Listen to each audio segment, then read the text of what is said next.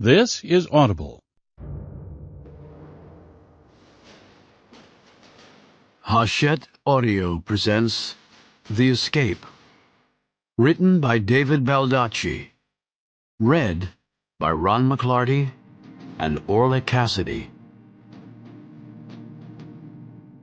In memory of Kate Bailey and Ruth Rockhold, you will be greatly missed.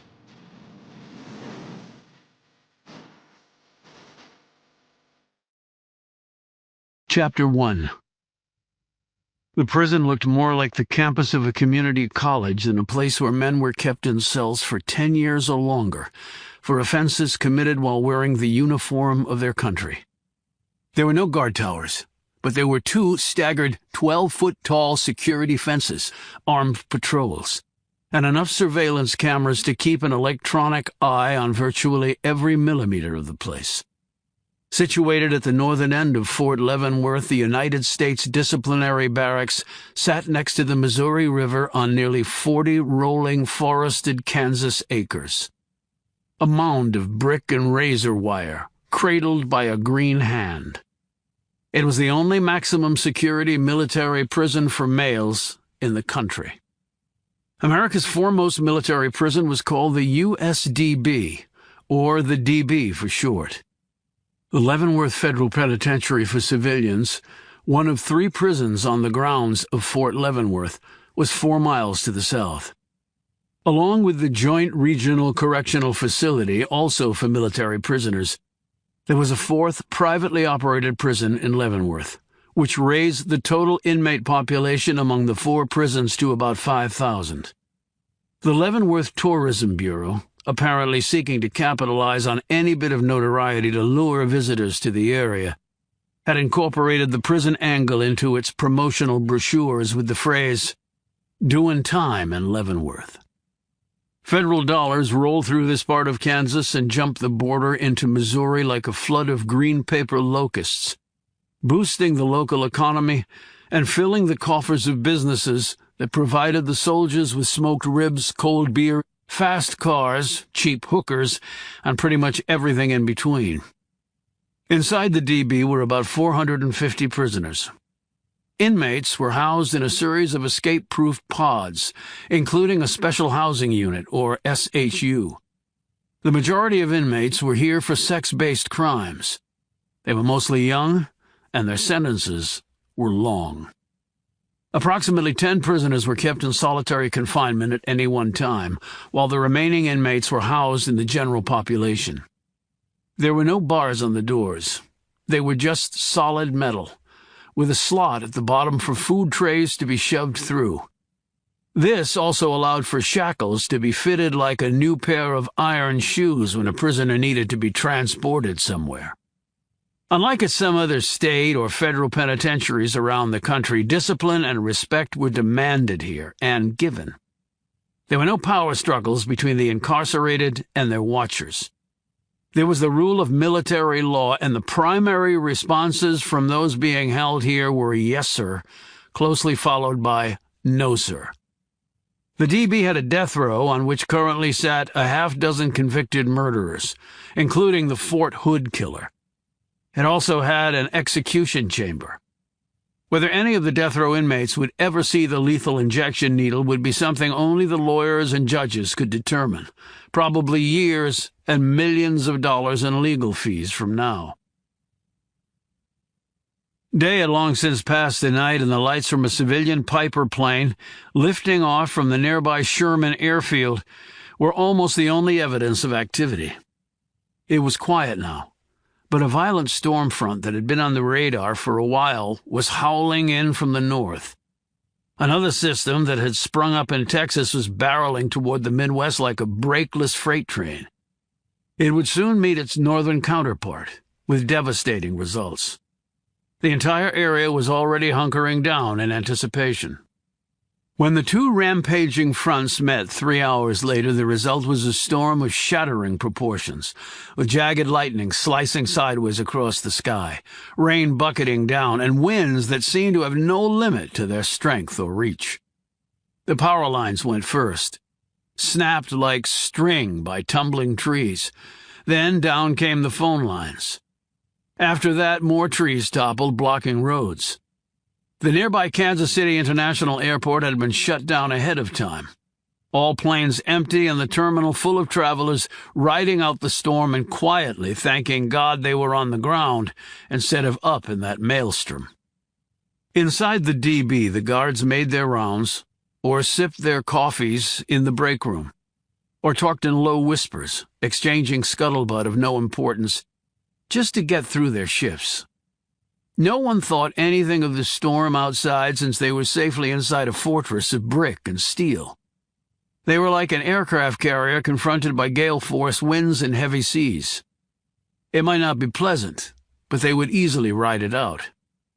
Even when the regular power failed as both transformers at a nearby substation blew up, plunging the prison into momentary darkness, no one was overly concerned. The massive backup generator automatically kicked on, and that machine was inside a bomb-proof installation with its own underground power source of natural gas that would never run out of juice. This secondary system came on so fast that the short lapse did nothing more than cause jittery fluorescence and a few pops on surveillance cameras and computer monitors. Guards finished their coffees and moved on to other gossip, while others slowly made their way down halls and around corners and in and out of pods, making sure all was well in the world of the DB. What finally got everyone's attention was the total silence that came when the foolproof generator with the endless supply of energy and the bomb-proof installation made a noise like a giant with whooping cough, and then simply died. All the lights, cameras, and consoles instantly went out, although some of the surveillance cameras had battery backups and thus remained on. And then the quiet was replaced with urgent cries and the sounds of men running. Communication radios crackled and popped. Flashlights were snatched from holders on leather belts and powered up, but they provided only meager illumination. And then the unthinkable occurred. All the automatic cell doors unlocked. This was not supposed to happen. The system was built such that whenever the power failed, the doors automatically locked. Not so good for prisoners if the power failure was due to, say, a fire, but that's the way it was, or the way it was supposed to be. However, now the guards were hearing the clicks of cell doors opening all over the prison, and hundreds of prisoners were emerging into the hallways. There were no guns allowed in the DB. Thus the guards had only their authority, wits, training, ability to read prisoners' moods, and heavy batons to keep order. And now those batons were gripped in hands that were becoming increasingly sweaty. There were SOPs, or standard operating procedures, for such an eventuality because the military had procedures for every eventuality. The Army typically had 2 backups for all critical items. At the DB, the natural gas backup generator was considered a fail-safe. However, now it had failed. Now it fell to the guards to maintain complete order. They were the last line of defense. The first goal was to secure all prisoners. The secondary goal was to secure all prisoners. Anything else would be deemed an unacceptable failure by any military standard. Careers, and along with them stars and bars, would fall off like parched needles from a Christmas tree still up in late January. Since there were far more prisoners than guards, securing all of them involved a few tactics, the most important of which required grouping them in the large open central areas, where they would be made to lie face down. This seemed to be going well for about 5 minutes, but then something else happened that would make every guard dig deeper into the Army manuals and more than one sphincter, whether attached to guard or prisoner, tighten. "We've got shots fired!" shouted a guard into his radio. "Shots fired! Undetermined location! Unknown source!" This message was repeated down the line until it was ringing in every guard's ears. Shots fired, and nobody knew from where or by whom. And since none of the guards had guns, that meant one of the prisoners must, maybe more than one. Now things, already serious, morphed into something bordering on chaotic. And then the situation became a lot worse. The sound of an explosion flooded the interior of pod number 3, which contained the SHU. Now the borderline chaotic leapt right into utter meltdown. The only thing that could restore order was an overwhelming show of armed force, and there were few organizations in the world that could do overwhelming armed force better than the United States Army, especially when that gunned-up force was right next door at Fort Leavenworth. Minutes later, 6 green Army trucks swept through the powerless boundary gates of the DB, whose high-tech intrusion detection systems had been rendered inoperable. Military police in SWAT gear and carrying shields poured off the trucks, their automatic weapons and shotguns racked and ready. They charged straight into the facility, their fields of vision bright and clear, owing to their latest generation night vision goggles that made the blackness inside the prison look as fresh and vibrant as anything on an Xbox. Prisoners froze where they were. Then those who were still standing immediately lay face down, their hands behind their backs, and their limbs trembling in the face of superbly trained soldiers loaded for war. Order was eventually achieved. Army engineers were able to restore power, and the lights came back on and doors could lock once more. In the meantime, the MPs from Fort Leavenworth turned the facility back over to the guards and left the way they had come. The prison commander, a full colonel, gratefully exhaled as the weight of the world, or at least a sudden wall appearing between him and his next promotion, was lifted. Prisoners shuffled back into their cells. A head count was done. The list of prisoners accounted for was compared to the official list of inmates. Initially, the numbers tallied. Initially. But on further inspection, that did not turn out to be the case. There was one prisoner missing, only one. But he was an important one. He had been sent here for life. Not because he had fragged an officer or otherwise killed one or many, or because he had raped, slashed, burned, or bombed. He was not on death row. He was here because he was a traitor, having betrayed his country in the area of national security, which was a term that made everyone sit up and look over their shoulder. And even more inexplicably, on the cot in the missing prisoner's cell was someone else, an unidentified dead man lying face down under the covers. This was the cause of the initial miscount of heads. They searched every corner of the DB, including the air ducts and any other crevices they could think of.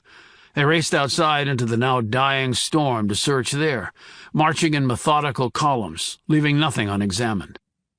But this plot of Kansas soil did not yield what they were looking for. The inmate was gone. No one could explain how.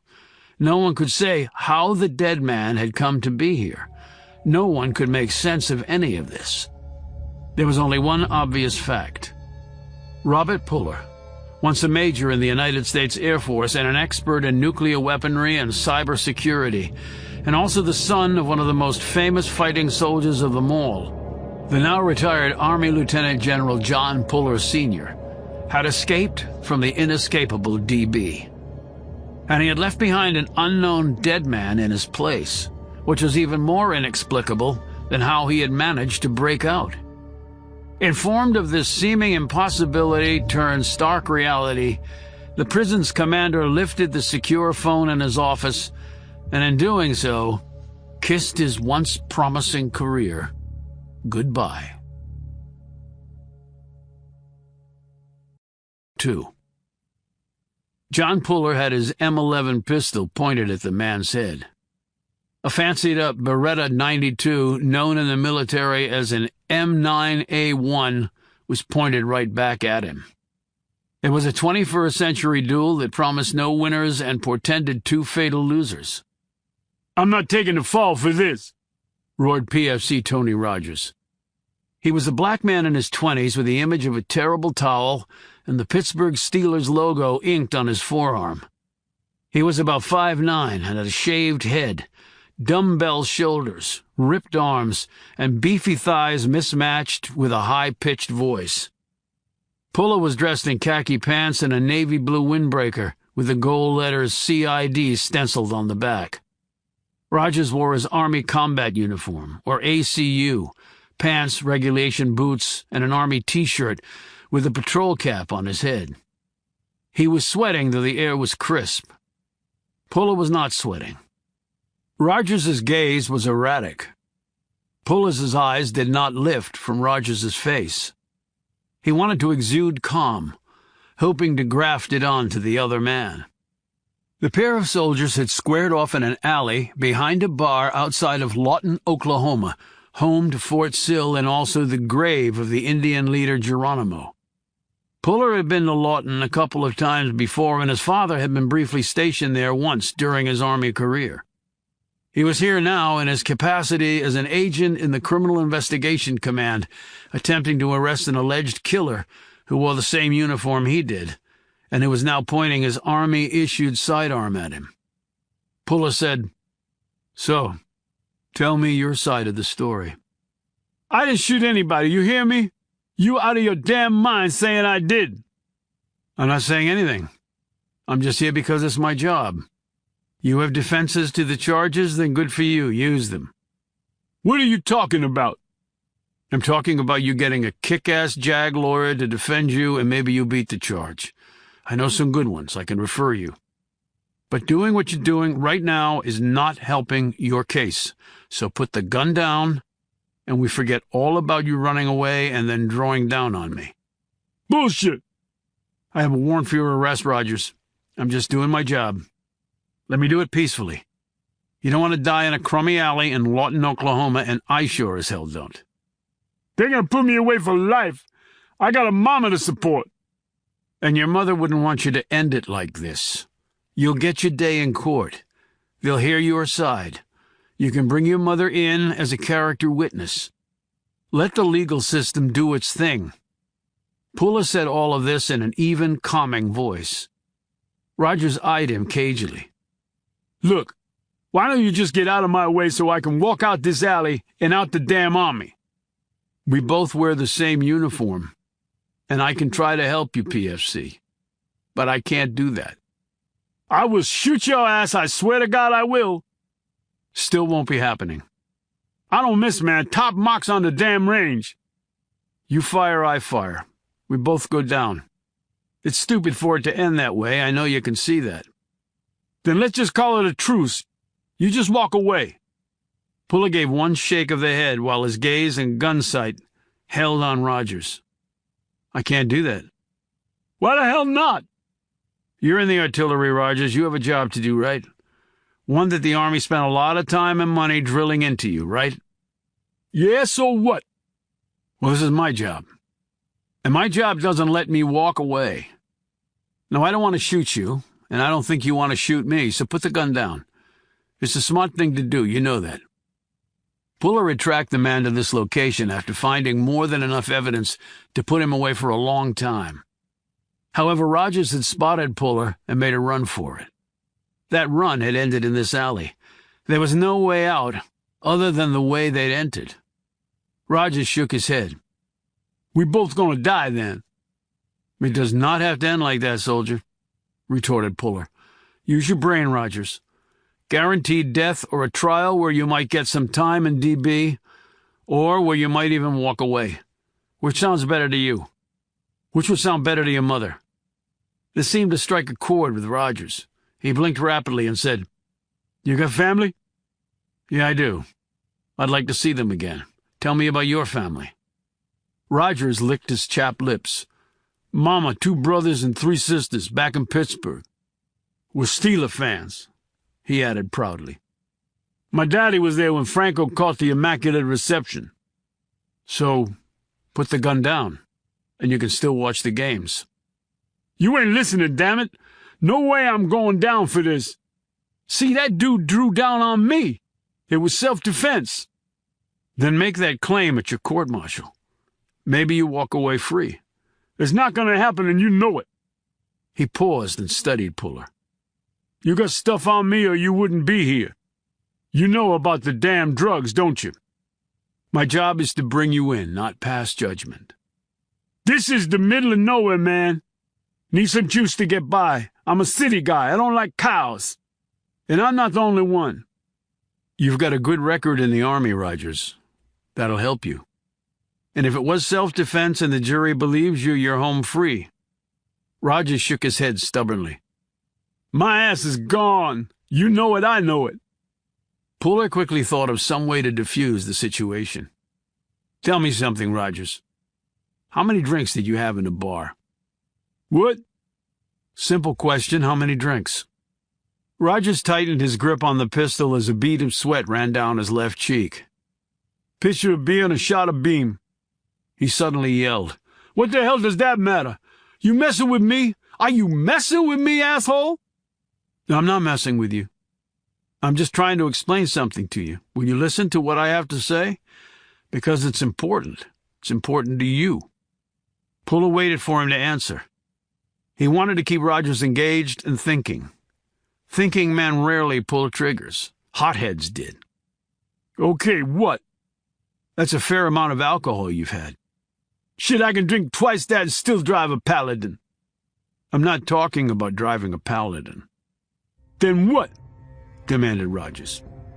Puller continued in a calm tone. "You're about 170 pounds. So even with the adrenaline spike, I'm guessing that your intoxication level is about a 0.1, and maybe higher with the shot of beam. That means you're legally too drunk to drive a moped, much less a 27-ton howitzer." "What the hell's that got to do with anything?" "Alcohol impairs fine motor skills, like the kind required to aim and fire a weapon properly. With what you've had to drink, we're talking a serious degradation of marksmanship skills." "I sure as hell ain't missing your ass from 10 feet. "You'd be surprised, Rogers. You really would be. I calculate you've lost at least 25% of your normal skill level in a situation like this. On the other hand, my aim and fine motor skills are perfect. So I will ask you once more to put down your weapon, because a 25% reduction pretty much ensures that this will not end well for you." Rogers fired his gun at the same time he yelled, "Fuck!" but he was unable to complete the word. 3. John Puller dropped his duffel on the floor of his bedroom, took off his cap, wiped a bead of sweat off his nose, and dropped onto the bed. He'd just gotten back from the investigation at Fort Sill. The result had been his tracking down PFC Rogers in that alley. And when Rogers, despite Puller's requests for him to stand down, had started to squeeze the trigger of his Army-issued sidearm, Puller had stepped slightly to the right while narrowing his target silhouette and firing at the same time. He hadn't actually seen Rogers start to pull the trigger. It was the look in the man's eyes and the curse that had started coming out of his mouth, only half finished because of the M11's punch. Rogers was true to his word. He wasn't leaving the alley without a fight. Puller had to admire him somewhat for that. He was no coward, although maybe it was just the Jim Beam talking. Rogers' round had slammed into the brick wall behind Puller. The slug's impact chipped off a sliver of brick that shot out and ripped a hole in Puller's sleeve, but drew no blood. Uniforms could be mended with thread. Flesh could too. But he'd take the hole in the uniform over one in him. He could have killed Rogers with a headshot. But while the situation was dire, he had been in worse. He pointed his gun downward and shot the PFC in the right leg just above the knee. Shots in the torso allowed someone to fire back because sometimes they didn't completely incapacitate. Shots around the knee region, however, reduced the toughest men to screaming babies. Rogers dropped his weapon, fell to the ground, and shrieked, clutching his damaged leg. The man would probably walk with a limp for a long time, but at least he would be alive. Puller had triaged the man he'd shot, called in the paramedics, ridden to the Army hospital with the wounded man, and even let Rogers try to crush his hand when the pain got too bad. Then he had filled out the requisite mountain of paperwork, answered a slew of questions, and finally jumped on a military transport flight for home. The man Rogers had shot down in the street after a drug deal gone bad now had some semblance of justice. The Rogers family back in Pittsburgh had a son and brother to support and cry over. The Steelers would still have a fan to cheer them on, albeit from an Army stockade. It shouldn't have happened, but it had. Puller knew it was either him or the other man. Still, he always preferred to put the cuffs on instead of pulling the trigger. And shooting a fellow soldier, criminal or not, didn't sit well with him. All in all, a pretty crappy day's work, he concluded. Now, he simply needed some shut-eye. All he was asking for was a few hours. Then it was back on duty, because at CID you were really never off duty, though he would be confined to a desk while an incident investigation was performed over his use of extreme force in that alley. But after that he would just go where they told him to go. Crime did not keep a schedule, at least to his knowledge. And because of that, he had never punched a time clock during his Army career, because combat wasn't a 9-to-5er either. Puller had barely closed his eyes when his phone buzzed. He looked at the screen and groaned. It was his old man, or more accurately, it was the hospital calling on behalf of his father. He dropped the phone on the bed and closed his eyes once more. Later, tomorrow, maybe the next day, he would deal with the general. But not now. Right now, he just wanted some sack time. The phone started buzzing again. It was the hospital. Again. Puller didn't answer it, and the phone finally stopped ringing. Then it started buzzing again. These pricks are just not going to give up. And then his next thought was jolting. Maybe his father had... But no. The old man was too stubborn to die. He'd probably outlived both his sons. He sat up and grabbed the phone. The number on the screen was different. It wasn't the hospital. It was his CO, Don White. "Yes, sir," he answered. "Puller, there's a situation maybe you haven't heard." Puller blinked and then tied his CO's ominous statement to the calls from the hospital. His father. Was he really dead? It couldn't be. Fighting legends didn't die. They just were there, always. His voice dry and scratchy, he said, "Heard what, sir? I just got back in town from Fort Sill. Is it my father?" "No, it's your brother," said White. My brother? His brother was in the most secure military prison in the country. Now Puller's mind turned to other possibilities involving his sibling. Has he been injured? Puller didn't know how that could be. There were no riots at the DB. But then again, one of the guards had slugged Bobby once, for a reason he had never shared with his brother. No, it's a little more serious than that. Puller drew a quick breath. More serious than that? Is he dead? No. Apparently he's escaped, White answered. Puller drew another quick breath as his mind tried to come to terms with this statement. But one didn't escape from the DB. It would be like flying to the moon in a Toyota. How? No one knows how. You said apparently. Is there some confusion on the point? I said apparently because that's what DB is saying right now. It happened last night. I can't imagine they wouldn't have found him by now if he was still on the premises. DB is big, but it's not that big. Is any other prisoner missing? No, but there's something else equally troubling. What could that be, sir? That could be an unidentified man found dead in your brother's cell. An exhausted Puller could barely process these words. Even with 10 hours of sleep behind him, he doubted he could have done much with them. An unidentified man? Meaning not another prisoner, guard, or other person working at the prison? Correct. How exactly did he escape? Asked Puller. White said, Storm knocked out the power and then the backup generator failed. Reinforcements from the fort were called in to make sure order was maintained. They thought everything was fine until they did the head count. One head was missing. Your brother's. And then another head was added. The dead guy. The Army Secretary, I'm told, just about had a coronary when he was briefed. Puller was only half listening to this as another disturbing thought pushed into his tired mind. Has my father been informed? I didn't call him, if that's what you're asking. But I can't speak for others. I wanted you to know as soon as possible. I was just informed myself. But you said it happened last night. Well, DB didn't exactly give a shout-out that they had lost the prisoner. It went through channels.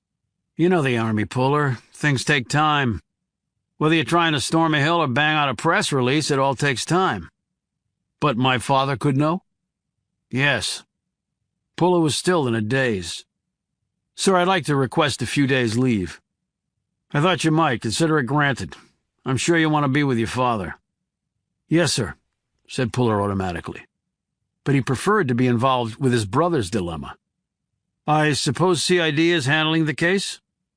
I'm not sure about that, Puller. Your brother is Air Force. Was Air Force. But DB is an Army prison, no territorial fights there. White snorted. This is the military. There are territorial fights over the men's room. And considering your brother's crime, there may be other interests and forces at play here that might trump all the usual inter-branch bullshit. Puller knew what the man meant. National security interests. And with your brother on the loose, any number of responses might be triggered. He couldn't have gotten far. DB is smack in the middle of a military installation. But there's an airport nearby and interstate highways. That would mean he'd need fake IDs, transportation, money, a disguise. In other words, he'd need outside help, added White. You think he had that? How? I have no way of knowing, but what I do know is it's quite a coincidence that both the main power and the backup generator failed on the same night. And how a prisoner was able to simply walk out of a max military facility. Well, it makes one wonder, doesn't it? And tack on the fact that a dead guy was in his cell. Where the hell did he come from? Do they have a cause of death? If they do, they haven't shared it with me. Do they think Bob, my brother, killed the man? I have no idea what theories they're entertaining on that score, Puller. But you think he had inside as well as outside help? You're the investigator, Puller. What do you think? I don't know. It's not my case. Don White's voice rose. And rest assured it will never be your case. So during your leave, you stay the hell away from this sucker. You do not need that over your head. One Puller in trouble is enough, you hear me? I hear you, said Puller. But he thought, I don't necessarily agree with you. Puller put the phone down and watched as his fat, tabby AWOL glided into the room, jumped up on the bed, and rubbed her head against Puller's arm. He stroked AWOL and then picked up the cat, holding her against his chest. His brother had been at the DB for more than 2 years. The trial had been swift, and he'd been convicted by a panel of his peers. That was just the military way. You were never going to take years to try a case like that, nor were there endless appeals. And the media had been kept largely at arm's length. Fancy civilian lawyers more interested in million-dollar payoffs and selling book and film rights than actually achieving justice had no place at such a trial. The uniforms had handled it all, and the wagons had circled early and effectively.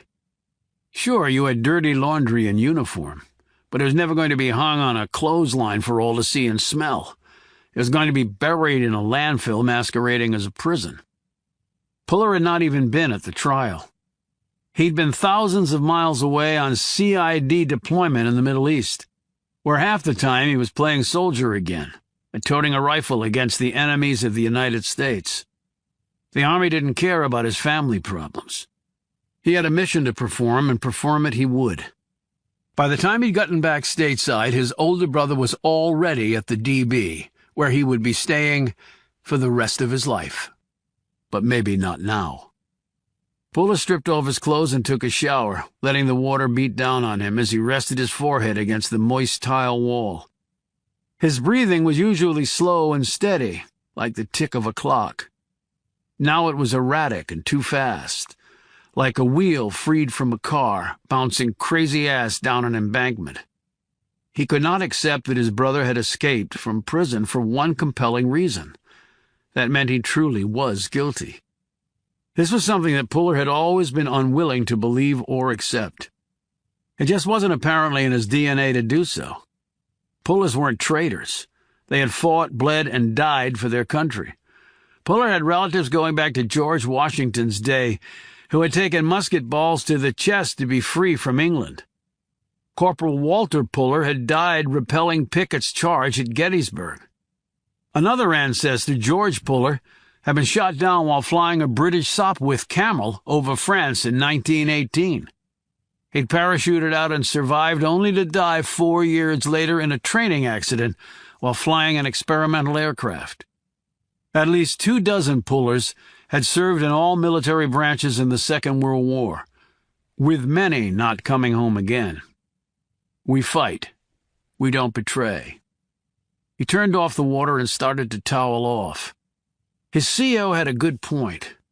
It did seem like an amazing coincidence that both the main power and backup generator would go out on the same night. And how could his brother have escaped without help? The DB was one of the most secure prisons ever built. No one had ever escaped before. No one. And yet his brother apparently had. And left the dead man in his wake whom no one could identify. He dressed in clean civilian clothes and headed out to his car after letting AWOL out to run around a bit in the sunshine and fresh air. Now Puller had to go somewhere, a place he did not want to go. He would almost rather have returned to combat in the Middle East over where he was headed. But go he had to. He could imagine the foul temper his father would be in, if he even truly understood what had happened. Puller imagined that being around his old man when he was not happy was like being around another military legend, George Patton, when he was pissed off.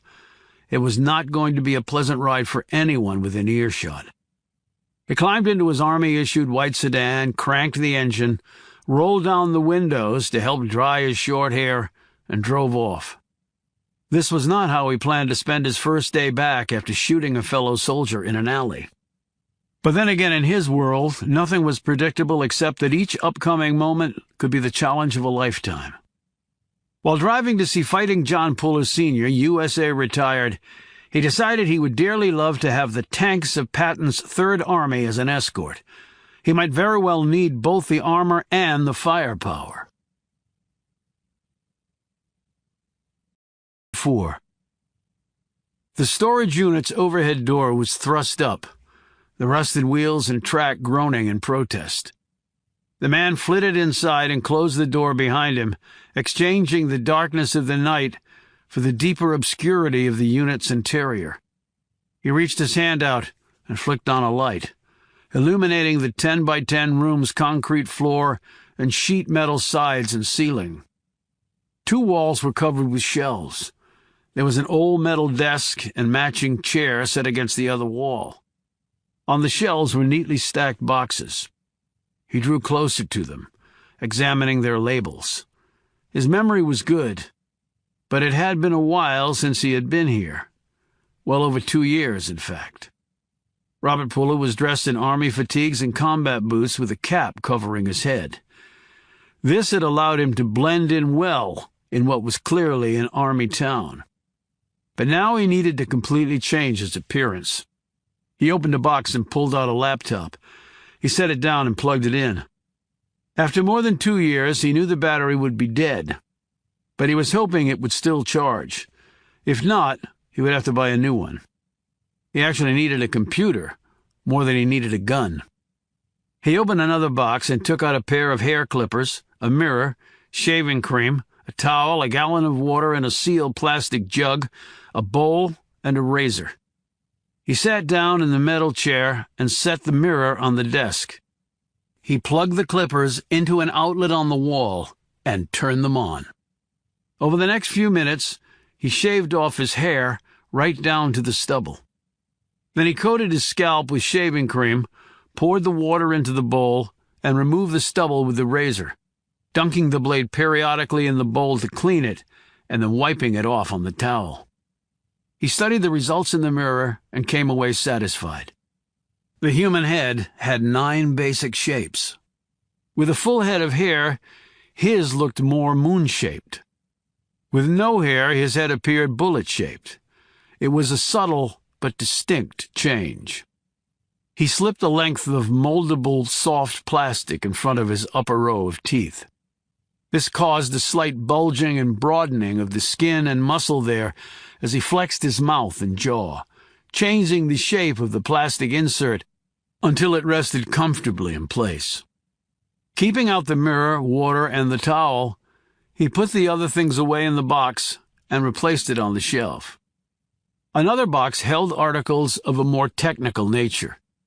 He pulled them all out and set them up neatly on the desk like a surgeon, lining up his instruments before commencing an operation. He covered his shoulders and front with the towel and then sketched out what he wanted to do on a piece of paper.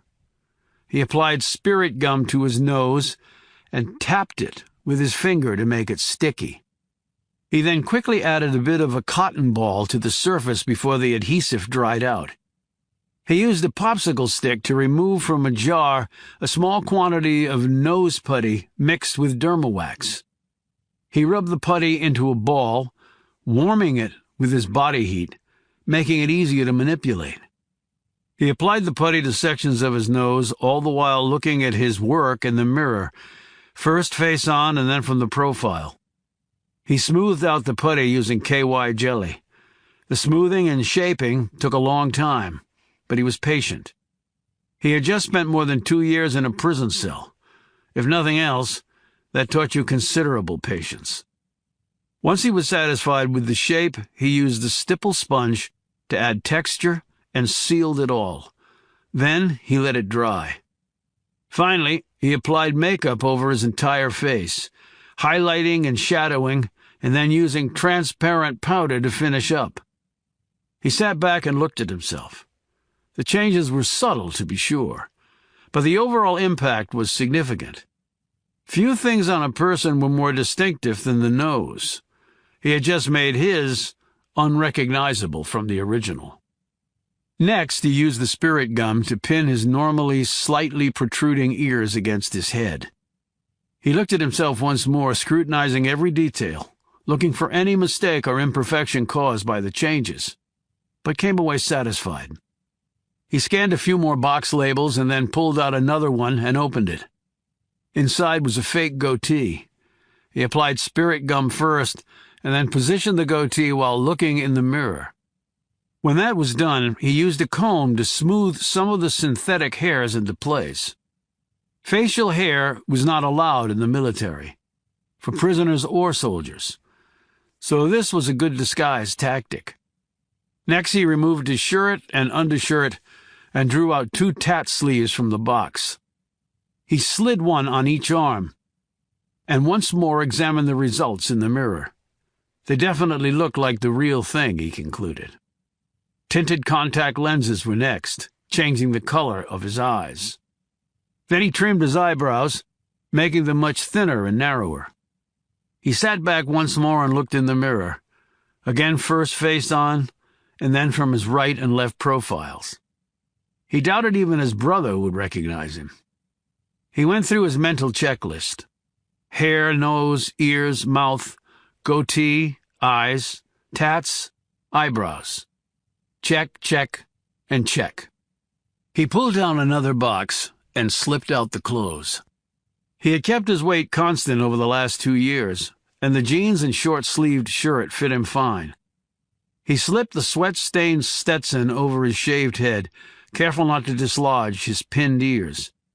Reaching into the box once more, he pulled out and put on 1-inch worn boots that increased his height to that of his brother's nearly 6'4". He slid the belt with the 2-inch buckle depicting a man on a bull through his jean loops and cinched it tight. His fatigues, cap, and combat boots went into the box, and he put it back on the shelf. The third box contained the documents he would need to accomplish things in the outside world: a valid Kansas driver's license, 2 credit cards with a year of life remaining on them, and $1,000 in cash, all in 20s. And a checkbook tied to an active bank account with $57,000 in it, plus whatever interest had accrued to it over the years. He had put in automatic purchase instructions for the credit cards, with payments tied to his checking account that had been executed before and during the time he had been in prison. That's how he had been paying for this storage unit and some other recurring expenses. Under his fake identity, he had also purchased and sent gifts and items to nursing homes, hospitals, and strangers whom he had discovered to have been in low circumstances. It had cost him several $1,000s, but he had done a little bit of good at the same time. It also ensured that there was activity on his accounts, which built up a credit history with reliable payments. Otherwise, financial institutions might have looked suspiciously at a dormant account suddenly active after more than 2 years. And people were watching, Puller knew, because he used to be one of the watchers. He hefted the last items: a Glock 9mm and 2 extra boxes of ammo, and an M4 carbine with 3 boxes of ammo. Kansas was an open-carry state, which meant so long as your firearm was in plain sight, a license was not required. But one did need a permit to carry a concealed weapon, and Puller had one of those too, issued by the great state of Kansas under his fictitious identity. It was still good for another 18 months. He slipped the Glock into the clip holster he'd put on his belt and covered this with a denim jacket he'd earlier pulled from his clothes box. He disassembled the M4 and slipped it into a carrier bag, which he placed in the duffel. Then he put on a watch, also from the clothes box, and set it to the proper time. He put a pair of sunglasses in his jacket pocket. There would be a wide manhunt going on for him. And while he now didn't look anything like his former self, he also had no margin for error. He well knew the chaos that must be reigning at the prison right now.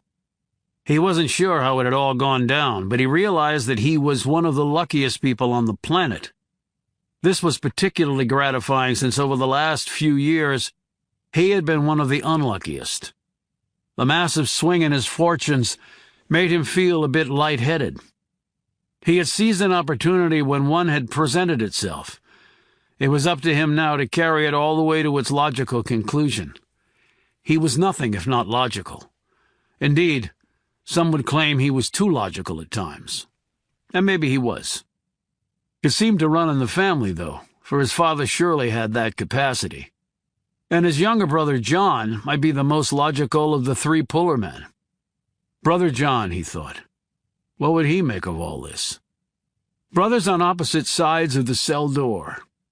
Now brothers on opposite sides, period. It didn't feel good, but it never had. And there was nothing he could do right now to change that. He put everything away and then turned to his laptop. To his delight, it came on, though the battery was still charging. He unplugged it and put the computer in a canvas duffel bag. From another box, he pulled some more articles of clothing and assorted toiletries and put them in the duffel. Then he slipped it over his shoulder, turned off the light, and exited, locking the overhead door and quickly walking away. He hoofed it to a diner that was just opening for business as he walked in. 2 cops went in ahead of them. They both looked tired, so maybe they were coming off their shifts instead of going on. Puller sat as far away from them as he could. He huddled behind the plastic menu the waitress gave him and ordered coffee, black. She brought it in a chipped cup and he drank it down in gratifying measures. This was the first cup of coffee outside the prison he'd had in over 2 years. And that didn't count the time he had been in custody while his court-martial was going on. He smacked his lips appreciatively and looked over the menu. He ordered pretty much one of everything, and when his meal came he ate slowly, luxuriating over each bite. It wasn't that the food at the DB was awful, it was passable. But food just tasted different when you were eating it in a prison cell after it was slid through a notch cut in the steel door. He finished the last bit of toast and bacon and had another cup of coffee. He had been eating so slowly that the cops had finished and gone, which was just fine with him. What he didn't want to see was a couple of MPs take their place, which they did, right as the waitress deposited the bill at his table. "You have a good one, hon," she said to him. "Thanks," said Puller, before realizing that he had not changed the tone or cadence of his voice. "Pick up your damn game, Bobby." You got Wi-Fi here, Shug? He asked in a twangy voice. She shook her head. Honey, all we got is stuff to eat and drink. You want that Wi-Fi thing? You got to get yourself down to the Starbucks on the corner. Thanks, Shug. He zipped up his jacket all the way and made sure his gun was covered. As he passed by the MPs, one of them flicked a gaze his way and nodded. Puller drawled, "You boys have a good one." Then he tacked on, "Go Army." And then he smiled crookedly. The man thanked him with a weary smile and returned to looking over his menu. Puller was careful to close the swing door after him so it wouldn't bang shut, and maybe get those MPs to take a second look at him. In under a minute he was disappearing into a darkness just about to be broken by the coming Kansas dawn. It was his first daybreak as a free man in a long time. It tasted first sweet, and then turned to vinegar in his mouth. In another 30 seconds, he had turned the corner and was out of sight. 5. John Puller knew something was wrong the minute he stepped off the elevator and onto his father's ward. It was far too quiet. Where were his father's baritone shouts that tended to explode down the hall like mortar rounds, reducing men of iron and uniform to lumps of mush? All he could hear were the normal sounds one associated with a hospital: rubber soles on linoleum, the squeaks of carts and gurneys, the whispers of medicos huddled in corners, visitors coming and going, the occasional shriek of an alarm on a vitals monitor. He strode down the corridor, quickening his pace when he saw 3 men coming out of his father's room. They weren't doctors. 2 were in their branch's standard service uniform, while 1 wore a suit. One of the uniformed men was Army, the other Air Force. Both were generals. The Air Force guy was a 1-star. As Puller quickened his pace and closed the gap, he could read the Air Force guy's nameplate: Daughtry. The Army man carried 3 stars pinned to the epaulets on his shoulders, and his plate read Reinhardt. Puller recognized the name but couldn't place him. The collection of decorations on his chest ran 9 horizontal rows.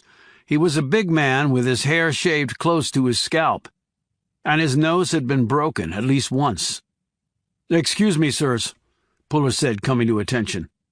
He didn't issue a salute since they were inside and none were under cover, meaning they did not have their caps on. They all turned to him. Puller eyed the generals and said, "I'm Chief Warrant Officer John Puller, Jr. with the 701st CID out of Quantico. I apologize for being out of uniform, but I just got back from a mission in Oklahoma and was given some news I needed to see my father about." "At ease, Puller," said Reinhardt, and Puller relaxed. "You're not the only visitor your father's receiving today." "I saw that you were coming out of his room," Puller noted. The suit nodded, and then flipped out his ID. Puller read it thoroughly. He'd like to know who was in the sandbox with him. James Schindler, with the National Security Council. Puller had never dealt with anyone from there before. The NSC was a policy group, and their people normally didn't go around investigating things. But these folks were also wired right to the White House. It was heady stuff for a humble chief warrant officer. Then again, if someone wanted to truly intimidate him, he would need to have placed a gun muzzle against Puller's skull. And even that might not be enough. Reinhardt said, "You received news? I'm sure it's the same news that prompted our visit here today." "My brother." Daughtry nodded. "Your father was not particularly helpful. That's because he doesn't know anything about this, and he has a condition." "Dementia, we were told," said Schindler. Puller said, "It's beyond his control now, and he hasn't been in contact with my brother since before he went to prison." "But patients with dementia have their lucid moments, Puller," noted Daughtry. "And with this case, no possible lead is too small to follow up. Since you were next up on our list, why don't we find a quiet place where we can talk? With all due respect, sir, I'll meet you wherever and whenever you want, but only after I see my dad. It's important for me to see him now," he added, acutely aware that he was collectively outranked by a country mile. The one-star was clearly not pleased by this, but Reinhardt said, "I'm sure that can be accommodated, Puller. There's not a soldier in uniform today who doesn't owe Fighting John Puller due deference." As he said this, he glanced sharply at Dotry. "There's a visitor's room right down this hall. You'll find us in there when you're done." "Thank you, sir." Puller slipped inside his father's room and shut the door. He didn't like hospitals. He'd been in enough of them while wounded. They smelled overly clean, but they were actually more full of germs than a toilet seat. His father was seated in a chair by the window. John Puller Sr. had once been nearly as tall as his youngest son, but time had robbed him of nearly 2 inches. Yet at over 6'1", he was still a tall man. He wore his usual uniform these days: white t-shirt and blue scrub pants and hospital slippers. His hair, what was left of it, was cottony white and surrounded the crown of his head like a halo. He was fit and trim, and his musculature, while not at the level of his prime, was still substantial. "Hello, General," Puller said. It was usually around this time that his father started jabbering on about Puller being his XO here to receive orders. Puller had gone along with his father's delusion, though he didn't want to. It seemed a betrayal of the old man. But now his father didn't even look at him, and didn't say a word. He just continued to gaze out the window. Puller perched on the edge of the bed. "What did those men ask you?" His father sat up and tapped the window, causing a sparrow to lift into the air and fly off. Then he settled back against the fake leather. Puller rose and walked over to him, gazing over his head at the outdoor courtyard. He couldn't remember the last time his father had been outside. He'd spent the majority of his military career out of doors, more than holding his own against enemies doing their best to defeat him and his men. Virtually none of them had succeeded. Who could have predicted it would be a defect in his own brain that would finally bring him down? "Heard from Bobby lately?" asked Puller, being intentionally provocative. Usually the mention of his brother's name sent his father into spasms of vitriol. The only reaction was a grunt, but at least it was something. Puller stood in front of his father, blocking his view of the courtyard. "What did the men ask you?" His father inched up his chin until he was staring directly at his youngest child. "Gone," said his father. "Who, Bobby?" "Gone," said his father again. "AWOL." Puller nodded. This wasn't technically correct, but he wasn't holding it against his father. "He is gone. Escaped from the DB, so they say." "Bullshit." The word wasn't uttered in anger. There was no raised voice. His father just said it matter-of-factly, as though the truth behind its use was self-evident. Puller knelt down next to him so his father could lower his chin. "Why is it bullshit?" "Told him. Bullshit." "Okay, but why?" He had caught his father in these moments before, though they were growing less frequent. It was like the one-star general had said. Lucidity was still possible. His father looked at his son like he was suddenly surprised he wasn't actually talking to himself. Puller's spirits sank through the floor when he noted this look. Was that all the old man had in his tank today? Bullshit? "Is that all you told them?" asked Puller. He waited in silence for a minute or so. His father closed his eyes, and his breathing grew steady. Puller closed the door behind him and headed down to confront the stars and suit. They were seated in the otherwise empty visitor's room. He sat next to Reinhardt, the Army 3-star, figuring the bond within the same branch of service might be stronger by the physical proximity. "Nice visit with your father?" asked Schindler. "In his condition, the visits are rarely nice, sir," said Puller. And there was no lucidity. "We can't discuss this here," said Reinhardt. "You can drive back with us to the Pentagon. After the meeting, we'll get you transport back here for your car."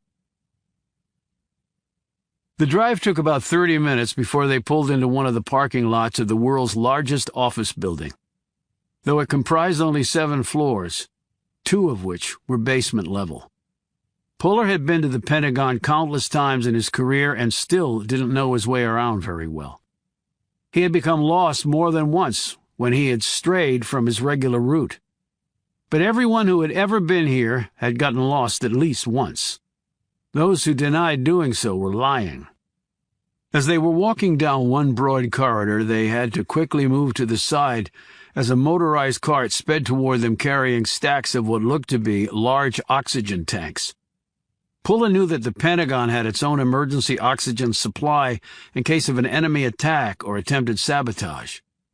The attack against the Pentagon on 9/11 had raised security here to unprecedented heights, and no one foresaw it ever being lowered. In getting out of the way of the cart, Reinhardt stumbled a bit, and Puller instinctively grasped his arm to steady his military superior. They both watched as the motorized cart zipped past. Puller said, "The Pentagon can get a little dangerous, sir, even for 3 stars. Reinhardt smiled. "Like jumping foxholes sometimes. As big as this place is, sometimes it seems too damn small to contain everything and everybody." They reached an office suite where the name Lieutenant General Aaron Reinhardt was on the door. The 3-star led them inside, past his staff, and into an interior conference room. They sat down, and water was poured out by an aide, and then the door closed, and they were alone. Puller sat across the table from the 3 men and waited expectantly. They had not spoken about anything significant on the drive over, so he was still in the dark about what they wanted. General Daughtry leaned forward, seemingly pulling the others along, for they all mimicked his movement. "What we got from your father was one word: bullshit." "He's nothing if not consistent, then," replied Puller, "because that's the same thing he told me." "You read any meaning into that?" asked Schindler. Puller gazed over at him. "I'm not a shrink, sir. I don't know what my dad meant by it, if anything." "When was the last time you visited your brother at DB?" asked Daughtry. "About 6 weeks ago. I try to get up to see him as often as I can. Sometimes the job gets in the way of that." "What did he say during your last visit?" "Nothing about escaping, I can assure you." "Okay, but what did he say?" Daughtry persisted. "We talked about our father. He asked how my work at CID was going. I talked to him about being at DB, asked him how it was going." "Did you talk about his case?" asked Schindler. "What landed him in DB?" "It's not a case anymore, sir. It's a conviction. And no, we didn't talk about it." "What is there left to say?" Reinhardt asked, "Do you have a theory on what happened with your brother's escape?" "I form no opinion, because I don't know all the facts. The facts are still evolving. Suffice it to say, the situation was most unusual. It would seem impossible that he'd be able to escape without some help. The backup generator failed? How likely is that? And who was the dead guy in his cell?" "So you are in possession of the facts?" said Schindler in an accusatory tone. "Some, not all. But who could have orchestrated something like that at DB?" "It is troubling," said Reinhardt, quite unnecessarily. "Has your brother tried to contact you?" asked Schindler. "No. If he does, you will of course contact your superior immediately." "I believe that would be my duty, yes." "That wasn't what I asked, Puller." "I would contact my superior, yes." Schindler handed him a card. "Actually, I'd rather you contacted me first." Puller slipped the card into his pocket without answering. Daughtry said, "I'm sure you've been warned to stay away from this case. My CO made that pretty clear. But since you're an investigator, I'm also sure you're quite interested in getting involved in this case, correct?" Puller gazed at the 1-star. This was interesting territory, he thought. "I didn't think it was up to me," he replied. "A direct order is a direct order. I've put too many years in to torpedo my career over this." "Over your brother, you mean?" said Daughtry. Puller gazed at the man. "Do you want me involved in the investigation?" "That would go against all applicable military rules," interjected Reinhardt firmly. Well, that doesn't really answer my question, sir. I'm afraid that's as good of an answer as you're going to get, Puller, said Schindler, rising. They all stood. I've got leave coming up, said Puller. Schindler smiled. Well then, I'd use it wisely if I were you. He tapped Puller's pocket where he put Schindler's card. And don't forget to call me if something pops. Interest in this case goes up so high you'd need a tank of oxygen to breathe. Daughtry said, One more question, Puller. Yes, sir? Did you ever ask your brother if he was guilty? The query surprised Puller, and he didn't like to be surprised. I did once. And what did he tell you? He was non-committal. Daughtry said, What do you think? Was he guilty? Puller didn't answer right away. It didn't really matter what he thought about his brother's guilt or innocence. It couldn't change reality. Yet it seemed that all three men very much wanted to hear his answer. I don't want to believe that my brother was a traitor, he finally said. That was really the best he could do. And he didn't intend to say any more on the subject despite being outranked. Daughtry said, He was guilty, Puller, because the court-martial said he was. Evidence was overwhelming. You may not have been privy to it, but we all were. Reinhardt said, That's all, Chief Puller. You're dismissed. Puller walked out, wondering what the hell had just happened. 6. He needed to think this through, but also talk things out with someone, and there was really only one person he could do that with. He lifted his phone from his pocket and punched in the number. She answered 2 rings later. I heard. Julie Carson said immediately. You want to talk, right? Yeah, I just saw my father, and then I got a weird sort of 3rd degree from a suit from the NSC and a couple of generals. 1 Army, 1 Air Force. What was the NSC's name? James Schindler. I've got his card. He's based in D.C. Who was the Army guy? 3-star named Aaron Reinhardt, big guy, broken nose, hair shaved close to the scalp. He had about as many decorations on his chest as my father. His name is familiar. I've certainly heard of him, but don't know him personally. Tough, no-nonsense, incredibly well-connected, and moving up fast for his 4th star. There's even talk he'll be the chairman of the Joint Chiefs or Chief of Staff of the Army at some point. How about the flyboy? 1-star named Daughtry. He didn't offer up his first name. Okay, I'll see what I can find out. They're all in the database somewhere. Thanks, Julie. I haven't done anything yet. You answered your phone when you obviously knew why I was calling.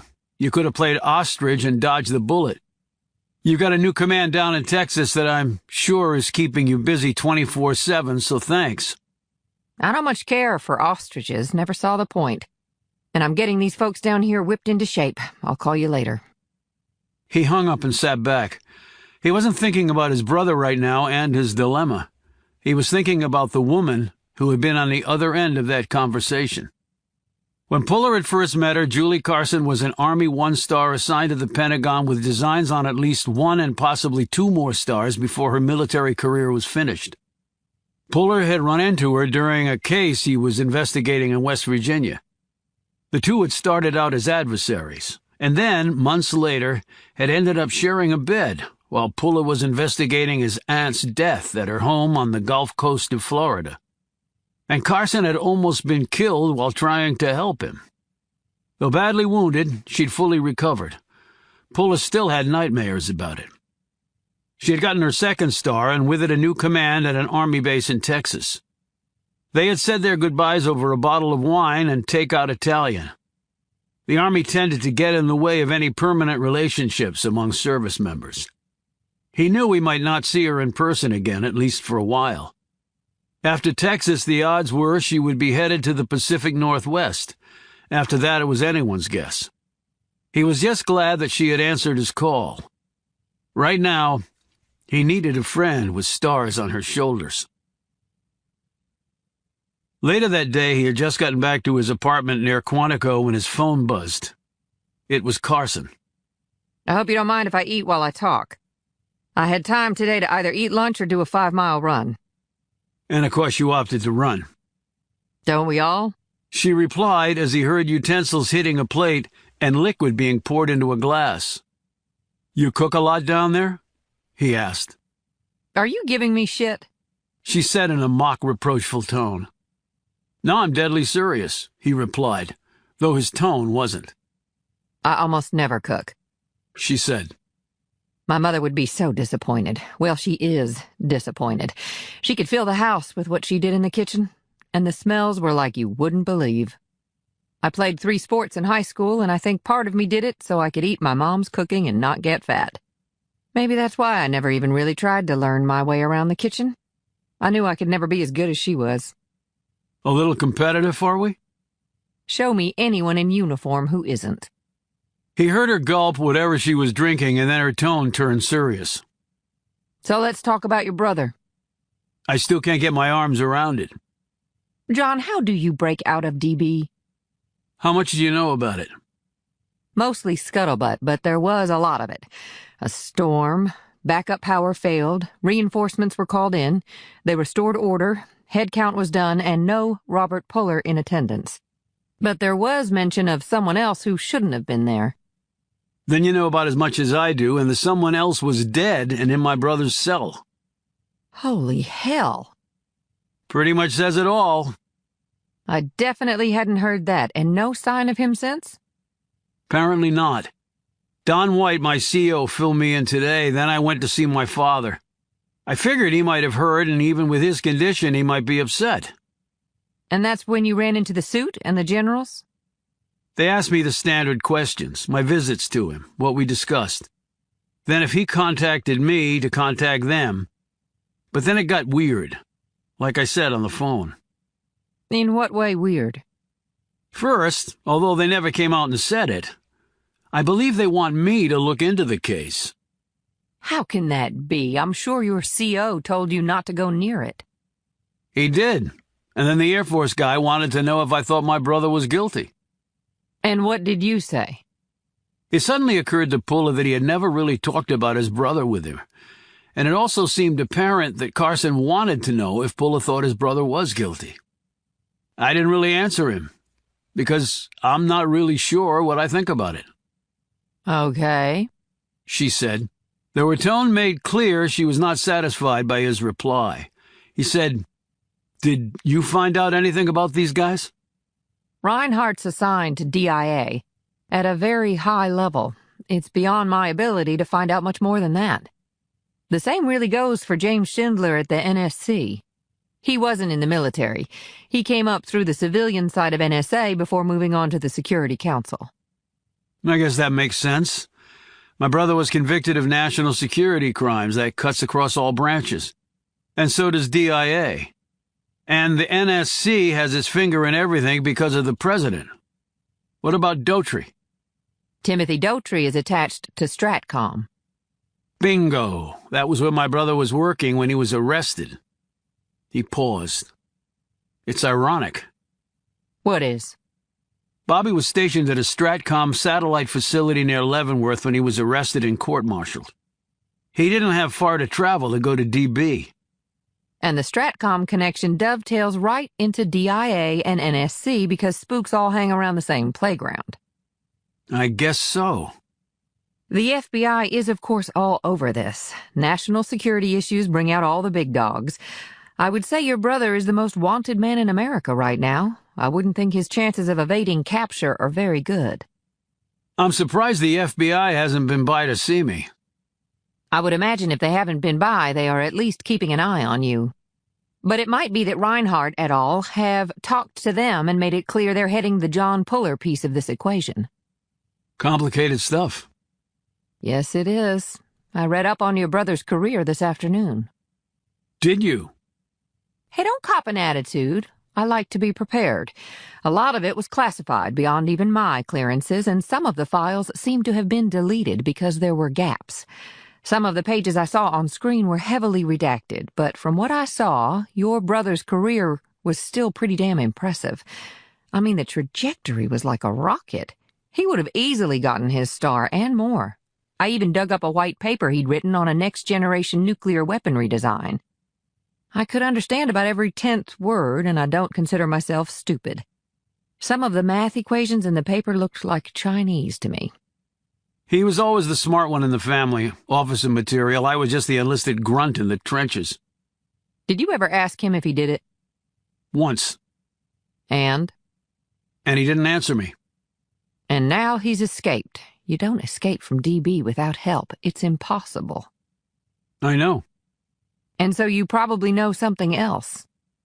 Yeah, that my brother was guilty. And maybe he killed the guy they found in his cell. So he's a traitor and a murderer. As he said these words, Pula felt a sharp pain in his chest.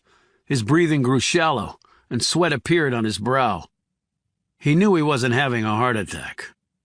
But am I having a panic attack? He had never panicked, not once in his life. Not while bullets were flying and bombs were bursting all around him. He had been scared then, as any sane person would be, but that was not the same as panicked. It was actually the difference between surviving or not. John, are you okay? I'm good, he said curtly, though he really wasn't. My brother, a traitor and a murderer? No, I am definitely not good. So I guess that answers my question. What question?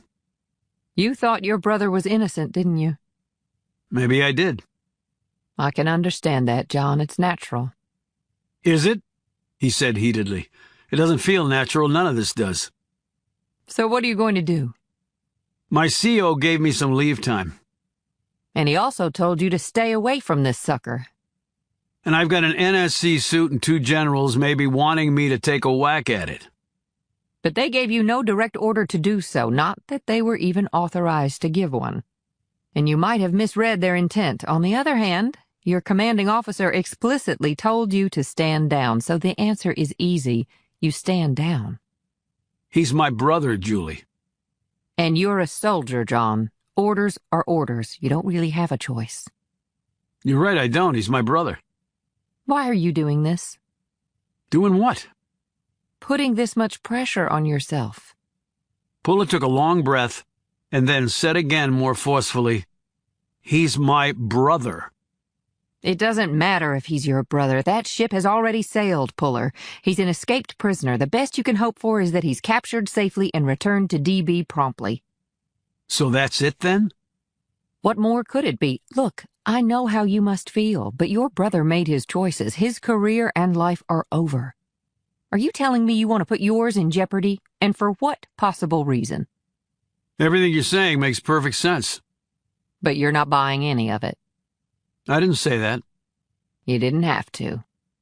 She took a deep breath. So again, what are you going to do? I don't know. And I wouldn't tell you if I did know. That would just put you in an even more awkward position. I've been in those with you before. And you almost died, Julie. I'm never going to do that to you again. Never. I showed up in Florida voluntarily. You didn't ask me to come down there. But I didn't tell you to go back home either. I survived. Barely.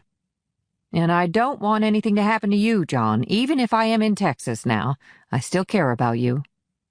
Though they were not face to face, Pula could imagine the look that Carson was displaying right now, tender and concerned. Not worried about fraternization rules? They don't apply to us. They apply to officer and enlisted. We're both officers. I'm a general, and even though you started out in the ranks, you're a chief warrant officer, and you're not under my command. So you checked. Her voice rose over the phone. Yes, I checked, so you can understand if I feel a little proprietary towards you. You can't tank your career over this, you just can't. I can't sit on the sidelines, I'm sorry. John, please, think about the consequences. I've done nothing but think about them, but it hasn't changed my decision. He heard her draw a long breath. Well, then I wish you the very best of luck. And I guess I can't say I'm surprised. After Florida, I understand quite clearly that Puller blood is thicker than even the Army green variety. Thanks for understanding. I didn't say I understood, just that I'm not surprised. Take care of yourself, Puller. And consider that a direct order from a 2-star. That means a lot, Julie, it really does. Puller put down the phone, sat back, and closed his eyes. He had never thought that Julie Carson would be the one. She was a general on the rise. He was a chief warrant officer pretty much topped out. He cared for her, but professionally they were like oil and water. But they could and would remain friends, and he would always care about her. Always. Loyalty mattered to John Puller, almost as much as family did. And sometimes they were the very same damn thing. 7. Wi-Fi was up and working, and so was Robert Puller. While the enormous machinery of the United States military, along with the even bigger intelligence octopus that spread outward from the CIA and the NSA, was searching for him, arguably the most wanted man in America, was sipping an unleaded Grande Americano with raw sugar mixed in and pounding away on his Apple MacBook Pro with fingers as nimble as a teenager's. And he'd been here doing this for most of the day. It was a bit tricky because, as most Americans with an internet connection or cell phone knew these days, they were watching. And they could come and get you any time they wanted. But Robert Puller knew his way around computers and every known way to trace, hack, or spy on their users. And his laptop had been expressly programmed and loaded with software and unique protections not available to the public. There were no back doors for the NSA to pixel creep up on him. There were no back doors, period. Except the ones he had planted in other databases before he went to prison, and was now exploiting to the fullest. Being at Stratcom all those years had left him in a unique position to hack everybody.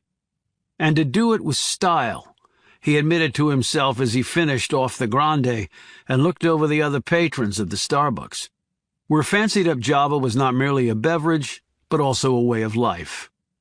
He had already read all the news stories related to his escape. He had been lucky, that was for sure.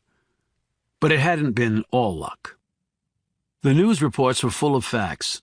No real details on the hunt beyond the painfully obvious. Checkpoints, house-to-house searches, watching airports, bus and train stations, asking the public for help, etc., etc. Pictures of him were all over the web. If nothing else, they were a stark reminder of how much his appearance had changed overnight. The MPs he had passed earlier at the diner would have had his mug imprinted on their jeans.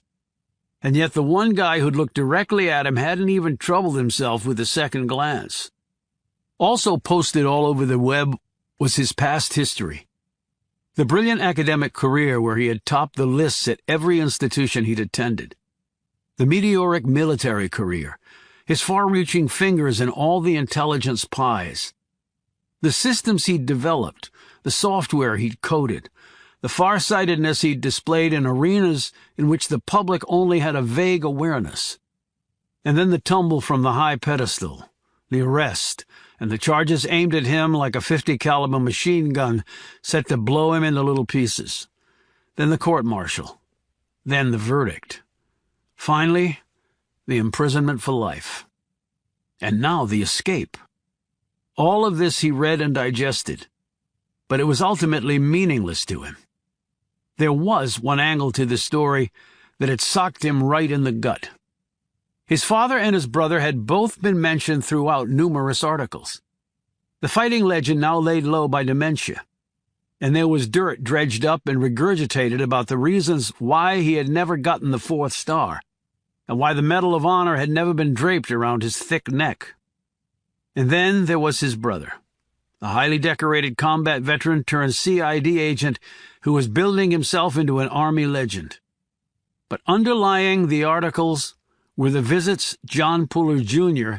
had made to the DB. How close they were as brothers. The lawman and the lawbreaker. No, the law crusher. For he wasn't a mere criminal. He had committed treason, saved from the death penalty by who knew what in the military tribunal process. But are they implying that my brother somehow helped me escape? He didn't know where John had been yesterday, but he was pretty sure it wasn't in Leavenworth. That would have come out in the papers. His brother would have to be fully cleared of any involvement with the escape. He had to be. Still, he knew that even the hint of suspicion could come close to breaking his kid brother as strong as he seemed. Personal honor meant everything to John Puller, Jr. And what about John Puller, Sr.? Well, despite his affection for the old man, he just hoped that his father was so far out of it now that nothing could penetrate the dense cloud that dementia was solidifying around his once extraordinary mind. He set all this aside and tapped his computer keys with renewed vitality. It had been part of his life for so long before it had been taken from him. Yet hacking was like riding a bike. He hadn't forgotten anything. The codes had changed. The security was better, but it wasn't infallible. Nothing was. There were new hacking techniques invented every day, and the good guys simply could not keep up. He was a natural hacker, because part of his duties had been to hack his own side, to test defenses that he had helped create. If he, their inventor, couldn't crack them, it was assumed that no one else could either. Sometimes they'd been right, sometimes wrong. And sometimes Puller had held back just a bit, because he never played the short game. His gaze trailed off the screen and ventured to the street where a Humvee puttered by. Inside were soldiers in their cami uniforms, their methodical gazes sweeping the area. So they still think I might be around here. Interesting. He really didn't believe this. The Army was simply covering its ass. The DB had just suffered its first setback.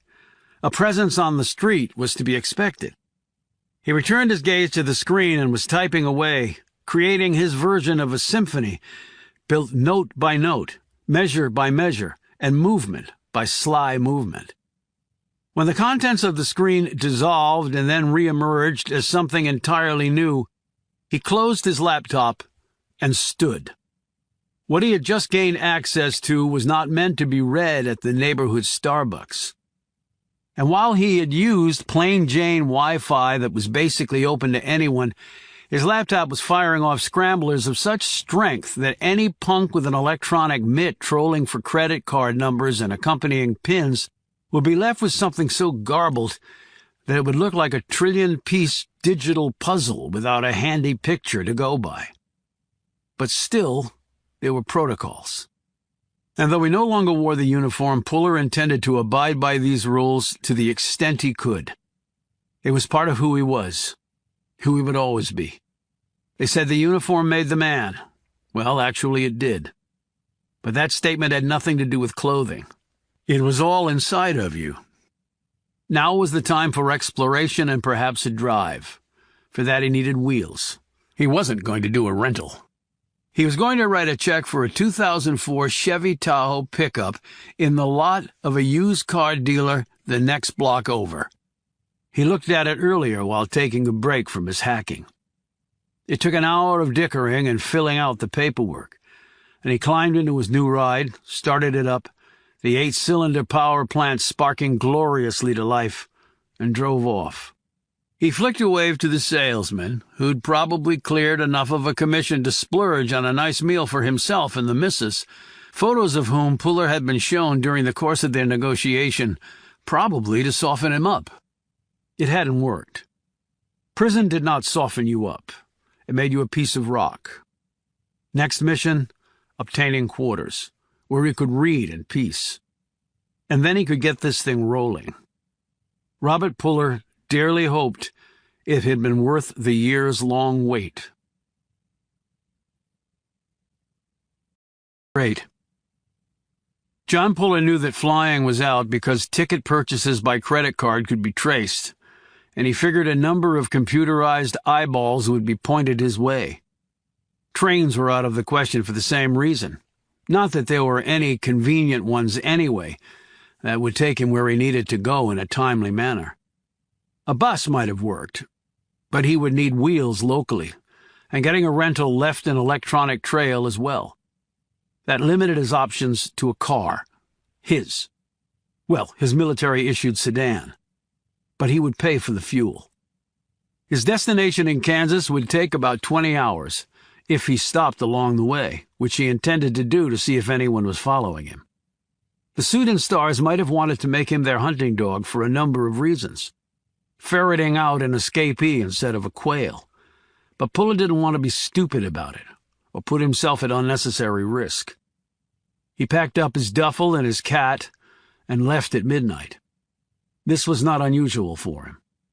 He often headed out at odd hours, mainly because soldiers didn't tend to commit major crimes on a strict timetable.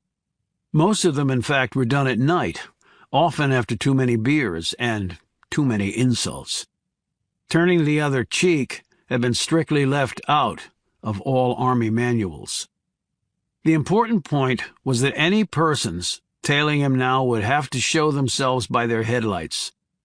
He saw none over the first 2 miles on meandering roads and quickly made his way to the interstate and started his trip due west.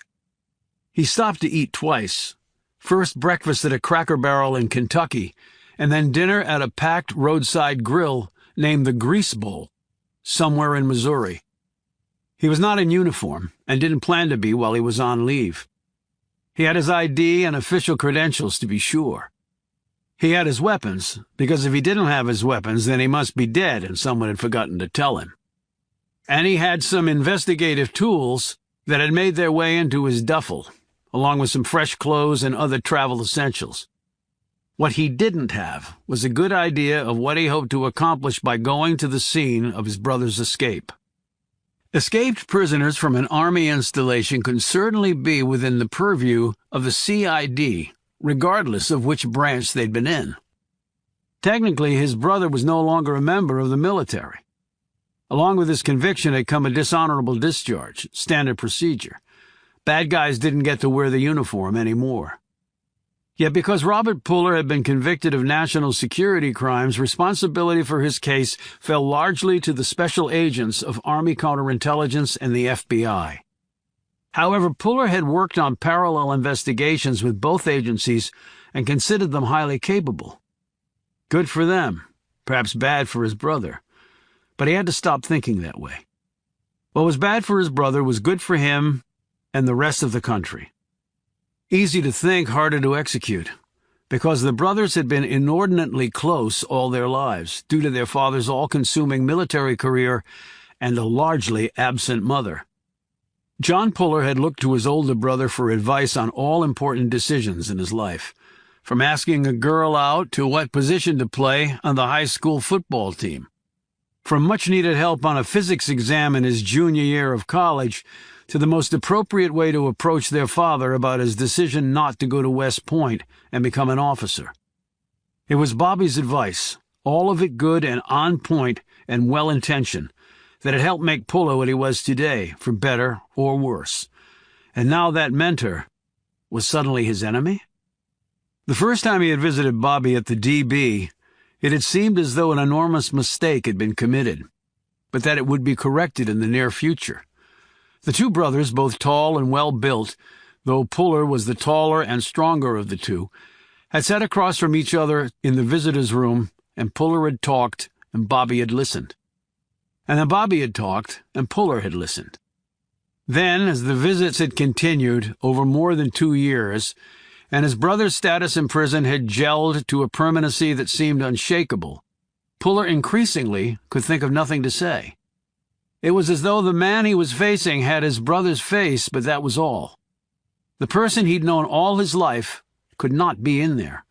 He could not be in this place convicted of treason. Yet there he was. When they had last parted company, Puller had shaken his brother's hand, but had felt no connection to him at all.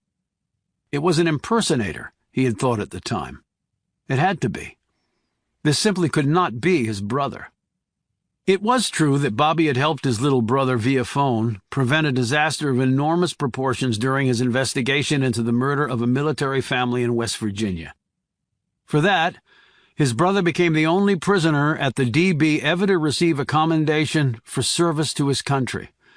And when their aunt had been found murdered in Florida, his brother had offered him both commiseration and counsel. That had thawed their relationship somewhat, but nothing could overcome the fact that one of them lived behind bars. Used to live behind bars, Puller reminded himself, as he crossed the border into Kansas at around 10 p.m. the night after leaving Virginia. It was dark, and his options were limited. He didn't want to stay where he usually did when visiting his brother at the DB. That would be too easy for others to find out and follow him from there. He kept driving. About 10 minutes later, stopped at a motel that looked like it had been built in the 50s and then forgotten about. The small office proved this observation correct, even down to the rotary dial phone, thick phone book, and bulky metal cash register. There was not a computer screen in sight. The woman behind the counter looked like she had been there from day one and had forgotten to change her clothes and hairstyle during that time. He paid for 2 nights in cash and took the old-fashioned bulky room key from her aged, shaky hand. A few minutes later, he was in his room with his cat, AWOL, huddled on a thin mattress with damp sheets because the wall air conditioner was basically a humidifier, casting wisps of wet air into the room atmosphere where they eventually fell back to earth, or, at least, to the sheets. Puller stretched out on the bed, damp linens and all, and checked his emails. There was one from his CO reiterating to Puller that this case was off limits. He didn't answer. What would be the point? Then he did the only thing he could after driving nearly halfway across the country. He fell asleep. He had been able to rest in the middle of both combat and murder investigations. But tonight his slumber was continually interrupted by thoughts of what he was going to do tomorrow. By the time he woke the next morning, he still wasn't sure. He fed and watered AWOL and then let her out. Then he got into his car and drove to a diner down the street from the motel. It was from the 50s, too, but its food was timeless. Pancakes, bacon, eggs over easy, and hot tea. He ate his fill, and then went back to his car and sat in the driver's seat, staring moodily out the window. Wherever he had been deployed, or for whatever purpose, to fight or to investigate, Puller had always been able to devise a plan, a strategy to get the job done. But none of those times had involved searching for an escaped prisoner who happened to be his brother. In many respects, he felt paralyzed. And then a partial answer walked right in front of them. It shouldn't have been surprising, and it wasn't. It was one reason he was sitting where he was. The coffee shop across the street was one frequented by personnel at the DB. He knew this from previous visits. He had met or seen many of them during his time here. They weren't on a first-name basis, of course, but with his size, Puller was hard to miss and harder still not to remember. He waited patiently as uniform after uniform went into the shop and came out with coffee and bags of food. Uniforms he didn't want. Too many rules and regulations weighted them down like a gangster's concrete booties. 20 minutes later, his patience was rewarded. The woman had parked at the curb and climbed out of her car. She was in her late 40s, maybe early 50s, tallish, stout, with blonde hair that was not her natural color, and wearing black slacks and a red sweater with black flats. He eyed the lanyard and ID around her neck and the USDB parking permit on the front bumper of her car. He had seen her at the prison a few times before. A civilian, she was in admin at the prison. He couldn't remember her name, but he figured she was a good place to start. They had talked once or twice, and he thought if he remembered her, she'd remember him. He got out of the car and crossed the street, entering the shop at about the time she was placing her order. He got in behind her and asked for a large black coffee. When she heard his voice, she turned and looked up at him. Puller? She said. Puller, right? CID? He looked at her with his blankest expression. Yes, ma'am, that's right. Do we know each other? I work at DB. I'm in admin. Oh, that's right. Ms. Chelsea Burke. You came by my office once with a question about your... Her voice trailed off just as Puller knew it would. He nodded, his blank expression turning to grim. Right. It's why I'm here, Miss Burke. Please, just call me Chelsea. Thanks. I'm John. Look, now that we've run into each other, you have a minute? She got her coffee and paid her money, and Puller did the same. She looked uncertain, but he guided her to a small table near the front of the shop overlooking the street. They sat, and Pulla took a sip of his coffee while she simply cradled hers and stared anxiously at him. "It was a shock," Pulla began, "when I heard the news. Happened at night, so I doubt you were even there." I wasn't. "People have already been by to see me. All very hush-hush, but I'm CID. I can see through all that. You probably can too." Is CID involved in this? "I'm afraid I can't answer that directly, sorry." Oh, of course not. I didn't mean to. He quickly waved off her apology. "No problem, Chelsea. But I like to hit the ground running, and it might have been fortunate I bumped into you." Why is that? "Because you're not military. I don't understand. Uniforms tend to circle the wagons in events like these. CID's only concern is getting to the truth." This was perfectly true, although he had made the statement to cause her to believe that CID, in the form of his presence, was investigating the matter. Absolutely. She said wide-eyed. He was gratified to see that as she took a sip of her coffee, she sat back in a chair and looked more relaxed and engaged. "I'm sure you can understand that things look very peculiar here. Main power goes, purportedly because of the storm, and then the backup generator dies? You must see that is extremely unlikely to have happened just by accident." She was nodding before he finished. That's the scuttlebutt, John. It's like 1,000,000,000 to 1. Now, I'll grant you it was one hell of a storm, but the storm could not have had an impact on the generator. It runs off natural gas lines buried underground. He sat forward and smiled. "I like how you picked that right up." He paused. "But you probably see that the generator would not have kicked in and then died if the power hadn't gone off first." She considered this, and her eyes widened in realization. So you think the main power was tampered with too? "Right now I have no firm answers, but it's certainly possible." DB is going nuts right now trying to figure out what really happened. She suddenly looked at him nervously. And your brother and all, I'm sure you're as worried as anyone. "It's not easy seeing a family member in prison, but my job is to investigate serious military crimes, and duty trumps family in this circumstance, obviously." She cradled her cup of coffee and said, I knew about his commendation for helping you. I saw the paperwork go through. "A lot of lives would have been lost without him." Seems weird, doesn't it? "What's that?" A man is convicted of treason and then helps his country and gets a commendation but is still in prison. And then he escapes from prison. Just seems off. "I'm sure agents have been in to interview you and the rest of the staff." They haven't gotten to us yet, but I'm sure they will. I know they were at DB all day yesterday, and I'm sure they'll be there for a while longer. "I wonder if my brother had any recent visitors," said Puller. He wasn't looking directly at Chelsea when he threw this out, but in his peripheral vision, he was observing her reaction. That's not my department. The log would show that, of course. DB keeps meticulous records of who comes and goes. Well, you know that as many times as you've come to see him. "Yes, they do. And I'm sure they've already looked at the visitor's log." He now looked at her expectantly. She grew pink under his scrutiny. I wouldn't know about that. "Aren't things computerized at DB?" Absolutely. "So there would be digital files of visitors?" Yes, there are. He sat forward and tried to choose his next words with particular care.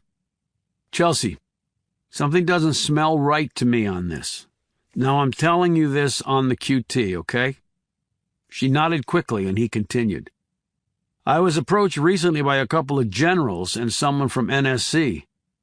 The NSC, National Security Council, oh my God. "Yeah, pretty high up stuff.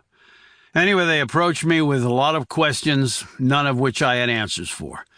But I think they want me to get answers. And to do that, I need information." Puller went back over in his head what he had just said, and came away confident that he had told her no outright falsehood. Not that that would help him much if the hammer came down. However, he did feel guilty for asking the woman to help him. But her next words made him forget this concern. I don't see how I can help, John. I don't really have access to much. He sat back. Know anyone who might be willing to talk to me? There's one of the guards. He's actually been talking to me about applying to CID. Maybe it could be a scratch each other's back sort of thing? Maybe it could. What's his name? Aubrey Davis, PFC. Nice guy, young, single. He likes his beer, but I hear he's also serious about getting ahead in his career. Puller slid his card out and handed it to her. Tell him to give me a call on my cell, okay? She took his card and nodded. I will, but I can't guarantee he'll help you. No one can guarantee that. Most leads fizzle out. I just try to keep plowing through the ones I have and hope they lead to new ones. Thanks again. He left her there and returned to his car. Okay. It would take some time for that angle to work out, he knew, if it ever did. If he were really unlucky, this PFC Aubrey Davis might report the inquiry, and up the line it would go at top military speed, resulting in Puller getting a call from his CO or probably someone even higher up the chain. If he were calamitously unlucky, it would not be a phone call, but a truckload of MPs to haul him in to hear the charges read against him for disobeying an order. But in the meantime, he had other things to check out. Namely, how the DB had lost both sources of power on the very same night, letting a highly valued prisoner simply walk out, and leaving a dead man who was not supposed to be there behind. It was impossible the way he had stated it. So in some way, he had to have stated it wrong. And the only way to get it right was to start digging, with a very big shovel, without anyone knowing. A tall order, he knew. But this was family, which meant he didn't really have a choice. 9. Puller drove a circuitous route that took him around the perimeter of the DB and Fort Leavenworth as a whole. His gaze ran over the transmission lines.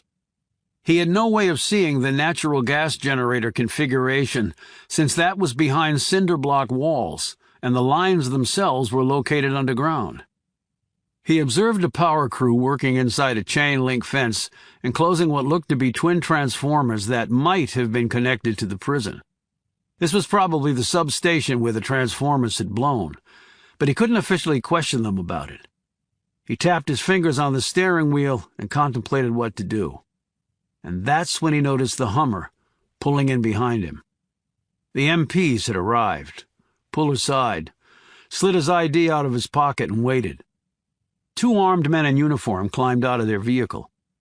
They put on their caps and approached, one on each side of the car.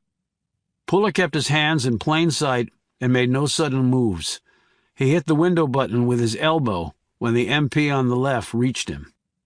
"What can I do for you?" he asked. "I've got my ID here. We know you are, sir. We've been instructed to bring you into Fort Leavenworth for a meeting." Puller slowly put his ID away. "You want me to follow you? Or would you rather I went in your ride?" "Ours, if you don't mind, sir. Just pull yours a little further off the road. We'll make sure it's here when you get back." Well, at least he didn't say if I get back. Puller rode in the rear seat with one MP next to him. They were both young in their 20s, ramrod straight, stubborn chins, bulging necks, and eyes that did not see 1 inch farther than the orders they'd been given. Puller didn't try to talk to them.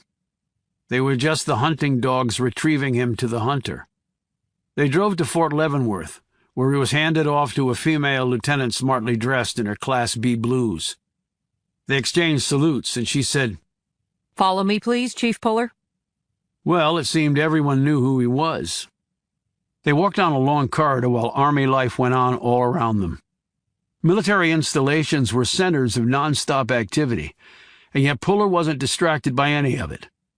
He had no idea whether he was walking to his professional death or a stint in the stockade, or something else entirely. Questions like that got a man to focus. She opened a door, ushered him in, closed it behind him, and he heard her regulation heels tapping back down the hall. Then he forgot about the lieutenant. Sitting facing him across the small table were the same 3 gents as before: Army General Reinhardt, Schindler, the NSC suit, and the Air Force one-star Daughtry. Schindler, Daughtry, and Reinhardt, thought Puller. Sounded like a law firm, which didn't make him feel any better at all. "Enjoying your visit to Kansas?" began Schindler. "Up until about 10 minutes ago, sir." "Why don't you take a seat and we'll tell you what you're going to do," said Daughtry tersely. Puller sat down across from them. Schindler took a moment to adjust his tie and applied balm to his chapped lips. Then he said, "We understand that you disobeyed a direct order from your CO. "What would that be, sir?" "That would be your driving here through the night with the purpose of investigating your brother's escape from prison." "Investigating?" "Well, so far you've spoken with a woman who works in administration at the prison, Chelsea Burke, and you were hoping to talk to PFC Davis, who might be able to provide you with some leads. And then you were out observing an electrical substation connected to DB. Puller stared across the width of the table, silently marveling at how quickly they had been able to pounce on all this. "You know all this stuff in the papers about the NSA spying and all, Puller?" said Daughtry, a tiny smile playing over his lips. "I read about it. Tip of the iceberg. But 90% of an iceberg is hidden underwater. You used your credit card to buy gas and food. We tracked you that way." "Good to know, sir," Puller said sarcastically. Schindler said, "Intelligence keeps us all safe." "So, spying on our own people keeps us safe?" said Puller more forcefully than he probably intended. Schindler waved a hand derisively at this comment. "You don't think there are Americans working with our enemies? Some of our fellow citizens will do anything for money. Hell, some of the biggest banks and hedge fund concerns in this country have been laundering cartel money and aiding terrorism for decades, and all for the almighty dollar." "I'll take your word for it. So what now?" "Well, now you have a decision to make, Puller," said Schindler. "And what's that?" "Basically, work for us or face the consequences." "And how exactly would I work for you?" Schindler glanced at his colleagues before continuing. "Doing exactly what you want to do. What you're here to do, in fact. Investigate your brother's escape. But the difference is, we're kept in the loop the entire way. You step outside that box, your career is over." Reinhardt added, "The decision is yours, Puller, and we'll respect whichever way you choose to go. But if you choose not to work for us, your butt is on a cargo plane out of here. And just to make sure you don't come snooping back around on your own time, your next assignment will be overseas starting tomorrow. Got a couple of unsolved murders on 2 different bases, one in Germany and one in South Korea. Army hasn't decided yet which one you'll be assigned to. My vote would be Korea, and my vote will carry great weight." Puller took all this in but didn't immediately respond. They had him boxed in, and both he and they knew it. "Why me?" he said finally. "You've got lots of resources at your fingertips. CID, military intelligence. You don't need me." Reinhardt responded, "On the surface, a fair and accurate statement, Puller. But you have something none of those resources have." Puller thought he knew the answer, but waited patiently for the man to deliver it. Reinhardt said, "You're his brother. You grew up together. You both served together, albeit in different branches. We know of his assisting you on that investigation in West Virginia. We know you visited him frequently at DB. We know you two talk on the phone. You know him better than anyone else. So we think that you have the best shot to bring him in." "Alive," said Puller. "Absolutely." "If I say yes to your offer, when can I start my investigation?" "Immediately." "No strings attached, no conditions?" "Other than the one stated, that you report to us." "And what about the other people investigating this?" "You can't stop them from doing their jobs. There's no way they'll leave this case to one CID agent. You'll just have to work around them. We'll leave it up to you." "And no help from you on that point?" "We'll see what we can do. But that ball will largely fall in your court, Puller." "And my CO?" Schindler said, "You'll get a written directive from him confirming this, of course, with all necessary authorizations. We don't expect you to take it on faith." "Okay, I accept. And I'll begin my investigation by interviewing all of you." The three men exchanged glances, and then together looked back at Puller. Schindler said, "We have nothing to do with this case other than the national security interest in bringing Robert Puller back to prison. You said no strings and no conditions other than the one stated. Are you walking that back now?" "No, but because I am a trained investigator, and my training and experience have shown that someone may think they have no valuable information to share, but they actually do. But unless I ask the questions and get the answers, that information never comes to light." Schindler slowly nodded. "Okay. What do you want to know?" "You said this was a national security case. Why?" "You know what your brother was involved in with the Air Force?" "Stratcom." "That's right. United States Strategic Command. Used to be limited to nuclear defense. Now its mission covers space operations, missile defense, cyber and information warfare, WMDs, global command and control, surveillance, reconnaissance, global strike, the list goes on and on. I can't think of another military command more important to this country.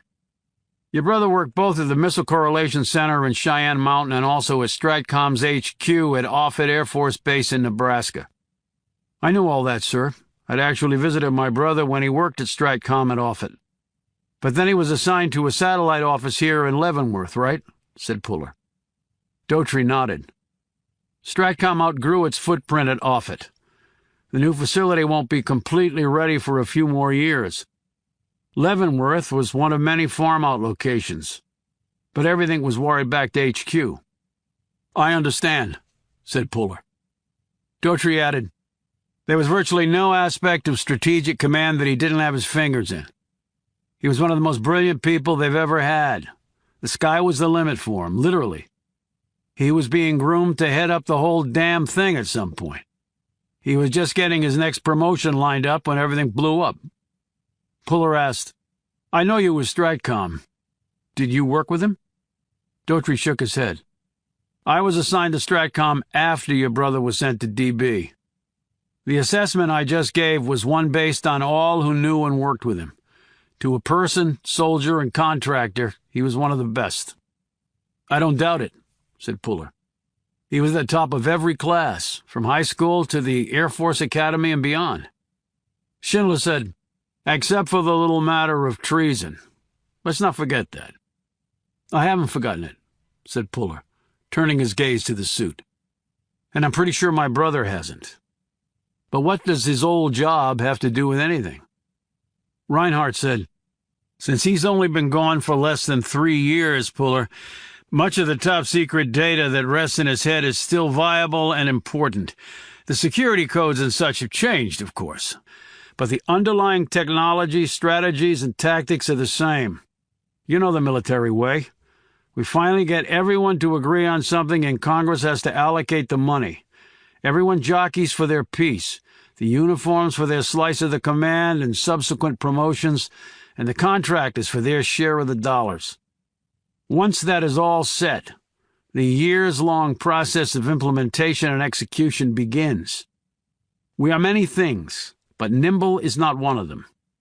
It's like changing course on a Nimitz-class carrier using a handheld rudder. It takes time. So many of the projects your brother was connected with are still being implemented or are in operation right now. He has intimate and detailed knowledge of some of this country's most important security programs that in turn deal with some of the most critical challenges we have." Puller considered all of this and said, "So he would be very valuable to enemies of this country." "Without question," said Reinhardt. Puller looked at each man and said, "So maybe he didn't break out." Schindler looked confused, an expression he shared with his two colleagues. "I don't quite get what you're saying, Puller. He did break out. He's gone." "I'm not saying he's not gone from DB." "Then what are you saying?" asked Schindler, as he tapped his index finger impatiently against the table. "That the whole thing at DB was staged, and instead of him breaking out, he might have been kidnapped by enemies of this country."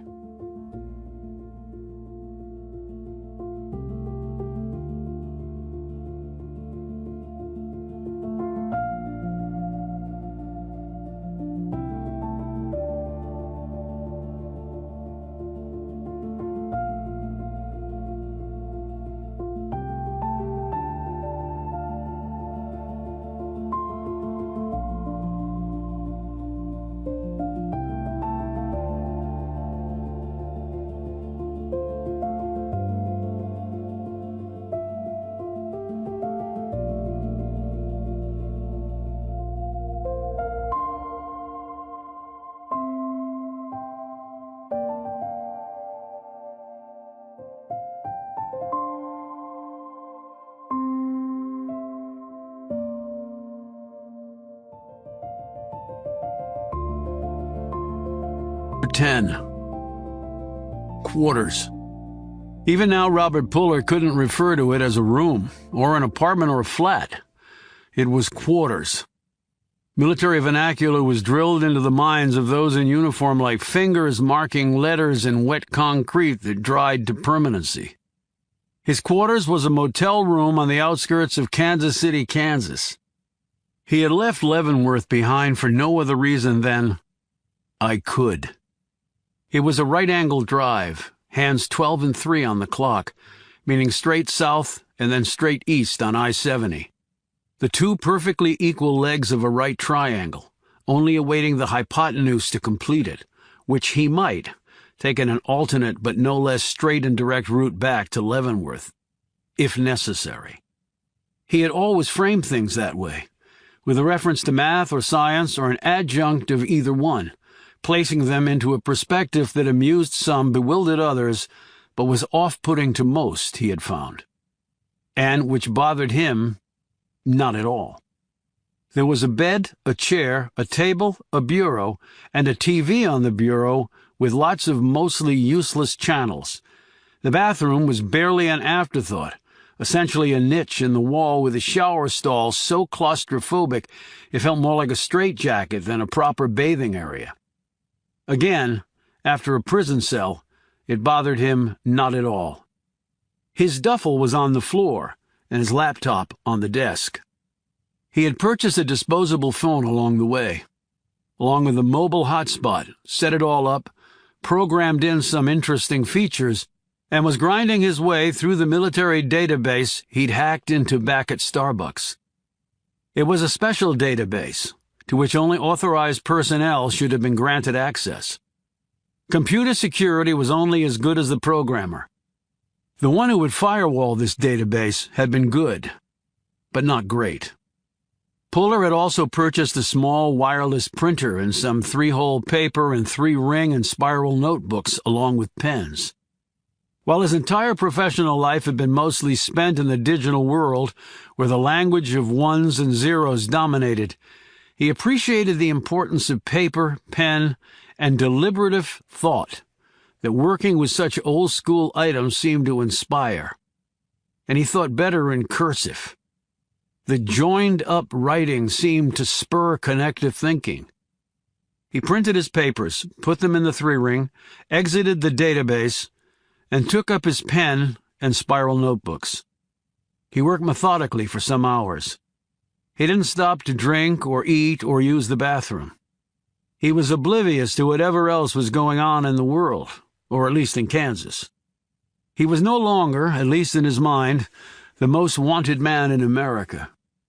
He was an analyst, a seer, a prognosticator going over his reams of data, moving their pieces, twisting them, testing them, discounting some, fleshing out others, slowly transforming disjointed intelligence into something that made sense.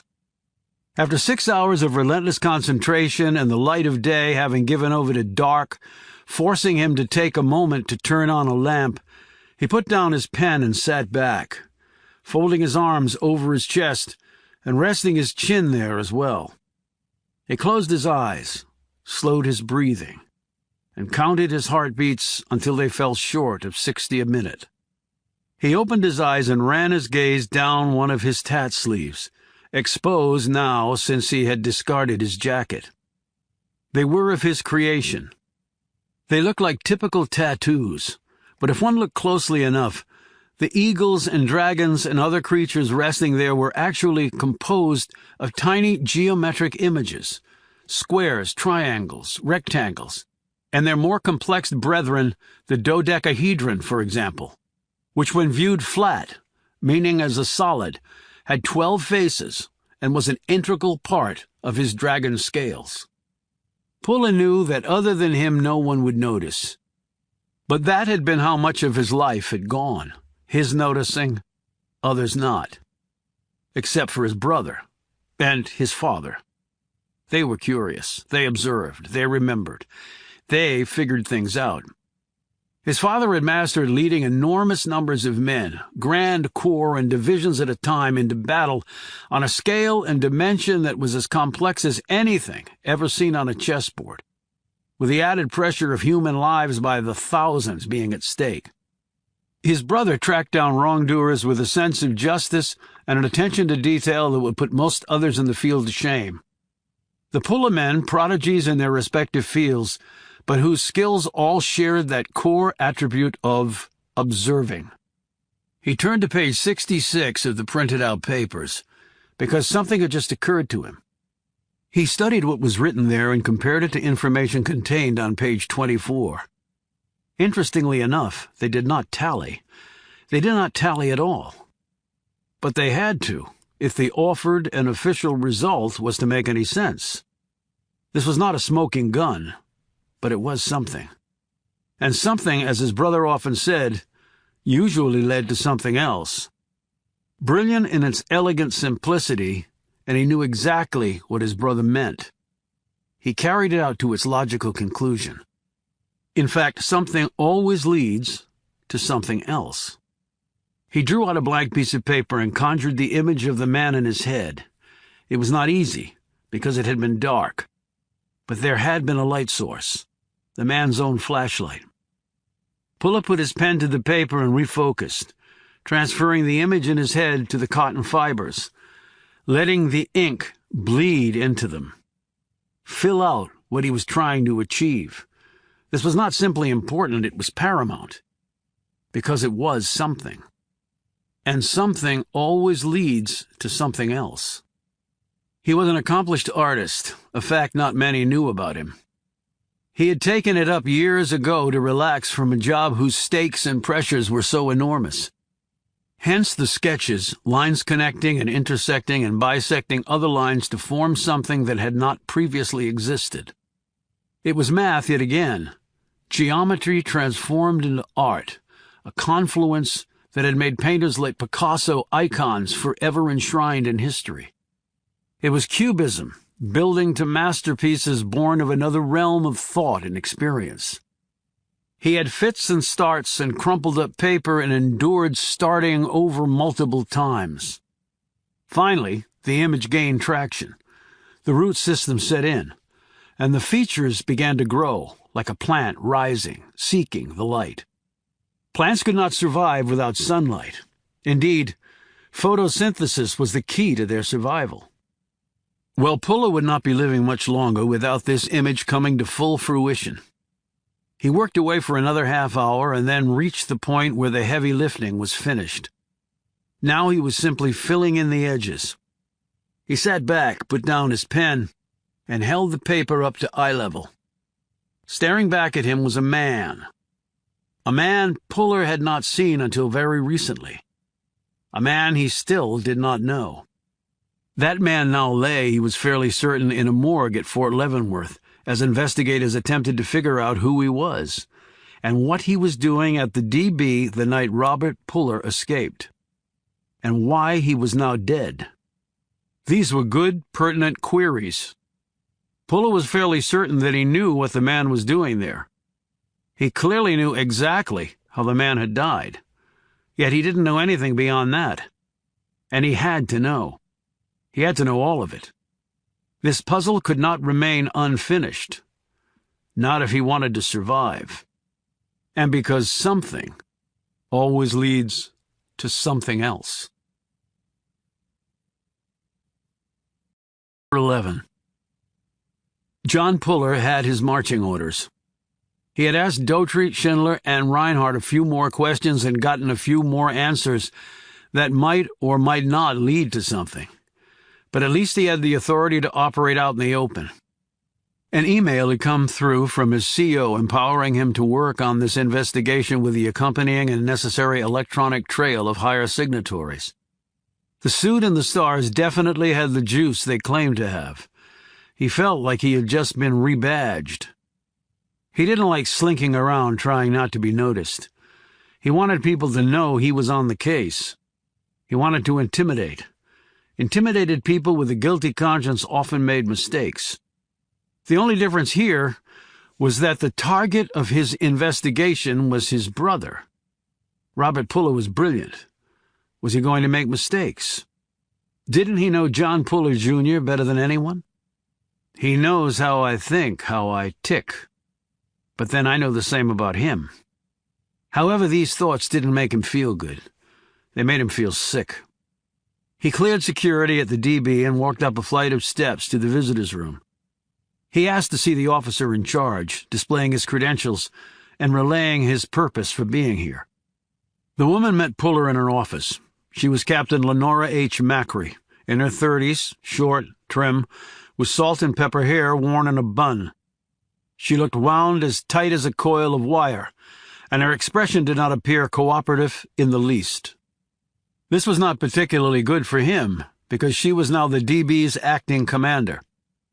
"What can I do for you, Chief Puller?" She began curtly. "I'm investigating the escape of Robert Puller." "Right. Your brother." She left the statement there with all its inherent complications and insinuations. Then she added, "I find it extraordinary that you're involved in this case in any way at all. I have duly noted my misgivings with the appropriate channels." "Which you have every right to do." "And which I don't need you to tell me. Blood is thicker than water, and what we need is objectivity. I fail to see how you can bring an unbiased perspective to this investigation." Puller shifted in his seat. "I'm a CID. My mission is clear, Captain Macri. Bring him back, brother or not. I've been authorized to do this. If you have a problem cooperating with me, I need to hear it now." She held his gaze. "I have no problems, Mr. Puller. I think any potential problems will rest largely with you. Now, how can I help?" She had done that rather neatly, thought Puller, not only covered her ass with the appropriate channels, but also put the onus on him to disprove her opinion of his being involved at all, while at the same time appearing cooperative. Only a captain now, but she must be bucking hard for her next promotion. Aren't they all? Puller went over the facts as he understood them, and asked for her confirmation of them. "They're accurate, except for the shots fired and the explosion." Puller blinked at her. Shots and an explosion? No one mentioned that. "Well, maybe you didn't ask the right questions. I'm volunteering that information in the interest of full disclosure. The shots and explosion prompted the calling in of reinforcements from the fort." Did you determine the origins of the shots? "No." And the explosion? I said explosion because that's what it initially sounded like. You were on duty. Yes, I was, but many people heard the noises. They were quite distinct. So it wasn't really an explosion. As I just said, it initially sounded like one. However, we found no evidence of one actually going off. Then perhaps it was the same deal with the shots. It probably was, because we also found no evidence of any shots fired. So just sound effects, maybe? Actually, that's the only explanation that fits. As you probably know, guards do not carry weapons inside the prison. Thus, no shots could have been fired by them. All prisoners were searched. No gun or contraband of any kind was found. Except for the escapee. You couldn't search him because he was gone. Correct. But then some device had to make those noises. I agree with you. We just couldn't find out what it was. But the investigation, as you know, is ongoing. Were the guards searched? Macri looked blankly at him. The guards. If the prisoners didn't cause it, maybe one of the guards. Puller looked at her expectantly. Why would a guard do that? Well, if they'd been searched and the device found, you could have asked that question directly. I refuse to believe that one of my personnel was involved in this. It's unthinkable. Well, Captain Macri, if nothing was found on the prisoners and nothing was found in the prison, unless you're randomly allowing folks in here to plant devices to cause a panic, it had to be one of the guards. She bristled at this, but said nothing. And the status of your CO? Colonel Teague is on temporary leave. Meaning he's the fall guy for this? Meaning he's on temporary leave. Have you done an investigation of your own, Captain? A preliminary one has been conducted. As you well know, there are others here currently doing their own. MICID, other than you. Some folks from Washington. Lots of cooks in the kitchen. And what did your preliminary investigation reveal? That Robert Puller escaped in a manner as yet undetermined. And the dead man? What about him? Has he been identified? Not yet. Anyone missing from the prison? Guards, support staff, civilians? And how about Fort Leavenworth? Everyone accounted for there? A thorough accounting has been done. There are no missing personnel at either place. But there's a federal pen here as well, and the Midwest Joint Regional Correctional Facility. All folks accounted for at those locations? She seemed taken aback by this query. I don't see how personnel at those facilities are relevant. If a prisoner had escaped from there, we'd know about it. It's not like guards at those institutions could just walk into the DB. He stared at her pointedly. You're with the 15th MP Brigade? I know I am. Composed of the 40th and 705th MP Battalions. She said impatiently. And your point? The 15th MPs are responsible for the operation of DB and the Midwest Regional. Colonel Teague was the commandant at DB and also the commander of the 15th. MPs from the 15th responded to the situation at DB and restored order. In addition, the 40th Battalion was largely created because the 705th was deployed to the Middle East to run the prisons over there. So the prison is guarded by the 15th and both its battalions. So are you telling me that they don't overlap in guard rotations? That no guard at DB ever works at the regional prison or vice versa? She seemed flustered now. No, I'm not saying that or implying it. Then the personnel at those facilities are relevant to my investigation, correct? She finally nodded. I guess that's correct. I'm sorry if I misinterpreted your request. How do you explain the dead man in my brother's cell? I can't explain it. That's why investigations are ongoing. He decided to change direction. I'll need to see the body. She pursed her lips. Pulla knew that despite any animosity she might have toward him, Macri could not refuse this request. A murder always carried with it a body. And for him, as a CID agent authorized to investigate this murder, an examination of the body was always required and access never denied. I'll make arrangements. They have him at Fort Leavenworth. Thank you. You're welcome. I'll also need to check with the crews who restored the electrical power and repaired the backup generator. I can also arrange that. I'll also need to look at surveillance footage from the night in question. We lost power. But the cameras have battery backups. The ones in hallways and general areas do. The ones in the prisoners' cells don't. Why not? It was not designed that way. I can only imagine that if the main and backup power went out, the only problem would be prisoners attempting to flee from where the cameras could monitor them. They weren't concerned that they remain in their cells in such a scenario. As you probably know, at DB, it's one prisoner to a cell. I know that. But still quite the blind eye when you think about it. No design is perfect, and I would imagine from this point on, cameras in the cells will also have battery backups. I thought the system was set up so that if the power failed, the cell doors automatically locked. And yet you had to call in the MPs. Why? Macri's features were suddenly pained. It seemed we were hacked. Hacked? How? As you said, our system is set up such that cell doors automatically lock when the power fails. That didn't happen. The cell doors unlocked instead. And a hacker caused this? How could that have happened? Unfortunately, some of our personnel bring in their personal devices, phones, iPads, and on their computers here there is occasional breach of protocol as people log on to outside networks. It's not supposed to happen, but people are people. Leaving a way for a hacker to get in and rewrite your code so the cell door opened when the power failed? Yes.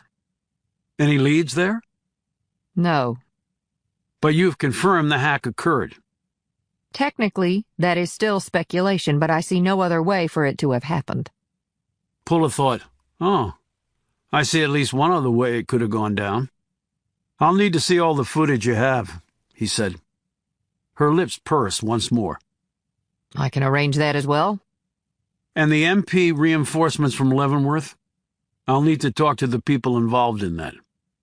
She gave a curt nod. Just to be clear, are you sure you haven't formed any theories, Captain, as to what happened? No, I have not. Not even any hunches? I don't like hunches, Mr. Puller. They often lead to mistakes, and mistakes often lead to the end of military careers. Well, I'll let you get on with your career then, as soon as you make the arrangements we just discussed. Macri gazed at him intently, and then picked up her desk phone. 12. An hour later, Puller was leaning against the 50-gallon oil drum in a workshop facility near the DB. The man he was talking to, Al Jordan, had been the crew chief for the group that had repaired the blown transformers. He was in his early 50s with pewter gray hair and a barrel chest set atop skinny legs. So it was definitely the storm that fried the transformers. Jordan wiped his hands on a rag and then lifted his cap and wiped sweat from his brow. That's sure what it looked like to me. The two transformers were part of a small substation, encircled by a chain-link fence that was locked. The station had lots of safety devices built in, but that storm had enough power to do just about anything it wanted to. You can't trump Mother Nature. And the transformers were connected to DB? Asked Puller. Yep, along with other facilities around here. We got them back up and running as fast as we could. We didn't even wait for the storm to stop. Puller understood this. The military was mission first, not safety first. So, anything unusual you might have noticed? Jordan considered this. I can't say that there was. Those transformers just blew, probably hit by the lightning. They were all burned up. Isn't it unusual that they both blew? Well, they're connected. One gets hit, there's going to be an effect on the other as well. Too much juice, anything can happen. You said they had lots of safety devices built in. Don't they ground them? Yes, in addition to other protections like an arrestor for secondary induced surges, but none of them were perfect. You get a direct hit with enough power, I don't care what you've done to avoid damage, that sucker is going. A lightning bolt can carry 120 million volts or more. You slam that into a transformer in a millisecond, well, can you say boom? So like an explosion. Very much like one. Could it have been a bomb? Jordan looked at him in surprise. A bomb? In a transformer? Yes, it could have taken out both transformers. What, to knock power out to the prison, you mean? Yeah. But they got backups, protested Jordan. They failed, too, and a prisoner escaped, which is the only reason I'm here. Jordan scratched his cheek. I don't know if it was a bomb. I guess people who know bombs can check it out. Have they? Don't know. You talk to anyone else who's investigating this? I have. They asked the same sort of questions you did. But not about a possible bomb. What makes you say that? Jordan asked suspiciously. Well, you were surprised when I asked you about the possibility of a bomb. If they had asked you as well, I don't think you would have been surprised when I did. All right. Well, they didn't ask about a bomb, as a matter of fact. Where are the transformers that blew? They took them away. Who took them away? Jordan shifted his stance a bit. Some people. Those people have names or credentials? They outranked me. That's all that mattered. So no names? Puller persisted. No releases signed? You had to cover your butt somehow. Jordan shrugged. I just took it on faith, I guess. Puller gave the man an incredulous look. Then you should reconsider your faith. The next stop for Puller was the backup generator. It was housed in a concrete bunker about 100 yards to the rear of the DB. The gas lines powering it ran underground. The bunker was also partially underground and surrounded by a 10-foot-high fence topped with concertina wire. There was a guard stationed there. Puller had called ahead, and 2 men were waiting for him. He climbed out of his car and approached. They were in uniform and carried the ranks of E4 specialists. With their glasses and scrawny bills, they looked to him like nerds playing soldier. He gave a detailed explanation of why he was there, and they led him into the bunker and down a short flight of stairs until they arrived at 3 mammoth generators. "I thought there'd be only one of them," said Puller. "The electrical load requirement for DB is very substantial," said one of the E4s. "These generators are run in parallel, but with sophisticated control features. It'll provide the load required, but not more, so the waste is minimal." "What was the cause of the failure?" asked Puller. One specialist looked at the other, who cleared his throat. "It was a fuel problem." "Fuel? I thought the fuel it ran on was natural gas." "These are bi-fuel systems," said the other E4. "Natural gas and diesel." "Why 2 fuels?" "Natural gas puts us at the control of the utility. Army doesn't like that. Something happens to the gas flow, we're shit out of luck. The way the system works, the main power fails, the diesel fuel component to the generator comes on and runs the system initially. Then the natural gas feed will be introduced by the system's controller into the fuel mix after certain criteria are satisfied. The requisite electrical load acceptance, for example. The diesel also serves as the pilot light for the natural gas, which has an ignition temperature of about 1200 degrees Fahrenheit. That way, if the natural gas flow is interrupted, we have on-site fuel under our control. The system will typically run on a 75 or 25 gas-to-diesel mixture. So what happened to cause it to fail? You said there was a fuel problem? The best we can tell, there was either a diesel oxidation degradation problem or a microorganism contamination issue. "In English," said Puller patiently. The E4 explained. "Diesel can degrade over time. Oxidation can occur in the first year of storage, forming sediment and gum. When introduced into the system, they can clog fuel filters and injectors just like gunk in a car engine. Now, microorganisms are introduced via water condensation in the fuel lines, which promotes bacteria and fungi. They feed on the fuel. They can form colonies that clog the lines as well. But I presume you have protocols in place that would prevent those problems from happening."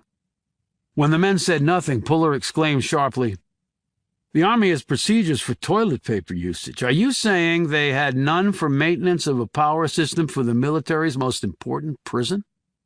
The same E4 said hastily, No, they do, lots of them. But it might have still happened. There was a lot of rain this year, and we got some underground seepage into the bunker. That could have caused excessive condensation buildup. And these generators are very near the end of their useful life. In fact, they should have been replaced about 2 years ago. Sequestration cuts brought the hammer down on that, pointed out the other E4. And the Army also bought some bad diesel that's been working its way through the system. Okay. So you checked out the generator and found the lines all, gummed up with microorganisms, sediment? That's pretty much what we did find, yes, sir. And that caused the generator to fail. They both nodded. One added, and without the diesel serving as the pilot light, you can't ignite the natural gas. So no fuel source connection. That means no power. And a prison with no locked doors, said Puller, as he stared at both men. So you two are the principal caretakers of this equipment? Yes, sir, they said together. Well, you might want to make alternate plans for your future. Meaning exactly what, sir? Asked one of them anxiously. Meaning that the Army in its infinite wisdom must affix blame for this clusterfuck. And you two are as likely candidates as any I've seen so far. The E4s exchanged a shocked glance as Puller headed out of the bunker and back to daylight. 13. Puller sat in the room and stared at the feed from the surveillance camera's capture of the events on the night his brother disappeared from the DB. The various loops had been compiled so that he could see essentially an all-inclusive feed. He had wanted the room darkened so his focus would be on the screen in front of him. The total feed wasn't long, perhaps 2 hours or so, to record all that happened. And that counted the duplication from the different cameras. If he had been watching the feed from a single camera, the events would have taken less than 30 minutes total. It was remarkable that so much of significance could have taken place in such a short time. Puller looked through the feed initially to orient himself to the special parameters: corridors, rooms, doorways. When the power went out on the feed, he leaned in closer to the screen and used his controller to take it in frame by frame. Blackout. Not much to see. Then the lights came back on, flickered, and then went back off. The cameras had built-in lighting, so he could make out the silhouettes of figures running, the bouncing beams of flashlights. There was audio, too, which he isolated. He listened to each individual voice. He doubted that his brother would have spoken, but he couldn't discount the possibility. The frames ran through, and not one time did he spot his brother. One problem was that the camera recording in his brother's pod was placed far away from his cell door. Puller had seen figures running up and down the hall, but none of them were recognizable. Perhaps the frames could be enhanced or better lighted, but that would probably take time. Then came the sound of shots that sounded like the real thing. The next sound was so loud that Puller jerked a bit. An explosion going off in the DB? After that came the reinforcements from Fort Leavenworth. They swept down corridors and took charge of the prisoners out of their cells, at least from what he could see. He sat back and drank down the rest of the bottle of water. This was going nowhere fast. He had transformers that had blown from a lightning strike during a storm that no one could have relied on to knock out the prison's primary power source. Then, according to Al Jordan, people had come around and taken the remains of the transformers. He had a generator that had gotten gummed up and 2 E4s who were probably going to get shit-canned or at least received severe professional consequences for letting it happen. He had gunshots and an explosion, or at least the sounds thereof, that no one could as yet explain. He had no opportunity, no motive, no leads, and no suspects. He had nothing at all. And yet his brother was out there somewhere doing who knew what, maybe with enemies of this country. Because there was no way his brother had busted out of the DB without help, from inside, outside, or more likely both. He hit some more keys and brought up an image that was crystal clear.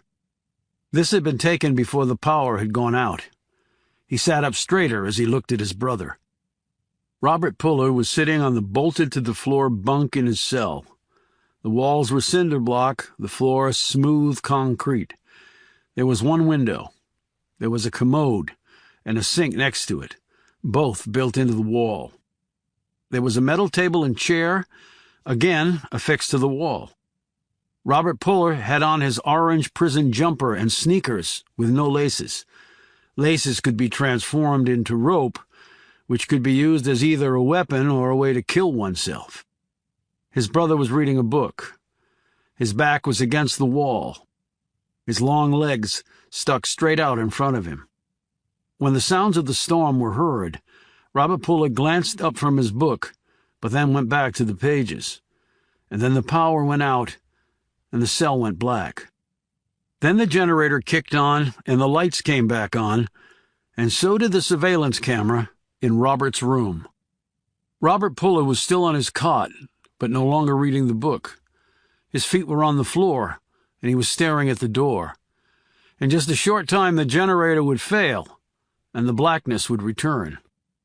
Before that happened, Puller froze his brother's image, leaned closer to the screen, and peered deeply into Robert's features, trying to decipher the thoughts going through that staggeringly complicated mind. Talk to me, bro. Show me something. What are you thinking? Are you waiting for something to happen? Are you expecting something to happen? Or not? Puller observed, and not for the first time, how much he resembled his older brother. Both were tall, both had the same nose, and both shared their father's angular jaw. The eyes were deep-set, giving each man a brooding look regardless of what they might actually be contemplating. But then again, all three Puller men tended to be brooders. His mind went back to when they were children. Bobby, because of his brains, had been the leader of the military brats on whatever base they had been living with their father. His brother had been the most sensitive, honorable person Puller knew. So sensitive, in fact, that the old man had taken to busting his balls about this perceived weakness. In fact, he had done it so often that Puller had memorized his father's spiel. "You can't command men in battle if they like you, Bob," his father had said. "They have to have equal parts fear and respect. And I would say fear is even more important than respect. Respect only gets you so far. Fear can get you through every damn obstacle devised by the enemy. Men will follow you to hell if they fear you, because failing you will scare them more than any other thing they will ever face on the battlefield. You remember that, son. You remember that if you remember nothing else I've ever told you." Bobby had never gotten over this weakness, which was probably why he opted for the Air Force instead of the Army, and staked out his career with technology, rather than guns and cojones the size of Nebraska. When Puller had found out from Captain Macri that the prison computer system had been hacked, he had initially thought that his brother, who knew his way around computers better than just about anyone, might somehow have done it. But then they never let his brother near a computer at the DB, and he'd been sitting in his cell and seemed genuinely surprised when the power went out. So if not his brother, who? Puller was thinking all this when the door opened and in walked a woman about his age. She was tall, slender, broad-shouldered, and narrow-hipped, dressed in a black pantsuit with a white blouse, the collar flipped up in a way that even Puller, who knew nothing of women's fashions, thought looked sort of chic. She had shoulder-length auburn hair, a freckled face, and a flint-sharp nose. She looked like she had been an athlete in college and carried herself in a confident manner. "Agent Puller?" Momentarily thrown by this unusual greeting, he rose and said, "I'm Chief Warrant Officer John Puller, with the 701st CID out of Quantico." She put out a hand. "Veronica Knox." He shook her hand and she held up her creds, which dangled on a lanyard. "INSCOM," she said, referring to the United States Army's Intelligence and Security Command. "Where are you based out of?" "I'm a floater going to the trouble spots. That's why I'm here." "Okay, and your rank?" "Why?" "It's just sort of standard to know." "Captain." "Okay, ma'am." Puller's antennae were tingling. "CID is already here investigating." "I know they are," he said. "You're not part of that team." "I know that too, ma'am." "You don't have to call me ma'am." "All right," "And the escapee is your older brother?" she pointed out. "I'm afraid it's 3 strikes and you're out, Captain Knox." She ignored this comment, sat down, and looked at the frozen image of Robert Puller on the screen. She flicked a finger at it. "The man of the hour. Find any clues?" "Not yet." "I know you have authorization to be here. We got that order. But why are you here?" "Same reason you are, trying to figure out what happened." "CID has enough free assets to double up on this?" "No, we're pretty much stretched thin like every other Army element." "So?" she said expectantly. "So what?" "Why are you here?" "I've been ordered to investigate. I'm a soldier, so I follow orders." "So am I. And I've been assigned to work with you." "By who?" "You just need to know that I have been. If you want to find out the source, feel free." "And you can't just tell me why?" "I don't know you. So I don't know if I can trust you. Not yet." "You're not in uniform." "Neither are you." "I will be at some point." "Maybe I will be too." She glanced at the screen again. "You sure nothing caught your eye?" "Nothing." "Let's hope we can get beyond that." The way she said this made Puller stare at her strangely. "I've looked into the transformers at the substation and the generator." She shook her head dismissively.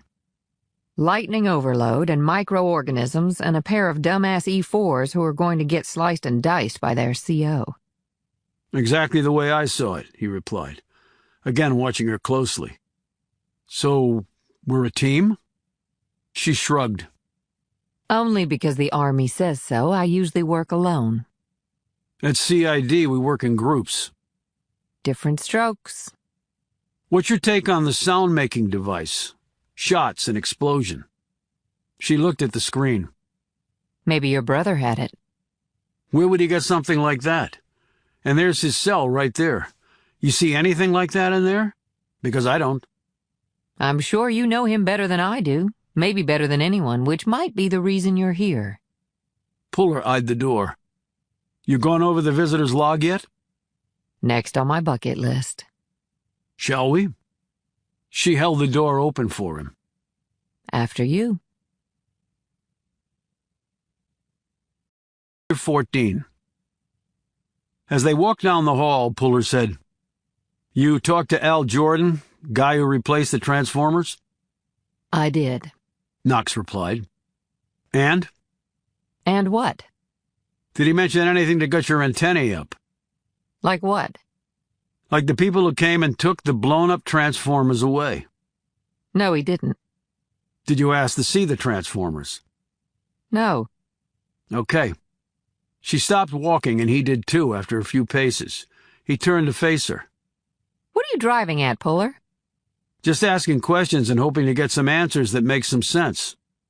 What about the transformers? "Everybody thinks the storm blew them up." And you don't think that was the case? "I don't think anything. I just follow the evidence. But a pretty simple examination of the transformer's debris would have shown whether there was a bomb involved." A bomb? She said skeptically. "A bomb. Can't blow something out without a few essential elements. The explosive, the detonator, a timer, or a remote switch." That I know, but your theory is someone blew up the transformers and sabotaged the backup generator in order to break your brother out of prison? She paused, frowning. You didn't tell me you were a conspiracy freak. "And you think a storm just rolled along, blew out the main power, the backup coincidentally failed, and my brother walked out on his own, taking advantage of an opportunity that had occurred in just a few seconds while a company of MPs from Leavenworth was charging in? And for some reason the sounds of gunfire and an explosion just happened to coincide with it all going down? And an unidentified dead body left behind?" He cocked his head and looked at her more closely. "And I can tell from the expression on your face that you've already thought of this, which means everything that came before between you and me was an act on your part." She registered surprise. Really? Based on an expression? He said, "I interrogate people for a living. Reading faces is part of that. People can lie with words, but their faces, and in particular their eyes, give them away. They always do. And yours just did. So what exactly is going on here?" She tapped her heel against the floor, her arms folded across her chest. This is a delicate situation. Very delicate. He drew closer. "I can see that. But feel free to elaborate on the point." I just know my marching orders were to tread lightly and to work with you, and that's what I intend to do. "Nothing more to add?" Not right now. Shall we go see the visitor's log? The visitors' records at the DB were housed electronically. Puller and Knox were given access to them at a computer terminal in a cubicle adjacent to the visitors' room. Puller had decided to go back at least 6 months, and maybe longer, if nothing stood out. They sat next to each other, knees occasionally touching because of their long legs and the cubicle's small space. After a while, Knox said, You were a pretty regular visitor to see your brother. "You have siblings?" No? "Well, then, maybe it's hard for you to understand." Okay, but I don't see anyone else who came to visit him, Puller. Again, other than you, that is. "Neither do I." So now what? The log shows no calls came into him, other than from you. Puller studied the screen. But this really doesn't tell us the whole story. Meaning what? Meaning computers only regurgitate what someone puts into them. He rose. She looked up at him and said, Now where? To do some real investigative work. Such as? Such as talking to people. It took the better part of the rest of the day, and they had to speak to numerous people and look at paper records, and then talk to supervisory officers, and then go back to people originally interviewed. When they were done, it was 9 p.m. You hungry? Said Puller. She nodded. Breakfast was a long time ago. You know Leavenworth? Not that well. Well, I do. Come on. They drove in his car to a diner on the main street where everything on the menu was fried in grease that was probably as old as the building, which said 1953 on the wall over the entrance. They both ordered their meals. Puller had a beer, while Knox sipped on an iced tea heavy on the ice. What we're about to eat will mean 5 extra miles on my morning run, She said, giving a fake grimace. You've got some room to spare, he noted. He took a sip of his cold beer. Crew or basketball in college? Both. Impressive. Multiple sports in college, tough thing to pull off these days. Well, it was over 15 years ago, and it was a small college, and crew was a club sport at Amherst. Amherst, great school. Yes, it is. And what brought you to the Army? My mother. She was in the Army? No, my father was. He maxed out as a full colonel, finished up at Fort Hood. Okay. I'm not getting the reference to your mom, then. She said anything my father could do, I could sure as hell do better. They're divorced. She added, perhaps unnecessarily. I take it you don't get along with your father. You take it right. She drank her iced tea through a straw, and then fiddled with the paper the straw had been wrapped in. I looked you up, of course. Your father is John Puller Sr. Fighting John Puller. That's what they call him. A true legend. They call him that, too. I hear he's in a VA hospital. He is? Is he doing okay? Puller glanced away and then looked directly at her. He's doing. We all get old, right? If we live that long. She eyed the scar that ran along the side of his neck to the point where it dipped down his back. Fallujah? She asked, indicating the mark. Mosul. My Fallujah souvenir is on my ankle. I did a tour over there, too. Nothing on the front lines. Nothing to do with me. Everything to do with the Army. I've heard that before. No mark against you if they wouldn't let you fight at the front. Still a mark, Puller. But things are changing, and fast. Things had to change. 21st century, no way around it. He raised his bottle of Coors in salute. Agreed. Some of the toughest soldiers I ever served with were women. They remained silent until their meals came, and they didn't speak as they ate them. When the plates were cleared, Puller came back around to why they were really here. Did you see what I saw in the interviews and paper trail? He asked. Tell me what you saw and I'll answer you. Let's say the visitor's log is accurate and I'm the only one who visited my brother during the last 6 months. Okay. If he didn't talk to anyone else on the outside, then we need to look inward. Someone at DB? Puller nodded. Wouldn't be the first time a prisoner has been aided by someone on the other side of the cell door. I'm pretty sure it would be the first time at DB. And the computer system was hacked, ensuring the doors opened when the power blew. Now that definitely smacks of an inside hand. This was the other option Puller had been considering when Macri had told him about the suspected hacking. That makes sense. We need to talk to every guard who was on duty that night. That's a lot of guards. He sat back looking and feeling put off. You got something else to do with your time? No. So what would we be looking for? An off answer, a look, a hesitation. And we need to comb through their histories. See if anything pops. That could take a long time. Puller slapped the table with the palm of his hand. I don't care how long it takes, Knox. All I care about is setting this situation right. And what exactly does that mean to you? Setting the situation right? Capturing your brother and returning him to prison safely? What else would I mean? She studied him. I wonder. But if this was an inside job, it might involve more than just a guard. And that, for me, is far-fetched. It's not far-fetched if it turns out to be true. Maybe the picture is a lot bigger than we think it is.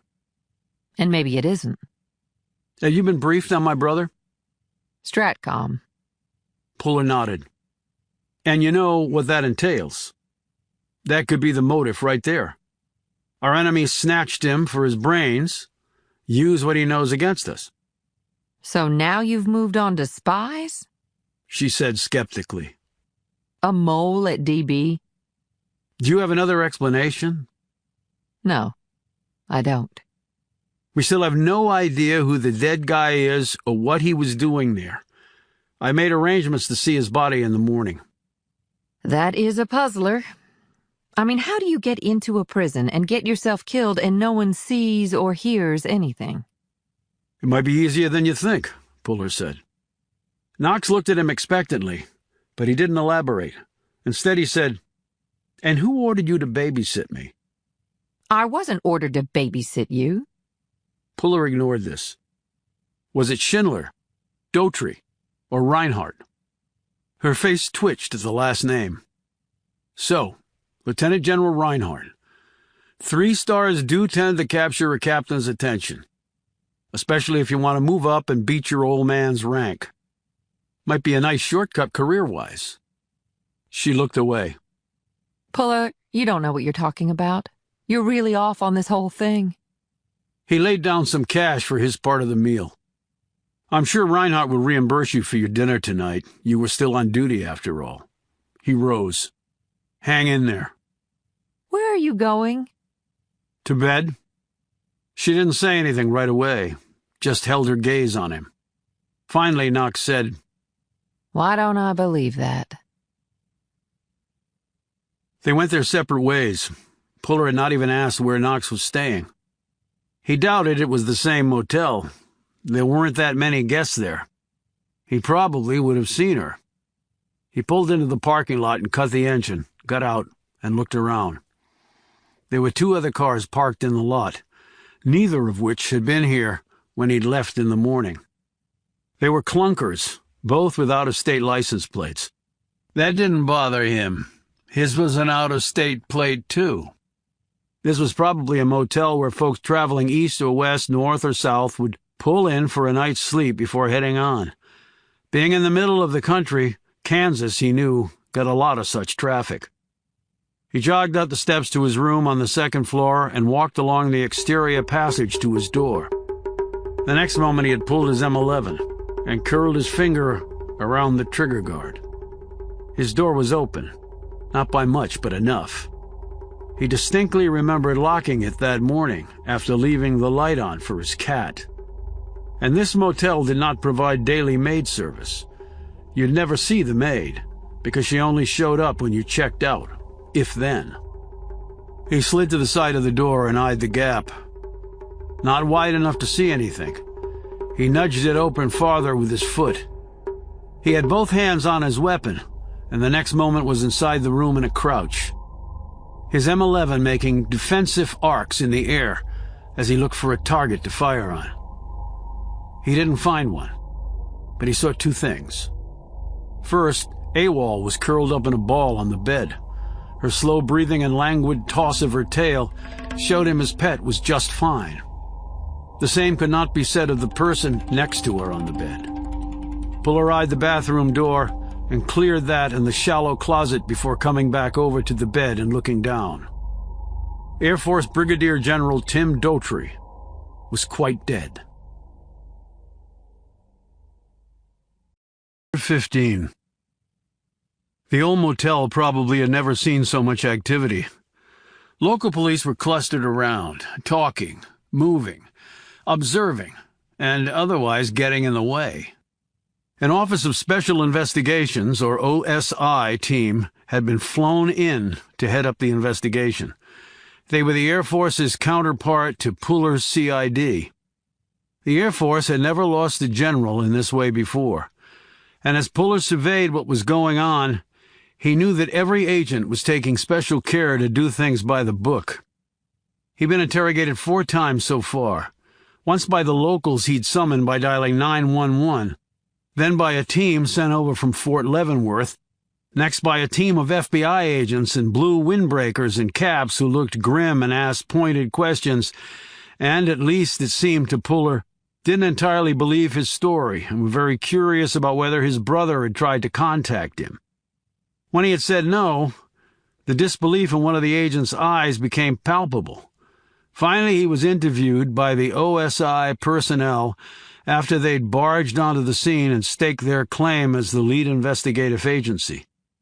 The locals in the Army team had quickly backed down, though the FBI guys had pushed back some. Puller had found that the Bureau did not back down from anyone. His statement had never varied. He had met with Daughtry along with 2 other high-ranking personnel from the government. He had been assigned to investigate the escape of Robert Puller from the DB. He had been working the investigation from morning till night. He had arrived at his room about 11:15 and found the general shot dead in his bed. Puller had briefly been a suspect until Veronica Knox had shown up and corroborated that he had been with her up until a few minutes past 11 that night. Prelims on the TOD, or time of death, indicated Daughtry had been killed around 8 in the evening. That could change some, plus or minus, but for now Puller was in the clear. Puller had gotten a text from Schindler about an hour after the news had broken about Daughtry. The NSC suit wanted to meet.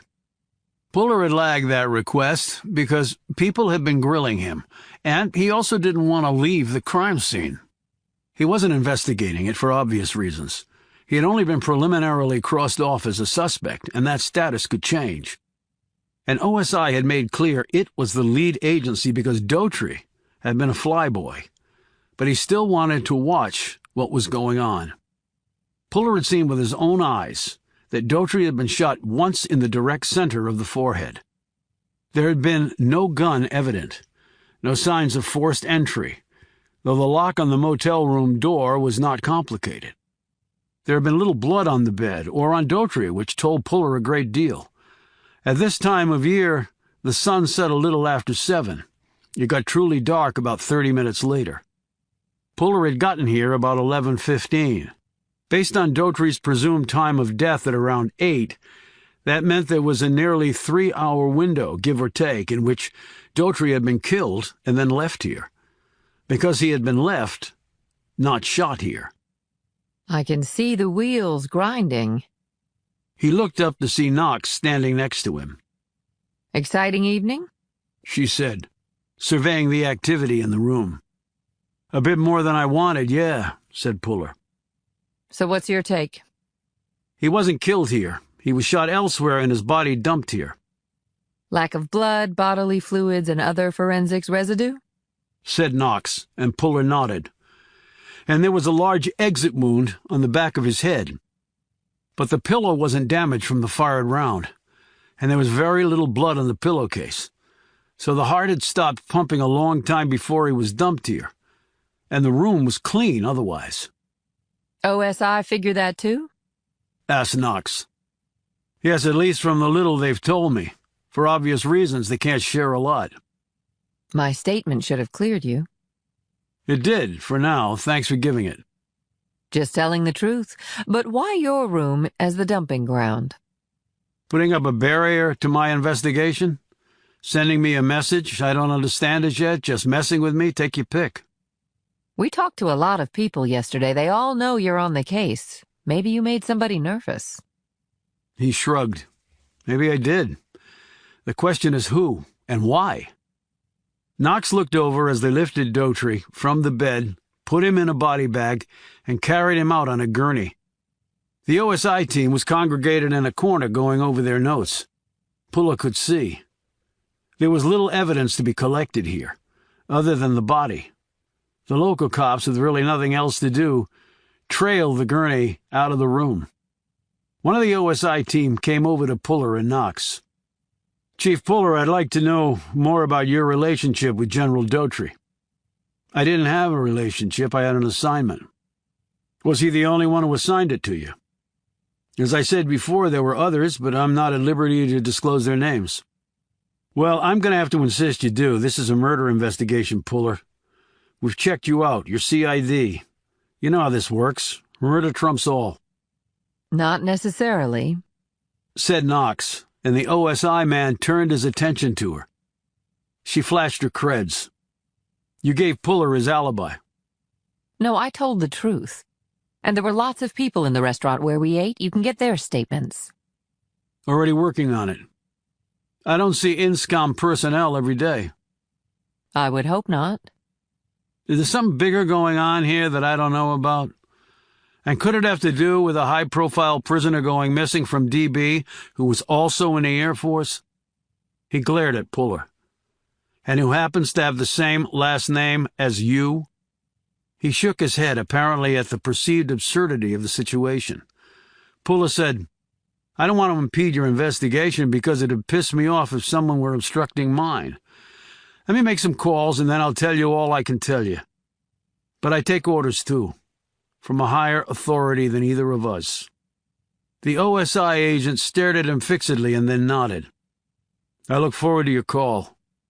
He put a hand on Puller's shoulder. "And you don't plan to leave the area?" "Not right now," said Puller, "but that could change." "Don't let it change without contacting me," the man said firmly. After he walked off, Knox said, You should make that call because the OSI guy doesn't look to be of a patient nature. Puller pulled out his phone and walked outside. 30 minutes later, Puller was sitting across from Schindler and Reinhardt at a facility just off base from Leavenworth. Schindler looked harried. Reinhardt looked calm but subdued. Puller had given them a succinct report of his investigation so far, but leaving out, for his own reasons, the part about the blown transformers being taken by people. "Okay, you're filled in. Now you need to tell me what you want me to do," said Puller. "OSI wants names. Your names." Reinhardt shook his head. "That won't be happening, Puller. I'll run the interference on that. They'll back off." "Right," said Puller, not sounding convinced of this. "You've got the facts. Your guy was shot somewhere else and left in my room. If it was done to try to incriminate me, it was done pretty amateurishly, because I have a rock-solid alibi." "For God's sake, can we first focus on who would want Daughtry dead?" interjected Schindler. Puller noted the man's tie was askew, his hair ruffled, and he kept picking at his fingernails. He'd expected stronger stuff from the NSC. "Okay," he said. "When was the last time you saw him?" Schindler and Reinhardt exchanged glances. Reinhardt said, "Shortly after we left you, Daughtry left us." "So around 11 a.m. yesterday?" Puller glanced at his watch. It was now 11 in the morning, and he hadn't yet gone to bed. "Correct," answered Reinhardt. "Did he say where he was going? What he was going to do? Someone he was going to meet?" "No," said Schindler. "We flew in early yesterday morning, had our meeting with you, and then went our separate ways." "Where was he staying, at Leavenworth?" "No, at the Hilton downtown. I did hear him mention he was going to make a run down to McConnell Air Force Base in the next couple of days." "The Air Force Base near Wichita?" asked Puller, and Schindler nodded. "He was a one-star. Wasn't he traveling with a staff, entourage, security?" "If so, they traveled here separately," said Schindler, and Reinhardt nodded in agreement. "We flew out together on an Army jet. General Reinhardt had his people with him. He's staying in officer quarters at Leavenworth. I'm also staying at Leavenworth as a guest of the General's."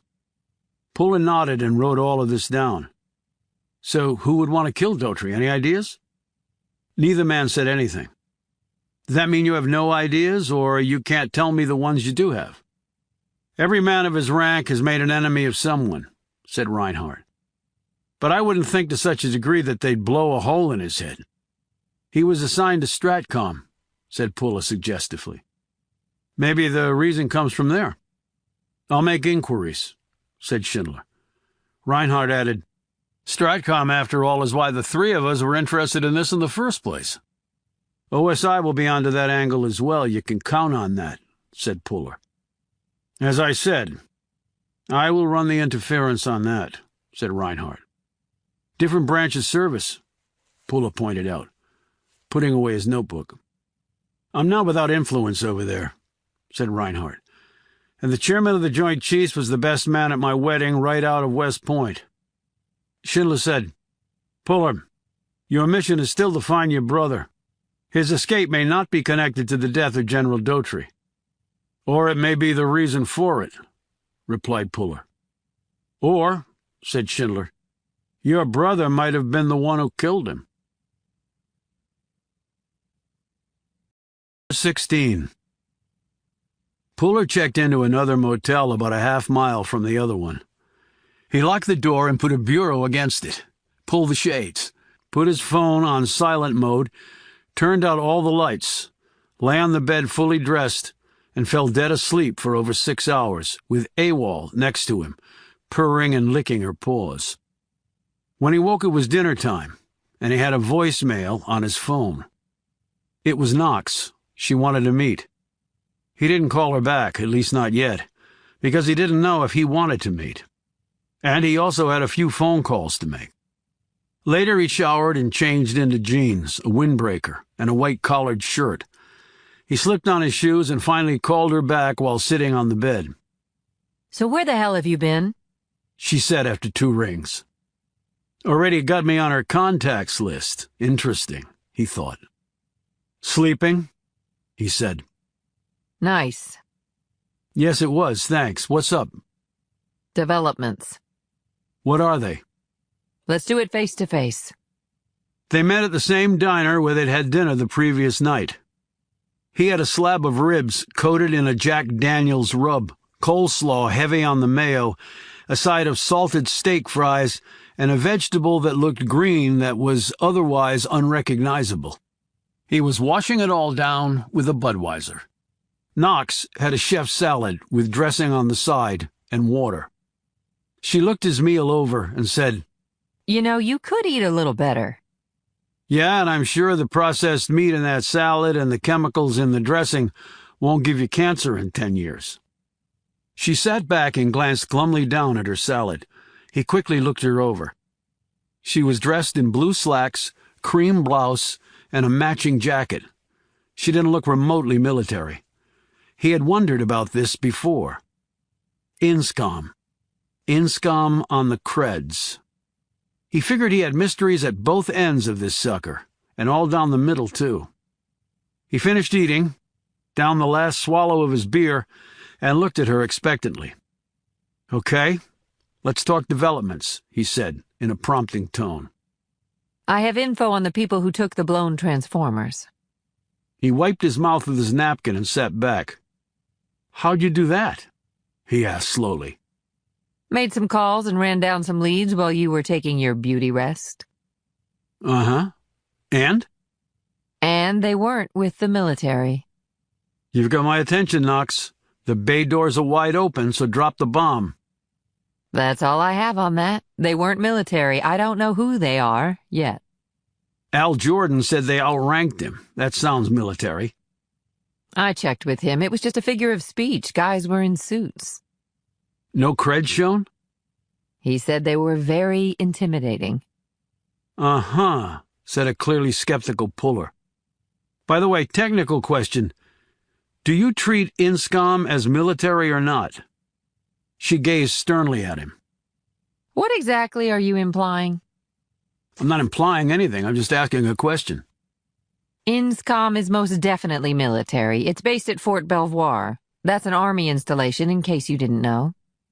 Know it well. My CID group used to be there before we got shipped to Quantico. Well then? She said, almost daring him to make another provocative comment. He decided to take up the dare. Maybe it was the Jack Daniels rub on the ribs, or the little green things masquerading as veggies, which were now simmering uncomfortably in his gut. I made a few calls tonight, too. Calls to who? She said stonily. I've been in the Army long enough to have a pretty deep Rolodex. INSCOM was formed in 1977 at Arlington Hall Station in Virginia. Intelligence, security, electronic warfare, all at the level above Corps, pretty big footprint. Yes, it is. You're divided into 8 brigades and various intelligence, operations and support groups and companies with a CO who's a 2-star, same rank as the guy currently heading up CID. I know the breakdown of my command, Puller. Feel free to skip the military history lesson. Oh, and you have one more function. He paused. The Central Security Service. She blinked, but otherwise continued to look blankly at him. Central Security Service, he said again. That's what they call INSCOM, and its counterparts in the Navy and Air Force within NSA. Because the National Security Agency is also part of INSCOM, or INSCOM is part of NSA. However you want to look at it. Funny you neglected to mention that you were with Central Security. I would find it very hard to believe that anyone in your Rolodex would know whether I am or not. Are you? Am I what? NSA. She held out her lanyard with her creds on it. It says INSCOM right here, Puller. I know what it says, he replied, and then said nothing else. She let the lanyard drop and sat back. And why would it matter to you where I'm actually attached? NSA, INSCOM, United States Army? She shrugged. We're all Americans, Puller. All on the same side. He said nothing. He just sat there staring at her with an expression that finally made her look away again. He dropped some bills on the table for the meal and rose. She said, Walking out on me again? It's starting to get embarrassing. People will surely talk. She quipped, but her look was bordering on panic. Take care of yourself, Knox. Puller, the last time we parted like this, you found a dead body in your room. Are you saying you're involved in that? No, of course not, but I have been assigned to work with you on this case. Well, I wasn't assigned to work with you. Now, I can't stop you from showing up, I guess. But here's where the partnership ends, at least on my side. You really need to rethink this. And you need to rethink whether dishonesty is really the best policy. I wasn't dishonest with you. But you weren't honest, so what would you call it? She folded her arms and looked away. This appeared to be an idiosyncrasy of hers, he noted, though he didn't know if she was truly not conscious of it, or used it to gain an advantage somehow while she thought of another lie. She glanced up at him. Can we talk about this in a less public place? Not if you're just going to keep running in circles. I don't have time for that. I will be as frank as I can be. How does that sound? I guess we'll find out. He turned and walked off. She jumped up, dropped a $20 bill on the table, and hurried after him. Outside, he was already standing at the side door of his car. I'll drive, you can talk, he said. She assented to this by opening the passenger door and climbing in. Puller hung a left at the next intersection and then headed away from town. Leavenworth wasn't that big, and they were soon out of the downtown business district and passing residential streets where houses dotted the dark landscape. She said, I need to know if I was positively identified by anyone you talked to as being with CSS. Why? Why do you think? It's not like I advertise my position. So you are with Central Security? Did anyone? No. So it was just a guess on your part? Not entirely. What do you mean? Every uniform I've ever met will automatically relay their rank and what unit they're assigned to. I go to the Pentagon, or I go to buy groceries and see another soldier at the checkout. I say, hey, I'm a Chief Warrant Officer in the 701st CID based out of Quantico.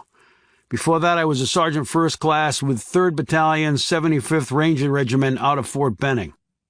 Rank plus squad, platoon, company, battalion, brigade, division, corps. It's all just part of the DNA. We're all attached to something. And we want you to know what that something is. Point of pride, point of belonging. It's a fact of being a soldier. There's no getting around it. And I didn't give you my rank until you asked, and I told you. And didn't specify a particular unit. And when we first met, you addressed me as Agent Puller. I'm a chief warrant officer. Anyone actually in uniform would automatically address me as Mr. or Chief, never as Agent. Strike two, she said, clearly irritated. And you just don't seem military to me, Knox. Is that right? She said in a slightly offended tone, and her body stiffened. Oh, you look to be in good shape, but that's not the issue. So what gave me away? I've been in the Army for 15 years. Before that, I was an Army brat from the day I was born. I can smell uniforms from under any layer they try to cover themselves with. And with you, I didn't get a whiff. He paused. Were you really in Iraq? Yes, but not in uniform. I was gathering intelligence. He glanced at her. So you weren't on the front lines? She didn't reply. Knox, I said. Pull over. She interrupted. What? Just pull over. He steered the car to the side of the road and shifted to park. She turned on the interior dome light, unhitched her shoulder harness, untucked her shirt, and pulled her slacks and underwear on the left side down to near the bottom of her left hip. Puller simply gaped, wondering what the hell was going on, until he saw it. In the middle of the soft white skin was a long, ugly scar riding on her left hip that carried around to the fleshy edge of her left buttock. The scar was a dull red, the suture tracks still evident. Though the underlying wound it represented was probably long since healed, it still looked painful. She said, I got this, courtesy of shrapnel from incoming mortars and RPGs. I was in a motorcade heading into Basra. Rebels were trying to retake it. They were closer and better armed than we thought. 5 of my people died. I wasn't sure I'd walk again. The shrapnel came really close to my spine, and I couldn't feel my legs for about 2 weeks. Turned out to be concussive paralysis due to the inflammation and swelling, but it finally went away after I lived on prednisone and the surgeons finally got all the metal out. And I worked harder than I ever had in my life, and I eventually got all the way back, except when it rains. Then my hip and butt cheek ache like a bitch. All in all, I consider myself the world's luckiest person, a lot luckier than the rest of my team. Puller remained quiet for a few seconds, and then said, Just so you know, while I doubted where you came from, I never doubted your patriotism or your courage. She slowly pulled her slacks and underwear back up and tucked in her shirt. I can't believe I just did that. Hell, I've dated guys for months who never saw that. She paused and looked out the window.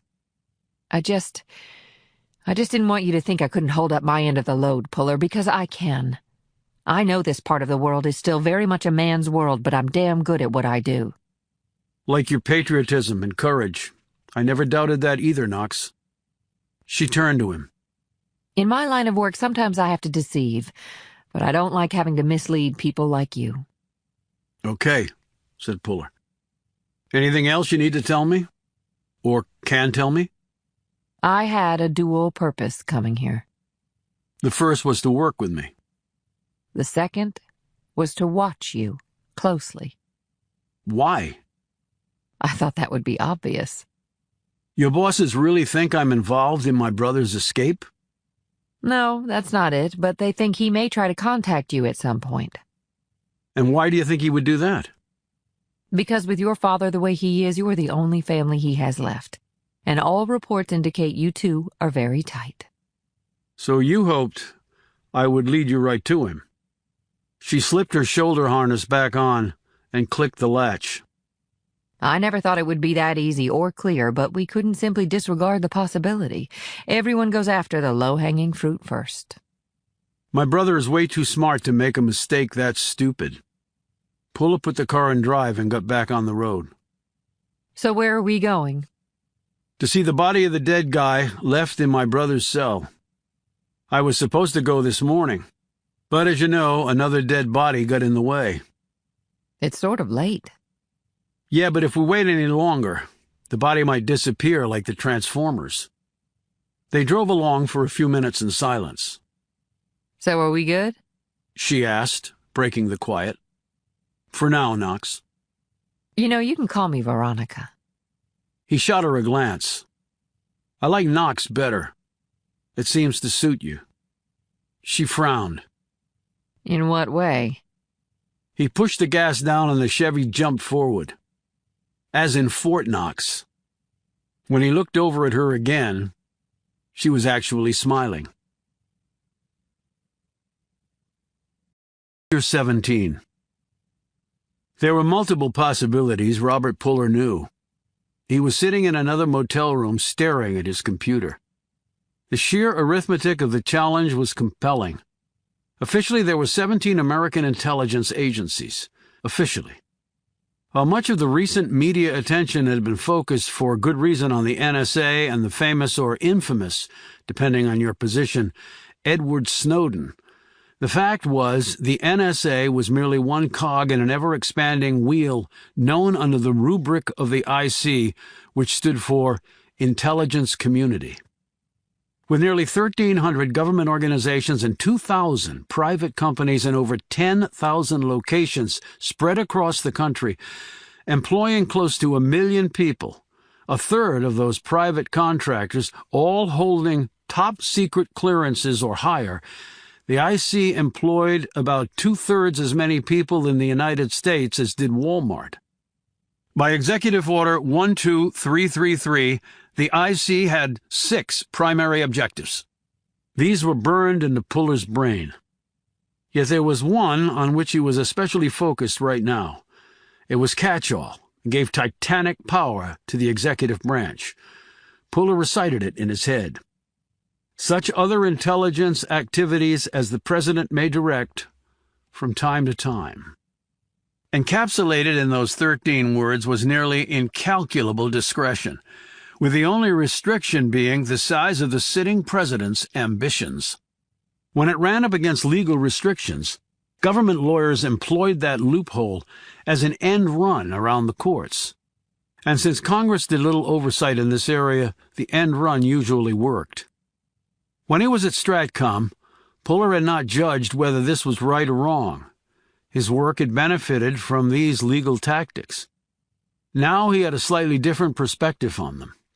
Well, perhaps more than slight. The NSA was part of the IC. Legally, the NSA, which was known as the ears of American intelligence, could not listen in on the conversations of American citizens without a court order. But now, much of what the NSA and the rest of the IC collected was digital, and the world's global data streamers had no national boundaries. Google, Facebook, Verizon, Yahoo, Twitter, and the like had data centers, fiber optic cables, switches, and server farms, and other such infrastructure all over the world. And because many solely American transactions took them over this foreign-based infrastructure, they were ripe for exploitation. Sophisticated sweep tools would unpack and decode the data formats used by the global Internet providers, and built-in filters would analyze the content and select information for poaching, directing them into a buffer for 3 to 5 days of perusal before it was turned over to open up storage space. And because data collected by the IC overseas was largely unregulated, there was a massive collection of content and metadata from U.S. citizens, including email addresses of the sender and receiver, video, audio, and photos. So anytime you sent data over the Internet, people you never intended to receive this information would, in fact, get it. And what would they do with it? Well, you'd never know until they knocked on your door one day and pushed their badges in your face and told you that your right to life, liberty, and the pursuit of happiness was officially over. Puller bent low over the map on his computer and studied the possibilities. Nebraska, Colorado, Wyoming, Virginia, Maryland. If he really wanted to be all-inclusive, he could add in the states of Texas, Washington, and Arizona. That was the footprint, at least the most obvious one, of the IC's guts. One thing he knew he would not be doing: staying in Kansas. He set that particular problem aside for the moment and refocused on the man in his cell. He had a sketch of him, but his sketch had no value in tracking him down. You couldn't run a sketch effectively through a database. Or could you? He left his room, walked to his truck, and drove off. 2 hours later, he was back in his motel room with several things: a Samsung Galaxy tablet with built-in camera, glossy paper, a color printer scanner, and a few boxes of art-related materials. He unwrapped these tools and set about his task of turning a sketch into something more substantial. He needed to turn it into a face with color and texture and points that a digital scan would better recognize. It was dark outside when he finished the picture.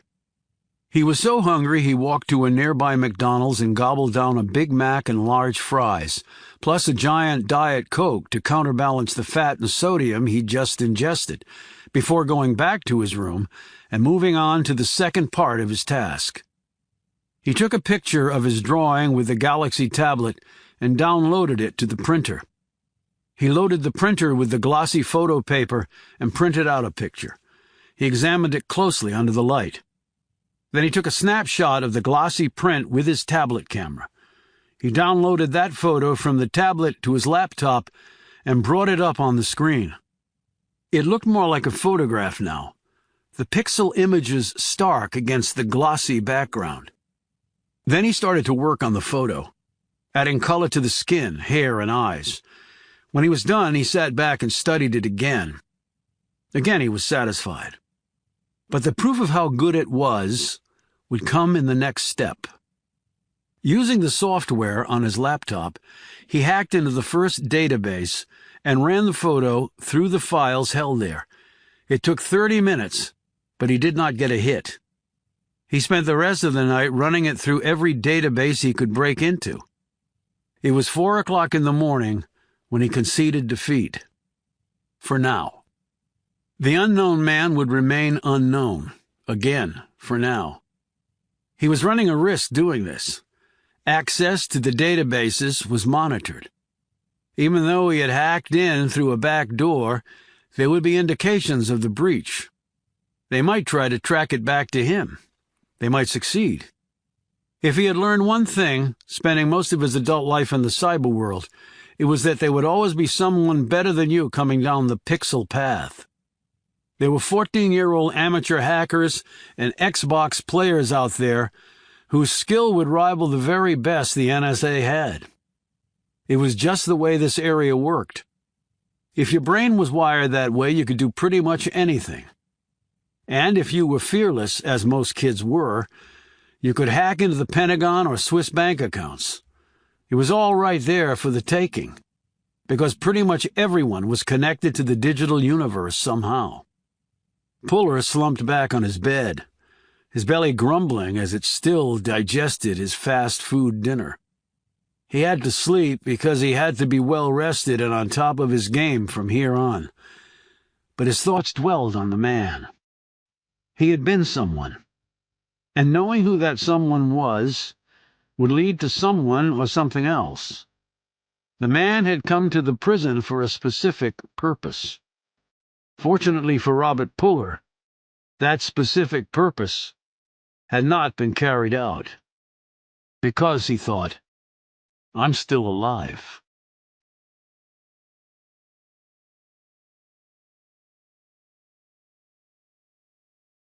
Chapter 18. The lights popped on, bright and harsh and direct.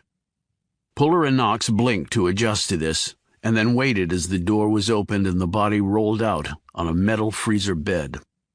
The military medical examiner was a man in his 50s with graying hair, a trim build, and large, muscular hands. He looked a little put out because Puller's call had caused him to climb out of his bunk, get dressed, and show up here. He held a clipboard in one of those hands as he slid down the sheet with the other, revealing the body of a tall man in his 30s with close-cropped hair, a chiseled physique, and no facial hair. Puller noted the Y incision already carved in the man's chest, and the suture tracks that had sewn this massive post-mortem cut back together, with the organs placed neatly in the chest cavity. "Cause of death?" asked Puller. The ME pointed to the base of the neck. In layman's terms, a broken neck. Manner of death? Asked Puller. Someone broke it. So he didn't fall, hit his head.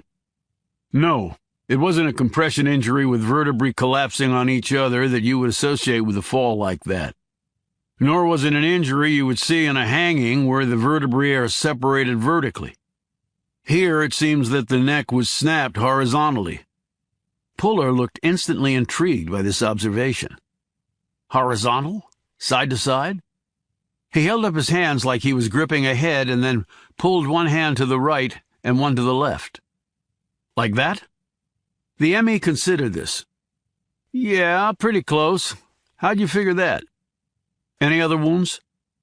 None that I could find, and I looked for a long time. Puller looked down at the body, going over it inch by inch, starting at the head and moving to the feet. He bent closer and examined the forearms a second time. What do you think those are? He asked.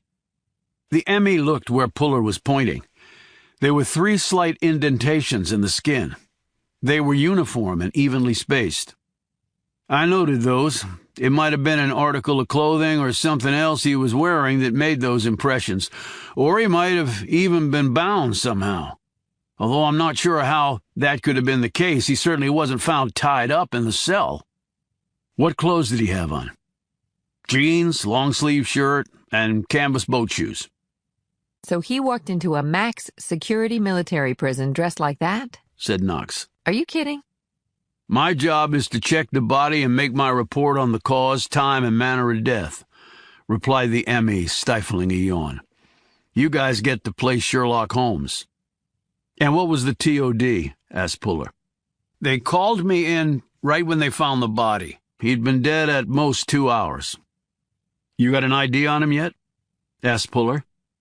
Nothing popped on the fingerprints or facial recognition databases, and they usually do for those in the ranks.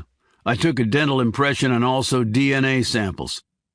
They'll be sent up to Afdil in Dover, he said, referring to the Armed Forces DNA identification lab. Puller said, Can you ask for stat service? Otherwise it could take weeks. Even with an expedited reply, we're looking at 1 to 4 days. I can, but there's a backlog these days. Not as bad as when Afghanistan and Iraq were going full bore, pointed out Knox. No, and thank God for that, said the M.E. Can I see the flip side? Asked Puller, indicating the dead man. He helped the M.E. turn the body over. Puller again started at the top and worked his way to the bottom. And once more he leaned in closer, this time when he reached the calves. The traces were barely visible, but they were also 3 in number and uniformly spaced. Did you see these? He asked. The M.E. leaned in and then used a handheld light with attached magnifier. He pointed to one faint line. I thought that one might be from his sock line, but I didn't see the other 2, he added in a distressed tone. Although his legs are particularly hairy, you must have great eyesight. Puller straightened. I saw them because I was looking for them, based on what I saw on the forearms. He helped the M.E. roll the body back to its original position. What do you mean? Knox asked. Puller didn't answer her. He glanced at the M.E. Will you let us know as soon as you have an ID on this guy? He looks military, but he might not be. Particularly if he doesn't show up in the databases. The M.E. nodded. Puller leaned down and more closely studied the dead man's features. He actually looks Eastern European. Jawline, nose, cheeks, forehead. He lifted up one of the hands. Calluses. Heavy one on the right index finger's top pad. Knox bent closer and looked at the finger. From friction with a trigger? Puller nodded. Maybe. Can I see the teeth? The M.E. used a tool to open the mouth and lever back the lips. Puller peered inside the mouth. Guy's never been to a dentist. Bad teeth, but no metal. He nodded to the M.E., who let the mouth close. Can you run an isotope toxicology on the hair? With that you can tell where he's from, or at least where he's been recently, right? The M.E. said, That's right. Hydrogen and oxygen isotopes transferred to hair from food and water taken in by the person as well as from the air they breathe. His hair is pretty short, so it won't give me a broad spectrum to work with. Head hair grows at a rate of about 1 to 1.5 centimeters a month. With hair as short as his, any answer will be locked in to where he was recently. I think that might be good enough. Understand that while the U.S. has a pretty good isotope map on water and air differentials, other countries may not. If he's from some obscure third world nation, we might not get a hit. We'll never know until we try. As soon as you can get it done would be appreciated. Roger that, Chief Puller. And Doc, said Puller. The ME looked at him. Keep what we just discussed on the QT for now, okay? The ME's brow wrinkled. But I have reports to make, and just for now, QT, okay? For a lot of reasons. One of the major ones being, I don't see how any of this happened without some help on the inside. So that means we might have someone playing against us who we think is on our side. The ME gaped at him and then closed his mouth. He nodded curtly. Right. Puller walked down the corridor so fast Knox had to hustle to keep up. Where are you going? To look at surveillance camera footage. At this hour? Why, you got a date or something? But we've already looked at the feed from inside the prison. But we haven't looked at the feed from outside the prison. Hold it right there, said Puller, and Knox clicked the key to freeze the frame. They were sitting in a cubicle at the DB reviewing the surveillance camera footage from the entrance to the prison. Puller ran his gaze over the trucks that had just rammed the front gates of the prison. Now do it in slow motion. She did so, and Puller started to count, jotting down numbers in his notebook. He had her back up the video and repeat the process twice. When he'd finished, he said, Okay, let's see the exit. She brought this footage up and then hit the computer keys to make it move forward slowly. She watched as Puller started to count again. He had her repeat the video as he had done before, and he wrote down more numbers. When he was done, she stopped the feed and sat back, looking at him expectantly. Well? Fort Leavenworth dialed up an entire company of MPs to take control of DB. They came in 6 heavy trucks, 4 platoons, totaling 132 men, and the leadership component, a captain and his first sergeant. Okay. The 6 drivers stayed with the vehicles, but I counted 133 men in riot gear getting off those trucks, plus the captain and the first sergeant. So 135 men in total. When there should have been only 134. So 1 extra? And I counted 135 men coming out of the prison in riot gear. They climbed into those trucks and drove off. So the numbers tally, but we still have the extra guy. But what if the dead man was one of the platoon members going in? She shot him an astonished look. What? The strap marks on the body. The ones on his arms, I think, were from hard-shell forearm and elbow protectors. And the parallel marks on the calves were from the straps on the shin guards. But Puller, that's riot gear. He nodded. The same gear we just saw on the video feed. That means our dead guy might have been part of the reinforcements sent from Fort Leavenworth. But obviously he didn't come back out. But we have the same number of soldiers coming out as went in. What does that tell you? Knox thought about this for a few moments, then her eyes widened. Shit, your brother took his place? Puller nodded. He could have broken that guy's neck, dressed as him, and escaped that way as part of the MP reinforcements. It was dark, chaotic. They wouldn't do an ID check on a guy in full riot gear. So he climbs back on one of the trucks, which returns to the fort. 4 platoons of soldiers climb off, go their separate ways, and he just scoots off the base. She looked at him, obviously impressed. Puller, that is some damn fine deducing. I never would have picked up on the number of MPs going in and out. Puller looked thoughtful. But it would be difficult to do all that in the dark. Remember, no lights in the prison. My brother would have to kill a guy who was armed and probably armored without anyone seeing or hearing anything. Then he had to get all that gear off the body and then put it on, all in the dark. Lots of potential holes in that theory. There was also lots of noise to cover up anything they were doing. The dead guy no doubt had a flashlight in his gear pack. If the cell door was closed, or his team saw him clearing that cell, there would have been no need for anyone else to go in. I think you figured out how it all went down. Puller didn't respond to this. Knox, who had been tensed, relaxed. Look, I know this must be really hard for you. Why? Because he's my brother? No, because he's your sister. Of course, because he's your brother. You're wrong. He's not my brother. Right now, he's just an escaped prisoner who may or may not have been involved in the murder of an unidentified person.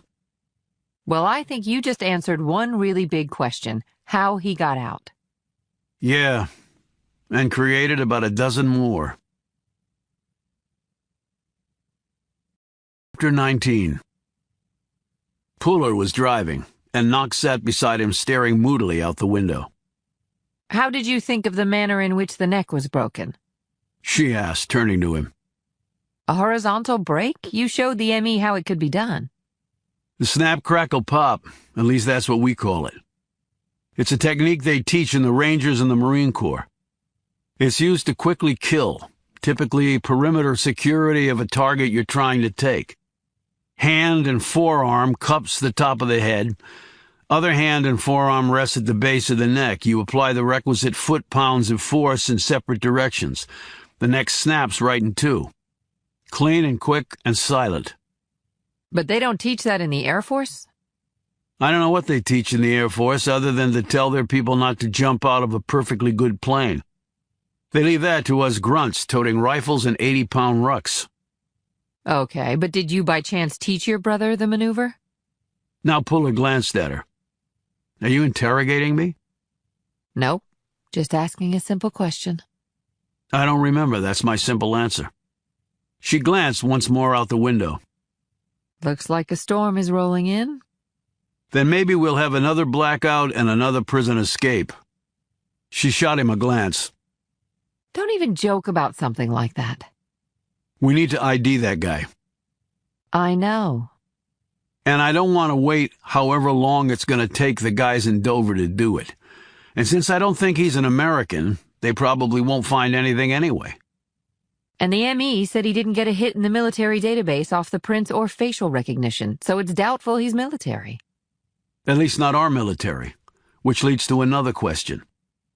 What's that? 4 platoons. Right, but now we think your brother might have taken the dead guy's place, after killing him. She tacked on, perhaps just to see Puller's reaction. He ignored this. How did the dead guy get into Fort Leavenworth? And how did he manage to join a company of soldiers going to quell a possible crisis at DB? Well, he must have gotten onto the base somehow, and it was chaotic. If he was dressed in riot gear, I doubt anyone took the time to do roll call. Which means this was all planned out, Knox. The transformers blowing, the backup gas generator breaking down, the sounds of explosion and gunfire. The Army manual is clear on that. You call in reinforcements. Whoever planned this, they knew how the Army would react, and they had a guy at Leavenworth ready to join in.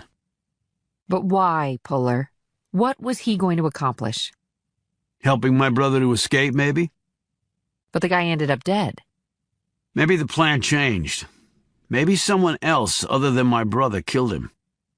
How was he planning on getting your brother out? There's no evidence that he had a second set of riot gear with him. Your brother probably took his gear. In fact, that's the only way he could have gotten out, so the guy had to die. And they were about the same size. She looked at Puller. Your brother's about 6'3", about 200 pounds or so? Around that?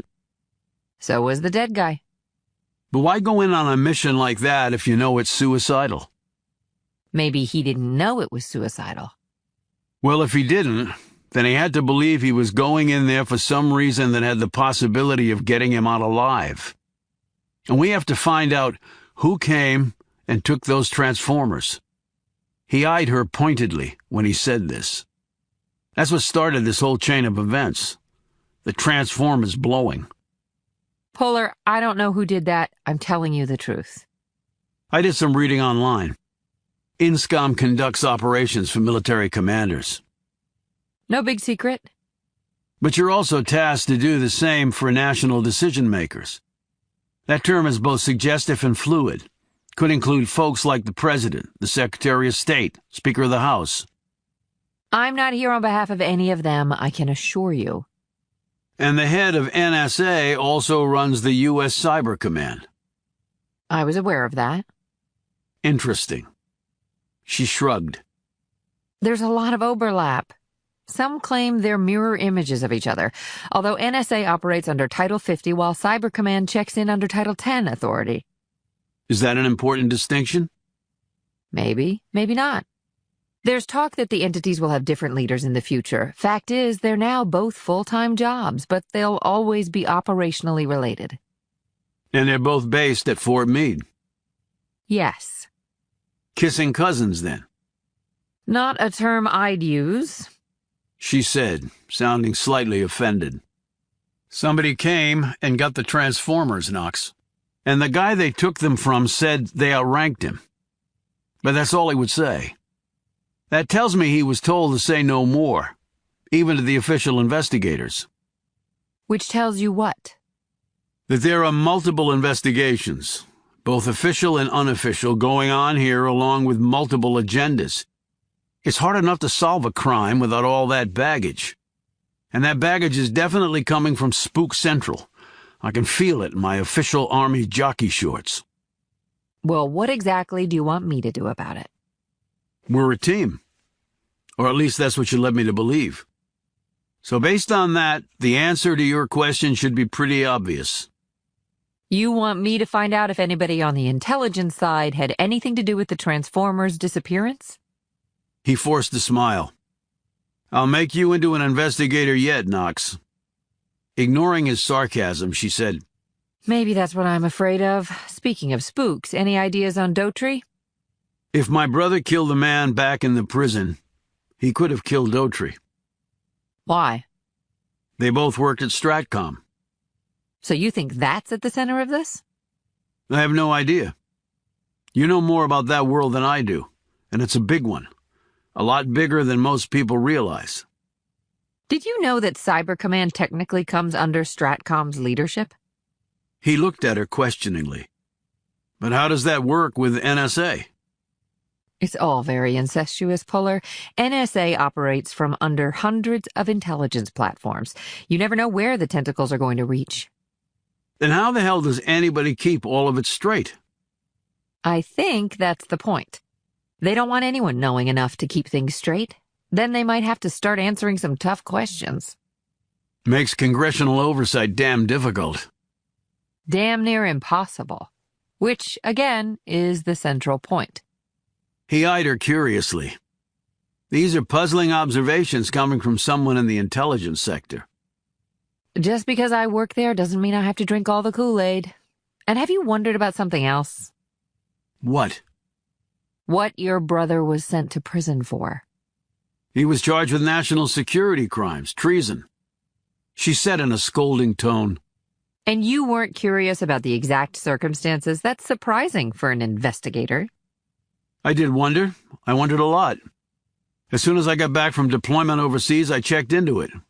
My brother was already in prison, but I did investigate. And? And the file was sealed. I couldn't get anyone to even return a phone call or meet with me. Everything was completely hushed up. Not even the media really got wind of anything. It didn't make any of the newspapers, and I only saw one item about it on CNN, and then it just went away like dust in a black hole in space. So you don't know what he was convicted of? He glanced sharply at her. Why? Do you know anything about it? I think we might want to find out about it.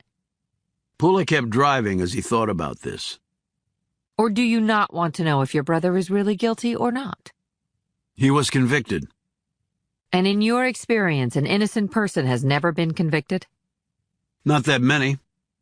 One is too many. But if the file is sealed on my brother's case? You are the investigator. You must have some ideas on how to find out things. And if I'm going to stick my neck out about these Transformers gone missing, you can do the same with your brother's case. And she said no more as they drove along right into the gathering storm that might as well have been inside the car as well as outside it. Chapter 20. He awoke at noon and slowly looked around. Robert Puller had been dreaming that he had escaped from the DB. So when he woke, he thought he would see the interior of his prison cell. But I did escape. I am free. For now. A few minutes later he showered, careful to keep the soap and water off his altered face, and changed into one other set of clothes. He would have to go shopping soon if he managed to maintain his freedom. He looked at himself in the mirror, if only to confirm that he still didn't look a thing like himself. He just needed to avoid being arrested, because he couldn't change his fingerprints, DNA, or retinal marker. His belly grumbling again, he drove to a 24-hour diner and ate at the counter. Over his scrambled eggs, bacon, and buttered biscuits, he read the local paper, a copy of which was sitting on the counter. The story he stumbled on had not made the front page, and he wondered why. Air Force General found dead in motel room in Leavenworth, Kansas.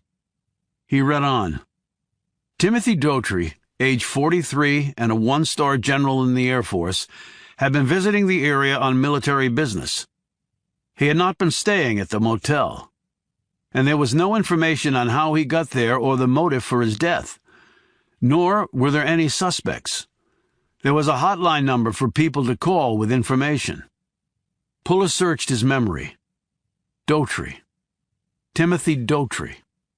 He didn't recall the name, but then again the Air Force was a pretty big entity. It might be totally unrelated, or it might be directly connected to what was going on with him. He finished his breakfast and carried the paper with him back to the motel. He got online and did a search on the dead general. There were numerous references to him, including a Wikipedia page. He ran his eye down the page.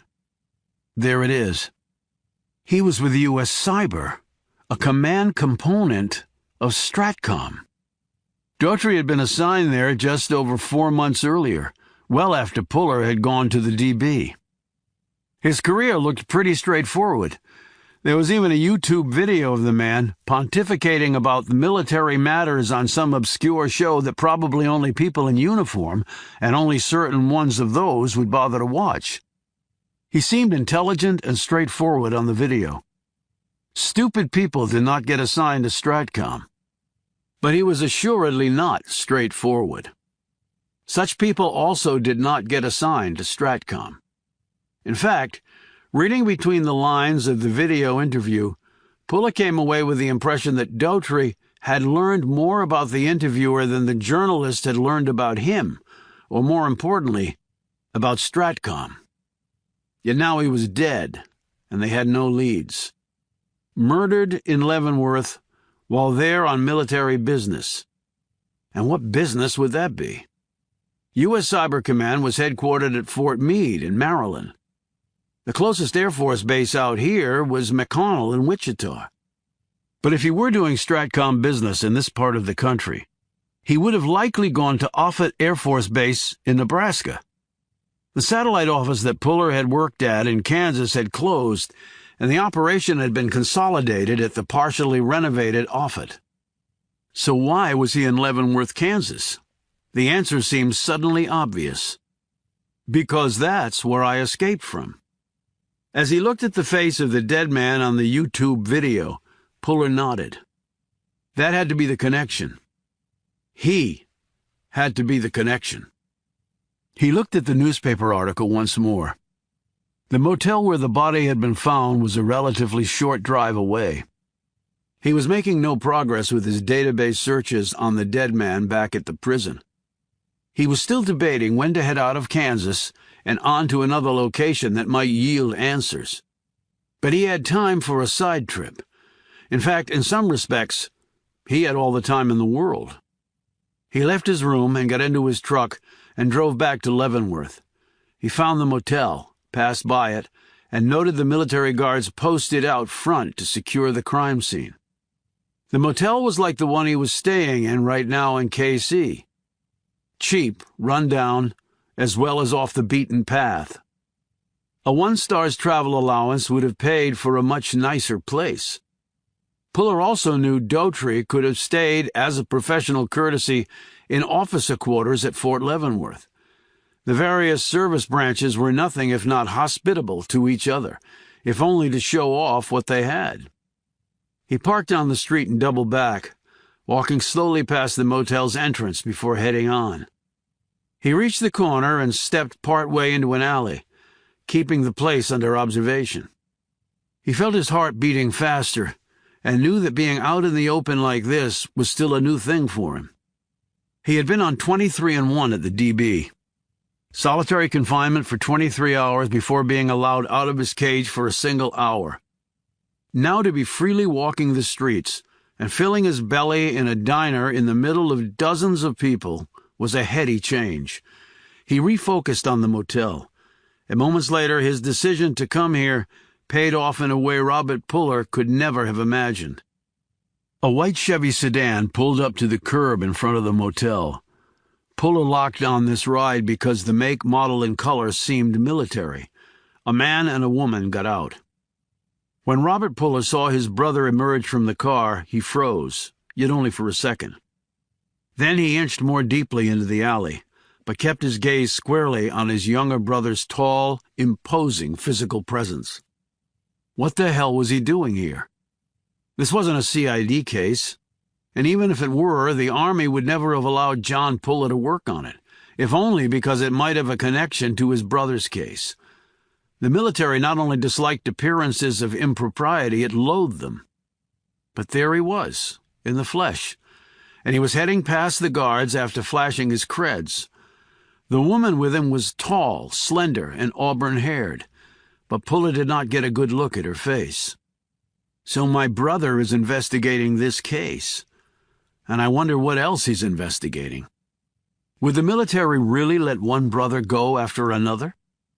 Robert Puller had thought a lot about his brother, and what he would make of his older sibling doing a bunk from the DB and leaving behind a dead body. But never once, with all his brilliance and built-in paranoia from working so long in the intelligence field, had he imagined his brother working an investigation whose one goal would be to bring Robert Puller in, dead or alive, as melodramatic as that sounded. And certain people might very well prefer me dead. He waited for his brother to disappear from his line of sight, and then left the alley and quickly made his way back to his truck. He was confident of his new face and altered appearance, but he had learned that his younger brother's powers of observation were far beyond the norm. Sometimes they were even scary, so he was taking no chances. He reached his truck, climbed in, and then just sat there. His thoughts were now totally focused on one thing, and they had nothing to do with the dead man in a prison cell. His brother was here, and Robert Puller did not even want to think about where things might end up. Things were already complicated enough. Now, what he was trying to do seemed impossible, because his little brother might be standing right in the way.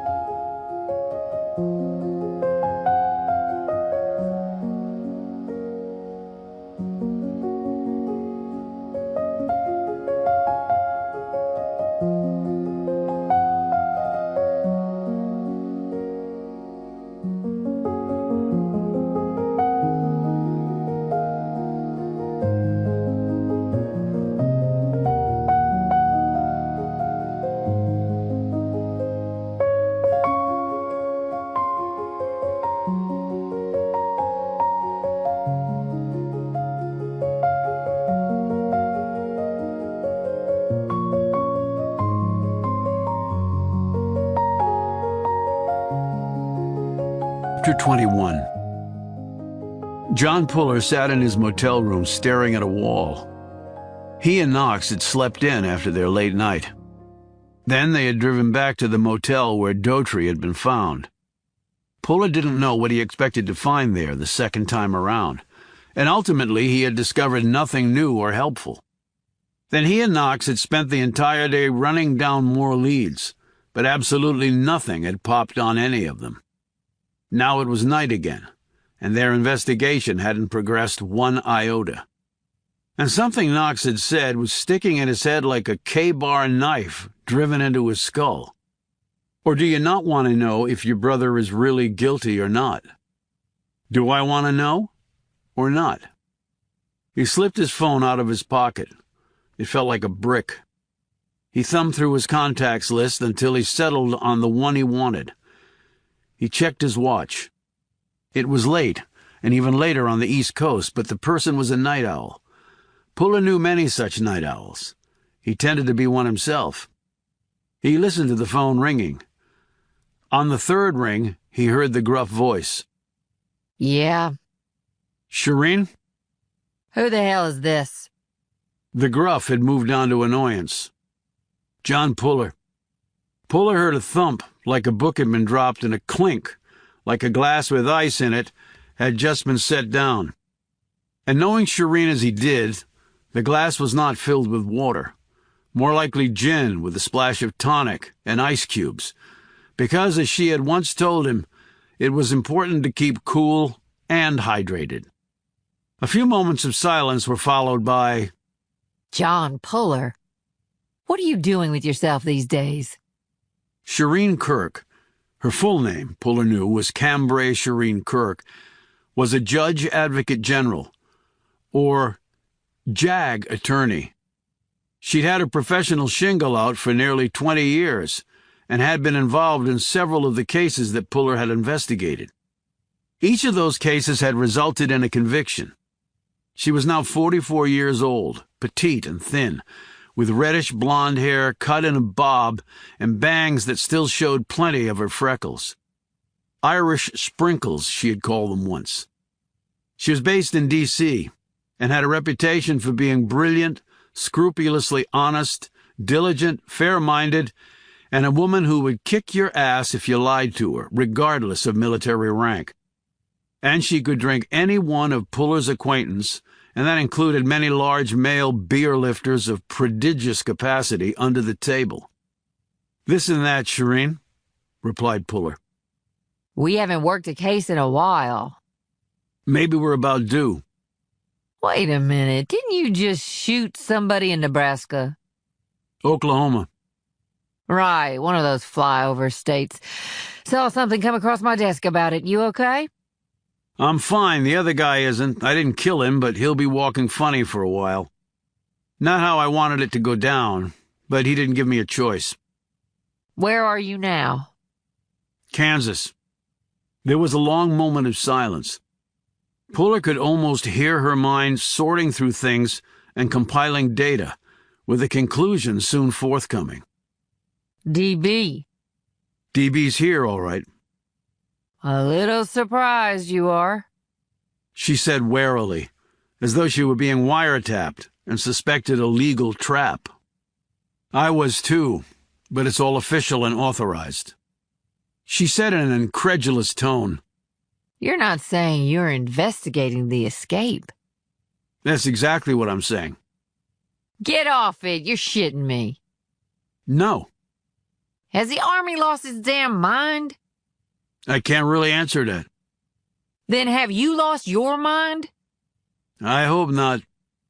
Well, I hope your authorizations go about as high as they can go. Otherwise, I might be prosecuting you for about a dozen violations of military law, Puller. I wouldn't be here if they didn't, Shireen. In writing, sometimes a CO's memory sucks when the shit hits the fan. Got him in writing. Army 3-star and the NSC with trickle down the chain of command to my CO. Good enough for you? Well, son of a bitch, will wonders never cease. Why are you calling? If you're in Kansas, it's too far to catch a beer together. I'm calling about my brother.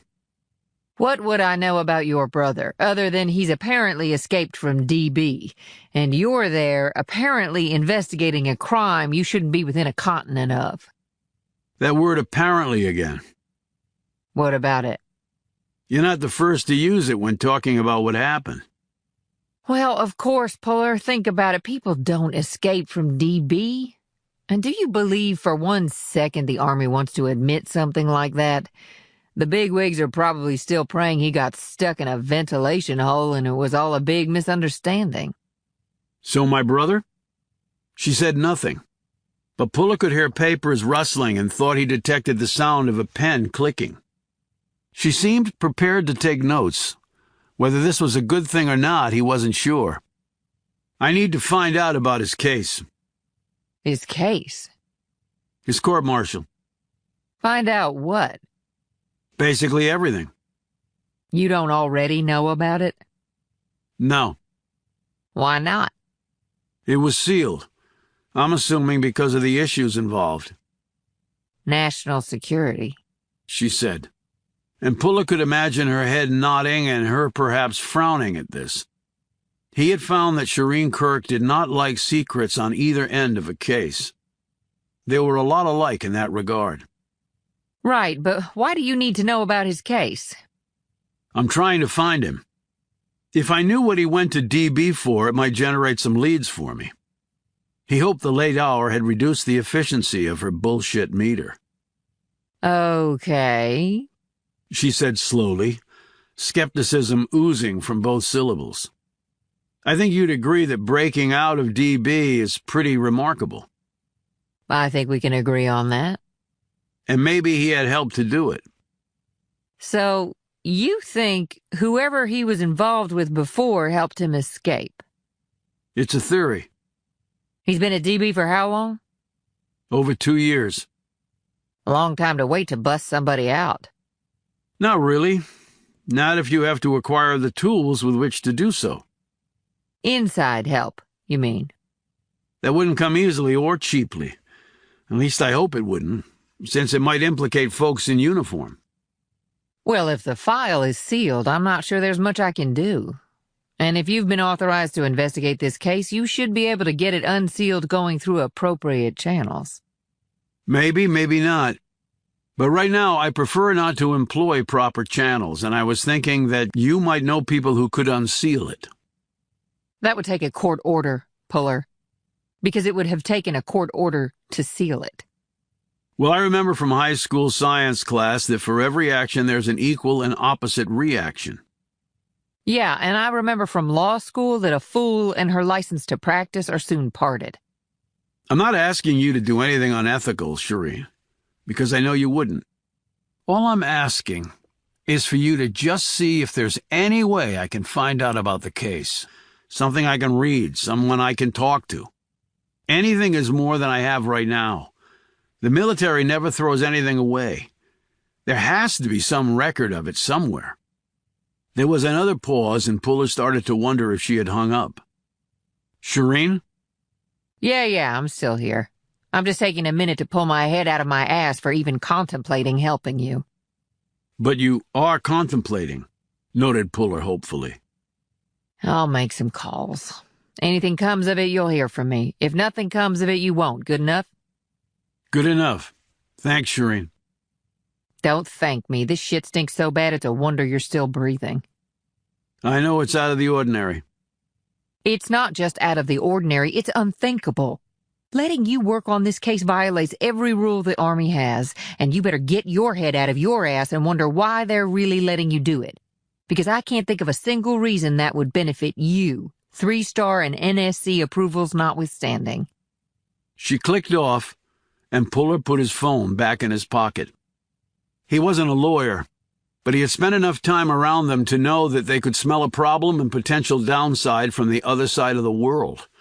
They definitely looked at the glass half empty, and right now, maybe he should too. Why do they really want me on this case? Schindler, Daughtry, and Reinhardt had given him reasons for it.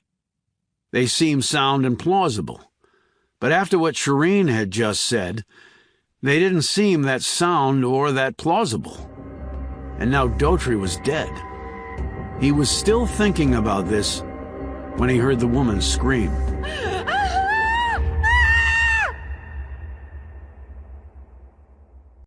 Chapter 22.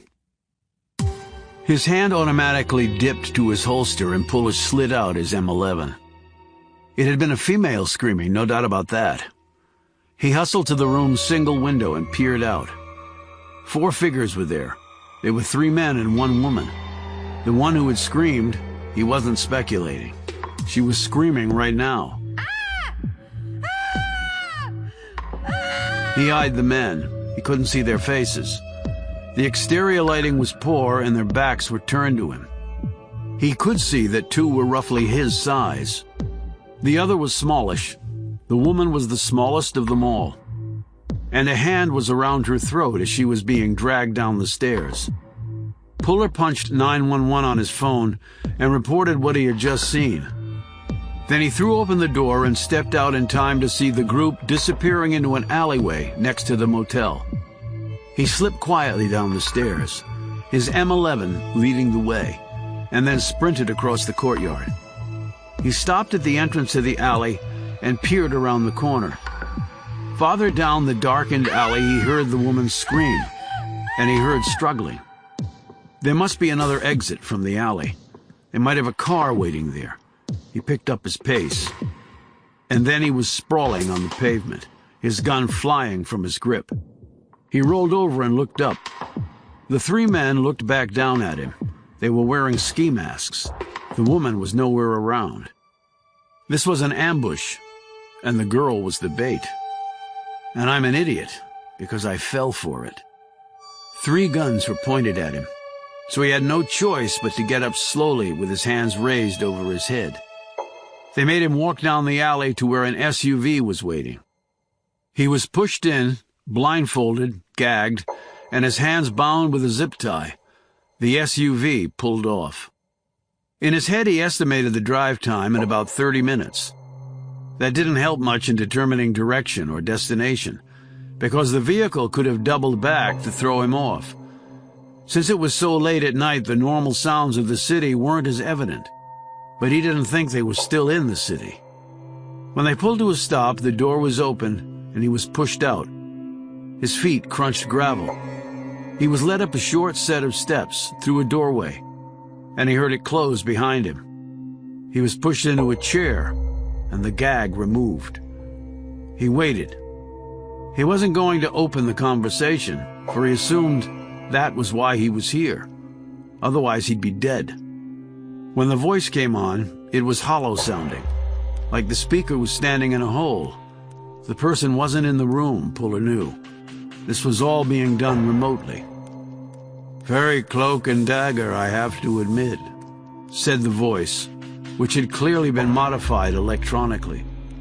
It sounded like Darth Vader, only on an indie film budget. But it might be significant, thought Puller, because he might not want his voice recognized. He remained quiet, waiting. Whatever the man said, it would be information he didn't have previously. And if he got out of this alive, it could lead to something. "I'm not here to make threats, Agent Puller. I'm here to appeal to your patriotism." "You could have done that over the phone." "That would have been awkward. I prefer this method." "Kidnapping?" "Let's call it an aggressive call for a meeting." "With 3 guns pointed at me. I guess you can call it what you want." "You're investigating Robert Puller's escape from prison. You hope to bring him back, alive rather than dead." Puller kept his mouth shut. "I want to know what you found out so far. Do you know where he is?" "No." "Do you have any promising leads?" I must have missed the part ordering me to report to some voice. "It would be in all our best interests if you were to cooperate." "Not how it works in my world. I'm a soldier. I have chains of command. I don't step outside them." "So you won't share your investigation results?" "You'll have to take that up with the United States Army." "You hope to bring your brother in alive. I tell you that this is not possible. Why? This is not possible. If you won't cooperate, then I am asking you to stand down. I was ordered to investigate. I follow orders. There are many outs for you on that score. The command for you to participate in this investigation runs against every protocol the military has. You should not be part of this. You will ask to stand down on those reasons. Your objectivity has been compromised, and understandably so. It's your brother, after all. The United States Army is many things, Puller, but it is not unreasonable. And you would know this how? Stand down, Agent Puller. That's all you have to do. The investigation will continue, regardless of whether I'm part of it. That is not your concern. Will you stand down? No. I will ask again. Will you stand down? Puller said nothing, because he had nothing else to add to what he'd already said. I can only add as an inducement that this is far bigger than a mere prisoner escaping from custody. Care to explain that? To answer that would require disclosures that I am not prepared to make. Suffice it to say, you have my word that I am a patriot. The good of the country is firmly in my mind for whatever actions have been taken in the past or will be taken in the future. You didn't say what country. I doubt it's mine. You were described to me as stubborn and tough and honorable. Those are all ideal attributes for those in uniform. But this, I'm afraid, is the exception that disproves that rule. Once more, will you stand down? No. Then I'm afraid it's out of my hands. Now you're threatening me? If only it were a threat, Agent Puller. Now, I'm afraid, it is a fact. The voice cut off, and the quiet returned. And then he heard feet moving closer, and the rack on a weapon being slid back. Puller immediately tensed, his quads and calves bracing for what was to come. The blindfold was taken off, and he blinked quickly to adjust to the brightness provided by the overhead light. A moment later, Puller felt a gun muzzle placed against the side of his head. And then the shots shattered the window and blew out the light. Puller and the other man froze, and then the man with the gun turned toward the window from where the shots had come. That was the only opening Puller needed. He sprang sideways, thrusting his shoulder into the chest of the man holding the weapon. Bone, muscle, and cartilage met the same. Puller was the bigger man with a 40-pound advantage on the other. They both flew backward in the direction from which Puller had attacked. As Puller had hit the other man with his shoulder, he'd locked one of his legs around the man's thigh and the other around his upper calf. Now he ripped the thigh one way and the lower leg the other, and listened to the man scream as vital parts of his knee went helter-skelter. He and the now disabled man hit the floor, and the momentum propelled them along the smooth boards. The other man crashed head-first into the far wall and was knocked out by the impact. Puller's hands were still tied behind his back. Very flexible for a big man, he turned the slide into a roll and slipped his bound hands under his legs so they were in front of him. He grabbed the toppled chair, swung it around, and crushed the piece of furniture into the chest of the second man, who had just rushed into the darkened room. The man had managed to get 2 errant shots off before he took the chair to the chest and hurtled in the opposite direction and then flipped over a table. He lay there panting and moaning with pain. Puller knelt next to the first man, searched his pockets, and found both his M11 and his cell phone. He snatched up the chair once more and flung it through the window. A second later, he sailed through the shattered glass and landed outside. He was on his feet in an instant, looking in front of him, and then chose a path in under 3 seconds. When in doubt with people trying to kill you, there was no perfect answer. There was only action. He sprinted off in that direction and quickly reached a curve in the road that would put him out of the sight line of the house. A minute later, two men came careening out of the building where Puller had been held and looked around for their former captive. Not seeing him, they ran to the SUV, climbed in, and the driver started it up. They started to speed off, but the vehicle began to wobble badly.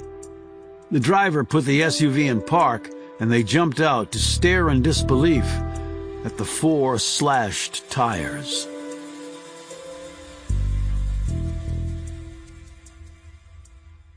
Robert Puller watched all of this from the bushes on the right side of the house. He had fired his weapon through the window, shattering the light.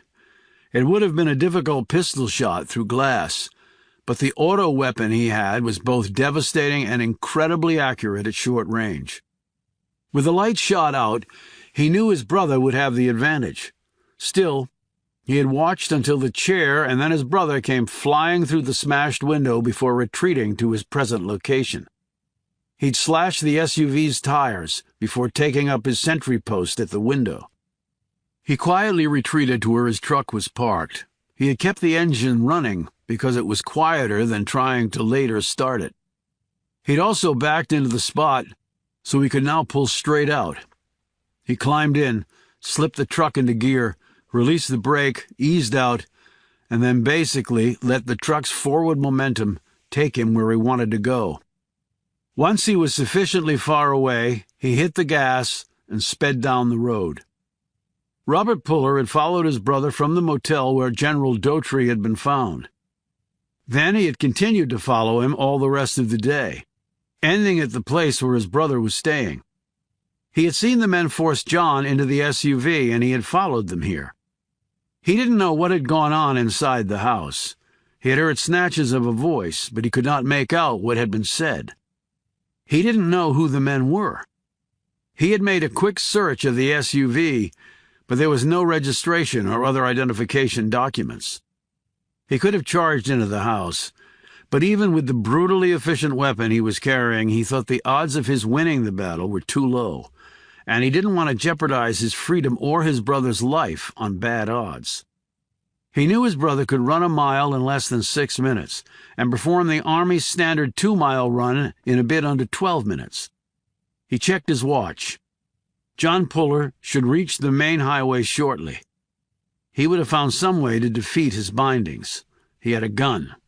He was safe. Robert Puller pulled off to the side of the road. He did this for 2 reasons. He wanted to see if anyone was coming after his brother, and he also wanted to give John time to reach the main road.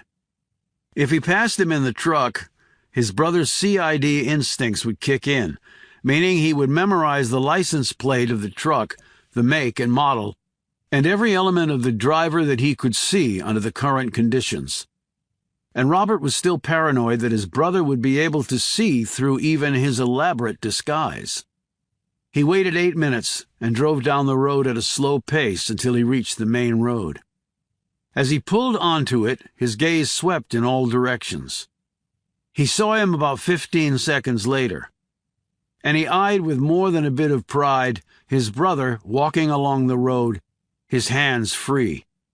Some people one could completely rely on, and his brother was one of them. As Robert Puller drove slowly along, he saw his brother take out his phone and start punching in numbers.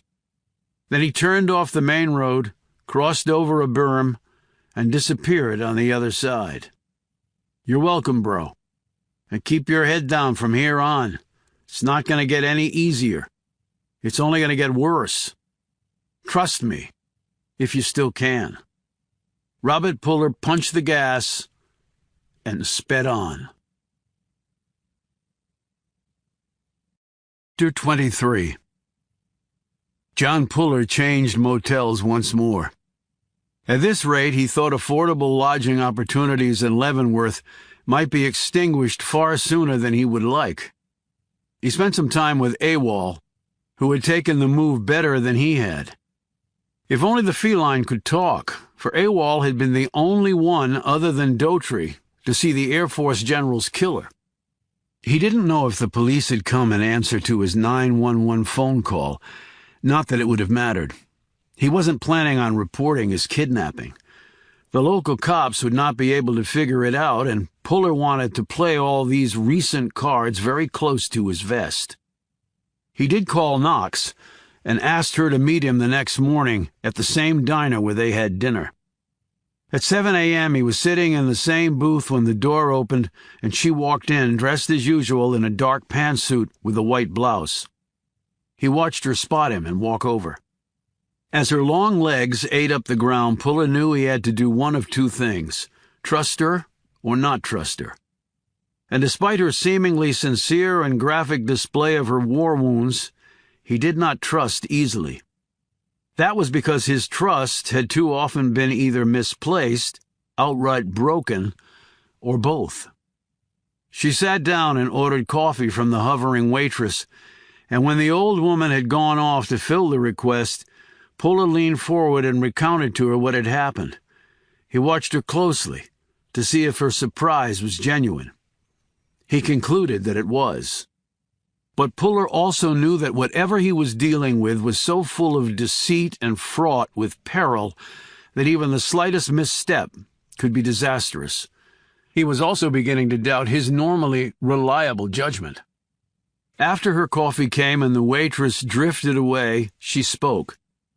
And Knox's first question intrigued him. Who fired the shot that killed the light? Because whoever did that probably saved your life.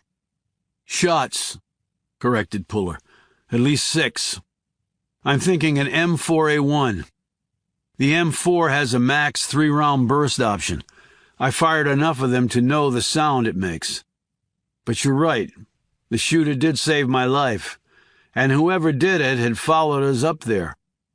So did that person have you under surveillance or the other guys? Fair question, but I don't have an answer.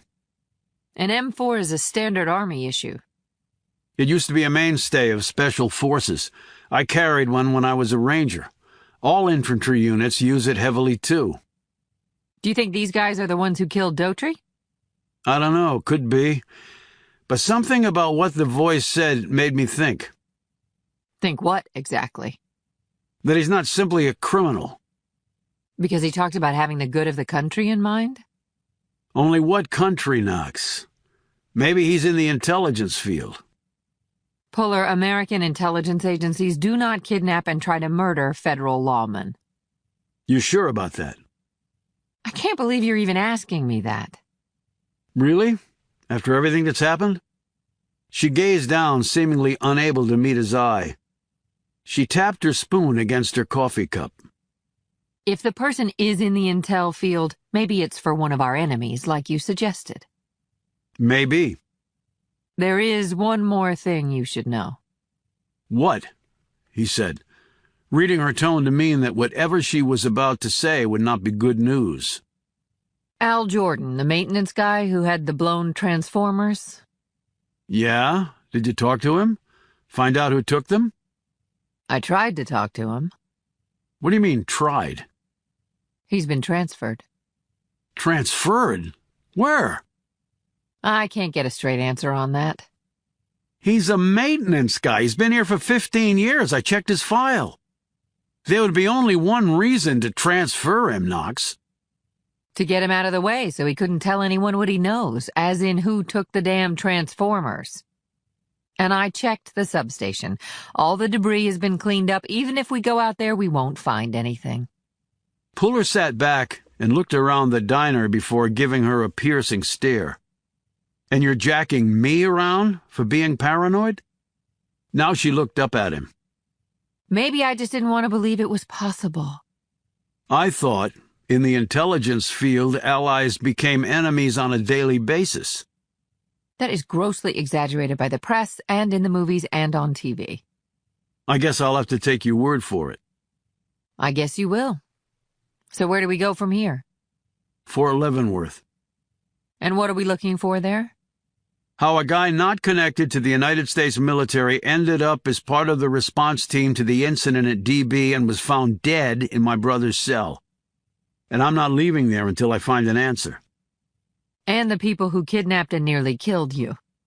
They can only surprise me once, Knox. They come after me again. Someone's not walking away. Well, let's hope it's not you. He looked at her. And I can count on you to cover my back? You have to ask? I wouldn't be asking if I didn't think I had to. Yes, I'll have your back. Will you have mine? I've had your back ever since you showed up, Knox. Chapter 24. Since Puller and Knox both had DoD creds, they could access the fort through the east or west gates, named Hancock and Sherman respectively after long-dead Civil War Union Army generals, rather than the main gate, which was how visitors, newcomers, and commercial traffic entered the post. The fort had been around since 1827, when it was established by Colonel Henry Leavenworth to be forward base protecting the fragile and highly dangerous Santa Fe Trail. It had been named Fort Leavenworth after then Brigadier General Leavenworth in 1832. The fort had never been attacked by an enemy force, not even during the Civil War. And residing smack in the middle of the country, it never would be, unless the United States had imploded. They entered through the Hancock Gate. Puller had arranged to meet a representative of the 15th MP Brigade, which had responsibility for securing the fort. Knox looked around as they drove along the road. Nearly 9 square miles of army, 7 million square feet of space, 1,000 buildings. 15,000 personnel on post, thousands off post, 80,000 plus visitors a year. Which equals a needle in a haystack. A needle we're going to find. How can you be so sure? Because failure is not an option. He pointed to a building as they drove past. Warrant Officer College. I went there when I got the promotion. It's part of the Combined Arms Center. Fort Leavenworth, the intellectual center of the Army. They train almost all the Army majors here, and all modern 5-stars from Eisenhower to Bradley have passed through here. She pointed out a building as they drove along. That's where the 902nd Military Intelligence Group is located, counterintelligence, protection of Army assets in a 6-state area. Any ties to NSA? Asked Puller, glancing at her. Do you need to know that? I wouldn't have asked if I didn't. I'm afraid I can't get into that. Who are we meeting from the 15th MP? Puller frowned and said, Command Sergeant Major Tim McCutcheon, Senior NCO. The CSM? I thought they would have rolled out the top dog for us.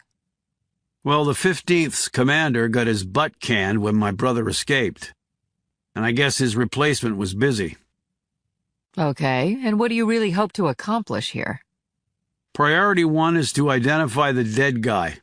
Priority 2 is to determine how he ended up in my brother's cell at DB. That's a lot to ask for. Well, if you don't ask, you sure as hell won't have a chance of receiving. A few minutes later, they pulled up in front of the headquarters for the 15th MP, went inside, and were led down the hall to the office of CSM McCutcheon. The man himself rose from behind his desk, dressed in his ACU camis in the standard UCP, or Universal Camouflage pattern, which when viewed through night vision goggles would simply look black. The uniform was very high-tech. It minimized infrared silhouettes and had markers that would identify friendly personnel in combat zones when seen through NV equipment, and that could be covered up when not necessary. Despite all that, the uniform had been a total disaster. Troops called it pajamas because it did not ride well on anyone, no matter how fit they were. The gray color stood out under almost all combat environments except for a concrete parking lot, which was not usually where battles were fought. And the Velcro was badly designed and caught on objects as troops were patrolling, a potential fatal flaw. It had been a $5 billion mistake by the Army, which was planning to spend another $4 billion to create yet another uniform to replace the barely 10-year-old UCP.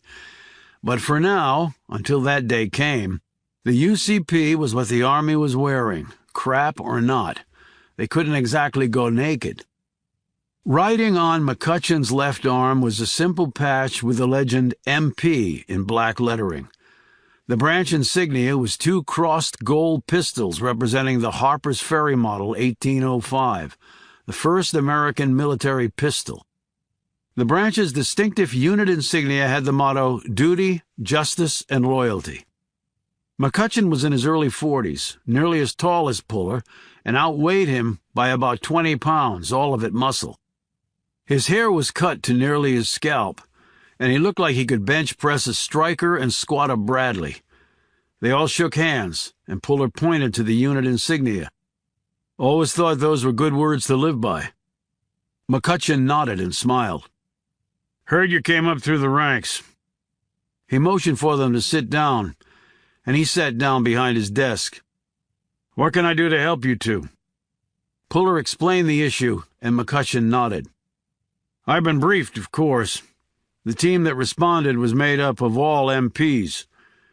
We pulled from both the 40th and the 705th. It was a full company plus the CO and the first sergeant. 132 soldiers? Inquired Puller. Plus Captain Lewis and First Sergeant Draper, McCutcheon added. Right, for a total of 134 personnel. Puller leaned forward. But what if I were to tell you that on the video feed from that night, I counted 135 MPs climbing off those trucks? McCutcheon looked stunned. I don't see how that would be possible. We called up 4 platoons. At Leavenworth, an MP platoon has 33 soldiers. No MP would report for a mission unless he was called up. It was a potential crisis situation at DB, but we didn't call for an all-hands response. 4 platoons, 1 company. It's the way the Army works, you know that. And yet there was 1 extra soldier who did show up at DB, persisted Puller. Could you have miscounted, Chief Puller? I went over it a dozen times in slow motion. Knox here did the same. McCutcheon glanced at her and she nodded. It's true, Sergeant Major. So, maybe under the circumstances a roll call or head count wasn't conducted, said Puller. 4 platoons on 6 different trucks in the middle of the night. Who would notice if an extra guy covered head to foot in riot gear is along for the ride? And I'm sure everyone was under intense pressure to get the MPs to the prison. They were, conceded McCutcheon. I wasn't even on duty, and I got a call right away. They were scrambling to fill out the response team. Who gave the order for 4 platoons to form the response team? Asked Knox. Colonel Teague, the 15th's commandant, until he was put on admin leave, said Puller. And he was also the head of DB. And he was on duty that night, right? Yes. When the backup failed and everyone heard the explosion and the gunfire, he got right on the direct line here and ordered up the company of MPs. And those noises were only heard in Pod 3? Said Puller, and McCutcheon nodded. And no source for those noises has been found? No, said McCutcheon. When I asked Captain Macri, she said that she had chosen not to search the guards at DB for any device that might have been the source of the explosion and gun noise. McCutcheon said nothing, and neither did Puller. If the command sergeant major wanted a staring contest to see who would blink first, Puller was certainly ready to accommodate him. When Knox started to say something, Puller flicked his knee against hers. Finally, McCutcheon said, I'm not pointing fingers. He waited for Puller to nod his assent before continuing. But I'm sure if she had it to do over again, the captain would have chosen differently. Meaning she would have searched all the guards, said Puller. Yes. Water under the bridge now. We can't do it over, but it is possible then that an extra guy was in the mix? McCutcheon leaned back in his chair. If your numbers are right, then yes. I can check to see if an extra man reported for duty, but that's highly unlikely. So you think the dead guy that's unaccounted for was the extra man? A bogey in the mix? Right now, I don't see any other explanation, replied Puller. Unless you have one. I don't, admitted McCutcheon. We'll need to talk to Lewis and Draper, pointed out Knox. I believe that Captain Macri spoke to them about you. I'll make sure you hook up with him today. Puller said, Macri also told me that there were no personnel unaccounted for here. That's correct. But have you had any personnel leave recently? Asked Puller. McCutcheon said, This is an active base, sir. Personnel get assigned and reassigned all the time. Other folks come and go. We have soldiers, DOD, civilian contractors, foreign military students, reservists, Air Force exchange. Puller interrupted. Back up to foreign military students. I'd forgotten you had that element here. Right, at the Foreign Military Studies Office. How many students do you have currently? McCutcheon turned to his desktop computer and clicked some keys. As of this morning, 45. Any recent departures? McCutcheon again turned to the screen. A few clicks later, he said, One from Croatia left the day of the incident at DB. He's the only recent one. Croatia, said Puller. The country's a member of NATO, and since last year it's also part of the EU. And Croatia sent troops to Afghanistan. They're our ally in a troublesome region. So one of the bennies they get for that is to come here and learn from the best.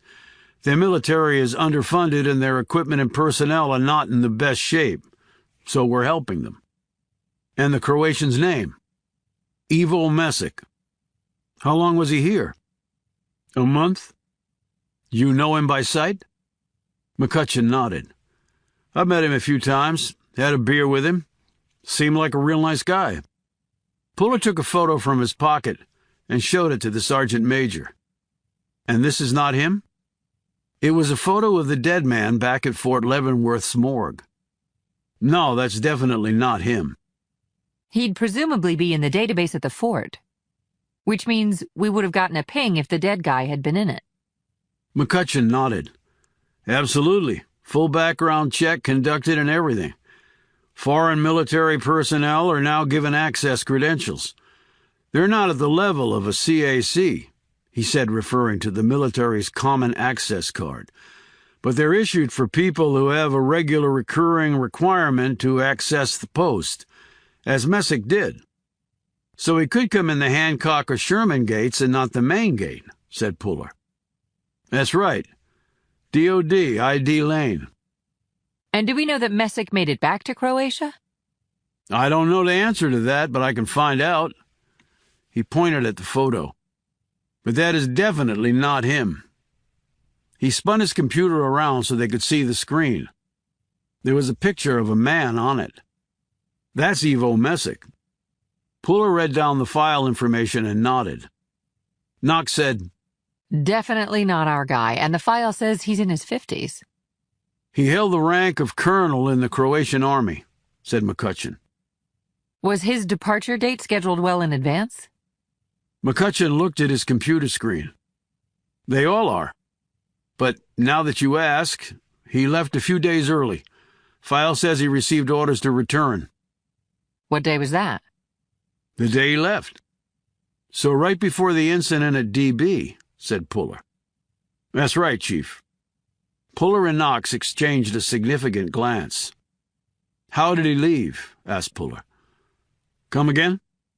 Was he driven off to the airport, or did he have his own ride? Oh, he had a rental.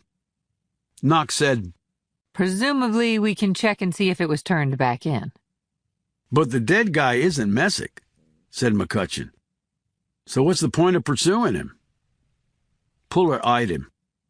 When you clear a house in Kabul looking for the enemy, how many rooms do you check? All of them, of course, Chief Puller, answered McCutcheon immediately. Same principle in my line of work, Sergeant Major, said Puller. Chapter 25. Puller and Knox were standing at the entrance to the Sherman Gate into Fort Leavenworth.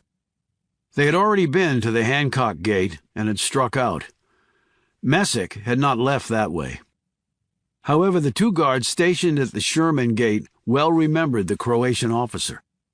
The first guard said, He wasn't looking too happy. When I asked him what was the matter, he said he was sorry to be going. He liked it here. Why did he talk to you at all? Asked Puller. He had an access cred. He could have flashed it and driven on. He could have, said the second guard, but we'd seen him around the base. Even played some pool with him at one of the local bars. He was a nice guy. So he stopped his car and talked for a bit. There wasn't anyone behind him. Light traffic that time of the day. Knox said, What exactly was the time? The first guard's brow furrowed. I'd say around 2000 hours. Most people who were leaving the post were already gone. Everybody else had finished chow time and were probably back in quarters. He said he had a flight to catch out of KC. He'd be back in Croatia after a few stops in between. At least that's what he said. No non-stops between KC and Zagreb, said the other guard, grinning. He was an okay dude, never had a problem with him, he added. Anything out of the ordinary strike you when he was leaving? Asked Puller. What do you mean? Asked the first guard. Something odd. No, nothing odd. I mean, he pulled as usual. What was his usual? Asked Puller. We forgot something, said the first guard. He was always forgetting stuff. And what did he do when he forgot stuff? He came hightailing it back here, said the second guard, who cracked a smile. And he forgot something that night? Asked Puller. His passport, of all things, said the first guard. He looked like he was going to throw up. He's not getting out of the country without his passport, right? And you let him back in? Sure, he had his access pass. How far had he gone before he turned around and came back? Asked Puller. The first guard looked down the road a bit. Probably around the curve. He paused and stroked his chin with his fingers. I mean, he was out of sight. I don't remember seeing him until he came tearing back in here. Said he'd forgotten his passport. Had left it in his quarters. He went back in to get it. Puller looked down the road where it curved. Any car turning the curve would be out of sight of the post entrance. You didn't search his car, either in or out? Asked Puller. No.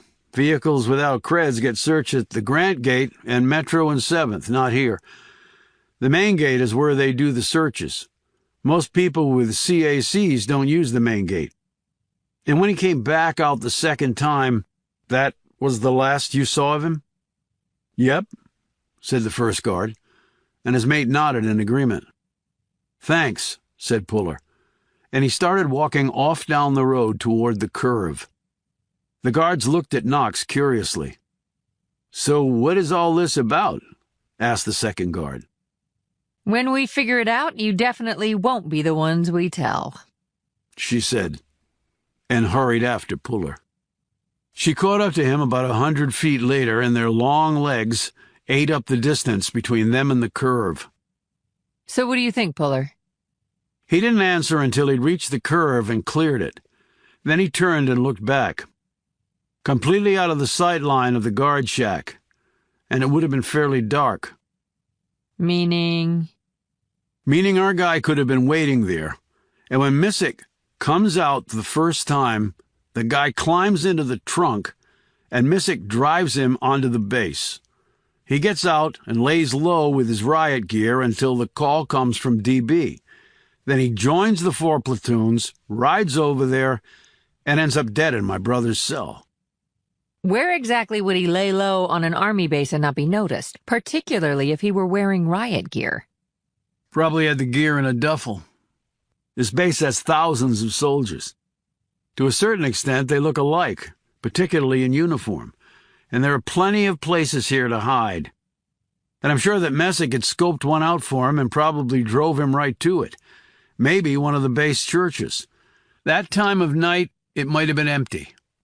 Knox looked unconvinced. This is all quite a leap of logic. We don't even know if this Messick guy is involved. He left early? Orders from home? What could be that important in Croatia to call him back early? And coincidentally, on the day the storm was forecast and all hell broke loose at DB? And if the guy did infiltrate the response team, why? What was his motive for going into DB? I've been giving that some thought. And it seems to me his mission was to kill my brother. Whoa, where the hell did that come from? And you said mission? That's right. This was all carefully planned with a lot of moving pieces. This guy didn't just walk into this. He was sent here to kill my brother. But he ended up dead. Because my brother killed him first. I don't see where you're getting all this. Before the power went out, my brother was sitting in his cell reading a book. I read his body language. It wasn't hard. For him, it was a night like any other night he'd spent here. He wasn't tense. He wasn't anticipating anything more than falling asleep once he'd finished reading. And then the power went out. And all hell breaks loose. Sounds of gunfire and a bomb going off, when neither thing actually happened. And your brother? He's smart beyond smart. I think he figured out what was coming and was ready when the guy burst into his cell to kill him.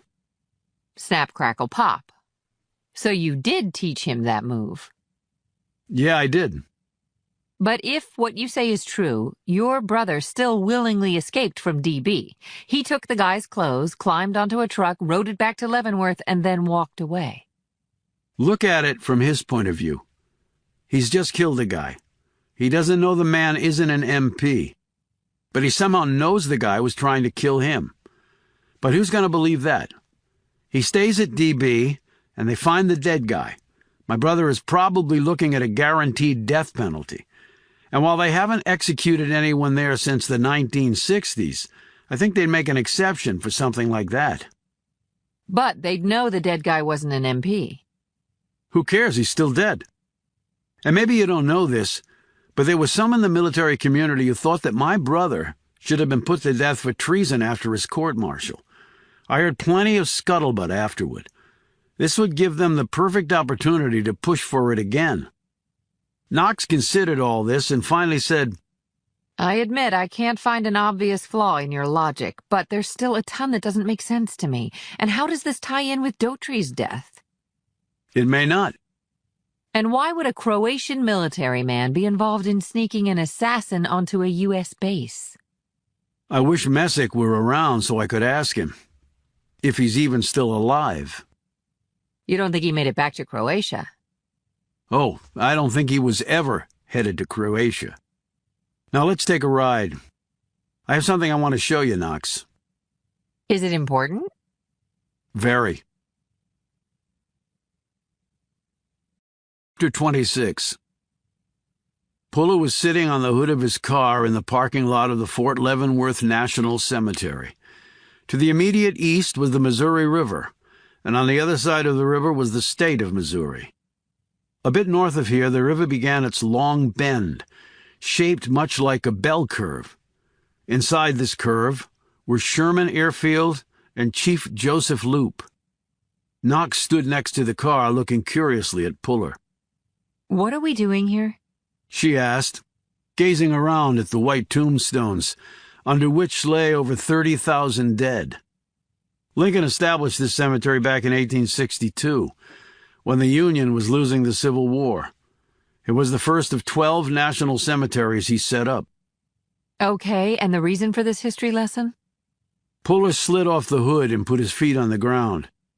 He knew it was going to be a long and deadly conflict, but losers don't establish national cemeteries. A president presiding over a fractured country doesn't set up a national anything unless he truly believes he's going to win the war and the country will be reunited. Lincoln was nothing if not confident, I guess, said Knox, who still looked perplexed by Puller's words. People who lack confidence rarely win anything, he noted. He strode into the cemetery and she followed. He walked the rows of tombstones before stopping and pointing at one. Read the inscription, he said. Knox glanced down. Thomas W. Custer, 2 Medals of Honor, Captain 7th Ohio Cavalry. Puller said, he was the first of 4 double Medal of Honor winners in the Civil War, and one of the only 19 in American history. Both of his medals came from charging enemy positions and capturing Confederate regimental flags. With the second one, he took a shot right to the face, but grabbed the regimental colors and rode them back to his line with blood all over him. She looked up at Puller. Wait a minute, Custer, was he... Puller knelt on his haunches in front of the tombstone. He was George Armstrong Custer's younger brother. He died at age 31 with his big brother and a battalion of men from the 7th Cavalry at Little Bighorn. Also killed was their younger brother, Boston Custer. From a tactical perspective, George Custer blew it. He knowingly split his force and refused additional soldiers and firepower. He went up against an opposing force that dwarfed his number of men and guns, and also held the better ground. But his brother Tom won a pair of Medals of Honor. He was a good soldier, maybe a great soldier. He'd been in innumerable battles, and he could see what his brother could see, and more. Knox's brow furrowed as she thought about this. But he still went into battle with his brother, even though he knew they would lose. Even though he might have known they were going to be massacred. So family trumps brains? Family just is. Are you saying you're Tom and Robert Puller is George? You're following your older brother blindly to disaster? Her voice rose as she spoke. He glanced up at her but said nothing in response to her statement. She looked at him sternly. And your objectivity? Your role as investigator, searching only for the truth, regardless of where it takes you, or regardless of who is ultimately held accountable? Puller suddenly stood, towering over her. She took a step back as he stared fiercely down at her. I gave an oath when I put on the uniform, Knox. Bobby is my family, but so is the United States Army. I will follow this investigation objectively, and I will hold people accountable, all people. So what was the point of bringing me here, then? She asked, looking mystified.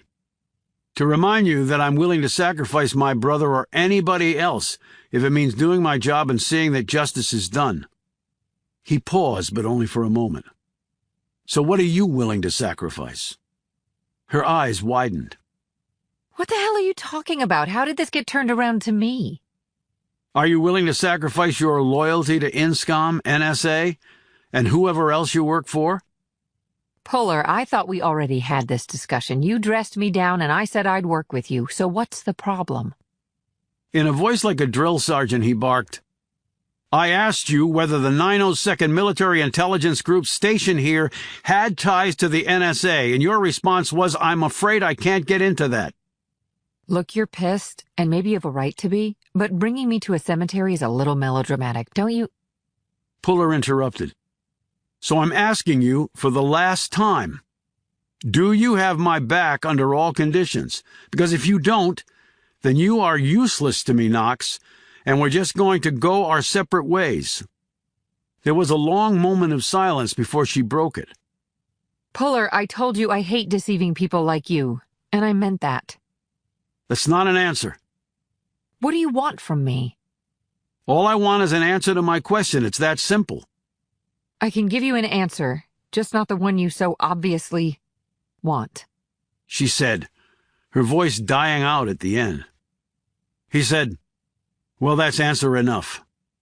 He spun on his heel, marched back to his car, and drove off, leaving her still standing on the final resting place of Thomas Custer, loyal brother extraordinaire.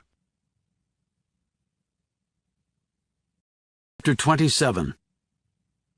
Robert Puller sat in his motel room and stared down at the image he'd drawn, photographed, and then transferred onto glossy paper. It was the dead man back in his cell. Puller had gotten no hits on any database that he could hack into. He had finally stopped trying. The man was definitely not in the military. He was not in the federal bureaucracy. He was not a government contractor with a security clearance. He was not in law enforcement. He was not on a terrorist watch list. They would all be in a database somewhere. These days, everybody was in a database somewhere. So who the hell was he? And how did he end up in my prison cell? Puller moved his face closer to the photo. He had spent years of his life examining the smallest details. looking for something of value, sometimes just a speck within a mountain of digital data. He was a 21st century gold prospector. Only his equipment was a computer and a bandwidth pipe the size of New Jersey. Then his eye caught something, transmitted that something to his brain, and his brain retrieved the necessary information from memory. He looked down at the image with renewed energy and a fresh perspective. I got the jawline wrong. It was dark in the cell, but that's no excuse. I still got it wrong, and I can't afford mistakes. It was more angular, and the eyes, they were more sunken. The forehead a bit fuller, the nose a touch sharper. On a sketch pad, he made the necessary adjustments to the face. Finished, he sat back and stared down at the new image. No wonder he didn't show up in any database. Any American database. Puller had examined many such faces during his career. He had become an expert at reading people's origins in their features. The man was from Eastern Europe, maybe as specific as the Balkan region, but clearly not Greek, Turkish, or Albanian. He must be a Slav. Could be a Bosnian, Croat, or Serb.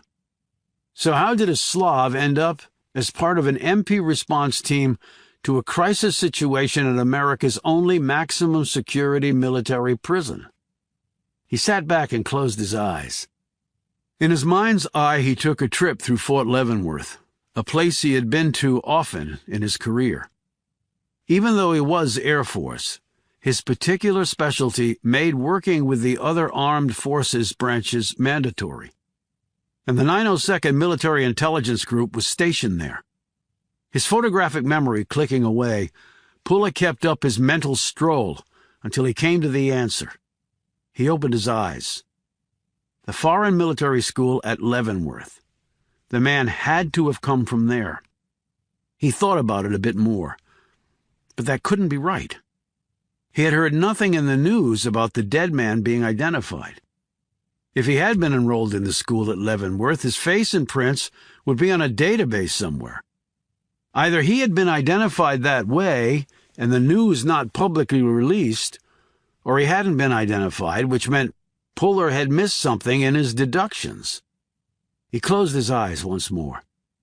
No, there was another possibility. The foreign military student would have an access card to the fort that would allow him to avoid the main gate.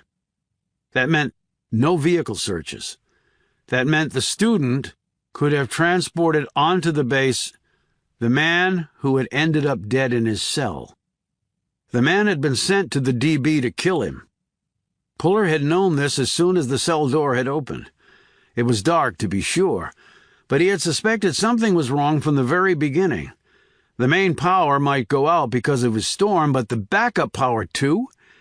He knew it was fed from natural gas lines buried deeply underground, and thus invulnerable to the storm's power.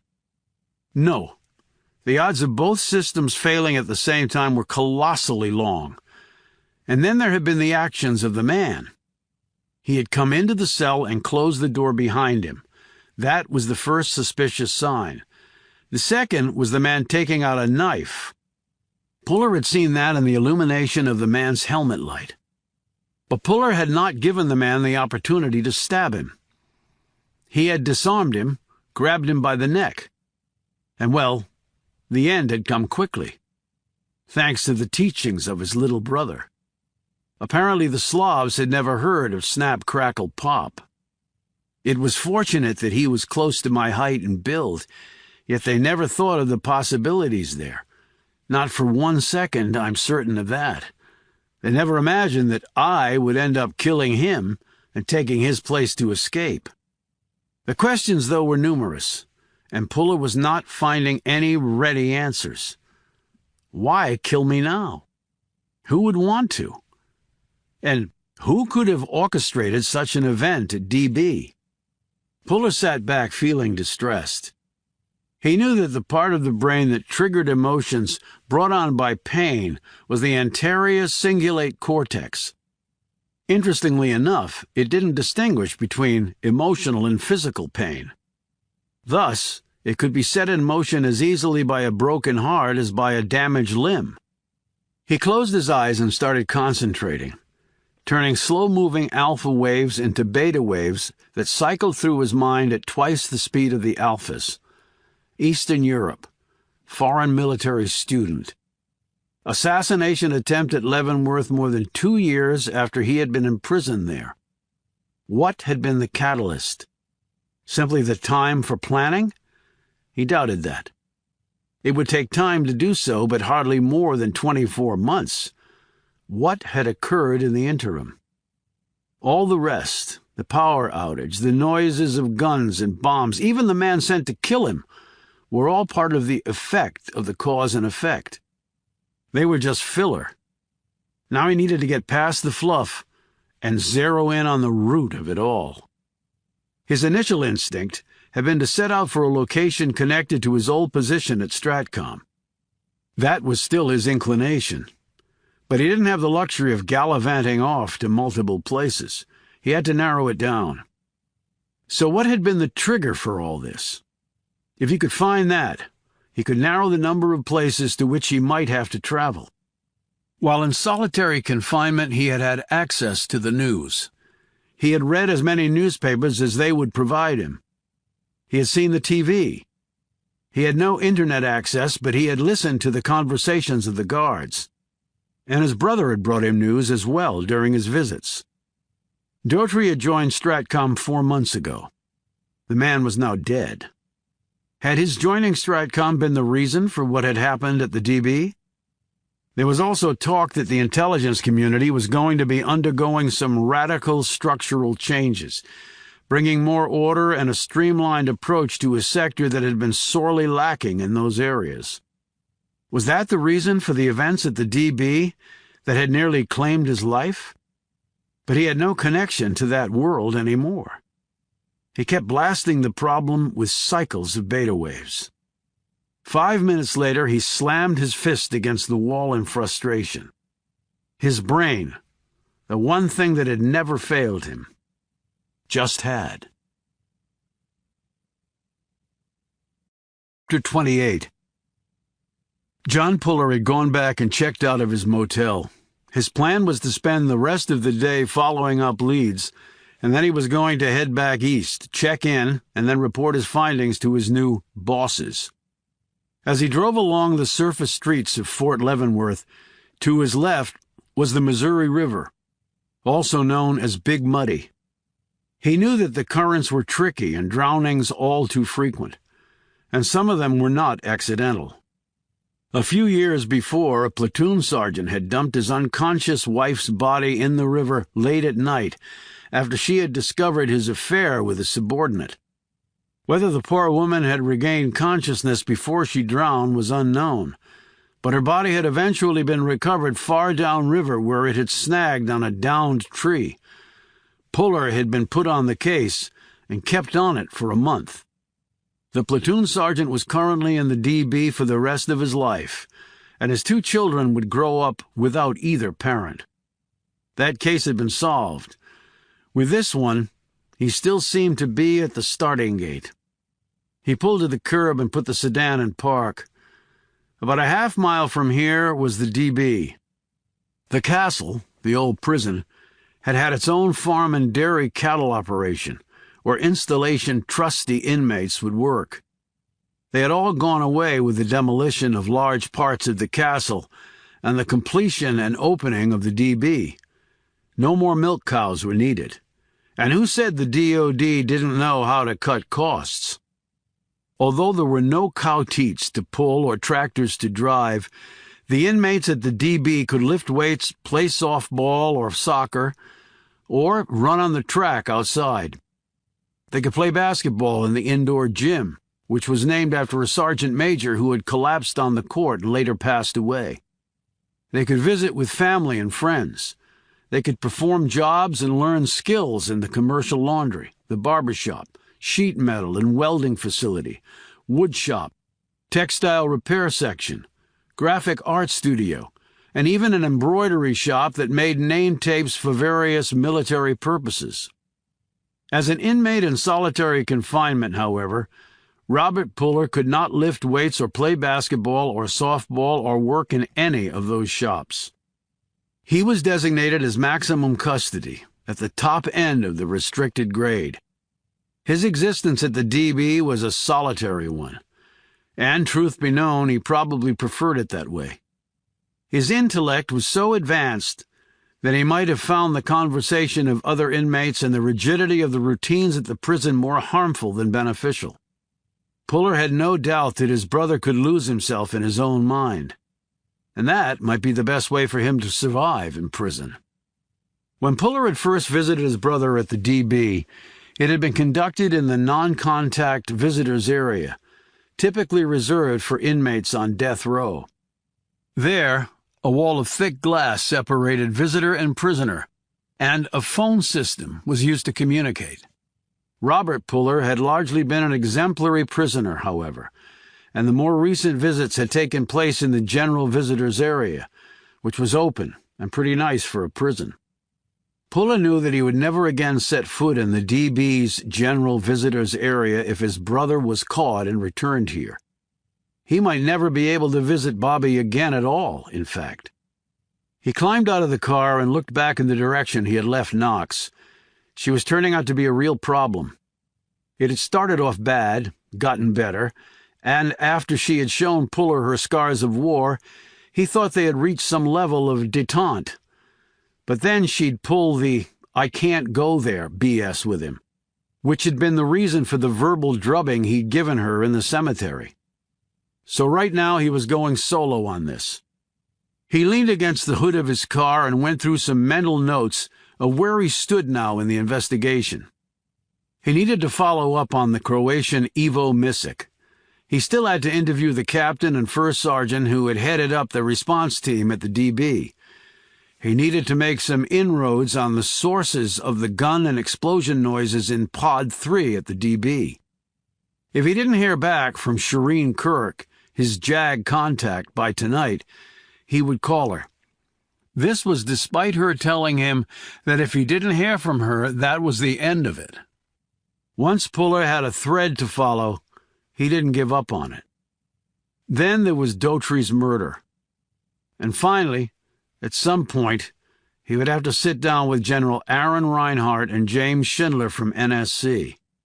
It was clear that much was murky at both ends of this case, and he didn't believe Reinhardt's and Schindler's explanations for being interested in this case. He didn't really believe anyone connected to this case about anything. And then there was the matter of who had kidnapped him, and who had fired the shots that had saved his life. As he stared toward the DB in the distance, he wondered if his brother would ever return there. He might never be found, or he might be killed rather than captured. And if I'm the one who runs him down, what do I do if he doesn't want to go back to DB? What do I do if he puts up a fight? Puller's thoughts drifted back to the standoff in the alley behind the bar in Lawton, Oklahoma. The result was he had walked out alive, and PFC Rogers had gone down with a ruined limb. Could I pull the trigger on Bobby? Could he pull the trigger on me? No, and hell no, were the answers that readily leapt to his mind. But on the other hand, his brother had been in prison for over 2 years. He had quite likely killed a man during his escape. If he were recaptured, they might sentence him to death for the murder, even if there were evidence it was self-defense. Under that scenario, his brother might want to go down fighting, or he might just let his brother kill him. Puller didn't know which one was worse. Shaking his head clear of these numbing thoughts, Puller decided to do what he did best, move forward. Whether it was on the battlefield or during an investigation, if you weren't moving forward, then what good were you? He got back into the car and drove off. He spent 2 hours with Captain Lewis and his first sergeant. Neither one had counted the soldiers as they formed the response team. The platoons had simply been called up and deployed to restore order at the DB. Both men seemed genuinely surprised that there was an extra man aboard. Once in the prison, the MPs had fanned out to each pod, executing orders previously given. Puller had asked about Pod 3, where his brother's cell had been. Neither man could give a ready answer as to what had gone down in that pod. They had not known about the dead man until long after the fact. None of their men had reported seeing anything out of the ordinary, and certainly did not know that Robert Puller might have left the prison in the uniform of an MP decked out in riot gear. In fact, they were astonished at the possibility. Yet when Puller explained how it could have happened, both men conceded that they could not prove that it hadn't happened. He examined the area where the staging had been for the response team. It was big, open, and on that stormy night probably totally chaotic. He searched the quarters where Messick had stayed, but a cleaning team had come in to get it ready for the next occupant, so Puller couldn't even find a usable fingerprint. He had already determined that the rental car the Croatian had used had been leased out and was currently somewhere in Montana, another dead end. Puller next moved on to the DB. He sat in his brother's cell on the bed where his brother had been reading his book before the power had gone out. He looked around the small room where his brother had spent 23 out of every 24 hours of his life. Small room, big mind. It was a wonder that one could contain the other. He eyed the door, trying to imagine what his brother was thinking when the lights had been extinguished. Did he know what was about to happen? Did he prepare for it when the door opened? He had only a few seconds to determine what was going on. How could he have been sure the soldier who came through that door was there to kill him? Maybe he hadn't been sure. Maybe he saw it as an opportunity to make his escape. Maybe he would have tried to kill whoever had come through that opening that night. Puller tried to meet with Captain Macri, but she was not on duty. Mike Cardarelli, the officer who was at the command desk, agreed to answer a few questions. There was nothing that was helpful until Puller asked one last query about Cardarelli's whereabouts on the night Robert Puller had escaped. Cardarelli said, "I was actually supposed to be on duty that night, but Captain Macri switched places with me." Puller came fully alert. "Why was that?" "She was supposed to be on duty the next night, but had a family commitment that had changed, so we switched nights. I guess I should consider myself lucky. Everyone here that night took a professional hit." "What was the family commitment?" asked Puller. "What?" asked Cardarelli. "McCree's family commitment that changed. What was it?" I don't know. I didn't ask." "Does Captain Macri have family here?" "I don't believe so. I just assumed they were coming in from somewhere else." "Does she live on base?" Cardarelli shook his head. "No, she has an off-base townhome." "I'll need that address." Cardarelli gave it to Puller. As he rose, Puller said, "Any developments on the device that made the gun and explosion sounds in Pod 3 that night?" "None that I've heard of. It was the damnedest thing." "Yeah," said Puller. "The damnedest thing." A few minutes later, he hurried back to his car and accessed a military database on his laptop. Lenora H. Macri's photo and service record came up along with her personal history.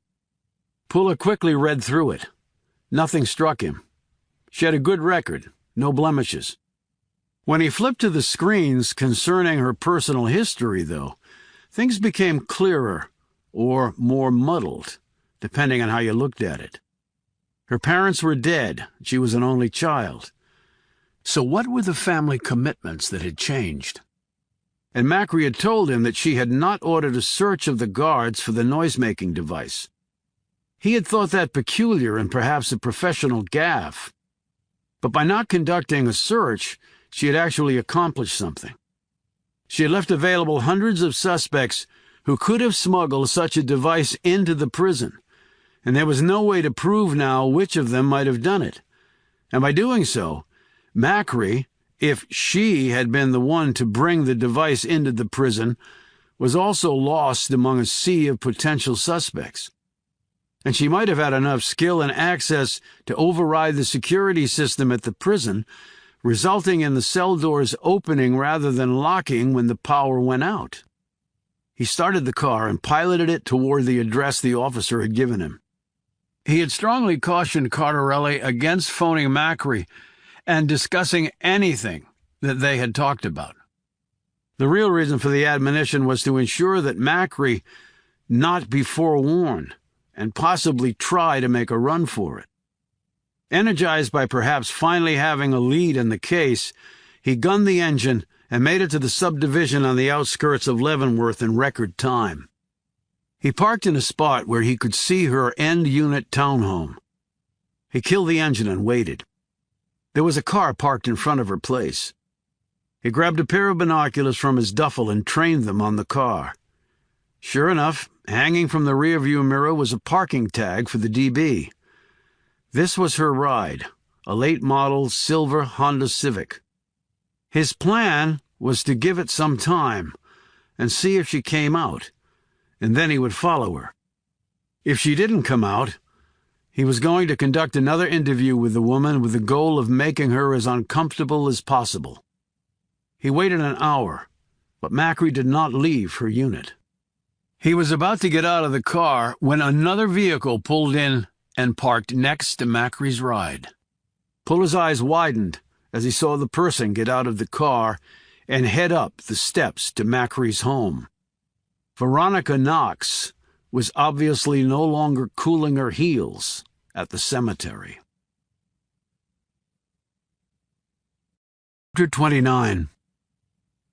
Puller watched as Knox rapped on the door and then rang the bell when no one answered. She looked around, and Puller saw her hand dip into her jacket. She withdrew something he couldn't see but assumed it was a lockpick. Her hands moved around the knob for a few seconds, and then she opened the door and stepped in. As soon as the door closed behind her, Puller was out of his car and hustling down the street. He passed by the side of Macri's house and went around to the back. It was a 3-level structure with a deck above and a walkout basement door below. The door was a slider. There were no curtains on it, so Puller could see right inside. It was not built out. Concrete foundation walls stared back at him, along with stacked cardboard boxes. The lock on the slider was a simple one, and Puller was through the opening and over to the bottom of the stairs in a few seconds. He could hear footsteps above him, probably Knox looking around. And where was Macri? Her car was out front, but she hadn't answered the door. Was she here or not? The familiar firecracker pops signifying gunshots caused Puller to pull his M11, crouch down, and pause, listening. There had been 2 shots, along with other sounds. He had heard the first shot, then a crash of something hitting something, then the second shot, then a scream, and finally a thud. Someone had gone down. Was it Knox? Or Macri, if she was even here? He took the steps 3 at a time. There was a door at the top of the stairs. Puller eased it open and did a turkey peek. He saw no one. He sight-cleared the room behind him and then headed forward. He eased around the corner, his gun straight ahead. Then he stopped. Knox was kneeling over Macri, who was sprawled on the floor, blood pouring from a wound in her chest. Knox still held her gun in her right hand. "Don't move, Knox," Puller called out, but he was prepared for her to move fast, turn, and fire at him. Instead, she held her gun up, her finger clearly off the trigger, the muzzle pointed down. She was surrendering. "Put it down on the floor and kick it toward me," ordered Puller. She needs an ambulance. "I'm sure she does. Kick the gun to me, and then I'll call one." Knox did as he instructed. He picked up the gun by the muzzle and laid it on the hall table. He punched in 911 on his phone and ordered an ambulance. "Step away from her," he said. "Lie down on the floor, hands behind your head and your legs splayed." Puller, she tried to kill me. "I'm sure we'll sort it all out, but for now, just do as I say." Knox got on the floor with her hands behind her head and her legs spread wide. Puller knelt next to Macri, who was sprawled on her back on the floor next to a chair, her arms up around her head. He spotted a small bullet hole in her dark blouse and saw the spread of blood across the cloth. He took her pulse at the neck and found none. Her eyes were open and frozen. Her hands were already starting to cool just a bit. "She's dead, Knox. Looks like the shot hit her square in the heart." I thought she was dead. "What happened? Why are you even here?" She started to rise, but he barked, "Stay down! I won't tell you again." She froze and then settled back down on the floor. I came to interview her. I was going to do it with you, but, well, you know how that turned out. I had to hike back to my car from the cemetery thanks to you. "Why interview her?" Because she didn't search the guards. "Explain that." I read your interview notes last night. She told you she didn't search the guards for a device that would have made the noise. She said it was because she couldn't believe any of the guards would have been involved. But of course she should have, regardless of that. There would have been no reason for her not to do so, except for one. She turned her head to the side and looked up at him. "Which was?" he asked. If it wasn't found on the guards, then suspicion would have shifted to her. But if she didn't search them, then... It was like she'd provided an alibi for herself. So you thought that too. Is that why you're here? "I saw you pick the lock and go in. I went in through the basement. Then I heard the gunshots, 2 of them. She fired at me first. Look at the wall over there." She pointed with her right hand to the far wall. Pulla looked in that direction. The round had struck the drywall and driven into it, exposing a bit of the stud behind it. Knox went on. I fired a split second later, and I didn't miss. "Why break in here? Do you have a warrant?" No. "Then nothing you found would have been admissible in court." I'm not as concerned with the legal niceties, Puller. I have a job to do. "So you just walked in here, and she took a shot at you. She had the element of surprise. She was a soldier. How'd she miss you at this range?" Because I saw her a split second before she fired. I kicked that chair at her, hit the floor, and fired from there. When they do the post, they'll confirm the trajectory. Pulla looked at the overturned chair lying next to Macri's body. In the distance, they could both hear the sirens coming. So if you had gone in first instead of me, Knox continued with a definite edge to her voice, you might be on the floor, on your belly, explaining to me how it all went down. Or maybe you might be dead. "No, I wouldn't have broken into the place." Well, I can't take it back now. As the sirens drew closer, Pulla stepped to the window and looked out. It was an ambulance and 2 police cars.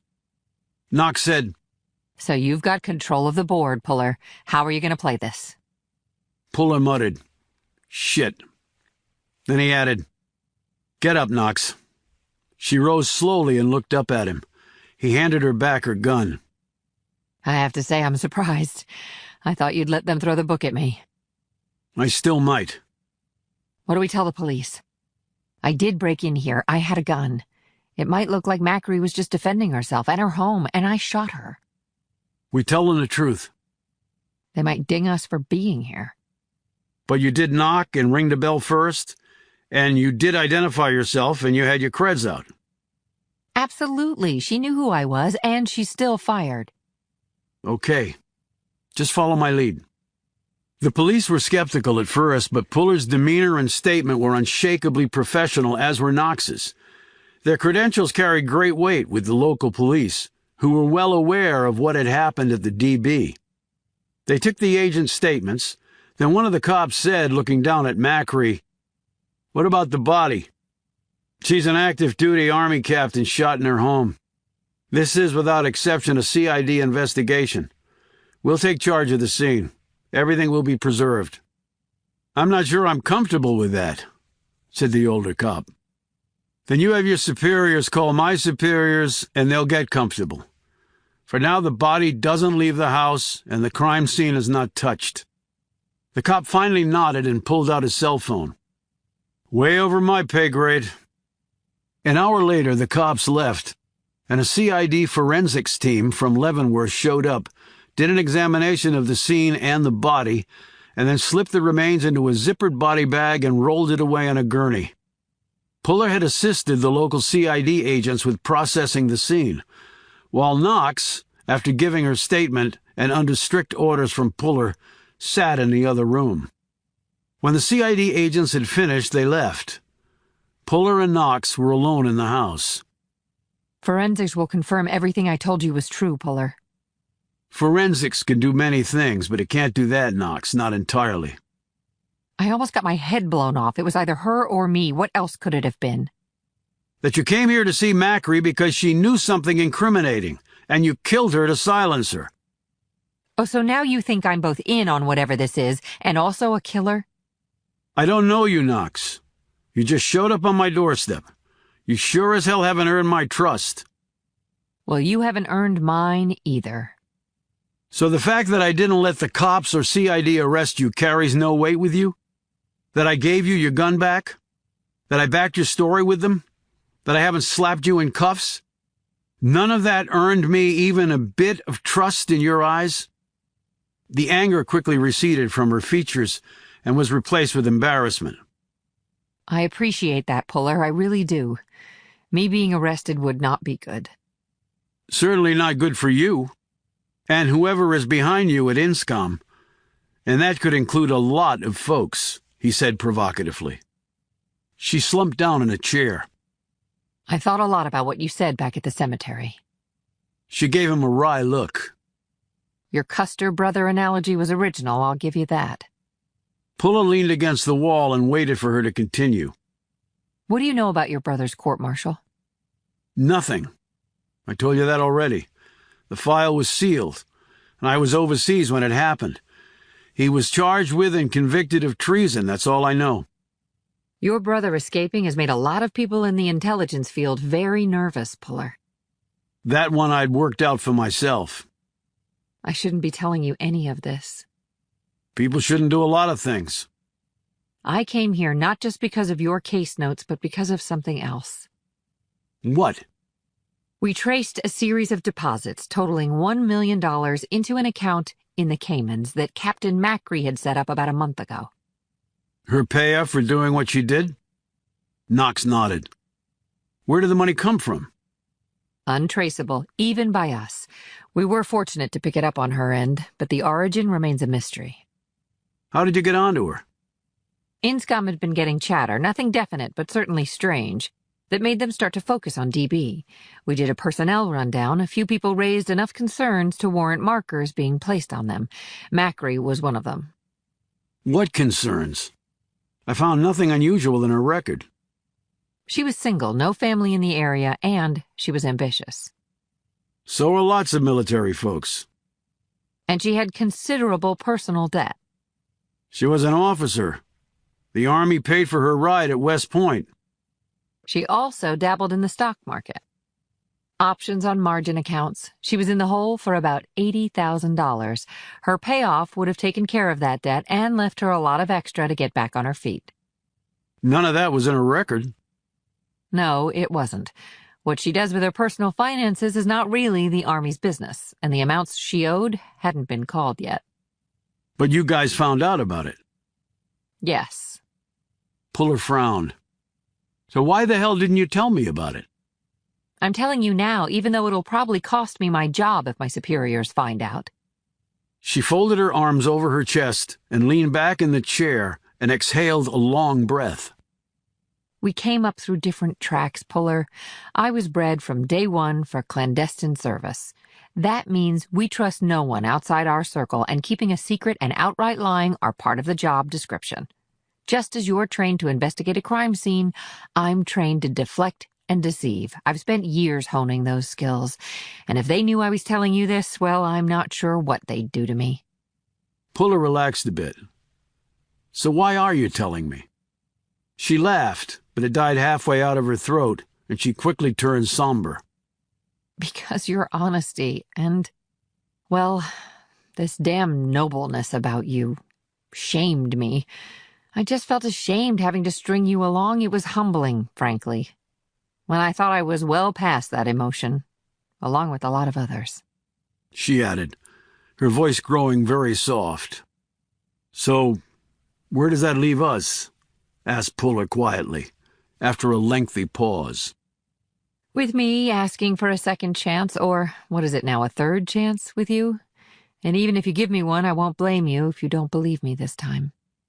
He glanced down at her hip. That scar is real enough, and the wound underneath.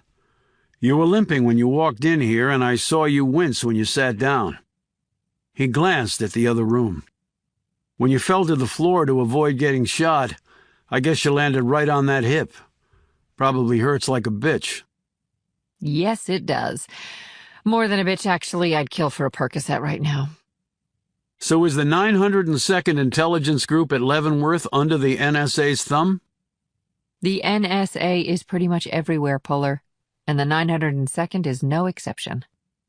He nodded. I appreciate how hard that must have been for you to say. Training is training. But I still have a bit of free will left, and I mean to exercise it. Okay, it's a start. Puller's phone rang. It was Shireen Kirk. Hello, Shireen. Can I call you back in a few minutes? I'm a little tied up. No, you can't call me back. Where are you? Leavenworth. So am I. Excuse me? I just landed, and I'm in a cab heading out to find you. What the hell are you doing in Kansas? I don't want to talk about this over the phone. Can we meet somewhere? Puller glanced at Knox, who was watching him closely. Yeah, there's a diner. He gave her the address. I've got an agent from INSCOM with me. I'd like her to get read in, too. I'd rather just talk to you, Puller. It's gonna have to be both of us, Shireen. I trust her, and you can, too. I'll be there in 30. Kirk said gruffly and clicked off. Who is that? Shireen Kirk, my JAG contact. Where did she come in from? D.C.? Why come all the way out here? She wanted to do a face-to-face. It must be important. I appreciate your wanting me to sit in, but if it makes her uncomfortable, I can bow out. No, Knox. We're a team now. We stick together. You sure? Let's go. Chapter 30. They drove separately back into Leavenworth and met at the same diner they'd eaten at before. Puller held the door for Knox, who was walking stiffly thanks to her banged-up hip. Did you get the Percocet? He asked. No. She said through gritted teeth. But I downed 4 Advil, just waiting for the suckers to kick in. Puller spotted Kirk at a back booth and they headed over. Kirk was dressed in slacks and a jacket, both of which were ruffled and wrinkled. Her eyes were puffy from lack of sleep. Her curly hair was in disarray. She smelled of cigarette smoke, and there was an empty coffee cup in front of her. Puller introduced the 2 women. Kirk gave Knox an appraising look and then nodded curtly. I don't know you, Knox, but if Puller vouches for you, then okay. I appreciate that. Don't thank me, I'm not doing it for you. She turned to Puller. I left last night. I had to fly to Chicago where my connection was canceled. I slept in the airport and spent today trying to get on another flight till I snagged a seat on a puddle jumper. I could have driven the whole way faster. Friggin' useless airlines. A phone call would have been a lot faster. I'm hungry. You guys want to order? 'Cause I do. They ordered their food, and after some chit-chat, Kirk hunched forward and spoke in a low voice. You know how a court-martial works, I take it. Puller said, Fortunately, I've never experienced one. But yes, I know how it works. They're Article I legislative courts, meaning Congress controls them. Kirk nodded. The convening authority is the commanding officer. He creates the court-martial and selects the panel members. And that's the rub. The CO creates the court and picks the jurors. There are strict guidelines concerning unlawful command influence. Rule 104 of the court-martial process is very explicit. The CO is banned from punishing or influencing members in any way. The system has survived all attacks for over 2 centuries. That still doesn't mean it's fair, but who wants to rock that boat? Kirk spread her hands. I'm not saying it's an ideal system, but it's the one we have, and it works for the most part. I don't think it worked for my brother. Kirk sipped her coffee and shot glances around the diner, while Puller stared moodily off and Knox glanced back and forth between the two. Their food came a few minutes later, and they waited for the waitress to leave before resuming the conversation. "I'm going to eat and talk," said Kirk. "Pardon the open mouthful of food." After liberally salting everything on her plate while Knox looked on in disapproval, Kirk said, "There are no hung juries like in civilian courts. You need a 3/4 agreement among the panel for a sentence of 10 years or more.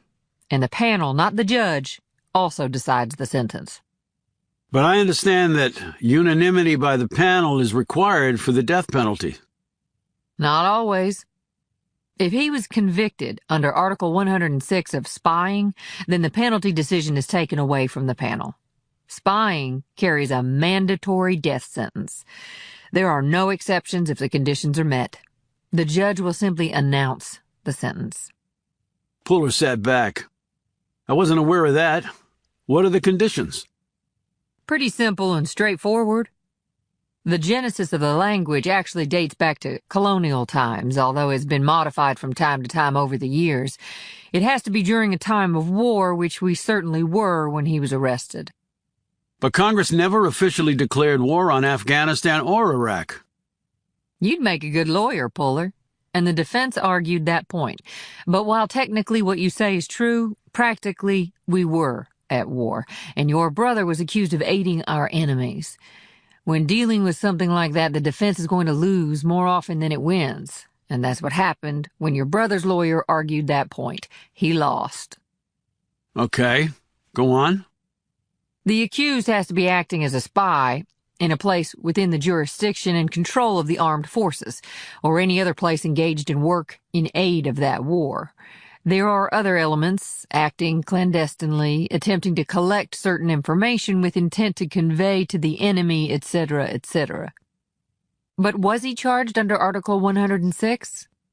Asked Knox. She quickly added, But I guess he couldn't have been. He was convicted, but he wasn't sentenced to death. Kirk said, It seems Article 106 was originally on the table, but then it was taken off. He was instead convicted under Article 106A of espionage. It's sort of splitting hairs because it carries many of the underlying requirements of spying, although there is no requirement that it be during time of war. It also carries a capital penalty when the crime involves certain elements like nuclear weaponry, satellites, and communications intelligence. All things my brother was involved in, said Puller slowly. Right. But as opposed to a conviction of spying, the death penalty is not mandatory. It's also subject to whatever other punishment the court-martial wants to direct. And as you said, that's when all panel members must vote unanimously to impose death. That's a big difference from an automatic capital sentence. And they didn't have unanimity, said Puller? No. Otherwise, he'd be on death row or actually dead. Instead, he was given life. So there must have been some extenuating circumstances, said Knox. I suppose there were, yes, but the whole picture was a little fuzzy from a trial perspective. Surely you didn't get that from just a paper trail, Shireen? Asked Knox. Kirk swung her gaze to Knox.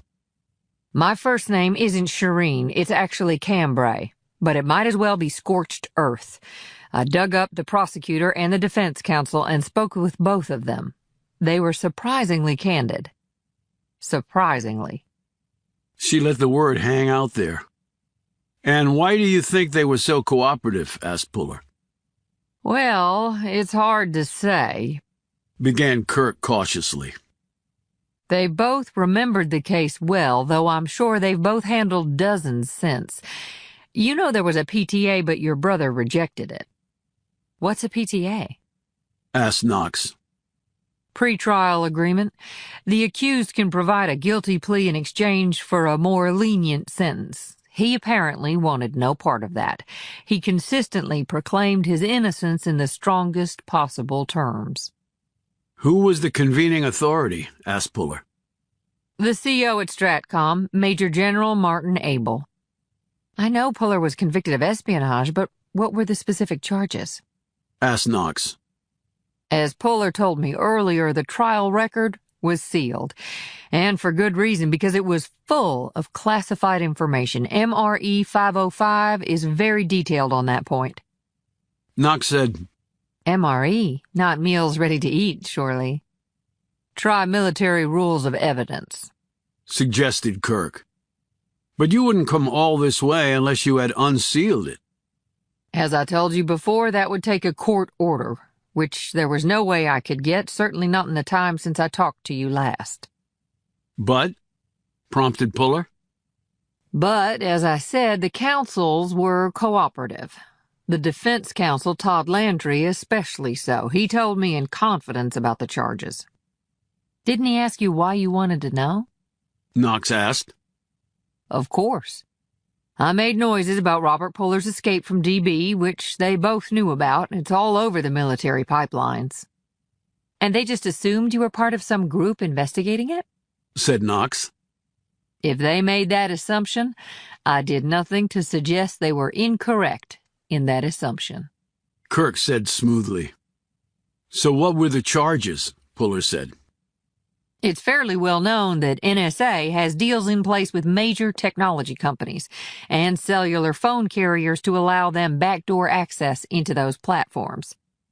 Well, apparently Robert Puller had devised a backdoor into Stratcom's intelligence platform, which, by the way, is tied to pretty much all the other intelligence pipelines, including NSA, CIA, and Army intel. And that he was in the process of selling off the access codes to that back door to enemies of this country. It would have been catastrophic.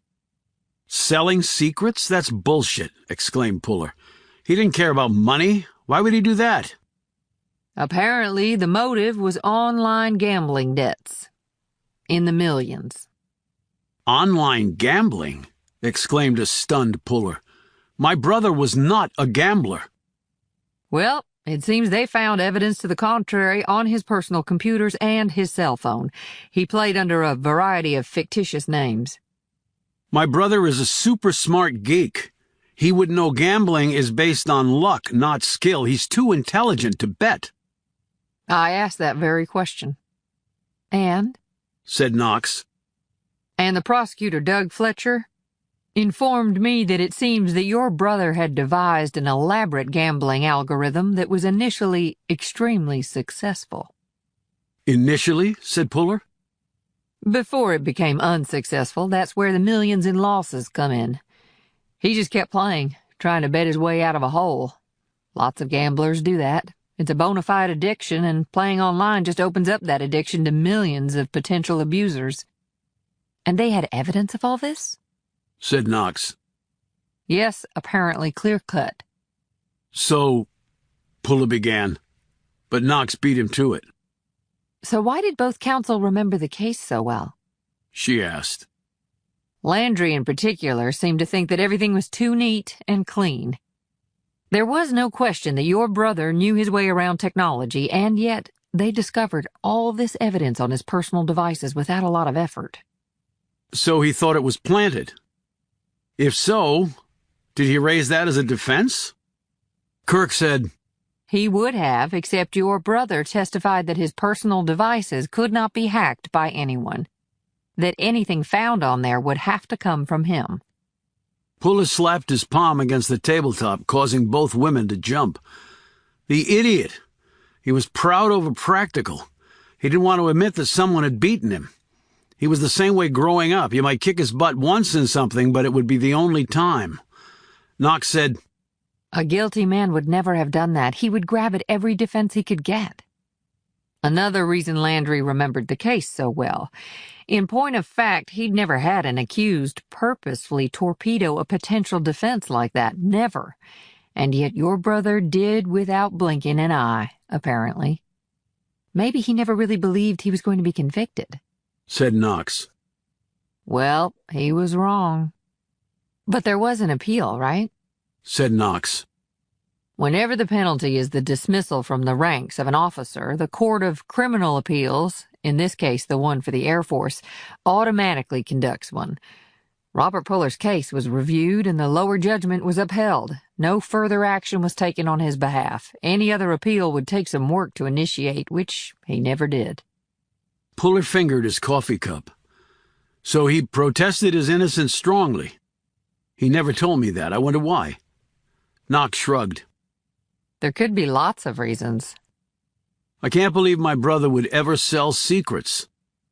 But he would be in a position to transmit secrets to the enemy, and if he did, he might not have done it for money despite the gambling piece. Pointed out Knox. What? He's like that Snowden guy, and wants to transform what he thinks is a bad system by outing it to the world from a safe distance away? Well, he obviously didn't do it like Snowden, said Kirk. The court found he did it for the money. Puller put down his cup. But we can't lose sight of the fact that someone may have been sent to DB to kill my brother.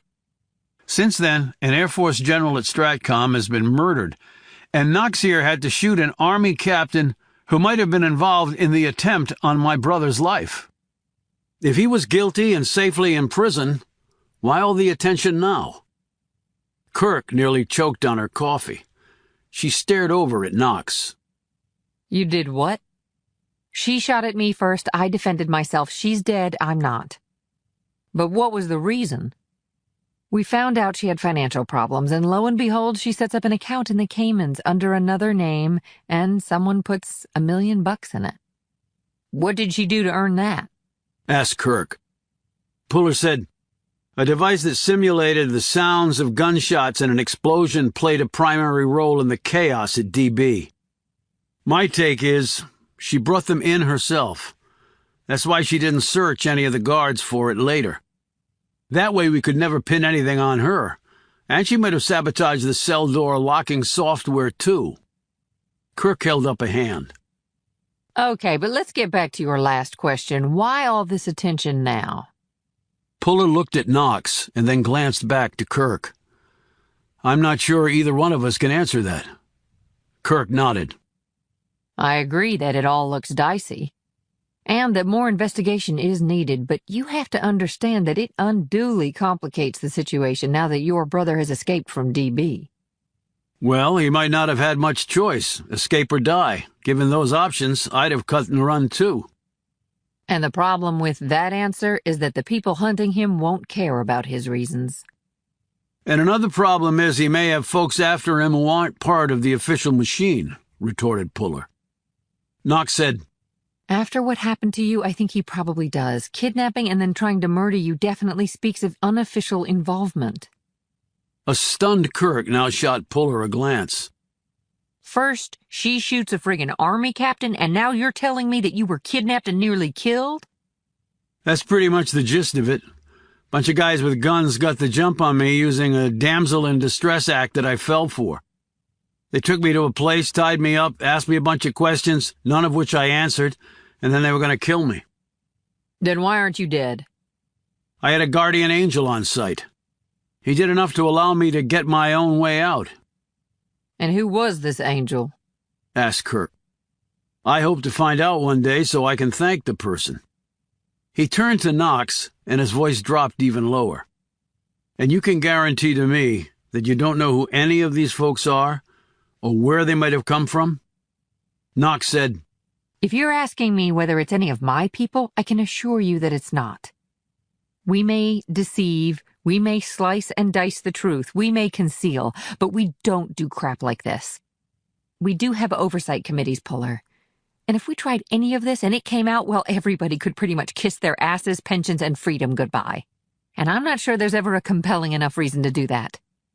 We have enough true enemies without turning on ourselves. He studied her closely for a long moment and then looked away. Kirk looked at Knox. Tell me about this shootout with an army captain. What was her name? Puller answered. Lenora Macri. She must have been pretty desperate to take a shot at you, Knox. Do you think she saw you coming in? I knocked and rang the doorbell before I picked the lock. I wasn't trying to do it on the sly. I know you did. I was watching. So for Shireen's edification, tell us again how it went down. Step by step, added Kirk. Knox sighed and then gathered her thoughts. I closed the door behind me and called out her name. There was no answer. I called out again and identified myself, full title and everything. The next thing I know, she came around the corner from the living room at me. Her gun was out and pointed at me. My cred pack was in my hand and held out for her to see, but I knew it didn't matter. The look on her face told me all I needed to know. I had maybe a second. She was going to shoot me. Keep going, encouraged Puller, when Knox paused. I dropped my creds, grabbed the chair, and flung it at her as I went down to the floor. She fired. I felt the round pass over me and hit the wall behind me. The chair had struck her as she fired and threw off her aim. I hit the floor, kicked away, aimed, and fired upward into her chest. She dropped where she stood. She hit the floor and never moved after that. That all coincides with what I heard downstairs, said Puller, looking at Kirk. Well, it also happens to be the truth, replied Knox resolutely. But attempting to shoot you in cold blood like that, said Kirk. It's an extreme response. How could she know what you were there for? It could just be routine questioning. If she killed you, she's looking at the death penalty, and how was she planning to get away? She had an alias, same name she used to set up the account in the Caymans, but we traced it back to her. Under that alias, she had purchased a series of one-way tickets with the final stop in St. Petersburg. No extradition treaty between Russia and the U.S., said Kirk. Right, and I doubt Russia was her final destination. She was just going there to disappear. After that, it's anyone's bet. She certainly would have had the financial resources to do it. What date was the plane ticket for? Asked Puller. Today. She was supposed to be on duty but called in sick. She was clearly never going back. That's why I went there. Puller eyed Knox steadily, and she returned the gaze. Kirk noticed this stare down and looked back and forth between them, like she was viewing a tennis match. I know what you're probably going to say, said Knox at last. Really? Replied Puller. So why don't you tell me what I was going to say? That we're a team, and I should have told you all of this, and you'd be right. And maybe if you hadn't left me in that graveyard, I would have told you. But you did leave me, and I had no idea where you were, and I had to get this done. Puller studied her for a while more, but seemed satisfied by this explanation. He said, I'm surprised with all the evidence you had against her that you didn't send in a SWAT team. The Army would have. That may be how the Army does things, but not us. What we really wanted was for her to cooperate with us and lead us back to whoever she was working with. In the grand scheme of things, she was small potatoes. We wanted the others. That's why I went in solo to talk to her, to make her see reason. And you almost got blown away for your troubles. I have to tell you, I didn't see that coming. There was nothing in her profile that would have led us to believe that she would have reacted with such violence. Well, profiles can be misleading, commented Kirk. And now we've lost her as a potential witness and information source. And it's really all on me, Knox added glumly. Puller said, So she saw you in her home, figured out who you were from you calling out. She knew the game was up since she was probably upstairs packing for her trip to Russia, and she panicked. Well, I'm just glad her aim was off. Because of the chair you threw? I'm still lucky, Puller. Like the hip? Like the hip. She agreed, as Kirk looked at her quizzically. Knox saw this and said, Long story. She sipped her coffee and looked thoughtful. What? Puller asked, seeing an ironic look in her eyes. I was just wondering when my luck is going to finally run out. Don't we all? Replied Puller. Well, unfortunately for you two, it seems the answer will be sooner rather than later, noted Kirk. Chapter 31. Can you give me a lift to my hotel, Puller? Asked Kirk as they were leaving the diner. She had a small roller bag with her. Knox looked at Puller. I'm going to check in and then I'll give you a call. I'm sure my superiors will have a lot of questions for me after the incident with Macri. And there's always paperwork to fill out. Doesn't seem like all that much, though, for taking someone's life. She added, looking depressed. Puller said, You took her life because she was trying to take yours. He watched as Knox walked off to her car. Kirk said, Do you trust her? I mean, do you really trust her? Yes, I do. Well, I don't. That's why I held a few things back. Puller shot her a glance and said, "My car's over there." They walked to his sedan and climbed in. Puller said, "Okay, what do you have?" 2 facts. One from Todd Landry and one from Doug Fletcher, the prosecuting attorney. Which do you want first? Prosecuting attorney. In addition to the computer evidence, there were 2 witnesses who testified against your brother at his court-martial. Witnesses? Who were they? People he worked with at Stratcom. What did they say? One testified that he saw your brother meeting in a car with a man who was later identified as being an agent for the Iranian government. That's not possible. And the other witness testified that she saw Robert Puller burn something onto a DVD from a secure area at Stratcom's satellite facility in Kansas and try to take it with him. And why did the prosecuting attorney point these things out to you? They sound pretty damning. It certainly wouldn't help Bobby. At the court-martial, they were severely damaging. No, Fletcher pointed them out because of something in both witnesses' written statements. What was it? Asked Puller, his gaze steady on Kirk. What they said, what they both said in those statements. She cleared her throat and recited. It was clear to me at the time that Robert Puller was acting very mysteriously. Puller kept staring at her. They both said that? To the word. What do you think the odds are of that happening naturally? Slim and none. What did the prosecuting attorney do with that? The statements were made available to defense counsel, of course, under the discovery rules for court-martials. But it's not the job of the prosecutor to do his adversary's job, so he didn't do anything about it. But 2 years later, it obviously had been sticking in his craw. And Landry did nothing with it? I don't know. I wasn't at the court-martial, and the prosecuting attorney didn't elaborate on that point. And who knows if anything would have come of it. The other evidence they had was pretty conclusive. Similarities in witness statements probably wouldn't have carried the day. So did Fletcher think the witnesses were lying? That they were told to say that? He wouldn't go that far, and neither would I if I were in his shoes and someone asked me. If they were lying, it was a little sloppy of them to say the exact same thing. Whoever's behind this could be a micromanager, but definitely not a lawyer. People do compare witness statements just for that reason. She paused. And reading between the lines, Puller, I think that's why an Article 106 spying case became an Article 106A espionage case. I think defense and prosecutor came to an agreement on that because they both thought something strange was going on. If your brother was put to death, that could never be rectified. If he were alive, albeit in prison, then maybe one day another explanation would come to light. At least that's what I think happened. You said, whoever's behind this. So you believe my brother was set up? Let me tell you what the defense counsel told me. And let me warn you that it might not be easy for you to hear, and it's the main reason I flew out here. I wanted to tell you this face to face. Puller stiffened slightly. Okay.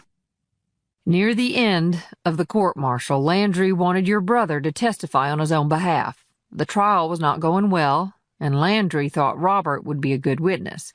He was incredibly intelligent, patriotic, and articulate. Landry thought he would present well to the panel. Did he testify? No. Why not? He refused. Why? What would he have to lose if things were going against him anyway? He let something slip to Landry, and the let slip part is defense counsel's observation, not mine. What did my brother say? That he couldn't risk it. Risk it? He was fighting for his life. He apparently wasn't worried about himself. Who then? Demanded Puller. This was the let slip part. He said he couldn't risk it because if he was found innocent, his family would suffer. There was a long moment of silence in the car until Puller said, "My father and I are the only family he has." So he was talking about us? That we would be in danger if he got off? Yes. Someone threatened him. Unless he takes the fall, we get killed? Landry said your brother changed during the course of the court-martial, going from confident and indignant to, well, afraid. And nobody did anything. What could they do? Your brother never specifically said he had been threatened, or that someone was going to hurt his family. In fact, when Landry pressed him on it, he clammed up, wouldn't say another word about it, and swore him to secrecy. That meant Landry could not share it with the prosecutor or the court. Puller slumped back in his seat. He felt like someone had taken a jackhammer to his skull and then parked an Abrams tank on his chest. He felt as cold as death. My brother has been rotting in prison to protect me? You shouldn't feel guilty, Puller. You knew nothing about it. Puller stared out the window at a young couple walking past holding hands. Maybe I didn't want to know. I could have found out. I'm an investigator. I could have found out. That's what I do. Better late than never. What are you going to do now? I need the names of the witnesses. Do you have them? Yes, but what will you do with that information? Find out the truth. That's what I really do, Shireen. I find out the truth.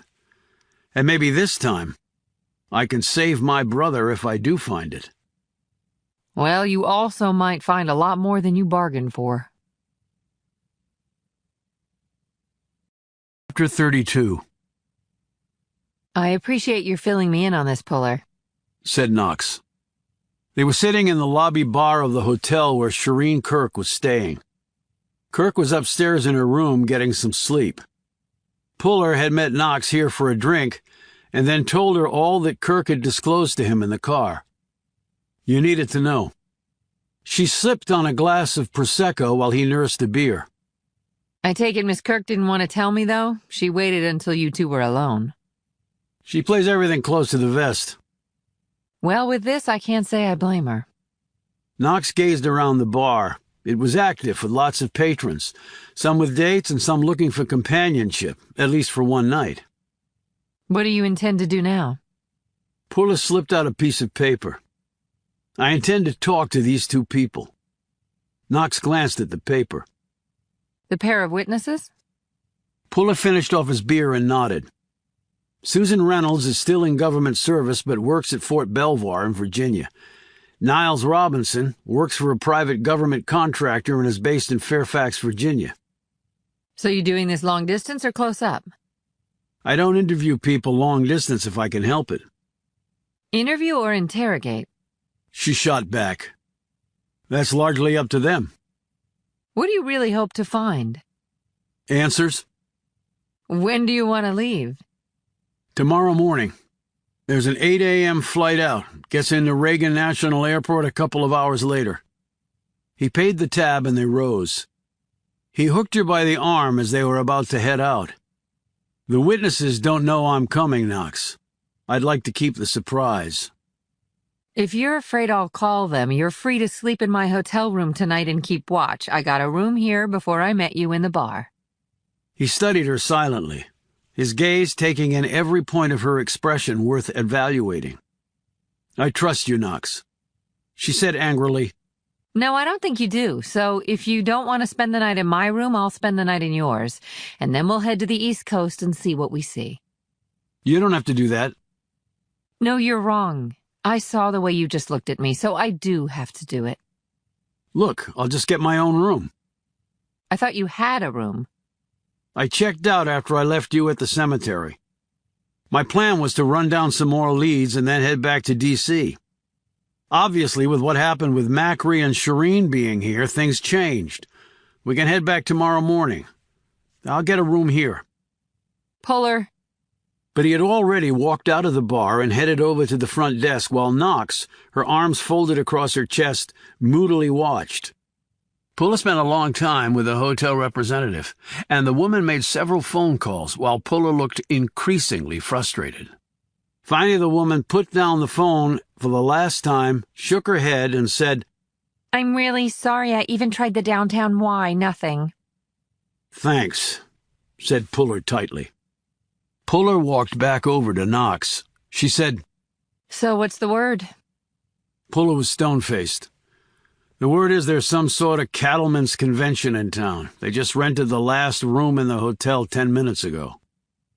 Cattleman? Said Knox, a smirk playing over her lips. I didn't know they had conventions. What do they talk about? The best ways to cow tip? Puller went on as though he hadn't heard her. Which means there's not a hotel room to be had anywhere. You're wrong there, Puller. There's my room. Let's go. Puller came out of the bathroom in Knox's room dressed in sweats. Knox passed by him and handed him her phone. You can check the log. I didn't make a call, text, or email while you were changing, and if you want, you can hold on to it until we get to D.C. You're really blowing this out of proportion. I don't think so. I think I'm blowing it just right, actually, she said tersely. She slammed the bathroom door behind her. A minute later, he heard the shower start up. Puller looked around the room. There was only the one bed, and a chair. He grimaced. Contorting his nearly 6'4" body into a chair for a full night did not appeal to him in the least. He eyed the floor. Hardwood. Great. He called the front desk and asked about a rollaway bed. None were available.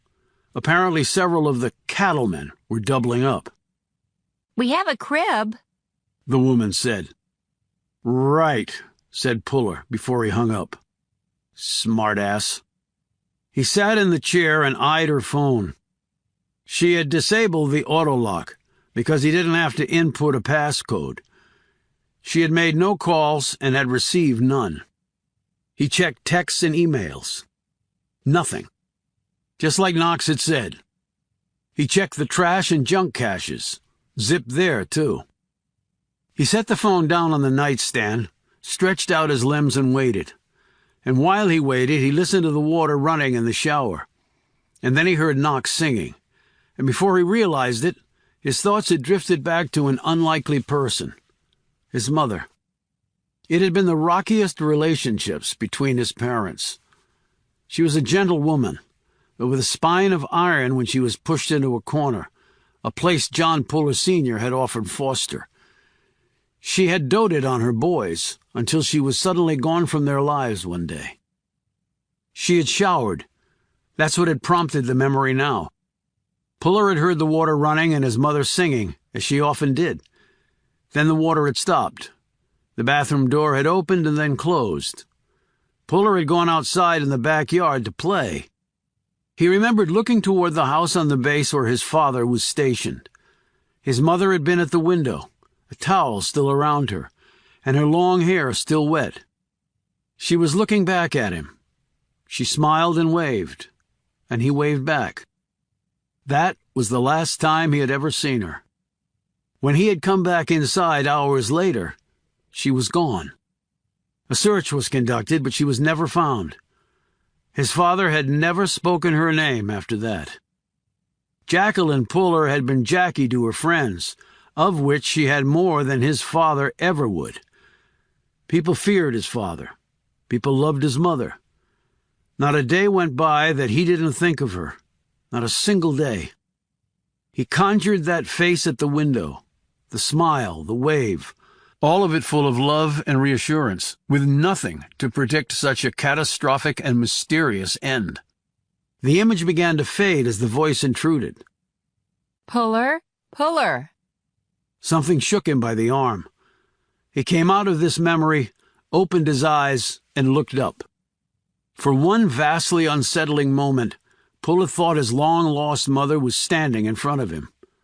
But it was Knox, standing there draped in a towel, her hair pinned up and damp. Are you okay? She asked, looking genuinely worried about him.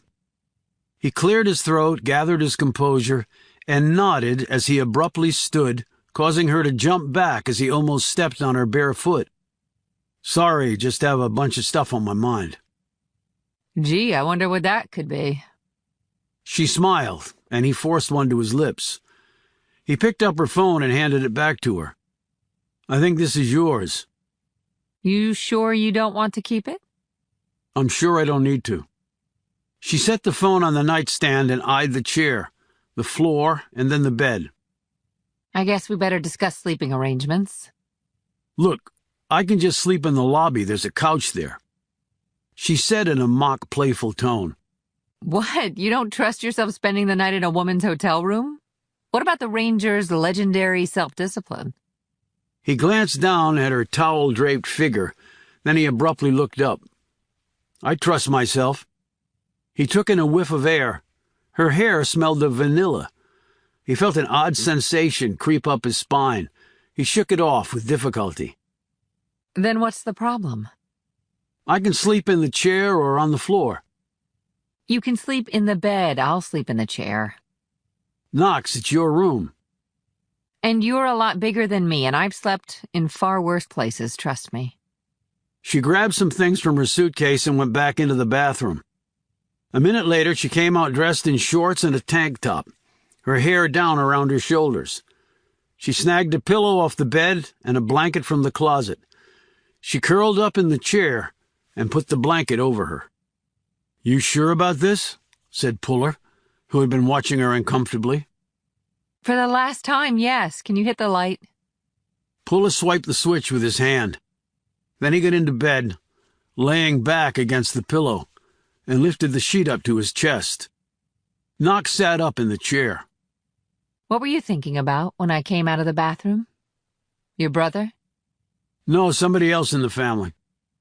Your father? No, he said, his tone blunt.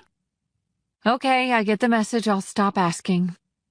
They lay there in silence for a few minutes, the only sound their breathing. It was my mother. I was thinking about her. He glanced over. Knox was looking at him. Is she still alive? I don't know. What happened to her? She disappeared when I was a kid. She was waving at me from the window of her house while I was outside playing. She was just there, and then she was gone. Never saw her again. Puller, I'm so sorry. I've never told anyone about this. At least not since it happened. I can understand that. I'd appreciate it if you didn't.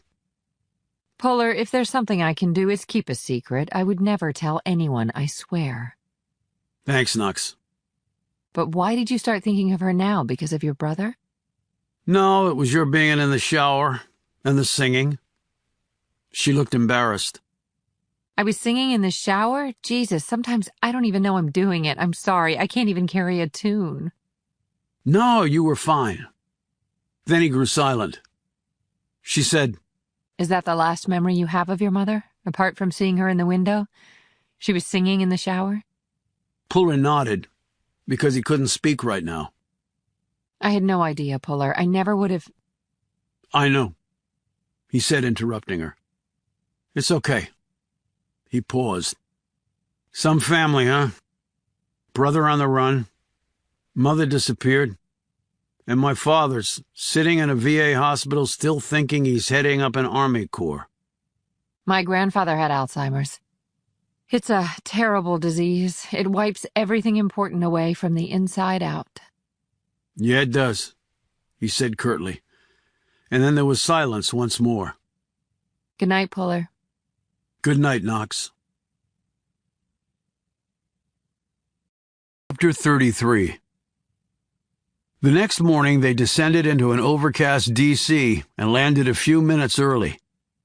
Before they'd left, Puller had taken AWOL to Fort Leavenworth and left the cat in the care of a vet who maintained a kennel there. Puller had arranged for an Army car to be waiting for him at the airport in D.C. They loaded their bags into it and drove off from the airport. 2 witnesses, Puller said. 2 witnesses. Knox repeated. You got anything? He asked. I checked into the INSCOM database on the drive to the airport. Susan Reynolds has worked at Fort Belvoir for about 4 months. At the time your brother was arrested, she worked at Stratcom in Kansas City. Where she worked with my brother, or at least knew him by sight, commented Puller. Knox pulled a notebook from her bag and flipped through the pages. Shireen Kirk said that Reynolds testified that your brother copied something from a computer onto a DVD. I guess that's a no-no at Stratcom. It's a no-no in most secure facilities, but Reynolds said she saw your brother do it, and then he pocketed the DVD and left the facility with it. I wonder if they ever determined what files he accessed and downloaded, or allegedly did. I suppose they would have had to check that if they introduced it into evidence against him at the court-martial. And I wonder what happened to the DVD, if it ever existed. It really would be helpful to get a transcript of the court-martial proceedings. Shireen said it would take a court order, and it would have to trump national security, which was the reason the file was sealed in the first place. Well, your brother has escaped from prison, so if we accept the prevailing argument that he is in fact guilty, then his being on the loose with all the secrets he has in his head constitutes a national security problem. We could argue that if we are going to help catch him, we need to know about the crimes he was convicted of, in detail. For instance, this Iranian agent that he allegedly met with, if we can get a lead on him, it might bring us to your brother. He's not guilty, Knox. I understand that, but the point is we need a way to get the files, Puller. And if we have to play the national security angle, well, hell, let's play it. Puller flashed her an admiring look. That's pretty clever, actually. How can they argue against that, right? They need to give us whatever they have to allow us to apprehend him before he hurts this country. Maybe Kirk can file a motion. No, that'd take too long. We need a shortcut. How? Puller pulled out his phone. The man answered on the second ring. James Schindler from the National Security Council said, "Hello? Mr. Schindler, John Puller, I need your help, sir. And I really need it right now."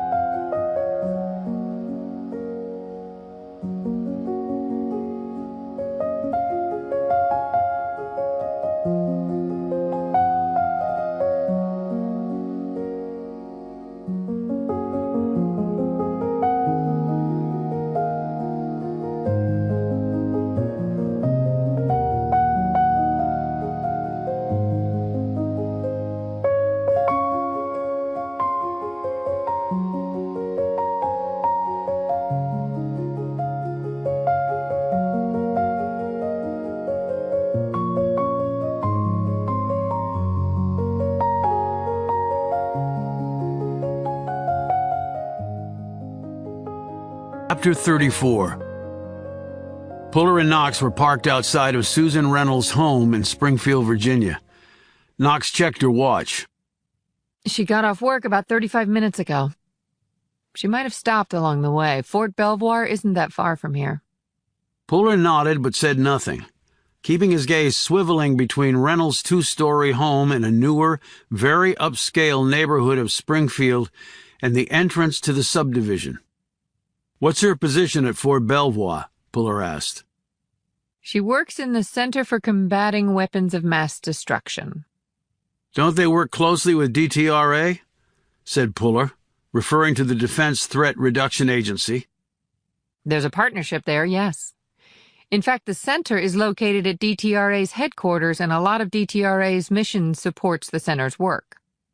And their mission is to wipe out WMDs. At least the bad guys' WMDs. Anything jump out in her personnel file? No, she joined another STRATCOM component at Bolling Air Force Base about the time of your brother's court-martial. And from there, she went to the center, but there must be something if she lied about your brother's actions. Well, we're about to find out, because there she is. A late-model Lexus four-door pulled into the driveway of Reynolds' house. A tall, fit, good-looking woman in her early 50s with a thick mane of bleached blonde hair climbed out of the sedan carrying a briefcase and a plastic bag full of groceries. Puller knew from her file that she had 2 grown children who no longer lived with her. She walked up to the front steps, and by the time she got there, Puller and Knox had caught up to her. What is this about? She asked, when they flashed their creds. "Robert Puller," Puller said bluntly, and then watched Reynolds closely for any type of reaction. However, she simply stared up at him. In her younger days, she must have been truly a beauty, thought Puller. She still had head-turning looks, and her tall, lean figure was impressive. The woman clearly stayed in shape.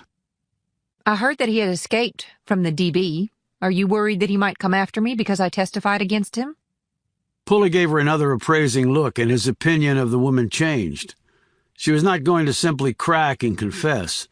She must have anticipated someone might show up on her doorstep after his brother had gotten out of the DB, and she was prepared. "Can we go inside and discuss this?" said Puller. All right. Reynolds glanced at Knox. INSCOM. So you're at Fort Belvoir, too?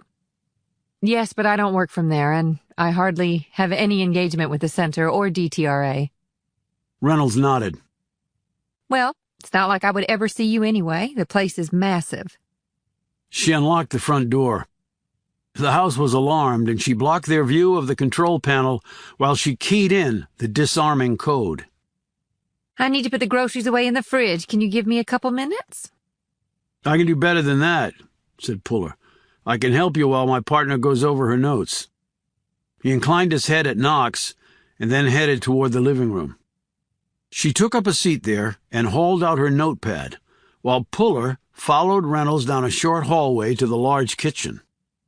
CID, she said. I suppose you were investigating the escape, but Puller was Air Force.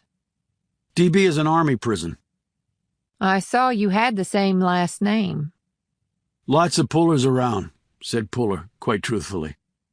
He slowly emptied the bag of groceries and handed them to her, one by one, taking his time. "So you like the work at the center?" he asked. It's challenging.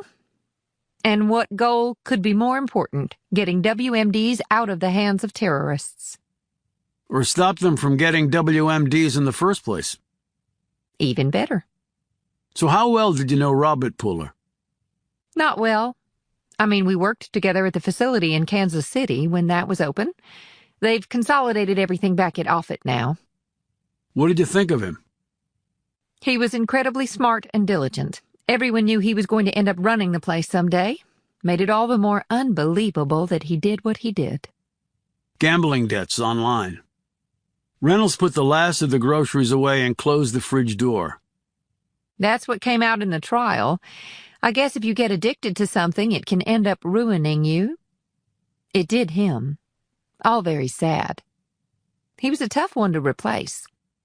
You testified that you saw him copy something onto a DVD. That's right, I did. Which is prohibited at Stratcom? Absolutely. How did they check for that? Well, they make it hard to do things like that.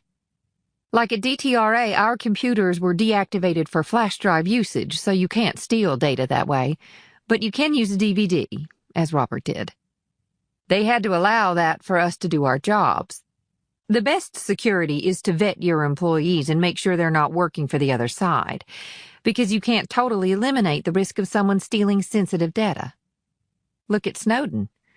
There are random searches, and they have scanners, but if you're badged, you don't run through the scanners. I suspect they have other security measures they don't share with us, just in case we do have a traitor in the ranks. So he probably knew that as well and couldn't take the chance of just slipping a DVD into his pocket and hoping he gets out. How did he get the device out the day you saw him? He pulled the fire alarm. The facility was evacuated. As you can imagine, there wasn't an opportunity to search people, and I would suppose that any stealth measures they had in place were trumped by the possibility of a fire. But you reported what you saw?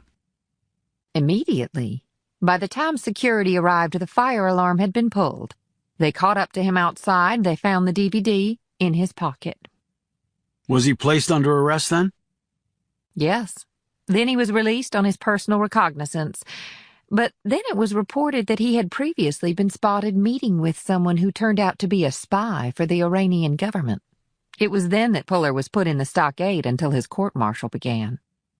What was the time lapse there? I'm not sure. Not that long. Maybe a week. Surprising they didn't jail him for good after they found the DVD in his pocket.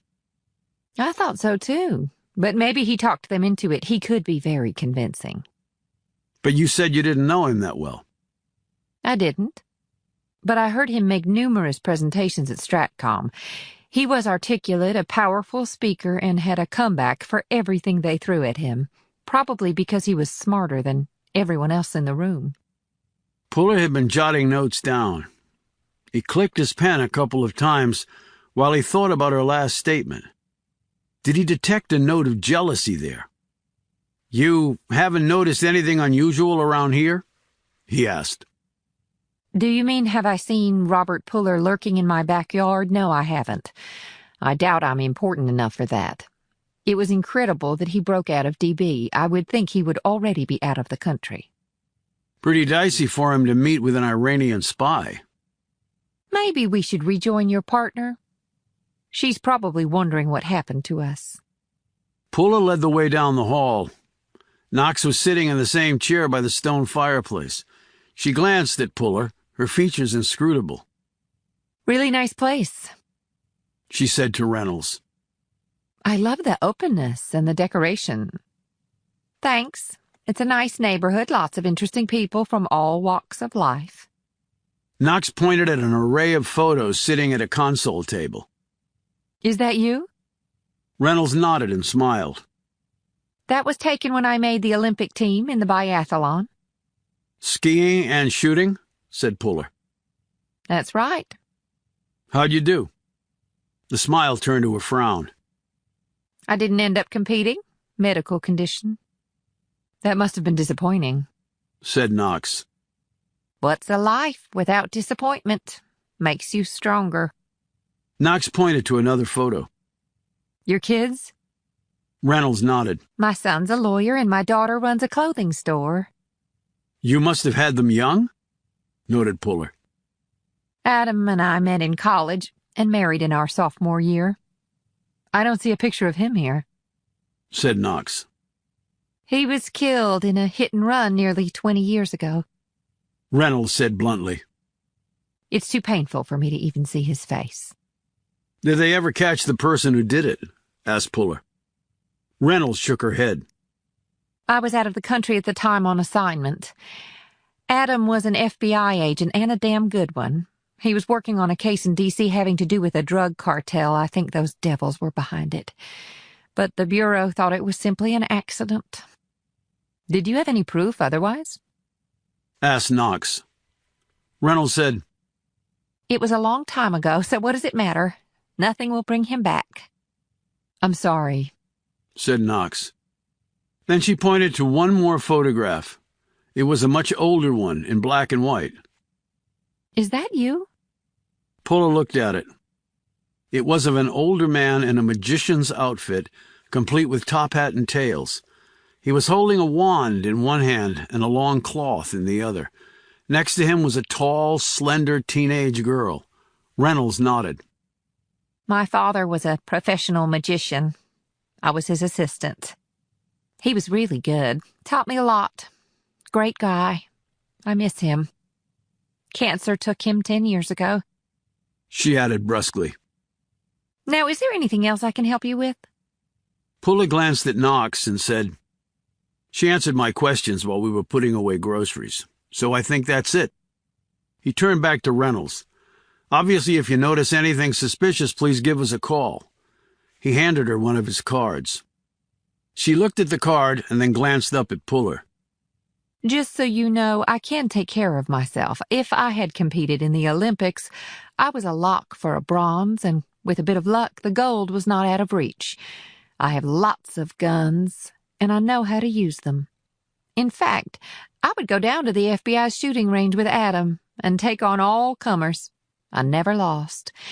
And at my age, I've never needed glasses of any kind.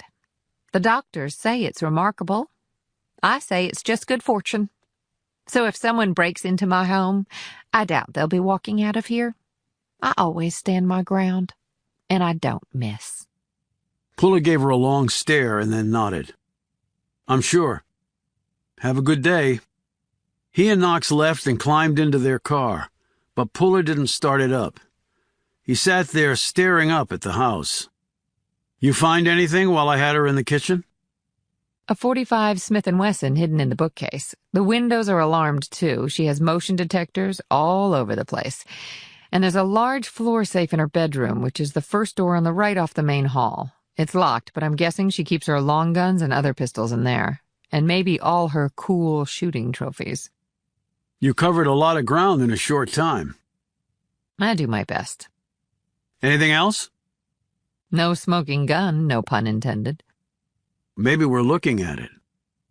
What do you mean? She came from KC. Went to bowling in Anacostia. Right. Sticker shock. Cost of living in Kansas is a lot lower than here. How much you figure that house cost? Knox studied the place and then looked at the homes around it. $1 million+? That's what I was thinking. And a late model top-of-the-line Lexus sedan probably set her back about $70,000 or more. And she has 2 kids and a husband who was killed when they were still young, so that meant she was the sole breadwinner. You saw her file. What was she making, say, 20 years ago? About $30,000 a year. And college and law school aren't cheap. Even if they took out loans, she probably had to foot part of the bill somehow. But if she was paid off because of your brother, that was only a little over 2 years ago. Right. But I wonder how much of her debt is still out there. Maybe none. And now she lives in a $1 million home and drives a luxury car. What's her salary now? I figure a little over $100,000 a year plus benefits. Just doesn't add up. No, it doesn't. But I assume the government checks up on these things. Maybe not. Look at the CIA and Aldrich Ames. Big house, luxury cars, none of which he could afford on his salary. She paused. Maybe she inherited. You saw how she practically threatened us at the end there? She has guns and she knows how to use them. You walk in, but you won't walk out. I think she knew that you were searching the place while we were in the kitchen. And she was smooth, way too smooth for a visit like ours. It was like she was expecting us. I swear I didn't tell anyone, Puller. I know. So if she's been warned, then so has the other witness. You still want to go see him? Hell yes. He might not be as prepared as Reynolds was. Puller's phone dinged, not once but twice. He checked the emails. Anything useful? Asked Knox. Maybe the Holy Grail. What is it? The court-martial transcript. Schindler seems to really have a lot of juice, and that's not all. What else?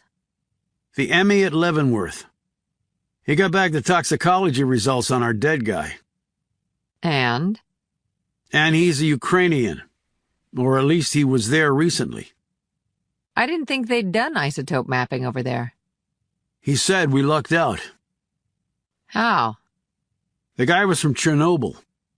Apparently because of the nuclear disaster they had there all those years ago, the toxicology signature is absolutely unique to the water and air contamination. Lucky for us. Not so lucky for the poor bastards who have to live there.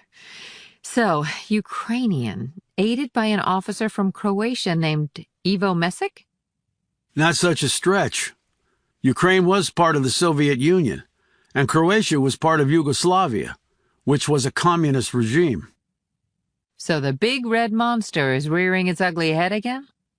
Did you expect him to go quietly into the night? Especially with the guy running the show now? He has more testosterone than Arnold Schwarzenegger in his Terminator days. Chapter 35. Robert Puller had driven 24 hours straight from Kansas to Maryland. He had kept going with hot coffee, loud music, and more cans of Red Bull than he cared to remember. He had discovered, through necessity, that his bladder was working just fine. He was just now driving past Fort Meade, which was like a Russian nesting doll. There were many layers to it, which included an Army installation, the NSA, the U.S. Army Cyber Command, and the DISA, the Defense Information Systems Agency. There were probably more intelligence analysts and spy hardware on the nearly 8 square miles here than any other place on Earth. If National Geospatial was the eyes of the American intelligence empire by virtue of its role in satellite surveillance, then the NSA was the ears of that same intelligence empire, since it was the chief producer and manager of signal intelligence. And as the world and ordinary Americans had recently learned, the NSA was listening in on a lot more than foreign conversations. The NSA was part of the Department of Defense and by law was required to be headed by a military officer. Upon assuming the leadership of the NSA, one was automatically promoted to a 4-star or an admiral. The deputy director was always a civilian and had technical background. Robert Puller knew all this because he had been groomed to possibly head up the NSA one day. It would have been many years down the road, and he would have had to have carried 3 stars on his shoulders by that time. There was no guarantee that any of that would have happened, and it was an ambitious goal for a humble major, but his trajectory had been a steep one. He had been on course for his first star in near record time, and when he reached his 50s, he would have probably carried at least the requisite 3 stars. Upon his conviction, Puller had lost his military commission, along with everything else he held of importance. And now he was an escaped prisoner. His personal and professional destruction was complete, but perhaps not beyond redemption. He kept his gaze on the perimeter security fence that surrounded Fort Meade. In the distance was an array of satellite dishes that helped scoop information from the digital ether equal to the entire contents of the Library of Congress every 6 hours. It was a staggering amount of information that not even the NSA, with all its resources, had the manpower to digest. That was cold comfort for those whose communications the NSA did capture and act upon. Puller had been to Fort Meade many times. He could go there no more, unless he wanted a quick return to prison. He drove to a motel near the fort and checked in.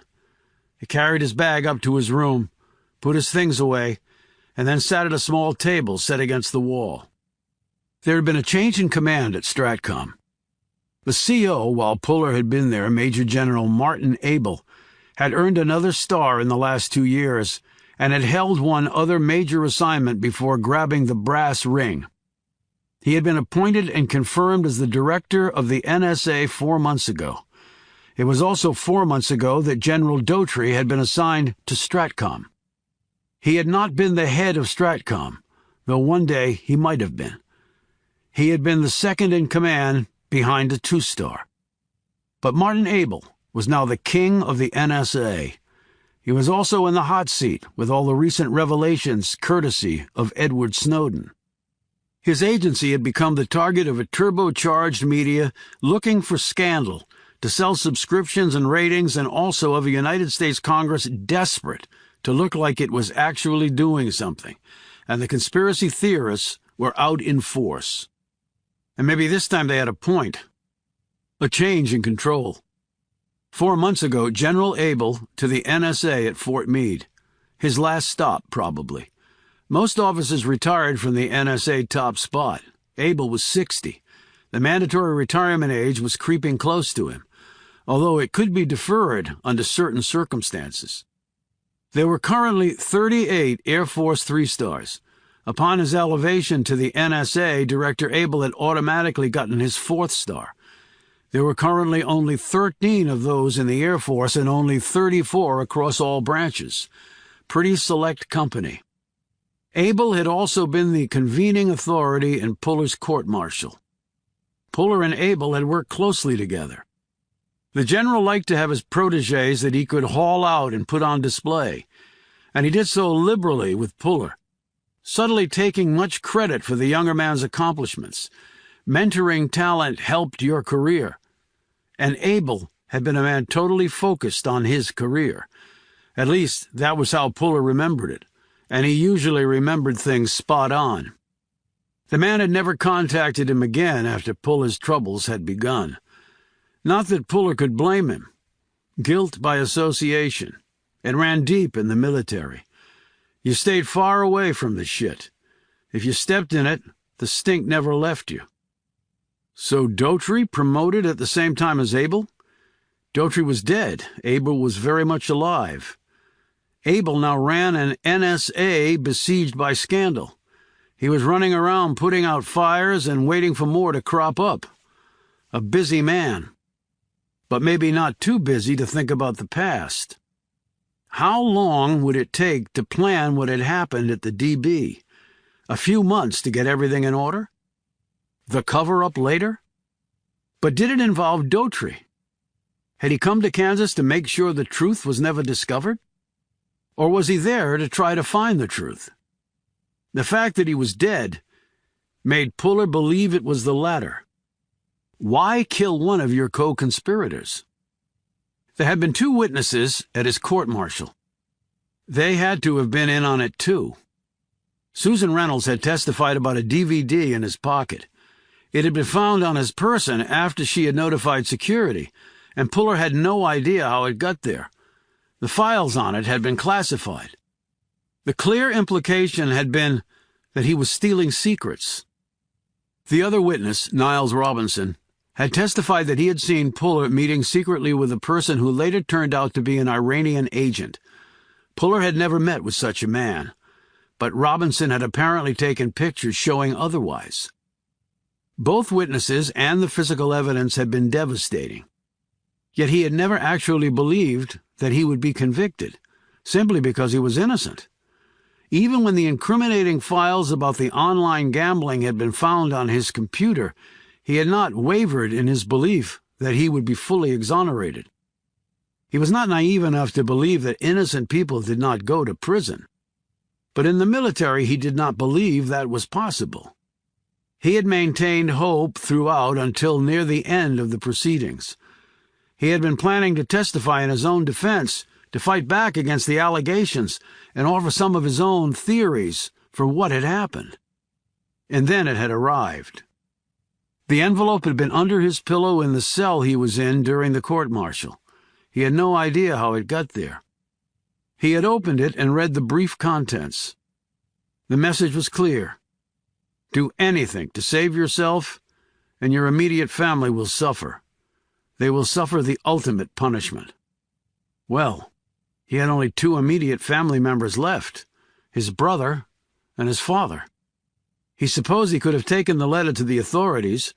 It would have perhaps been proof of his innocence, although they could easily claim he had written it himself. But he had never considered doing that.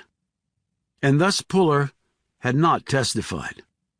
He had accepted his fate. He had been convicted by a panel of his peers and been transferred to the DB. His automatic appeal had been unsuccessful, and he had never tried to initiate any others. He had been resigned to living out his days in prison. He was an innocent man behind bars for life. Could there be a worse fate? He had sometimes thought the death penalty might have been better. He had been rotting in prison for over 2 years, and now they wanted him dead. They had sent a killer inside the prison as part of an elaborate plan to make sure he was dead. They had failed. He had turned their plan to his advantage, and now he was free. They could not communicate with him now. They could not threaten him with the ultimate punishment for his immediate family. So Robert Puller had decided that this opportunity had come to him for a reason. What he had put away in the back of his head when the threats to his family had surfaced was the fact that if they were trying to falsely accuse him of espionage, then true espionage must have been going on at Stratcom. And that could do, and might have already done, incalculable damage to America. Why they had chosen him to implicate was still unknown to Puller. But he was going through the possibilities in his head, and he was certain an answer would emerge. But he had already reached one conclusion. He had chosen his family over his country, sacrificing himself for their welfare. Now he was going to choose his country over everything else. And although his uniform had been taken away from him, he still considered himself a servant of the United States, forever sworn to protect its interests above all others. And that's exactly what he intended to do now. And on top of that was an overwhelming desire to make these son-of-a-bitches finally pay for what they'd done. Chapter 36. Niles Robinson now worked at a defense contractor in Fairfax. Puller and Knox had met him at his office the next morning. He was a black man in his mid-40s, tall and spare with intelligent brown eyes. He answered their questions readily. He had worked with Robert Puller and thought of him as a friend. That is, until he had seen Puller talking with a man who turned out to be an Iranian agent. "So, you didn't know he was an agent at the time?" Puller asked. "No, but I did take pictures of them." Why? Asked Knox sharply. Robinson gave her a benign stare. "Not to be accused of profiling, but the man was Middle Eastern, and they did seem to be acting furtive." They were in a car on a public street? "Yes. They could have picked a quieter spot," noted Puller.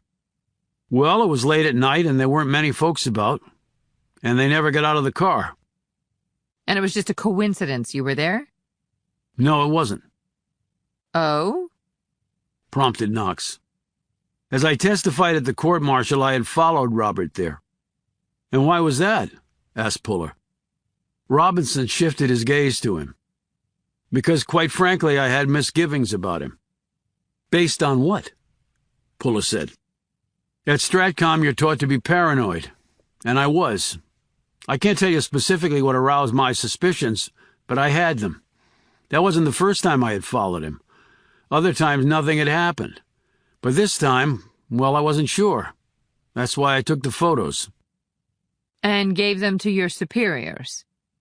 "Not immediately, but I did after a coworker caught Robert leaving the facility with the DVD." "Why not turn him in immediately?" asked Puller. "I didn't know that the person he was meeting with in the car was a spy. I didn't want to make trouble unnecessarily." But then you did turn in the pictures? "That's right. They ran it through a terrorist watch database, and out the man popped. A bad guy, a real bad guy." So your suspicions were confirmed? "Unfortunately, yes. Please understand, I thought the world of Robert. He was incredibly bright and hard-working. He was being groomed for bigger and bigger roles. General Abel had made him a personal project, in fact. I couldn't understand why Robert had done what he had, until the internet gambling came to light." And that was the motive? "Millions of them, apparently," said Robinson evenly. While Robinson was talking, Puller had been looking on the shelf behind the man's desk. He registered one thing and then looked at Robinson. "We appreciate your help." He gave the man his card and asked him to call if he had anything to add. Robinson fingered the card and said, "So, any idea how he escaped? I thought DB was impenetrable." "Well, apparently it has an Achilles heel," said Puller. Back in the car, Puller settled into his seat and closed his eyes. Remember, they both used the same phrase in their report, Puller. They also worked together. They might have discussed it before they gave their statements. So you're now doubting your brother's innocence? Puller opened his eyes and looked at her. "No. My brother was protecting me and my father. He took the fall because the real traitors put him in an impossible situation." And photos can be altered? Pointed out Knox. Images added or deleted? Yes, they can. And these days it's pretty hard to detect. So we struck out with Robinson. I think the guy was forewarned we were coming. Well, I'm sure he was. I checked him out. He served his country well. Now he's on the private side making more money, but there was something about the guy. I didn't see it in Reynolds. See what? Remorse. You think he feels bad for setting up your brother? Did you notice the photo on the shelf behind his desk? There were a few of them. Which one in particular? The one of the kid in the hospital bed. Shaved head, tubes all over him. I think that was Robinson's kid. He looked to be about 10. Then there was another picture of Robinson with the boy. The kid looked older and healthy. So his kid was sick. Maybe he had cancer. And now he's good. And your point? Robinson lives in a modest house. He's shown no signs of coming into wealth. So I wonder if over 2 years ago his health insurance had topped out. Or did it even cover experimental treatments for cancer? Maybe in other countries. I don't think federal government health plans do. You think that might be the motive, for him to lie about your brother? Watch your kid die or see a coworker go to prison. What would you do? If you're right, then these people really are bastards. You think you can dig around and find out if I'm right? I'm on it. What are you going to do? Go over the trial record and try to figure out the Ukrainian angle. Mercenary, no doubt. But who hired him? Well, if we answer that, we probably answer everything. Chapter 37. A day later, Puller laid aside the last page, sat back and yawned. He was sitting at a spare office in a former CID building at Fort Belvoir. The trial record he had just finished for the third time had been tedious in nearly all respects, except when it was riveting. He had just had to read through it all to get to those parts. He rubbed his eyes, drank the last of his lukewarm coffee, and stared out the solitary window where the rain had started to fall gently, although it was forecast to turn into a pretty nasty storm as a front pushed through on its way to the Atlantic. The door opened, and Knox poked her head in. They said you were in here, up for some company? He nodded. I was about to fall asleep. Got started before dawn. Don't even know what time it is. She came in holding a white bag and a carrier with 2 coffees perched in it. Actually, it's almost noon, but I bet you've had nothing to eat yet. You'd win that bet, he admitted. She handed him a coffee and then reached into the bag and pulled out a sandwich and set it in front of him. Next, she placed a large box of steak fries between them as she slid a seat up to the desk on the other side. He stared at the fries and then at her. French fries? I thought you'd come in with carrot sticks and non-fat yogurt. She slipped a thick fry from the box, opened her mouth wide, and poised the fry between her teeth momentarily before chomping down on it, causing him to wince slightly. A girl can splurge sometimes, Puller. I ran 5 miles this morning and then did an insanity exercise routine. Then I think you might be entitled to the whole box. He unwrapped his sandwich and saw that it was a Philly cheesesteak. His smile was wide and immediate. Boys are so predictable, said Knox, giving him an amused look. In some ways, said Puller, taking a bite of his Philly and then a drink of the hot coffee. She glanced at the stacks of papers. So, anything good? He wiped his mouth with a napkin and drew a legal pad covered with notes toward him. Shireen said they charged my brother with spying under Article 106. She put down her coffee. Right, the one that carries the automatic death sentence. He nodded, sticking a fry in the small tub of ketchup. But then it just went away and was replaced with the espionage charge. Nothing in the court-martial record about exactly why? No, not really. It was just there until it wasn't. Pretty big difference. Death for certain or life imprisonment. Right. I'm sure if we asked why, they would just claim national security. They always pull that crap out when they don't want to tell the truth. Well, I guess you would know, he shot back. She flashed him a scowl. So why do you think they would have cut the charge down? Did your brother have some juice in high places behind him? He was still convicted of espionage. He's still got life in prison. How much juice could he have? But still, Puller, they were originally going for the death penalty, and it seemed like his alleged crimes fit the requirements for spying. The defense counsel and prosecutor Shireen talked to would know all about this. But will they talk to us? I'm surprised they told her as much as they did. She's a fellow JAG, and they didn't tell her everything.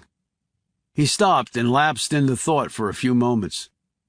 We could always ask them, in our professional capacity. Yes, we could, and they could refuse. And we could press the point, go to court, get a subpoena, let the lawyers duke it out. And all of that would take time, maybe a lot of time. Lawyers never work fast. At least, that's been my experience. We need to work this out from our angle. What about talking to the judge? Puller shook his head. I doubt he'll even see us. And even if he would, he'll never tell us anything. Judges don't talk about cases. Well, then the trial lawyers probably won't either. I think we have a better shot with them. Okay, so where are the lawyers? The prosecutor's in Charlottesville, Virginia, a couple of hours from here. He's no longer doing trial work. He's teaching at the JAG school there. My brother's former lawyer is out of the Air Force and in private practice in North Carolina. Okay, do we split up or do a tag team? Do you want to split up? No. Then let's head to Seaville. Did you find out anything more about Robinson? Your gut was right. His son was very sick. Terminal, actually. They went to Germany desperate for a miracle cure that fortunately worked. And how did they pay for it? There was a community fundraiser that brought in some dollars, but I spoke with folks in Berlin familiar with the medical procedure, and they said it easily would have cost $1 million plus. I don't think you could sell enough cookies and lemonade to raise that much cash, and Robinson's insurance, good though it was, did not cover that sort of treatment. And no one became suspicious. Pretty touchy subject when you're dealing with a sick kid, and it came after the trial was over. Maybe people just didn't put two and two together. Or maybe they didn't want to. But we did it pretty quickly. And I know the kid was sick, and I'm glad he's better. But my brother lost everything. Preaching to the choir. Yeah. Too bad someone didn't start preaching 2 years ago. Chapter 38. Susan Reynolds slipped into her car after putting some shopping bags in the trunk. It was 30 minutes to her home and the traffic was light. She reached her house and carried her bags in. She set them down and turned off the alarm. She was about to switch on the light when the voice called out, "Please don't move. There's a gun pointed at your head." Reynolds started to turn around. "Do not turn around," the voice said sharply. Reynolds froze where she stood. "Now, walk toward and turn into the living room. Sit in the chair nearest the television." You seem to know my house very well, said Reynolds calmly, as she began to walk in that direction. She turned into the living room and sat in the designated chair. When she reached for the light on the table next to her, the voice said, "I'll do that." She slowly pulled her hand back and laid it in her lap, while the person behind her turned on the light to its lowest setting. How did you get in here? The alarm was on. An alarm is only as good as the password, and yours wasn't very good. But then you reset it. Why? Well, not resetting it would have given my intrusion away, wouldn't it? He moved fully into the room, but kept behind her. Robert Puller had on a hoodie pulled up and a ski mask that covered everything on his face except his eyes and lips. His gun was pointed at the back of Reynolds' head. Across the room, he had placed a mirror he'd found in her bathroom on a table. It was angled so that he could see her face reflected in it, while he remained hidden from her. He wanted to see her face, and more important, her reactions to his questions. He said, "I would presume that you're armed. Take your weapon out, holding it by the muzzle, or the next sound you hear will unfortunately be the last one you ever will." She drew out the compact SIG 9mm by the muzzle and placed it on the carpet. "Kick it behind you." She did so, and Puller reached down and pocketed it. What do you want? I have some money in the study. My credit cards are in my purse. I don't have gold bullion on the premises, if that's what you're looking for. "Who paid you to lie about what you saw?" Puller asked. She stiffened, and Puller added, "I thought you would have recognized my voice before now, Susan." It's been 2 years. Over 2 years, actually. But still, I remembered your voice. I've had a lot more to do over the last 2 years than you. Actually, I've had a lot to think about, if that counts.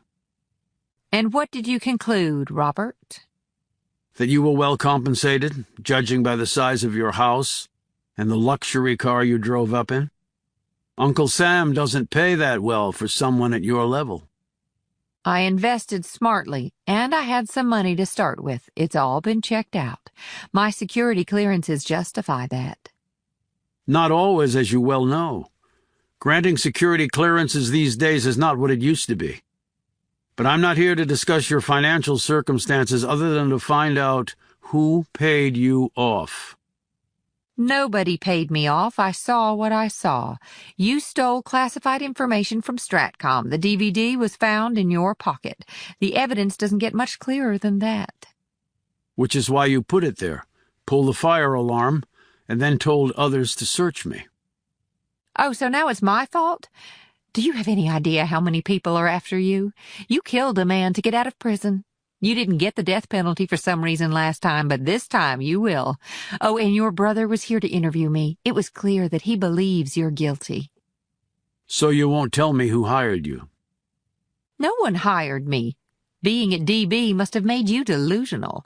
And on top of it, you're now a murderer. I hope God will have mercy on you after they stick the needle in you, Robert. I think God will have mercy, but it won't be directed at me, because I don't require any. And what about Niles Robinson? Spin that one. I don't have to spin it. He lied, same as you. You were in it together, bought off by the same party.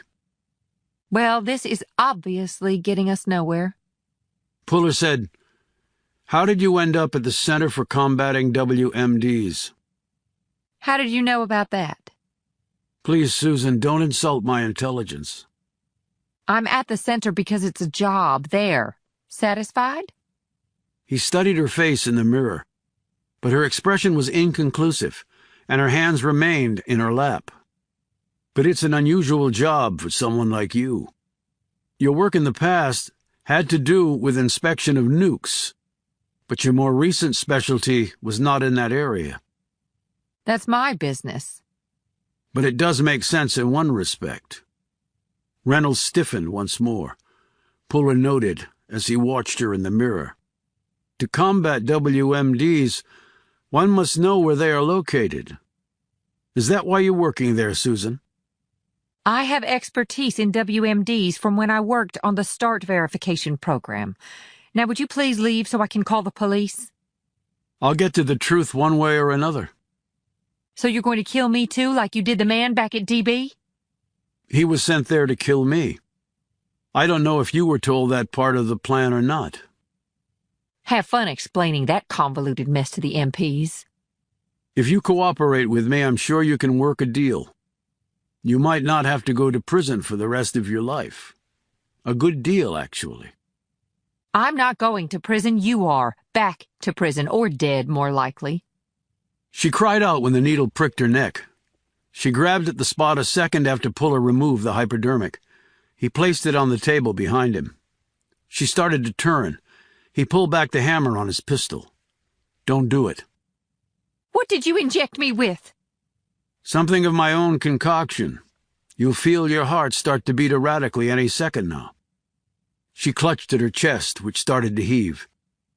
You poisoned me, you bastard! You poisoned me! But I also have the antidote with me. You answer my questions and you can have it.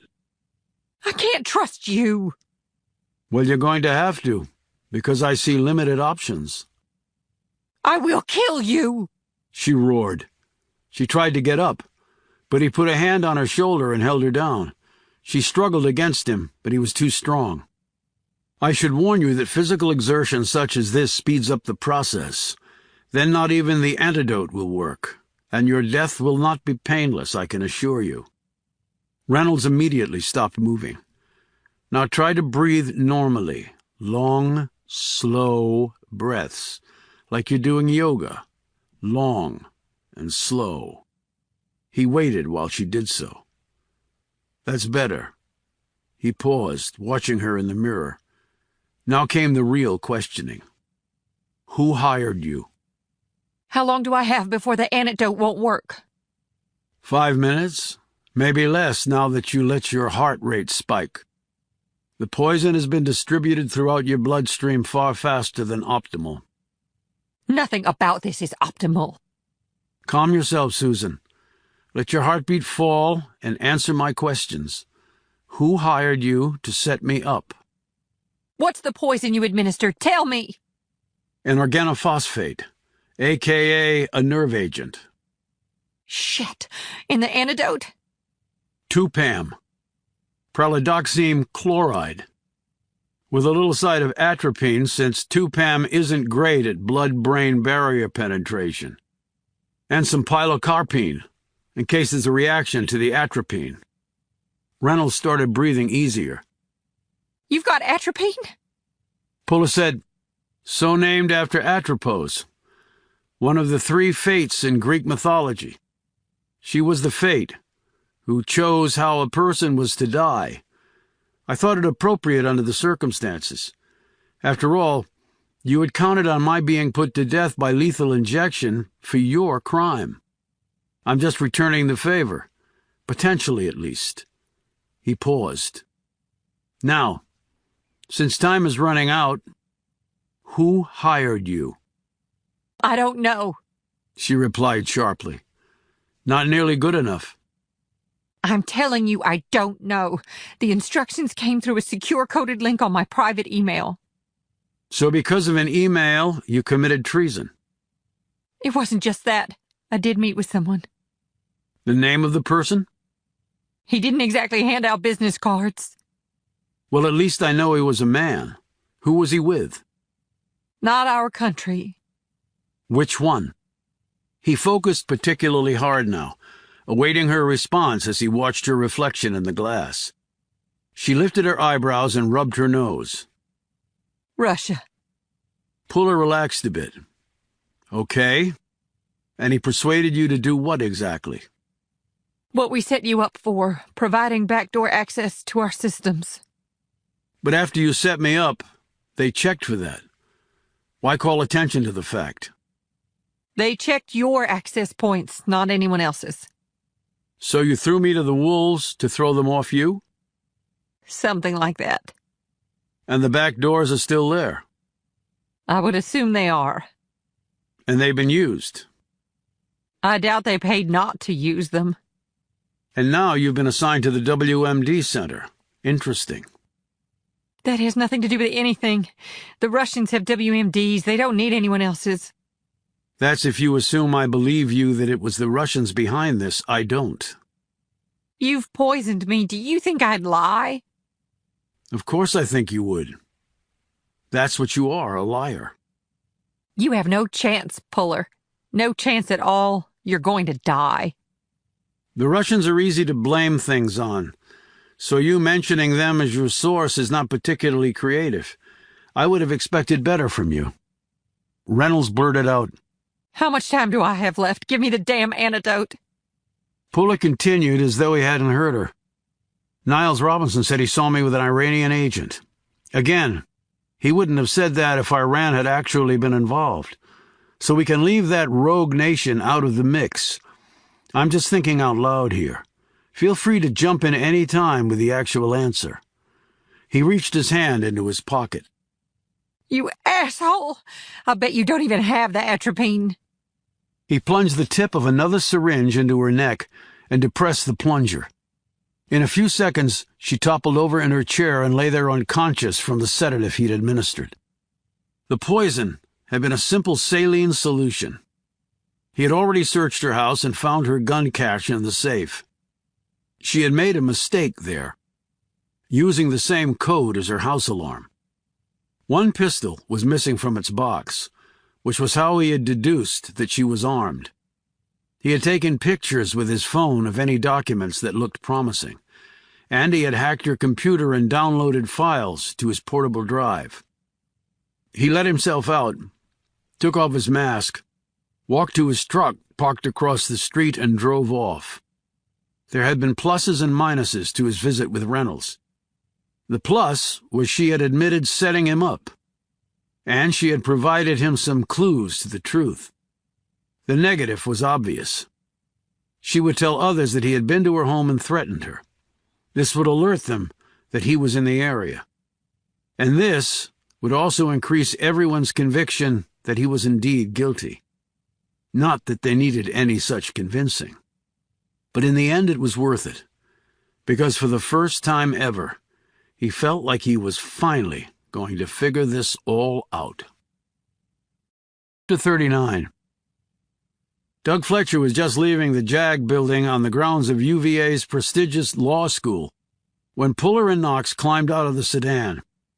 He was in his 50s, lean, with hair probably as closely cropped as during his military career, only now it was mostly gray. His jaw was sharply cut, and his blue eyes were alert and penetrating, which helped to gain the trust of a judge or a jury. Puller and Knox flashed their cred packs. Fletcher didn't look surprised by their appearance. "How can I help you?" he asked, his voice firm and low, but carrying a throaty rumble that made it perfectly clear. Puller explained why they were here, and Fletcher nodded. "I heard about the escape, of course." He glanced around. "There's an office space I used back at the JAG school. Perhaps that might be more private." They walked there in 5 minutes. Fletcher closed the door to the small space that had a desk in the center with a computer on it. The walls were lined with wooden shelves filled with dusty tomes and stacks of legal periodicals. Fletcher took his seat behind the desk, while Puller and Knox sat opposite. "We understand that you might have had some doubts about Robert Puller's guilt," began Puller. "I wasn't the only one," replied Fletcher. "The witness statements?" "Among other things. I guess that could have happened naturally. But I also learned later that Puller had a potential defense with his computer being hacked, something he wouldn't acknowledge. He was too smart for his own good. Too smart, in fact, to allow himself to be seen loading a DVD and then get caught with it in his pocket." And the Iranian spy sighting? asked Knox. Fletcher shrugged. "It was very damning testimony, and the witness was credible and had no known grudge against Puller. So, what was the motivation to lie? How about a very sick child who needed a treatment that was deemed experimental and thus insurance-proof, and also way out of Dad's financial range?" said Puller. Fletcher leaned forward. "What?" Knox explained. Robinson's son had a very rare form of leukemia. Traditional treatment couldn't touch it. The experimental option cost over 7 figures and was only performed in another country. Before Robert Puller was convicted, his son was going to die. After Robert Puller went to DB, Robinson suddenly got the treatment done, and it wasn't for free. "How do you know all this?" asked Fletcher. Knox again answered. "Because my partner here noticed 2 pictures of Robinson's kid in his office. One was of a dying child. The other was an older version, obviously doing fine." Puller added, "So we ran it down and found what we found." "And there was no other explanation?" asked Fletcher. "Donations, the experimental treatment being done gratis?" "It was paid for. Over $1 million 2 months after Robert Puller went to DB." "Damn. So if Robinson was paid off?" "We think Susan Reynolds was, too. We interviewed her. And I've done enough face-to-faces to realize when someone is lying. She was." "And the motivation? Money again?" Puller said, "For herself. Her husband was killed nearly 20 years ago, leaving her with 2 small kids to raise. She now lives in a $1 million home on a government salary." "And no one discovered this before now?" "It was all after the fact. Robinson's kid was dying, Susan Reynolds was poor. After the trial, who'd go back and dig through that? You didn't, right?" "No, I didn't," Fletcher said a bit guiltily. "I had a full plate of work. No time to step back after a verdict was in. And it wasn't my job to do so," he added defensively. "But now we have to know the truth. Puller is out there somewhere." "But didn't he kill a man to get out?" said Fletcher. "That's what I heard through the grapevine." "That's one theory," said Puller. "But it may be more complicated than that." Knox said, "You were obviously somewhat skeptical of the witness statements containing the same phraseology. You didn't follow that up?" "Again, it wasn't my job. I pointed it out to the defense, not that they needed me to do that. And the rest of the evidence was very strong. Online gambling, piled-up debts, means, motive, An opportunity. It was a classic case. Well, the motivation could have been fabricated, since we suspect his computer was hacked, Puller pointed out. I can see that now, replied Fletcher. So, when did the death penalty get pulled off the table? Asked Puller. This comment drew a sharp glance from Fletcher. Puller said, We know the charge was changed from spying, which carries a mandatory death penalty in times of war, to espionage, which doesn't automatically mandate death. Why did that happen? He leaned forward. Because the record of the court-martial proceedings I looked at had you filing the motion for the change in the charges against Robert Puller. It didn't come from the defense side. Fletcher clasped his hands in front of him and looked to be in deep thought. That directive came from above. How far above? Well above me, but frankly I think the genesis for it came from outside the legal side of the military, and outside even the Air Force. Puller said, How could that be? Robert Puller was in the Air Force. They would unquestionably have jurisdiction over him and the case. You're right in all respects. But I think it was because his father was a legendary Army general, if you want the truth. The DoD apparently thought that putting to death the son of such a hero would not be a good thing. Puller sat back. This hadn't occurred to him. Fletcher studied him. He's your father, too, of course. So you made the connection with the last name. No, I knew before. When you're prosecuting someone for a serious crime, you check out his family. I know all about you. And I'm absolutely stunned that you're being allowed to investigate your brother's escape from DB. You're not the only one, said Puller. So you think it had to do with our father? Well, there was the letter he wrote. Puller didn't seem to be able to process this statement. Knox glanced at him, saw his rigid look, and said to Fletcher, What letter? From General Puller, pleading for his son not to be tried for spying. It was quite moving. When was it sent? Asked Knox, while still glancing nervously at Puller. Early on in the proceedings. The judge accepted the motion I filed, and of course the defense had no objection. Puller finally found his voice and said, The letter wasn't in the file. I'm not surprised about that. It wasn't technically part of the record. Do you remember what else it said? Asked Puller. I actually kept a copy. If you give me your email, I can scan it in and forward it to you. Puller gave him a business card and said, Thanks. I'd appreciate that. Is there anything else I can do for you? Asked Fletcher. Knox said hastily, If there is, we'll get back to you. They left a moody-looking Fletcher sitting behind his desk. As they walked out, Knox said, You obviously didn't know your father had written a letter. He was at the VA by then. I didn't think he had the capacity to even write his own name. Well, he might have found the capacity to help a son fighting for his life. But it seemed to me that he didn't care what happened to Bobby. Maybe your dad didn't want to admit his feelings to you. Some men have a problem with that. You think your father fits into that category? As far as I knew, my father never had any feelings, said Puller tersely. Chapter 40. Charlotte, North Carolina, was the next stop on their list. They made it from Charlottesville in a little over 4 hours, with Puller driving fast the whole way. He liked to drive because it gave him time to think, and he had a lot to think about, particularly about a letter a father had written in an attempt to save his oldest son from a death sentence. I don't have any pennies on me, but I'll fork over folding money to see inside your head.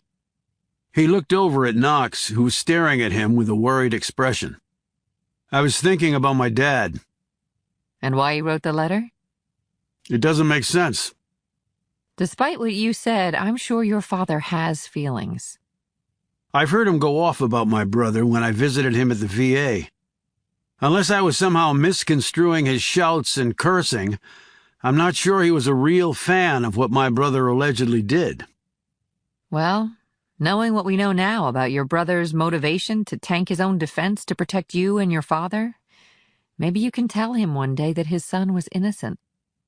I'd like Bobby to be able to do that himself. Knox placed a hand on his shoulder.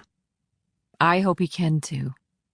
I want to ask defense counsel point blank why he didn't pursue that angle.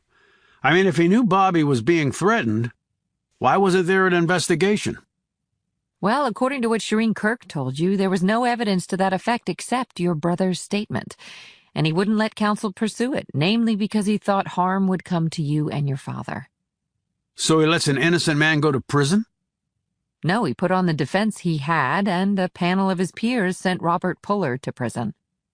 You know, it's not that simple or straightforward. What I know is that we need more proof than we have right now. Macquarie was bought off, and Susan Reynolds is lying, and so was Niles Robinson. I believe it. But can we convince others, even with the financial evidence we have? And more important, can we tie it into your brother's case? Because all most people know is that he escaped from DB and left a dead man behind. Whether that man should have been there or not is largely irrelevant for most people. First and foremost, your brother is a killer. At least that's what they think. Whatever the truth is, it's complicated, and complicated is not what our information-overloaded society is good at grasping, because they would have to focus for longer than 5 seconds, which most folks can't do anymore. So all this is for shit, then? Everything we're doing? Puller retorted. Of course it's not. But I want you to understand really clearly that what we have now is not enough. It's not even close to enough. I don't see light at the end of the tunnel yet, and neither should you. We have to keep plugging. That's all I ever do, Knox. I just keep plugging. Knox had scrounged up government travel vouchers that would allow them to stay at the Ritz-Carlton Hotel in downtown Charlotte for a reduced rate that would not cause a DOD bean counter to slash his wrists. They got rooms on the same floor on either side of the elevator bank. They made arrangements to meet in the lobby 30 minutes later and then go have a late dinner. Puller quickly showered and put on a set of clean clothes he'd grabbed from his duffel. He made some phone calls, including one to the VA hospital to check on his dad. Resting comfortably was the reply he got to his question. Puller knew that meant the old man wasn't yelling at anybody. He left a message on Shireen's voicemail telling her where they were and what they had found out. He knew he would have to report in soon to General Reinhardt and Schindler from the NSC. How much he would tell them he wasn't sure.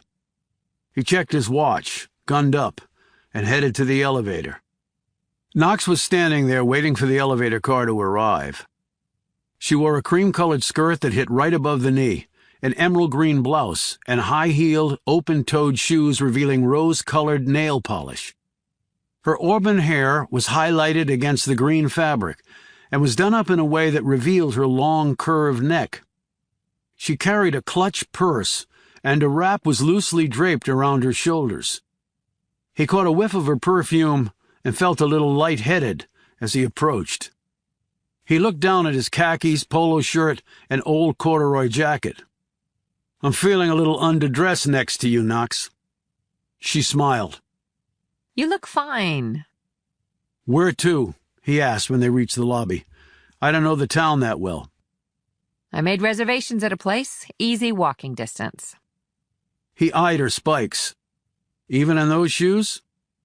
She smiled. I have great balance. He eyed her purse. "Gunned up?" She nodded. Compact, but good stopping power. I use it as a backup ordinarily. The air was warm and the dark sky clear. The walk was only 2 blocks. The restaurant was fairly full at the late hour.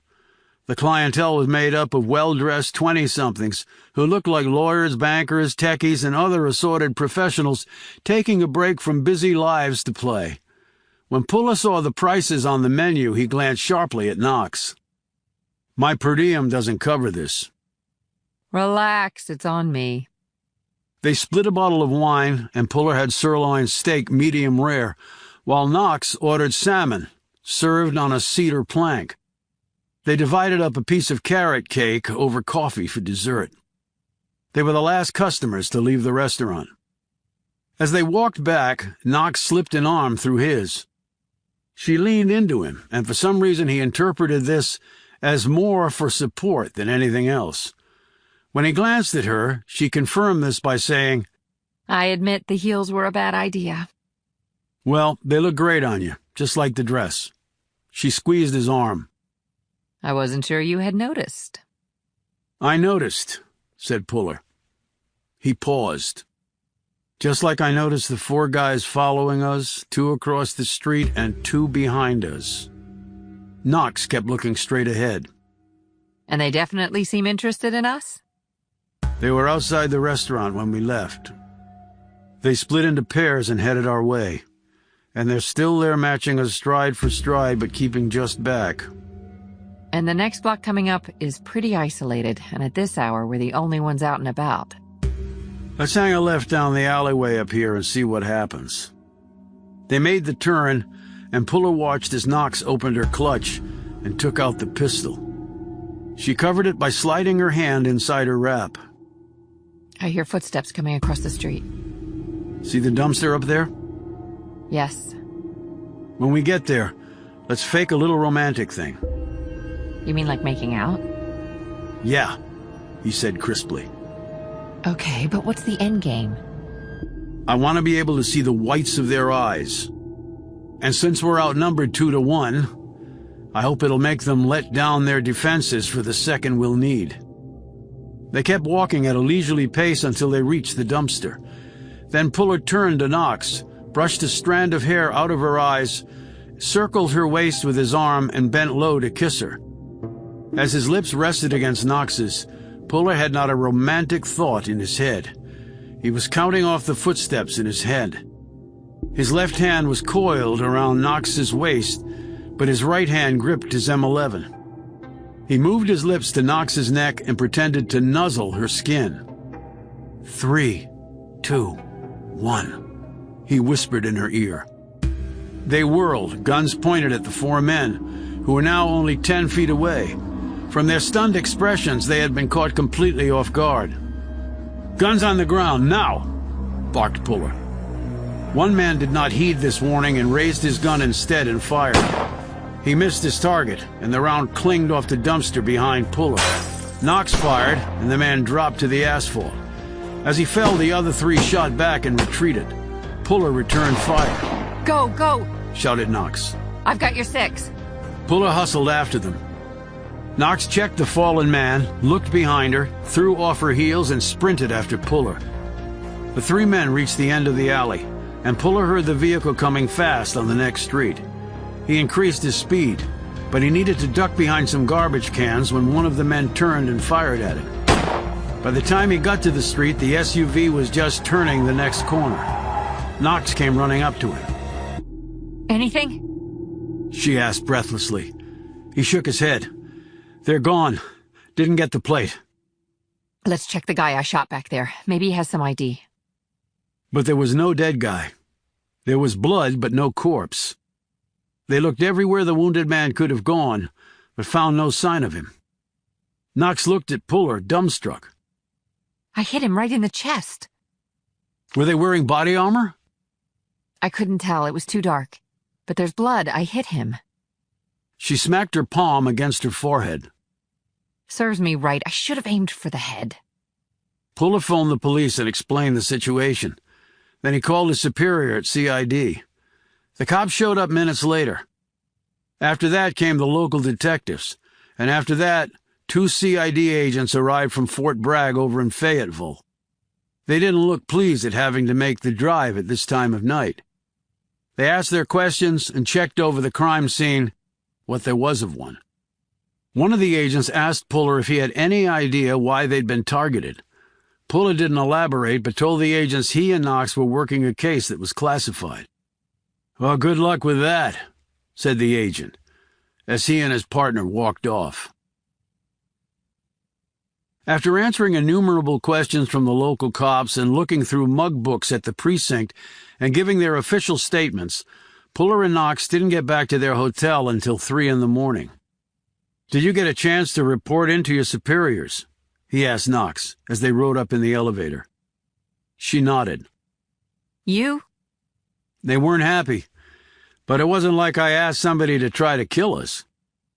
She slipped off her heels before walking out of the elevator, leaning against the wall and rubbing one of her feet. Not exactly the night I had planned, she said, sounding depressed. Wouldn't think so. Who do you think those guys were? Same ones who jumped me at Leavenworth, maybe? Did you recognize any of them? The guys in Kansas wore ski masks. So maybe they followed us across the country? Maybe. She looked up at him. You tired? Not particularly. Must be the adrenaline spike from almost getting killed. The Ritz has round-the-clock room service. How about some wine and a snack? I'm suddenly starving. They headed to her room and she placed the order. It came 20 minutes later, and after the attendant left, Knox poured out the wine and handed Puller a plate with some crackers, breads, cheeses, fruit, and a small bowl of nuts.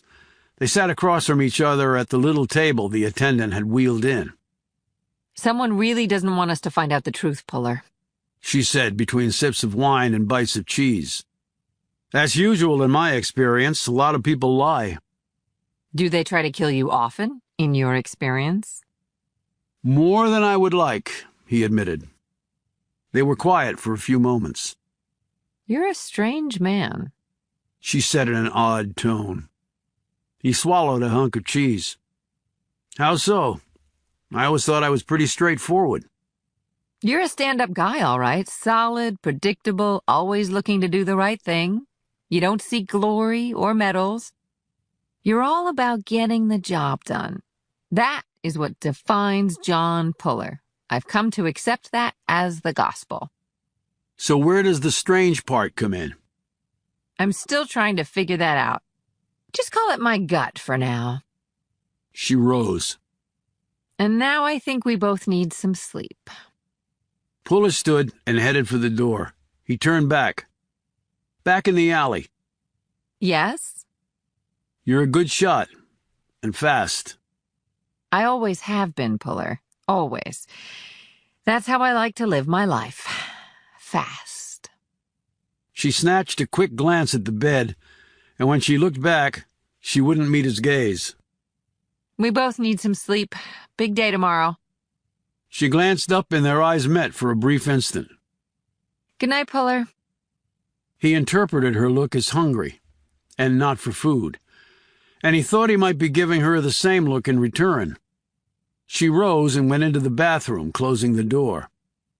Puller stood there for a few seconds trying to dissect what had just happened.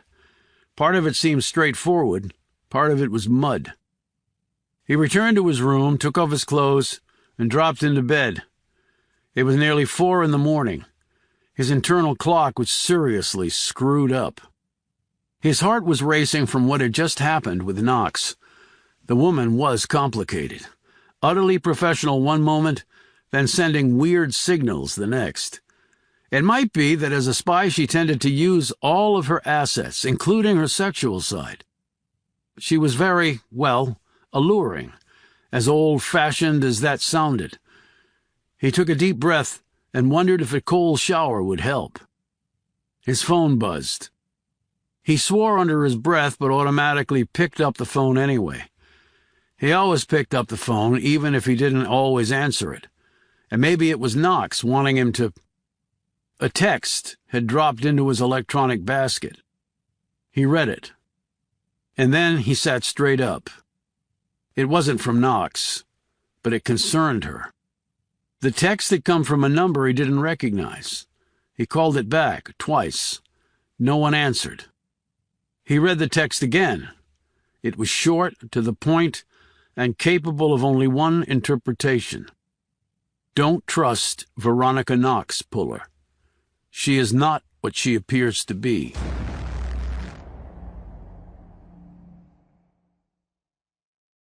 Chapter 41. Niles Robinson had left work early to catch his son's soccer match. The boy had gone from death's door to being a healthy, athletic 12-year-old in less than 2 years. It truly was a miracle, and one that Robinson never took for granted. There were a handful of parents watching the match from the sidelines. The day was warm, and the boys had already worked up a sweat. Robinson's son was a center midfielder, which meant he had equal responsibilities for defense and attack. Because of this, his kid probably ran more than any of his other teammates, but he seemed up to the task. Robinson shook his head in wonder as his son flashed past him with the ball. A minute later, the ball was in the net, and his son's team had taken the lead. It was a lead they would not relinquish. After the match was over, Robinson congratulated his son and then headed back to work. The boy would be driven home by a friend. A tall man in a hoodie approached him in the parking lot. Robinson didn't register on him until the man was nearly upon him. "Can I help you?" he asked. Before the hooded man could answer, 4 men appeared out of vehicles parked nearby and converged on the pair. The hooded man was grabbed and his hood yanked down as his hands were cuffed behind him. Robinson stared at the man and shook his head. "It's not him," he said. "It's not Robert Puller." The man in the hoodie was younger and his face was dirty. "Get your hands off me," he yelled. "I ain't done nothing wrong. Get them cuffs off me." One of the other men slammed him up against Robinson's van. "Why did you approach this man?" "Is that a crime?" "It might be." "Some dude paid me." "What dude? Where is he?" "Just some dude. Paid me $20. Said to come over here after the match was over." "What did he look like?" "I don't know. He was as tall as me. Never saw his face." "Why'd he pick you?" "How the hell should I know?" "You hang around this park a lot?" "Yeah, going through the trash cans. The kids leave full bottles of Gatorades. And the moms throw half the snacks they bring away. Cornucopia, man." "You're homeless?" "No, man. I had my private jet drop me off here so I could go through shit in the garbage." "When did the dude approach you?" "About an hour ago." "Where?" "Over by the basketball courts on the other side of the park." The man let him go and looked at Robinson. "He faked us out with this idiot." Robinson nodded. "I told you he was smart." The man spoke to one of his colleagues. "Take this smart ass and see what else you can get from him." They pulled the man away and pushed him into a waiting SUV, which immediately drove off. The first man looked at Robinson. "If he contacts you, you get in touch with us immediately, understood?" Robinson nodded, climbed into his car, and drove off. When he looked at himself in the rearview mirror, he was sweating. He arrived at his house, having decided against going back to work. He emailed an excuse to his boss, went out into his backyard, and sat on a chair on his patio, his thoughts a whirlwind of mostly cataclysmic scenarios. His personal cell phone buzzed. He had almost been expecting this. He looked at the screen. "Sorry for all the excitement at the park. Had to flush the Dobermans." A few seconds later, another text came in. "I'm glad Ian is okay. But now that he's healthy, you have to consider what you've done and the damage that it's caused, because you opened the door for them. You and Susan. We need to meet." Robinson stared down at the little screen, and then, after looking around to make sure no one was watching him, thumbed in a brief response. "How? They're everywhere." As Robinson read the reply, his opinion of Robert Puller was once more validated. He was a very smart man. Union Station was busy at this time of day. Robinson parked in the upper deck and rode the escalator down to the station. He walked inside and over to a bank of phones set against one wall. In a world of cell phones, there was no one using these antiquated tools of communication. Across from him, some scaffolding enclosed with a tall curtain had been set up around repair work being done on the ceiling. Robinson parked himself at the phone farthest from the door he'd come in and waited. A few seconds later it rang. He picked it up and said hello. "You're looking good, Niles. Trim as ever." Robinson didn't bother to look around. He doubted he could have spotted the man. "How did you get out of DB, Bobby?" "Nothing planned, just taking advantage of an opportunity."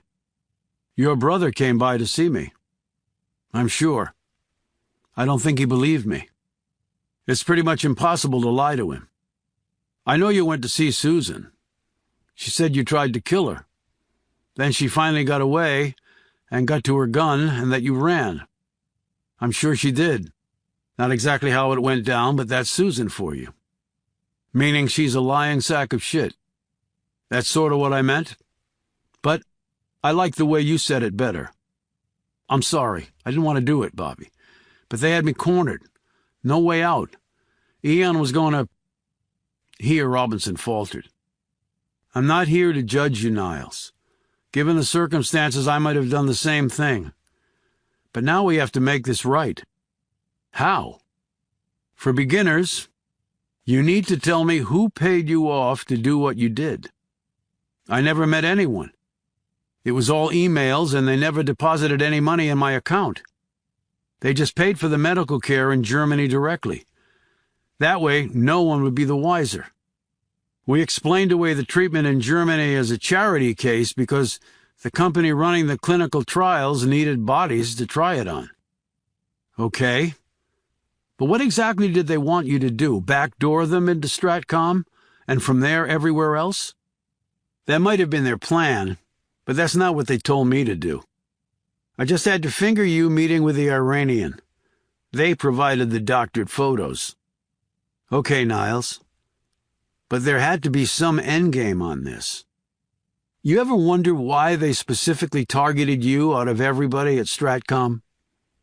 Of course I did. And did you ever find an answer? Not a good one, no. Well, I asked myself that question many times. And did an answer ever hit you? Asked Puller. About a year ago when I was at work. And what was it? You were being groomed to go all the way to the top, Bobby. General Abel was pretty clear on that. So what? Asked Puller. There were some who might not have liked that. Who exactly are you talking about? I tried to make it right, Bobby, I really did. This has been eating me from the inside out for over 2 damn years. Give me a name, Niles, urged Puller. The shot hit Niles Robinson right in the base of his neck and severed his medulla. With that cord destroyed, so was he. He stood there for an instant, a look of intense surprise on his now bloody face where the round had exited and struck the wall. Then he fell face first into the phone bank and slid to the floor, the wall smeared with his blood, his hand still clutched around the receiver. The shooter, dressed as a police officer, was behind the enclosed repair site. He had aimed and fired his suppressed pistol through a slit in the curtain. He holstered his weapon, exited out the other side of the worksite, and started yelling at people not to panic, but to move away from the site of the shooting. Most people obeyed, since he was in uniform. Still, hundreds of people were screaming and fleeing in all directions, abandoning their luggage and trying to get away from the murdered man. Police, guns out, rushed toward him. Union Station was instantly transformed into a nightmare scenario. Only 2 people walked calmly out of the station that day. One was Robert Puller. The other was the person who had just killed Niles Robinson. Chapter 42.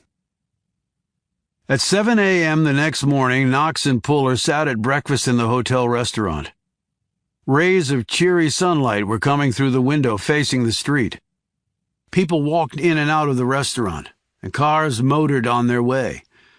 It seemed improbable that someone had tried to murder them a few hours ago and only a short distance from here.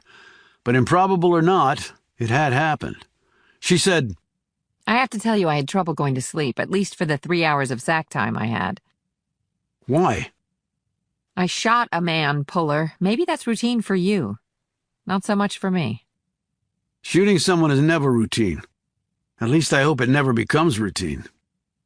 We're on the same page there. But we must be making some people nervous. That's progress. Puller paused with his cup of tea halfway to his lips. We've covered a lot of ground, but we have no answers, Knox. That is not progress. Not in my book. I disagree. We've discovered that 2 people were lying their asses off and got your brother sent to prison wrongly. We figured out, well, You did. That some Croatian snuck a bogey into Fort Leavenworth who was sent there to kill your brother. We've accomplished a lot. We really have. But we really don't have answers yet. Not for the important questions. Namely, who and why. She fiddled with her spoon. Obviously, your brother is out there right now trying to figure it all out. You sound like you've been giving that some thought. I've been giving it a lot of thought, actually. And what do you think? That he's maybe ahead of us on some things. Why? He's super smart. He was set up. He was in the intelligence field, and he's trying to prove his innocence. Lots of motivation there. I've started to think that he was the one who saved my butt when those goons snatched me. It's really the only thing that makes sense. Knox looked at him in surprise. I hadn't even considered that, but I guess that would make sense. So you might have been a few feet from him that night. I might have been, yeah. As it turned out, it might as well have been a few miles. He's gone, and I'm no closer to finding him. You were really tight with your brother, weren't you? For a long time, we were all each other had. Our mother was gone, and our dad might as well have been. He nudged a roasted potato on his plate. That may be one reason I never took the plunge. What, marriage? Yeah. Why? Afraid you'd be a crappy father? Crappy husband, too. I don't see that, Puller. I really don't. You'd make a great catch. And a great dad, teaching your kids right and wrong, how to color in the lines, throw a ball, execute a room breach, fire a sniper rifle, take out 4 bad guys with a piece of rope and a stick of chewing gum. All good life lessons. You ever think of getting hitched? Actually, I did. Puller hiked his eyebrows.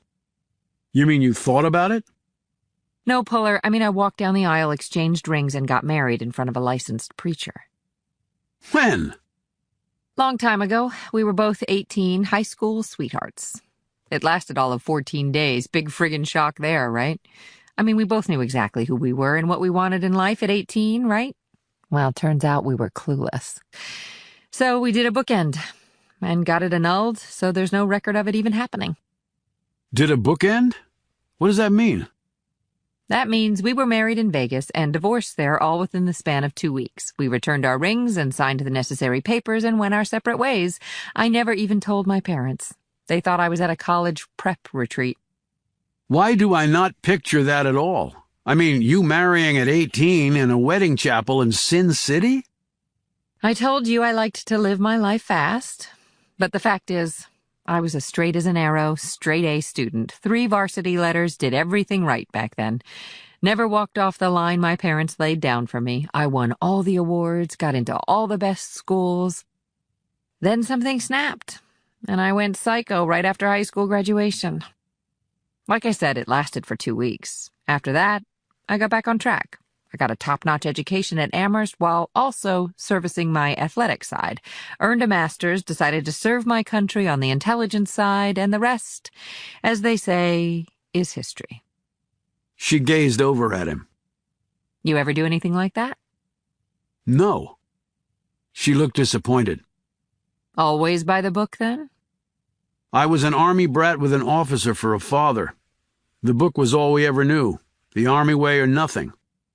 He said this last part with particular sternness. Okay. She said, taken aback by his tone. I'll just call you by-the-book Puller from now on. Okay, but what do people call you? He said, his tone suddenly harsh. They stared at each other for a long, uncomfortable moment. What exactly do you mean by that? It's just a question. They call me Veronica Knox. Okay, now let me ask you one. What changed from a few hours ago to now? Because 3 hours ago, things seemed pretty good between us. I shot somebody who was trying to do us harm. But you're being so cold and distant now, I feel like I'm in Alaska instead of North Carolina. You're just being a little sensitive, I think. No, I'm just someone who wants the truth, Puller. You up to providing it? I've never lied to you, Knox, and I never will. I know, you kept pointing out my deficiencies on that score, and you were probably right to do so. But I thought by now I had proved to you that I'm on the up and up, so again, what's changed? I like how you put things. You should think about writing a novel or a blog. And you should think about stopping the bullshit and telling me what's going on. Puller started to say something, maybe more than he should. An internal struggle ended with him standing up, checking his watch, and saying, "It's time for our meeting with Todd Landry." She sat there as he walked out of the restaurant. Knox muttered, Women are supposed to be complicated, not guys. and she grabbed her jacket and followed him. Chapter 43. They had made an 8 o'clock appointment to meet with Todd Landry, Robert Puller's former defense counsel. He was at his downtown office in Charlotte, only a short walk from the Ritz. A secretary led them back to a small conference room in the rear of the office space. As they walked along, Puller took in the blonde wood and tasteful artwork and felt his feet sink into the thick carpet. He noted the elaborate layout of cubicles where people looked as busy as bees in a honeycomb as they toiled away on whatever legal conundrum they were confronting. Landry greeted them at the door of the conference room. He was about 5'8", thin, with a ring of grayish hair encircling the crown of his head. He wore a dark double-breasted suit and a paisley tie fronting a light blue patterned shirt. Puller also noted the gold monogrammed links on the French cuffs. A man careful about his appearance. Landry had retained his military bearing in the ramrod straight posture, firm handshake, and take-charge demeanor. "Have a seat. I'm sure you want to get down to it. Coffee, water?" "No, thanks," said Puller, and Knox shook her head. They all sat as Landry unbuttoned his suit coat and waited. "I suppose you know why we're here," began Puller. "Robert Puller. Can't believe he got out of DB. I thought he was innocent, you know. Can't say that about most of my clients. I guess I was wrong about him." "Maybe you weren't," said Puller. "We've uncovered enough to make us concerned that an innocent man was indeed sent to prison." "Then why escape?" "We really can't get into that, but we can tell you that there are extenuating circumstances." "Okay, I know I'm not in the military anymore, and my need to know is pretty non-existent. But you had some questions nonetheless?" We've met with Doug Fletcher already, said Knox. Landry nodded. "Good guy, good lawyer. He's teaching at JAG now in Charlottesville." "Right. And you spoke with Shireen Kirk," said Puller. Landry smiled. "I hated going up against her. She kicked my ass more times than I care to admit. I hope she never moves to Charlotte and goes into private practice." "We appreciated your being so frank with her." Landry nodded in understanding. "Look, it was a strange case all around. None of it made sense. I know the evidence showed online gambling as the motive, and he had the means and opportunity, but I never bought that. That all can be fabricated quite easily. If Robert hadn't been so egotistical about someone hacking his computer, the verdict might have been different. Maybe not, but at least we would have had a fighting chance."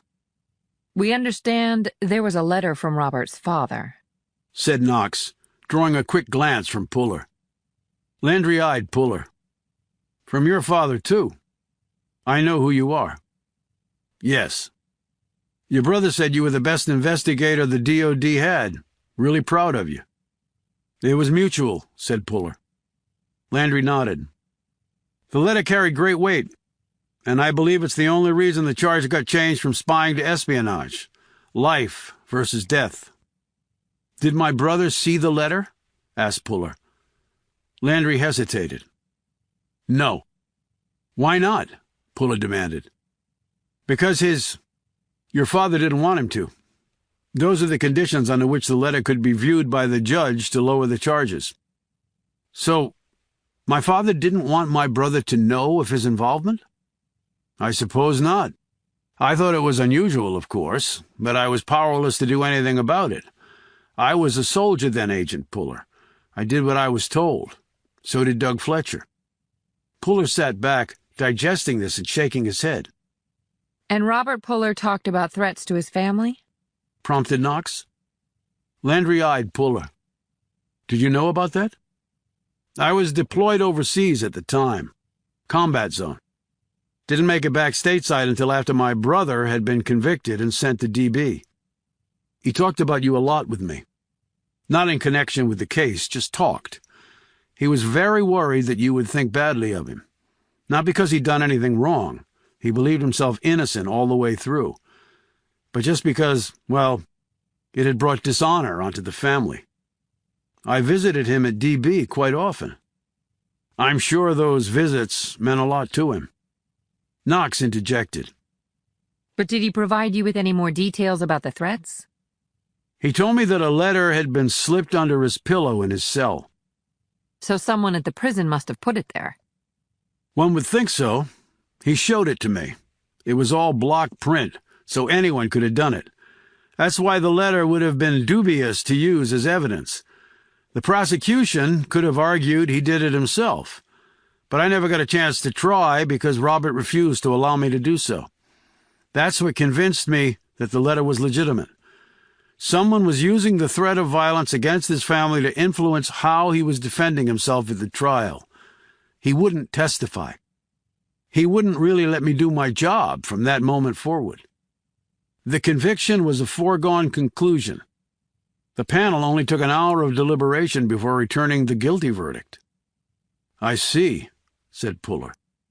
It's curious, though. I mean, with what happened yesterday in D.C., said Landry. Both Knox and Puller looked at him strangely. What happened in D.C.? Oh, I'm sorry. I thought you would have heard. An old colleague of mine from D.C. called me last night. He'd seen it on the news. There was a brief article about it in USA Today this morning, but I don't think it's gotten much media traction yet.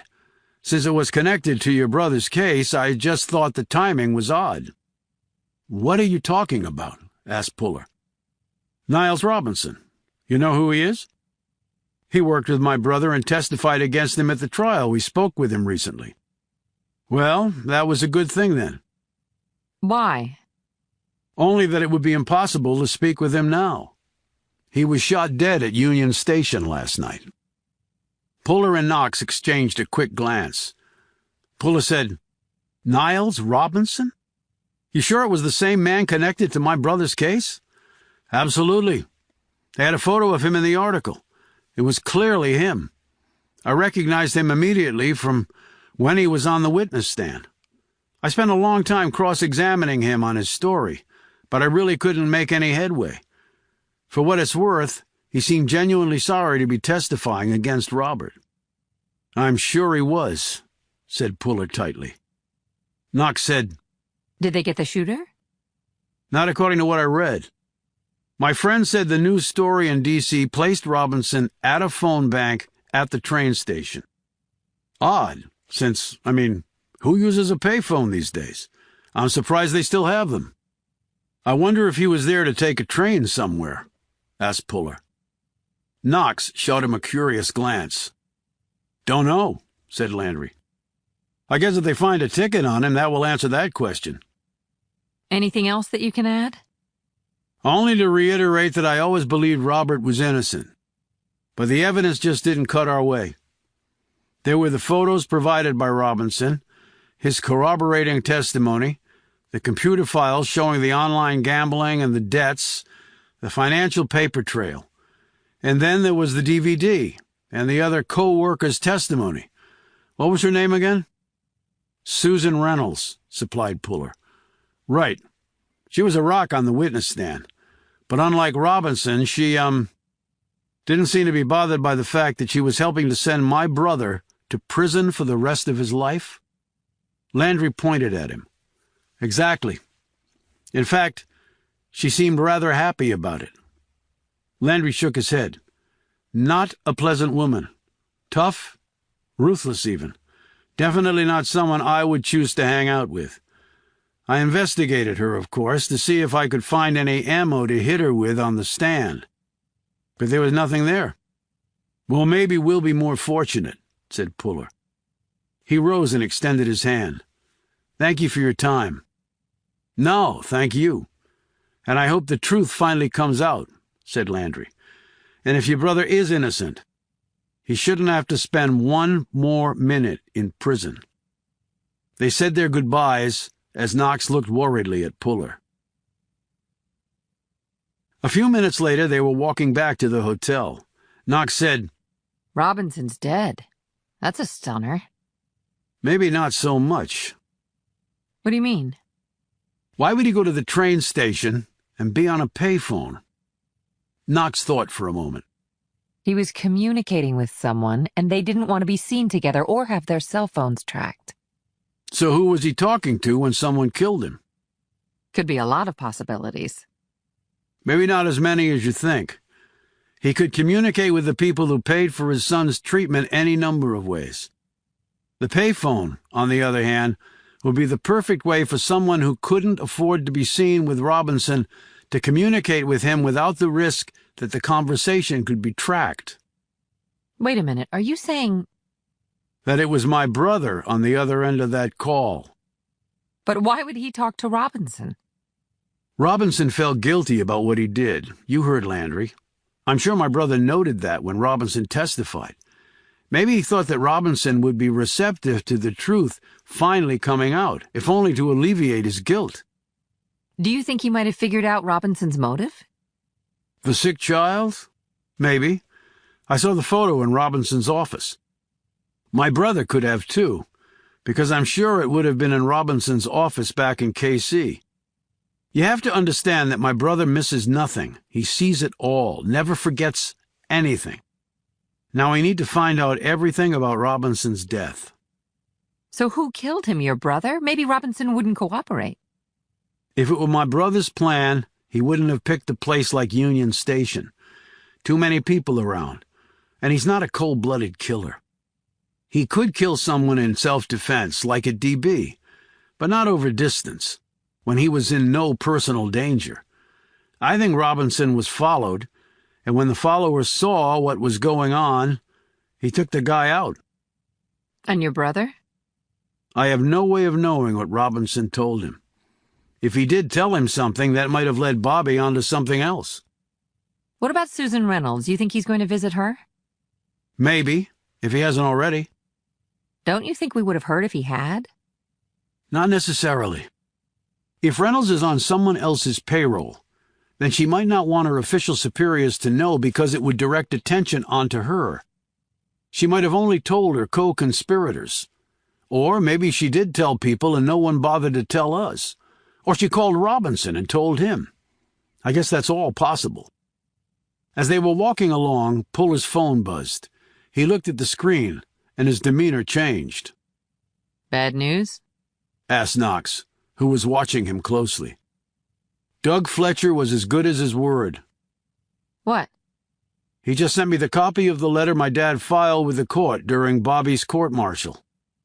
Knox put a hand on Puller's arm. Look, you go up to your room, finish packing up, read your letter, take all the time you need. I'll check out and be down in the lobby waiting. Puller looked across at her. "I appreciate that." He hesitated. "And I'm sorry that I was shitty to you this morning." Forget it. I'm not a morning person myself. And I can be an asshole too. "You said you weren't close to your dad, but do you ever see him?" That would be kind of hard, because he's dead. "Sorry, I didn't know." He drank too much, withered away, fell into depression, ended up all alone, and ate a round from a Glock without bothering to leave behind a note. Damn, that must have been tough. Not as much as you might think. We'd been estranged a long time by then. Still, he was your father. Actually, in my mind at least, he had lost that title. It's not supposed to be simply granted, Puller, because a sperm happened to hit an egg. You have to earn it. He chose not to, and he suffered the consequences. It's incredibly sad, but it wasn't my choice, it was his. I admire the fact you can be so analytical about it. That only happens after you spend about 10 years of your life crying about it. Once the emotions are gone, analytics are all you have left. But as she said this, Knox turned away from him and stared directly in front of her. They had reached the hotel by now, and she pushed him toward the entrance. Go do what you have to do. I'm going to run next door to the pharmacy and pick up some things I need. Meet you in the lobby. Puller looked at her for a moment and then walked into the hotel. Knox looked frantically around for a few moments, and then spotted the narrow alleyway behind the hotel. She slid into it, turned away from the street, and began to cry. Chapter 44. Robert Puller sat in the seedy motel room next to a strip mall on Route 1 in South Alexandria, staring at the beaten-down strip of carpet, but not really seeing it. Last night, he had watched Niles Robinson's brains being splattered on the wall at Union Station. He had worked with Robinson for several years at Stratcom, first in Nebraska and then in Kansas. He had considered Robinson a friend. He had watched the man on the witness stand testifying against him. He had seen that his friend was mired in conflict over what he was doing. While Puller had been sitting in the courtroom that day when Robinson was on the stand, his mind had visited Robinson's office, going over everything in it. In the odd way his brain worked, once Puller saw something, it always stayed with him, safely ensconced in a little corner of his gray matter. In his mental meandering, he had stopped at the photograph of Ian Robinson when he had been sick, head shaven, and tubes running all over his frail body. Puller and Niles had talked often about the boy, his condition and dire prognosis. It had been heartbreaking, truly. And while he couldn't agree with what Niles had done, he could understand why he had done it. But now, while Ian would grow up, he would do so without his father. And Puller was blaming himself for that. Robinson had been followed. Puller should have anticipated that possibility. Yet he had never envisioned that they would have killed the man in such a public place. But he could do nothing for Robinson now, and what Robinson had told him was tantalizing. Some didn't like the fact that Puller was being groomed for great things in the intelligence field. But could it be just that? Maybe Robinson didn't know the whole story. Ruining my career and putting me in prison just because you didn't like me or were jealous? No, there had to be something else. And what did he mean by he had to try to make it right? How? Puller lay back on the bed and stared at the ceiling now instead of the threadbare carpet. He couldn't make heads or tails of what Robinson had meant. So he moved on. Puller had headed east because of a change in command at Stratcom. Daughtry was moved up and brought on, and then he was murdered. With the reassignment, other changes had taken place in the pecking order of command. Chiefly, Martin Abel had gotten his 4th star and become head of the NSA. It was a plum assignment. Yet maybe not so much now. The NSA was embroiled in controversy after the Snowden revelations.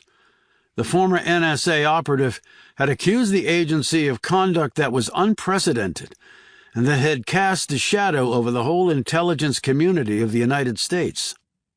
Puller had not been directly involved with the NSA during his time at Stratcom, though the agencies worked closely together.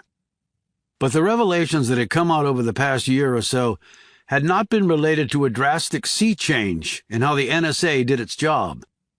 The recently publicized and now denounced tactics and surveillance had long been in place. Many people would not have wanted those revelations to come out, but come out they still had. And that's where Puller had made his miscalculation. He had suspected his old boss, Martin Abel. That was why he had headed east. But this could have nothing to do with the issues at the NSA, and by extension, Stratcom. He was sitting in a cell at the DB and had been for over 2 years. All during that time, no one had bothered with him. No one. And then recently, a man had come into the prison with the task of killing him. There had to be a reason. And if he could just figure out that reason, he could, by extrapolation, figure out everything else. So that brought him back to those people Robinson had mentioned, who did not want to see Puller move ahead and eventually land the top spot. That couldn't have included Martin Abel. He had been well on his way to heading the NSA, and he had clearly wanted Puller to succeed. His mentoring had shown that. Now, Susan Reynolds had obviously been no fan of Puller's, and had conspired to do him in for money and perhaps a professional grudge. But she couldn't be the leading force behind this. She didn't have the position or brains. At this point, Puller's thoughts turned elsewhere, to the gap that existed between Daughtry, the 1-star, and Abel, the now 4-star. When he had left Stratcom, it had opened up the top spot there. A quick Google search had told Puller that an admiral had taken over Abel's job at Stratcom. He had not been promoted internally, but had come in from another command. Below him, at the leadership level, was a 3-star, who was deputy commander, a chief of staff who was a 2-star, and a command sergeant major who was the senior enlisted leader. It didn't stop there. There were also the HQ and component commanders, which was composed of a hodgepodge of 3-stars, 2-stars, and 1-stars, rear admirals, colonels, majors, captains, and also civilians. It was a bewildering array of possible suspects, each of them doing the professional dance, hoping to move up in rank and power before the music stopped. Puller opened his laptop and went online. He studied the professional bios of each of these people, running his eye down the list again and again, hoping that something would pop. He had one critical time point. The decision to kill me at DB. What happened to trigger that? It would have taken planning, say a couple of months, to manage all the necessary details. The trigger for it could have come any time before that. I just don't know how long before it. But I have another critical point that might lead me in the right direction. He hacked a secure database to search for Susan Reynolds's internal and non-public CV. She had had many assignments over a government career spanning more than 25 years. Her academic background was spectacular, and she held advanced degrees, despite being a young mother. She had worked herself up to a managerial position, though he doubted she had the horsepower or connections to get to the SES level before she retired, but she might. She had had stints overseas and had been in war zones. She had even served on interrogation teams in the field and was an expert on techniques to get information from people who did not want to provide it. Well, he could certainly see her tightening the thumb screws on someone, and perhaps her affinity for weapons had helped her there. He went back further in her record. She had had stints in Eastern Europe and South Korea, among others. And as she had mentioned when he was in her home, many years ago she had been part of a START verification team for nuclear arms reduction with the Soviet Union. She had joined the WMD Center 4 months ago. Puller could have thought of 5 far more likely professional homes to which she could have been assigned. So why WMD? He looked up the leadership for the center. It wasn't a military person. The current head was Donovan Carter, a civilian and an SES, or member of the elite senior executive service, which roughly paralleled the rank of general or admiral in the armed forces. And Puller knew that Carter also headed up the far larger DTRA, which held a very prominent position in keeping America safe from WMDs. Puller knew Carter professionally. They had never worked directly together, but they had met on several occasions. Carter had come on board at the Center and DTRA at roughly the same time that Susan Reynolds had been assigned there, so they were at Fort Belvoir together. DTRA employed a lot of people, and Fort Belvoir was vast, and Reynolds was only a small component of this enterprise. There's another critical time component. They set me up and got rid of me at Stratcom right before my next promotion. He was slated to go from a major to lieutenant colonel. From there, his trajectory was predictable in rank: colonel, 1-star, 2-star, and on up. What was unpredictable was the timing. There were standards for how long between promotions, including minimum time in a particular grade, training requirements for duty performance, and there were additional hurdles to jump for special promotions. This was meritocracy at its finest, and Puller had always been a fast riser, marked for the stars on his shoulders almost as soon as he had left the Air Force Academy at the top of his class, the second-ranked classmate far behind. And then a possibility hit him. As a lieutenant colonel at STRATCOM, he was to be transferred to Bolling Air Force Base in Washington, D.C., and assigned to the Joint Forces Central Command's Intelligence, Surveillance, and Reconnaissance, or ISR, a component of STRATCOM. Puller knew that all these acronyms would drive most civilians mad, but for most of his adult life, it had been all he had known, becoming a language he could navigate as easily as he could recite the alphabet or know the order of medals and ribbons on the front of a uniform. At ISR, he would have been under the tutelage of a two-star. He also would have had a direct pipeline into the intelligence infrastructure of the United States by virtue of the NSA being only a short drive north into Maryland at Fort Meade. Could it be possible? He went back to take a look at Donovan Carter's CV. It didn't take him long to find it. 2 years ago to the week, Carter had been assigned to ISR. Then he checked Susan Reynolds' work history. And then it all came together like embers finally igniting and producing a flame. She had been assigned, along with Carter, to ISR. Now Carter was at the WMD Center, and so was Reynolds. So had they set him up so he wouldn't get the promotion and be moved to Bolling, where he would have been working with Donovan Carter? If so, why? And who had taken his slot at Bolling? Something crept out of a storage place in his brain and marched out in front of his eyes. He checked his laptop just to confirm that he was right. There was no room for mistakes now. When he saw it come up on the screen, the jigsaw pieces started to fit together even more precisely. Carter, Reynolds, and this person. Puller's slot at Bolling had been taken by a man who then held the rank of colonel. He had since been promoted to brigadier general. A few days ago, his career and life had ended in Kansas. His name was Timothy Daughtry. Chapter 45. John Puller waited until he got up to his room before opening the attachment on the email. He sat down in the chair and read through the letter once, and then, being the good soldier he was, he read through it twice more, filling in gaps that the prior readings had left. He set the phone down and stared over at the wall opposite.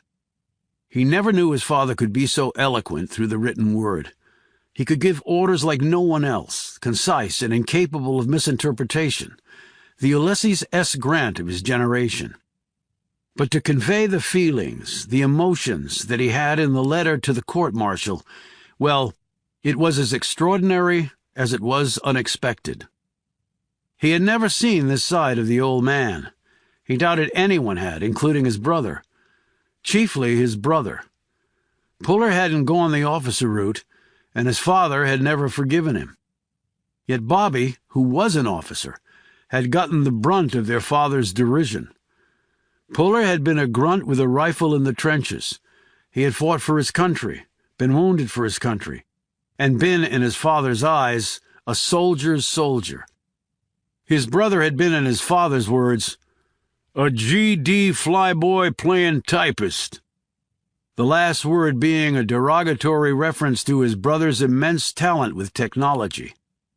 But in this letter, Puller Sr. had dug somewhere deep to find the words to persuade a military tribunal to give his son the possibility of life instead of a certain death. He had said things about his older son that Puller had never heard the old man say before. It was like they were two different men, in fact. But there they were, in his father's bold handwriting.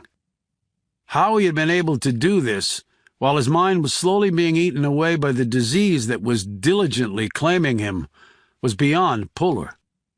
He put the phone away in his pocket and packed his things in his duffel. He checked out and met Knox in the lobby. He noted that her face was red and she looked exhausted. "What, did you go for a run while I was up in my room?" Why? Your face is flushed and your eyes are red. And you look beat. Might be coming down with something. And I've got pollen allergies, and I only had 3 hours of sleep. Okay, he said, as they walked to the car. She said hastily, I'll be fine. I took something. It's why I ducked into the pharmacy. Then I'll drive and you can grab some rest. Thanks. I appreciate that. They loaded the car and climbed into the front seats. The clouds had thickened, blackened, and rain was starting to fall. Nice time to catch some shut-eye, said Puller. Just listen to the raindrops beating on the roof and you'll pass right out. Yeah. She snuggled down into her seat with her jacket draped over her and said, By the way, where are we going? Back to D.C. Why? Why not? You want to go back to Kansas? Not particularly. I think we've done all we can there. I need to go back at some point and pick up my cat. She smirked at him. It still surprises me that you have a pet, Puller, and a cat, and it was lying on the bed next to dead Dotree like it was no big deal. AWOL is cool under pressure, and she's low maintenance. Like our owner? It's probably why we get along so well. It's a long drive to D.C. Not a problem. I'll take the wheel the whole way. Give me a chance to think. So when we get to D.C.? The first priority will be checking out what happened to Niles Robinson. Sounds like a plan. She closed her eyes. Let me know if you need a food or bathroom break. All I need is some sleep. Puller reached the highway, headed north, and accelerated. You asleep yet, Knox?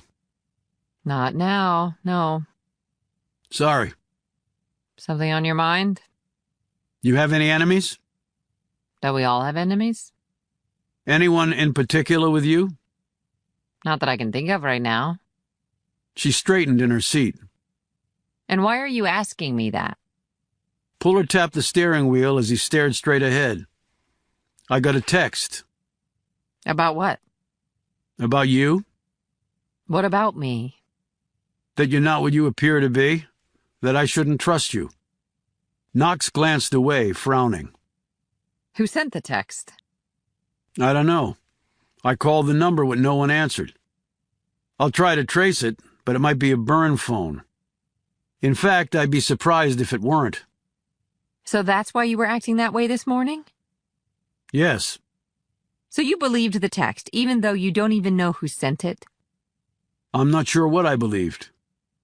That's bullshit. You did believe it, even after we were attacked in that alley and almost killed. If I did believe it, I would have done something about it.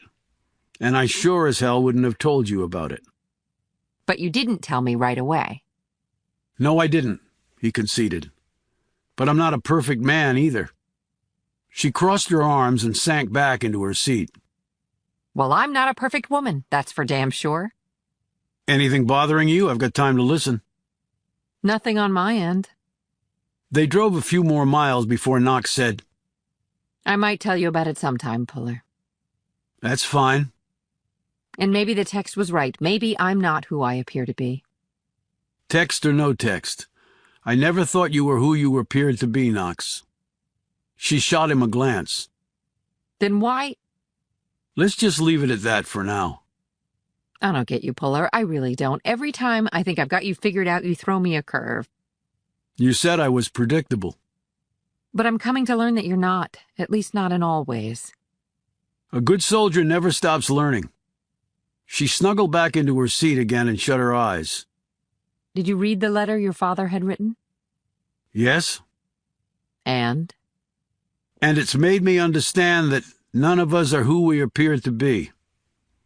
Now get some sleep. I'll wake you when we get close. A few minutes later, her breathing became regular and her arms slid to her sides. The rain picked up, and so did the wind. Puller had a job keeping the car straight on the highway, but managed it with both of his big hands clamped around the wheel.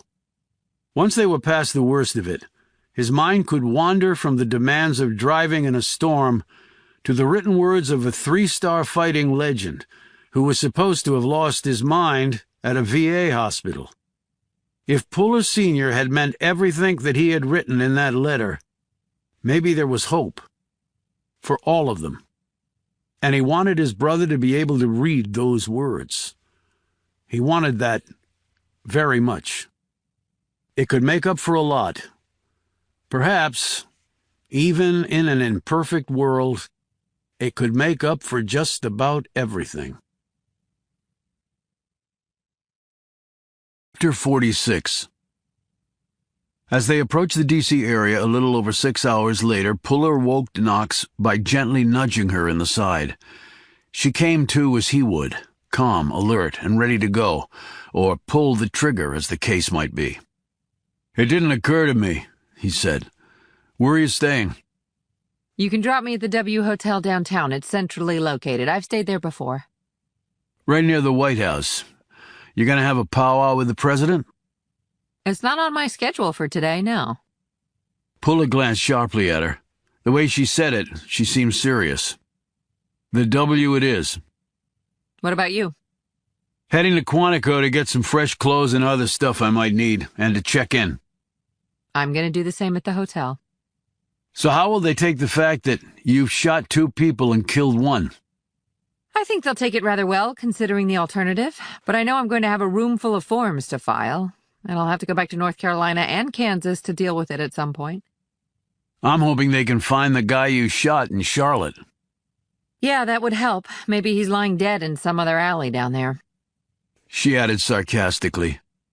They can do another follicle test. If there's ice there, he might be from Alaska, or maybe Siberia. Puller's phone buzzed again. He checked the screen while they were stopped at a red light. He slipped it back into his pocket. Anything important? "General Reinhardt and Mr. Schindler want to meet." Where? "They came back east, too. Dinner at the Army-Navy Club downtown, 8:30 tonight. You up for it?" I don't think they want to meet with me. "I don't care if they do or not. You're on my team. So you get to come and report in, too." I hear Reinhardt can be a bear. "Any guy busting his hump for the 4-star can be a bear. I'll need to get my dress blues. I can pick you up a little after 8, and we can drive over together. Sound good?" Sounds good, Puller, and I'm flattered. "About what?" About being included on your team. He pulled up to the W Hotel, and she climbed out and grabbed her bag from the trunk. She came around to his side of the car and motioned for him to roll down the window. She leaned in and smiled coyly. But then again, I always thought you were on my team. She smacked him lightly on the cheek, turned, and sauntered into the hotel lobby. Puller watched her every step of the way, and then rolled the window back up and drove off. He stopped by Quantico and met briefly with Don White, his CO. The man was not happy with the situation, particularly since he apparently knew Puller could not tell him everything. "I know you've got a lot of juice behind you on this one, Puller, but my advice to you is to watch all points on the compass. If this turns into a disaster, and it might, fingers will be pointing so fast it'll make your head spin." "Roger that," Puller had said. He had driven home thinking about this warning and the similar one that Shireen Kirk had given him. Nothing good could come out of this for him. But as smart as the woman was, she might be wrong about that. I just might be able to get my brother back. He called Reinhardt's office and got the okay for Knox's attendance at the dinner. Then he caught up on some paperwork and checked in with the vet back at Fort Leavenworth to see how AWOL was doing. "What can I say? The damn cat doesn't seem to even know you've left her," was the vet's reply, and Puller could almost see the smile attached to this comment. "Yeah, well, tell AWOL I love her too." He didn't have a lot of time before he had to head back to D.C. for the dinner, but he put on his sweats and went for a run. Afterward, he walked back to his apartment, his tired muscles feeling good, the endorphins bumping up his spirits. He quickly showered, and then sat in a towel on his bed, going over the notes he'd collected over the last few days. Macri dead. The Ukrainian dead. Dotry dead. The missing Transformers. The men who had kidnapped him. The person who had saved him, possibly his brother. The lying Susan Reynolds. The attack in the alley. The dead Niles Robinson. A letter his father wrote. His brother, out there somewhere. And Knox. They'd shared a hungry look, and had come close to sharing a lot more. And then there was the text. She wasn't who she appeared to be. The fact was, he couldn't fully trust her. He couldn't trust anyone on this. This was not the world of soldiering. That was when he understood fully. You counted on the guy next to you, and he counted on you because that was the only way to survive. But this wasn't soldiering, though there were uniforms galore in the mix. This was the intelligence field, which apparently came chock full of lies, dubious allegiances, ulterior motives, changing agendas, and everyone telling you what you wanted to hear while they were sticking the knife deeper into your back and blaming it on someone else. That world, his brother's world, was totally foreign to him. He felt like a buck recruit, set out in the wild all alone to sink or swim, to live or die. He put on his dress blues and left Quantico to make his way north on Interstate 95 to D.C. Luckily, he was heading against traffic. Going south on 95, it was, as usual, a parking lot. He pulled in front of the W Hotel and was about to text Knox that he was there waiting outside when she walked out in a navy blue skirt, matching jacket, pale blue blouse, sheer stockings, and high heels. Her hair was done up in a braid, and she carried a clutch purse. And now he knew there was a gun in there. He unlocked the passenger door, and she slid in, with a swish of skirt and a quick glimpse of her long thighs. Productive day? She asked. Pretty good. You? Got some things accomplished? Did you settle things for me to be there tonight? All done. I'm surprised they'd allow it. I'm sure calls were made, emails sent, your record examined inch by inch, inquiries made, and appropriate parties briefed. And there you go. They'll know more about you now than you know about yourself.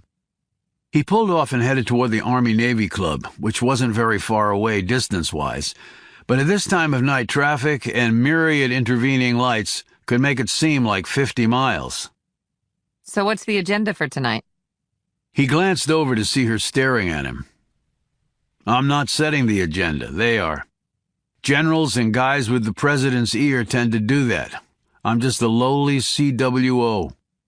You need to improve your self-esteem, Puller, or you won't get anywhere fast. Slow and steady wins the day. Unless someone is shooting at you. You feeling better? Gotten over whatever it was? She folded her arms over her chest again, something he again noted she did whenever she was feeling defensive or elusive. Still working on that. Right. Maybe you should try Sudafed, or a priest. She turned to look at him. A priest? Your personnel file says you're Catholic. I figure you might want to try confession. It's supposed to be good for the soul. Are you accusing me of lying to you again? Puller worked his way through late rush-hour traffic before stopping at a red light. We've got about 10 more minutes until we get there. I'm just not following you, Puller. You weren't sick or coming down with a cold. Your voice was normal, not scratchy or husky. On the drive to D.C., you didn't cough, sneeze, or even sniffle. At one point, I cranked up the AC and you didn't even shiver. And I've got pollen allergies, too. And there's none in the air, or else I'd know it. And your point? Your face was flushed and your eyes were red for another reason. Emotion can do that. Crying can do that. More specifically, although you don't strike me as a weeper. But then again, I really don't know you all that well. But if something did make you break down, it had to have been something serious. And that might come back to explode in my face. If I'm wrong about any of this, feel free to tell me so. The light turned green, but Puller didn't move. A car behind them honked. Keep driving. Like you said, we have 10 minutes. Puller drove through the intersection. About a minute later, Knox said, I told you I wasn't who I appeared to be. And I told you that was no surprise to me. But what if... She stopped and looked out the window. What if what? Said Puller. She turned to face him. Pull over. What? Pull over to the curb. We can walk the rest of the way. If we're a little late, I'm sure the General and Mr. Schindler won't mind. In fact, walking might be faster than riding in a car in this traffic. Miraculously, Puller found a parking spot on the next block, pulling in as another car was pulling out. They had walked for half a block when she looked up at him and touched the sleeve of his uniform. He had put his cover on as soon as they had exited the car. Nice hat. And I meant to tell you that you look really handsome in dress blues. Quite imposing. You look really good, too. But I'm waiting to hear what you have to say. My being assigned to this case was no coincidence. I was assigned because you were assigned. And what was your task? To keep tabs on you and report back, which I have done. Is that all? She lightly punched him in the arm. What, that's not enough for you? It's past flirting time, Knox.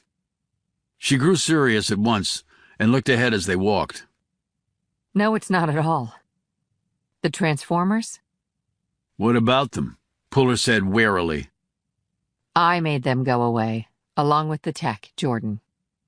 Puller stopped walking, something she didn't realize for a few more steps. She strode slowly back to him, her brow creased with concern. He said, "You made critical evidence in a criminal investigation go away. That's obstruction." It wasn't on my authority, I can assure you. It was on orders. From who? My superiors. I'd like names, ranks, and serial numbers, and I'd like them right now. I'm afraid I can't go there.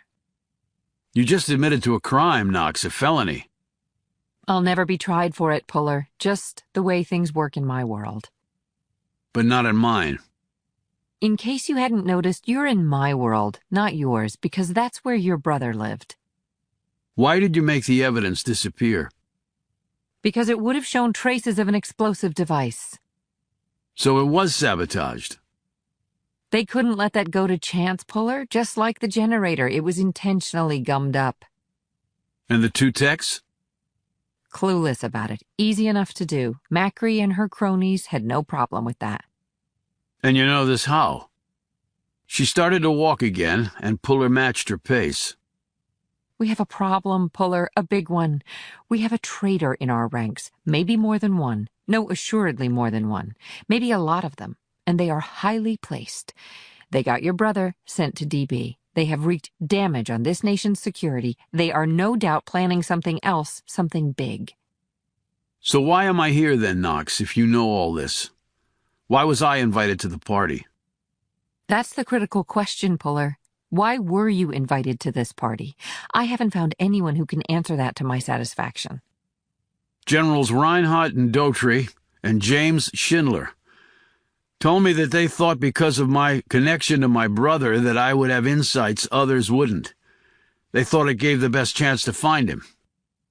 Maybe, maybe not. Well, since we're going to have dinner with two of them, why don't we ask?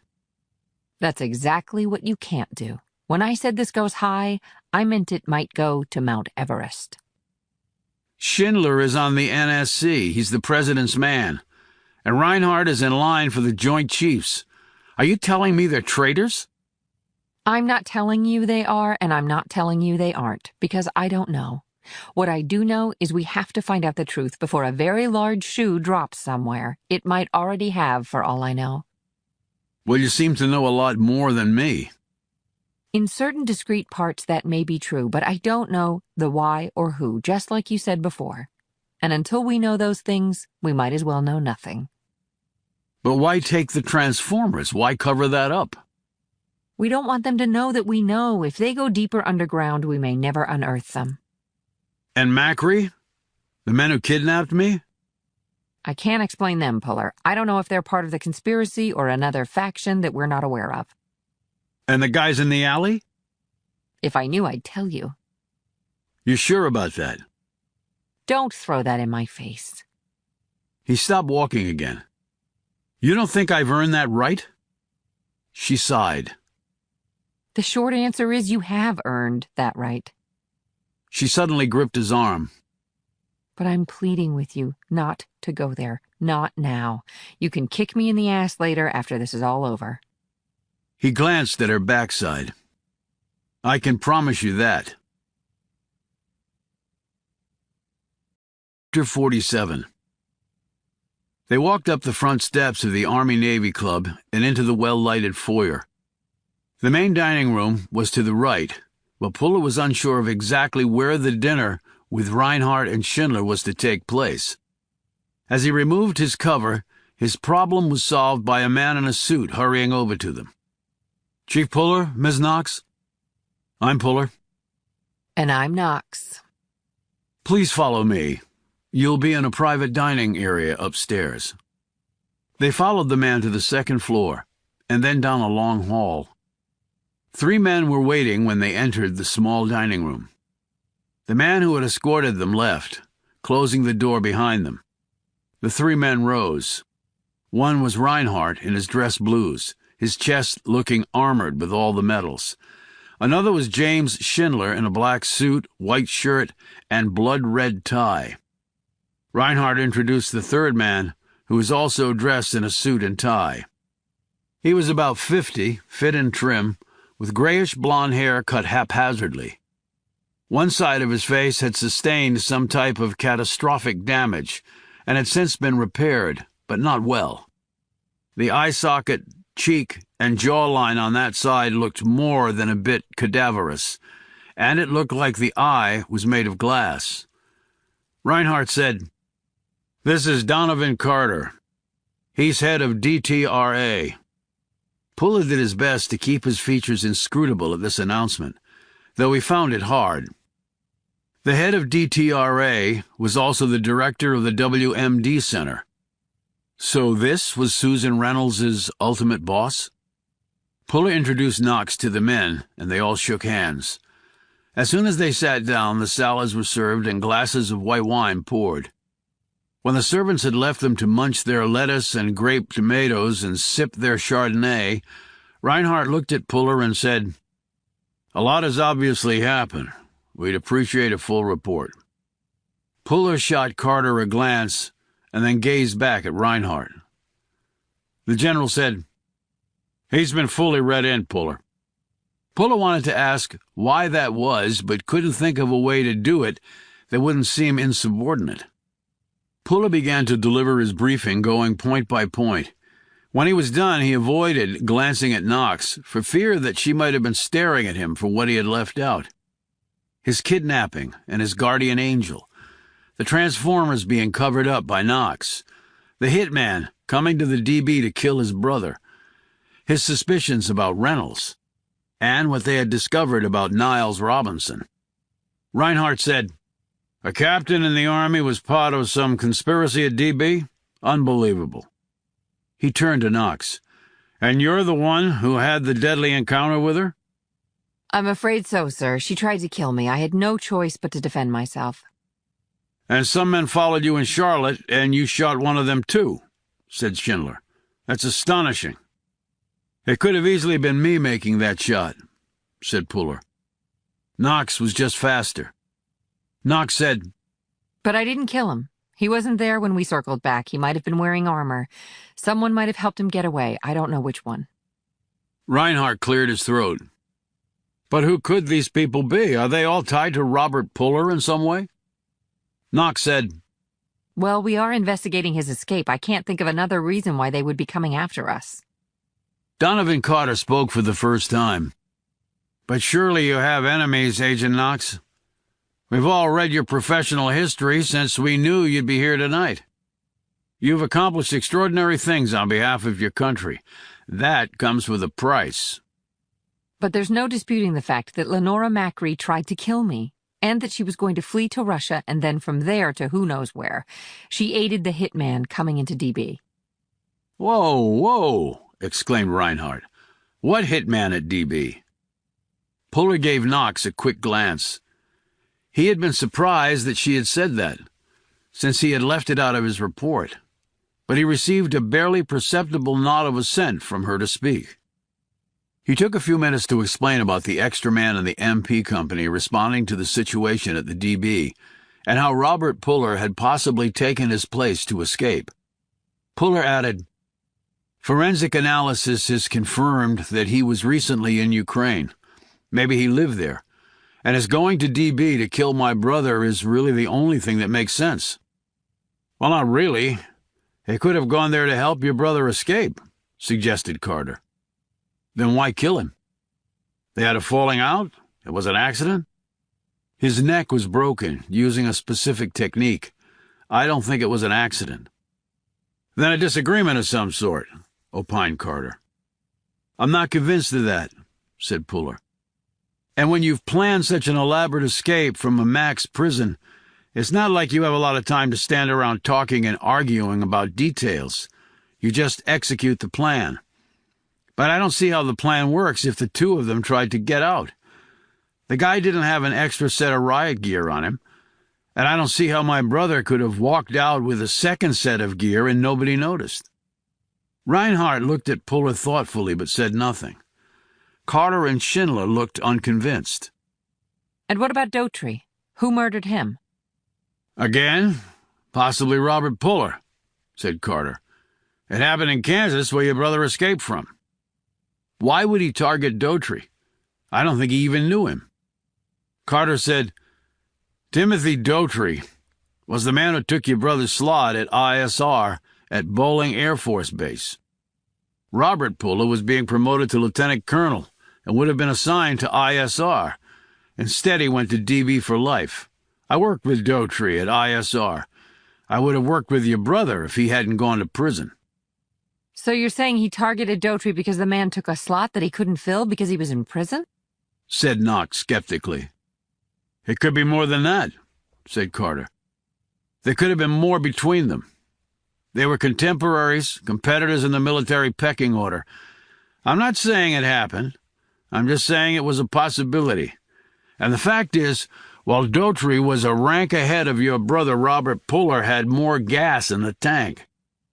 We'd had our eye on him for a long time. He would have passed Daughtry at some point. Whether between the 1 and 2 star or the 2 and 3 star stage, it was only a matter of time. Daughtry was going to hit the professional ceiling. He was quite talented, but not as exceptional as your brother. But, of course, that all changed when Puller went to prison," said Schindler. Maybe unfairly went to prison. And it seems likely now that he was innocent. "I don't see that," said Reinhardt. "Not yet. You've offered no proof of that, not a sliver. And what you have offered can be explained away. For example, if Macri was involved in helping your brother to escape, he might have promised her something in return." He had nothing. "That we know of," countered Reinhardt. "A smart guy like him might have had assets hidden in the electronic ether. He bribes her and gets away. You discover Macri was paid off, you don't know by whom, and you have a deadly encounter with her. Now she'll never be able to tell us who she was working with." And the guys in the alley? Reinhardt shrugged. "If Robert Puller was a traitor and selling secrets to our enemy, then those forces would still be out there. They have every incentive for the truth not to come out. And the fact that the dead man at DB has been identified as Ukrainian bolsters this theory. He might have been working for his country or the Russians or someone else, which in turn could be who Puller was selling secrets to." "So you think he's guilty?" said Puller. Reinhardt bristled. "He was proven guilty at a court-martial. He escaped from prison. Until you or someone can refute or explain that, then yes, I think he's guilty." And Niles Robinson? "He testified against Puller," said Carter. "And there's something else. Something you may not be aware of." Knox and Puller looked at him expectantly. "As you may know, Susan Reynolds works at the WMD Center. She also testified at Puller's court-martial. She personally informed me that Robert Puller broke into her house, threatened her, and injected her with some poison to try to make her confess to some lie about falsely accusing him. But she was able to thwart him and reach her weapon. But he escaped before she could capture him. He paused and added, "Or shoot him." Puller simply stared at the man for a few moments. "My brother was in Susan Reynolds' home?" He nodded. "And she showed us the injection mark, and her blood was tested. Luckily, there was no sign of poison. He must have been bluffing." Reinhardt added, "Which means he's on the East Coast, or at least he was." Puller continued to stare at Carter. "When did you find out about this?" "Just today." "Have you told anyone else?" "The appropriate parties, those looking for Puller, yes. Which includes me. Which is why I'm telling you now." Puller said, "She told you he was trying to make her confess to lies?" "Yes. Maybe he was recording her somehow and wanted to use that as some sort of bargaining chip. But if she did say anything incriminating, it was because he threatened her, and she was fearful for her life." Puller started to say something, but Knox beat him to it. What exactly did she say to him? Between pleading for her life, she said whatever she thought he wanted to hear. He was a convicted traitor who had killed a man to get out of prison. I can't imagine how frightened she was. We've given her protection at her home in case he comes back." Puller looked at Reinhardt and Schindler. "Did you two know about this?" "Donovan informed us right before you arrived," said Schindler. "It does not paint a picture of an innocent man." "If it's true," said Puller. Carter scoffed. "Why would she make something like that up? It would just bring her into this mess when she wasn't involved at all. She would have no incentive to lie." "Incentives are in the eye of the beholder. At least that's been my experience," said Puller. "And my experience, Mr. Puller, is to see things as they present themselves. And as opposed to your brother's actions, Miss Reynolds is by far the more reliable witness. She is a valuable employee and has faithfully served this country for many years. I'm just pointing out that we don't have all the facts yet. Your bias in favor of your brother is natural." Carter looked first at Reinhardt and then at Schindler. "Which makes it very difficult for me to understand why you're even involved in this investigation." "He's involved, Donovan, because we asked him to be involved," replied Reinhardt stiffly. Schindler added, "With the knowledge he has of his brother, we felt, along with his training as an investigator, that he held a good chance of tracking him down, maybe the best chance." "Well, that hasn't happened, has it?" countered Carter. "I haven't been on the case for a full week," said Puller, who suddenly realized it felt more like a year. "And there are other forces pursuing Robert Puller," added Reinhardt. "We don't have all of our eggs in one basket." "Well, I will presume you know what you're doing," said Carter, as their meal was served. They ate mostly in silence, with only an occasional question and reply. After their coffees and a port for Reinhardt had come, Puller glanced at Knox before saying to the three men, "We learned that my brother received a threatening letter during his court-martial. A letter that said if he didn't basically lie down and let himself be convicted, that my father and I would come to harm." He quickly looked at Reinhardt, Schindler, and Carter to see their reactions. He was disappointed because none of them seemed remotely surprised. "We're aware of that, Puller," said Reinhardt. "I was told it was not disclosed to anyone." Schindler said, "Don't believe for 1 minute that we were relying on you solely to further this investigation. As General Reinhardt said, our eggs are not in one basket." Reinhardt said, "We're employing scorched earth here, Puller. We talked to both defense counsel and the prosecutor on the case, and to the judge. We learned about the letter from Doug Fletcher, among other things. I interviewed him, but he didn't mention talking to you. That is because my people told him not to disclose the interview. And even though he's no longer in the military, he knows how to obey an order from a 3-star. And why was it important to keep this from me? It wasn't necessarily done to keep it from you. I wasn't aware you were going to even speak with him.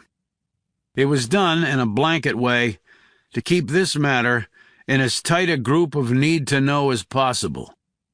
"And what did you think about the existence of the letter?" "Robert Puller could have easily written it himself, That's why it wasn't introduced into evidence. That's not exactly right. It wasn't introduced into evidence because my brother wouldn't let it be. I'm assuming Fletcher told you people that. So what? Even if it had been introduced, there was no way to validate its authenticity.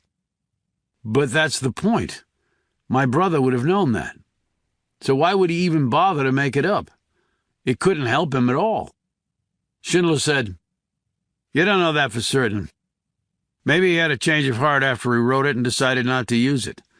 Maybe he thought it might carry some weight on appeal. I don't know because I'm not a lawyer. Your brother is by all accounts a genius. Sometimes geniuses do irrational things. Sometimes they are delusional. Perhaps he felt guilty about what he'd done and wrote the letter and invented the story to make up for it somehow, at least in his mind. My brother is not some sort of crazy genius. He has no delusions. He's as pragmatic as I am." Carter said, "But you weren't around him all the time back then, were you, Puller? You were off serving your country. People change." "Not like that. Not my brother." Carter finished his coffee, wiped his mouth with his napkin, and returned to Reinhardt. "I think we've exhausted the possibilities of this meeting." Reinhardt nodded and took a last sip of his port. Before the men could stand, Puller said to Carter, "And why have you been brought into the tight circle of need to know?" "Puller, Mr. Carter is the director of DTRA, for God's sakes," Reinhardt said sternly. "He oversees a $3 billion budget with personnel deployed in over a dozen countries. His specific security clearances are at the very highest level." "I have no doubt they are. I was just inquiring as to why he's involved in this particular matter." Before Reinhardt could respond, Carter held up his hand. "I'll feel this one, Aaron, if you don't mind." He turned to Puller. "As I said before, I was in charge of DTRA. I worked where your brother was headed before he went to prison. There, one of my colleagues was the unfortunate General Tim Dotry, when he was still a colonel. I never worked with your brother back then, but I had met him. I saw as much potential in him as I'd ever seen in anyone. I didn't consider myself a mentor to him, because frankly I didn't think myself smart enough. And Robert Puller had plenty of mentors since everyone was racing to attach themselves to his coattails. I didn't want to believe that he was guilty, but I have to accept facts too. Now, my immediate interest in this? As you know, your brother was at the heart of many programs, which in turn are at the very core of what this country does in both the intelligence collection and nuclear defense fields. In addition to my duties at DTRA, my main objective at the center is to locate WMDs and prevent them from falling into the hands of our enemies. The work that your brother did at Stratcom has a direct connection to what I try to do at the center. If he's escaped and people that he was selling secrets to are active once more, then I need to know what is going on. This country has many enemies and many issues confronting it. Everything from cyber warfare to corporate espionage. But there is no more paramount concern than rogue WMDs being used against us. A crew of cyber warriors can attack the grid, knock out data servers, and hack into millions of credit card accounts. But a single WMD of significant magnitude can wipe out a city and kill hundreds of thousands of people. Credit cards can be replaced. People can't. So which do you think is more problematic from a security perspective? Thanks for answering my question, sir, said Puller. Carter rose, gave a slight bow, followed by a tight smile. You're quite welcome. Chapter 48. Reinhardt and Schindler left in a car driven by a man in uniform. Puller was heading out, too, when Knox gripped his arm, holding him back. Just give it a minute, Puller. Shortly after that, Donovan Carter approached them in the lobby. Have time for a nightcap? He asked, looking at one and then the other. Puller glanced at Knox, who said, Sounds like an offer we can't refuse, sir. They walked to the bar on the second floor. There were only a few people left there, and they took a table in the back. Carter ordered a whiskey soda, Knox a glass of Prosecco, and Puller a Heineken. When the drinks arrived, Carter extracted a pill from a silver case and swallowed it, along with some of his whiskey. "Painkiller," he explained. Should you be mixing that with alcohol? "Probably not, but I've been doing it for years with no adverse results, and the whiskey makes it go down a little bit better." "Painkillers?" said Puller. Carter pointed to the damaged side of his face. "In case you failed to notice, I've suffered injuries of, unfortunately, a permanent nature." What happened, if you don't mind my asking? "Afghanistan in 2001. "Were you in the military?" asked Puller. "I was there serving my country before the uniforms even showed up. I was captured and tortured. What you see on my face is just the visible marks. There are lots of others under my clothes. The Taliban are quite adept at inflicting pain and scars." Were you gathering intelligence? He nodded. "Intel on the ground was vital before we invaded. Afghanistan is a tough nut to crack. Many nations have tried it. The Brits, the Russians. It's fairly simple to win the war over there, turning rubble to dust, as they say. However, it's absolutely impossible to win over the country after the tanks stop rolling, as we found to our chagrin." "How'd you get away?" asked Puller. "I would like to say that I was rescued, but I wasn't. I got away on my own. Not sure how. I was out of my mind with pain. But maybe I was so desperate that I just pushed the agony out of my head. I killed the 3 Taliban guarding me. If I had had time, I would have tortured them before I'd slit their throats. It seemed fitting, but I didn't have the option. I dragged myself about 300 miles across landscape that resembled the moon until I reached safety. 2 years of physical therapy allowed me to function physically, walk and talk and use my arms. But the scars are permanent. The pain is permanent.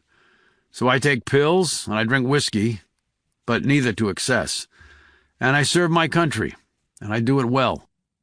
After my ordeal in Afghanistan, people considered me a hero, rightly or not. At least I had the wounds to show for it.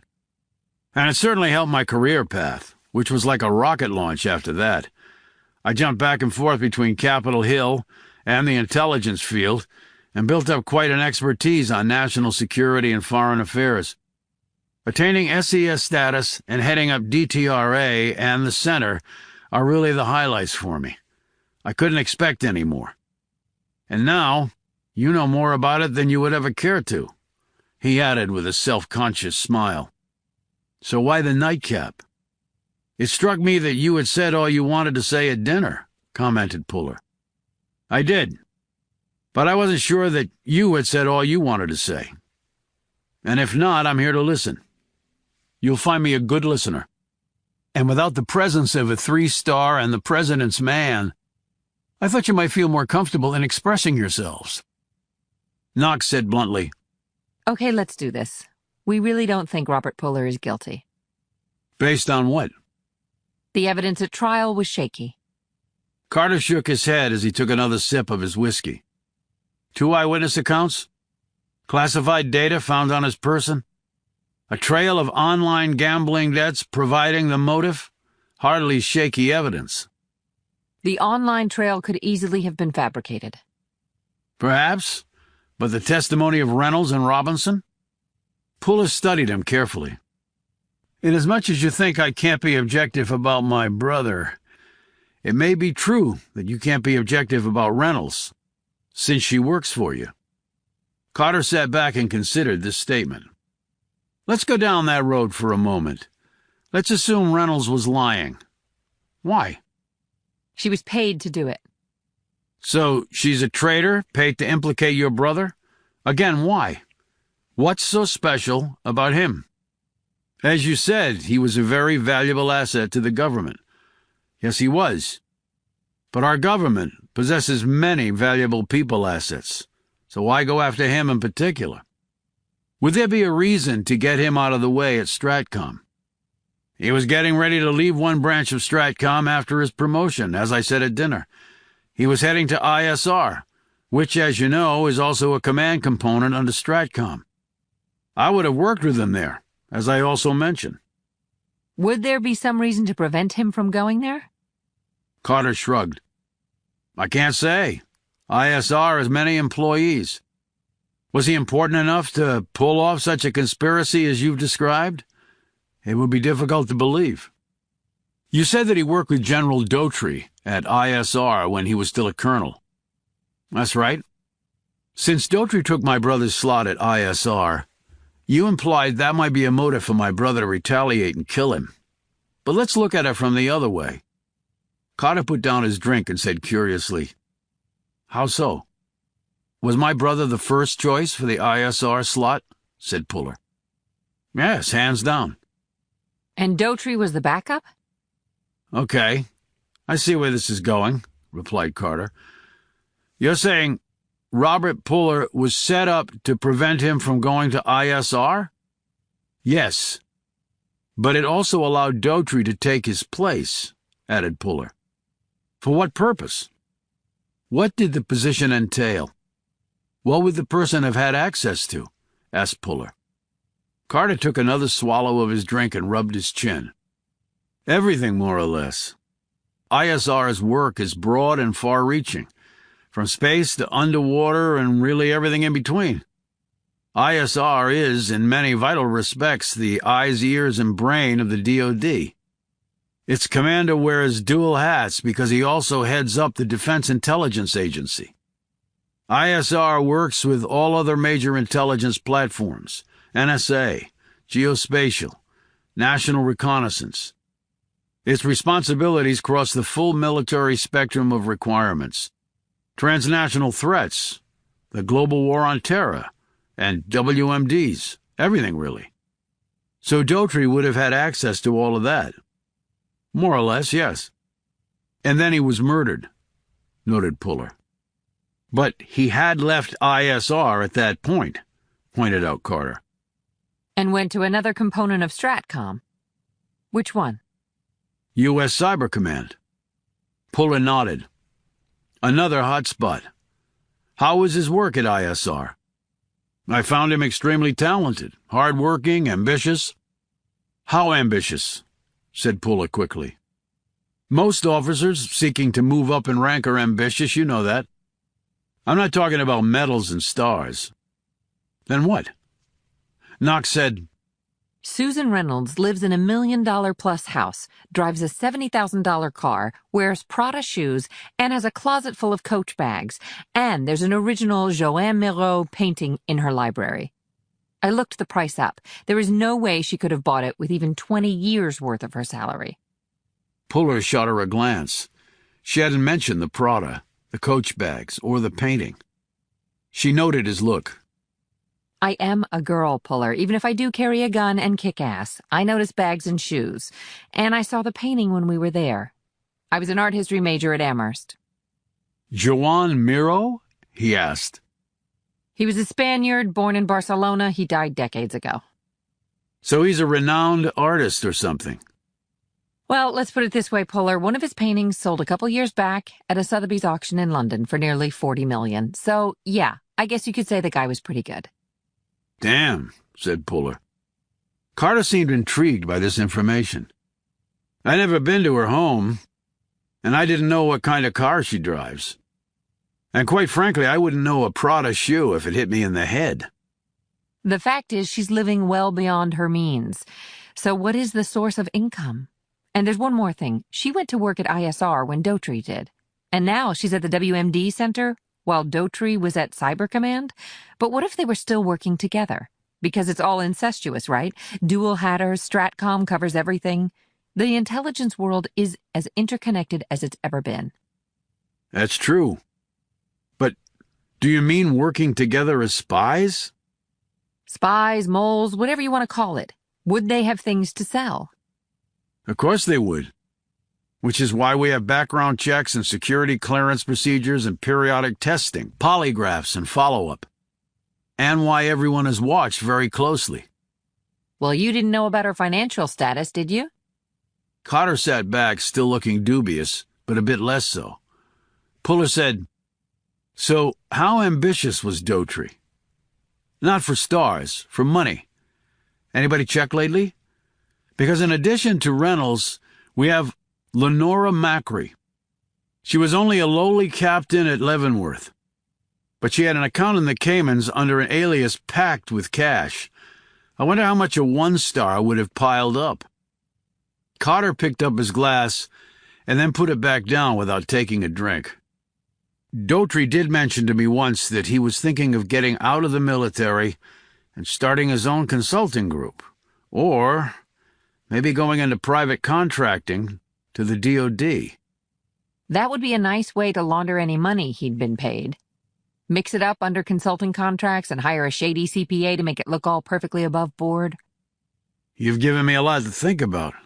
But Daughtry and Reynolds? Spies? And Robinson? Said Puller. What about him? He had a very ill son before my brother went to prison. His insurance would not cover experimental treatments outside of the country. His son was going to die. After my brother goes to prison, his son gets the experimental treatment costing 7 figures in Germany and is alive and well. Carter snapped. Why didn't you mention this at dinner? I'm mentioning it now. So, you think Robinson was paid off to lie? Yes. And you were told my brother visited Reynolds. Why take that chance? Revenge at her testifying against him? If so, why not just kill her? Why leave her alive to tell the authorities he's in the area? If he is a murderer, what's one more murder to him? Carter finished the rest of his whiskey soda. I wasn't sure what would come of this conversation when I invited you for a nightcap, but I can honestly tell you I never anticipated this. You have put together a plausible argument that your brother might have been framed, and that the real enemies could still be out there. Knox said, So the question is, what can we do about it? Because most of what we have is conjecture and speculation. That doesn't work in court. Let me see what I can do from my end. I'll be in touch. And I'll be in touch soon. He rose, dropped cash on the table for their drinks, and walked out. Puller said, Nice catch on the Miro and the purses and shoes.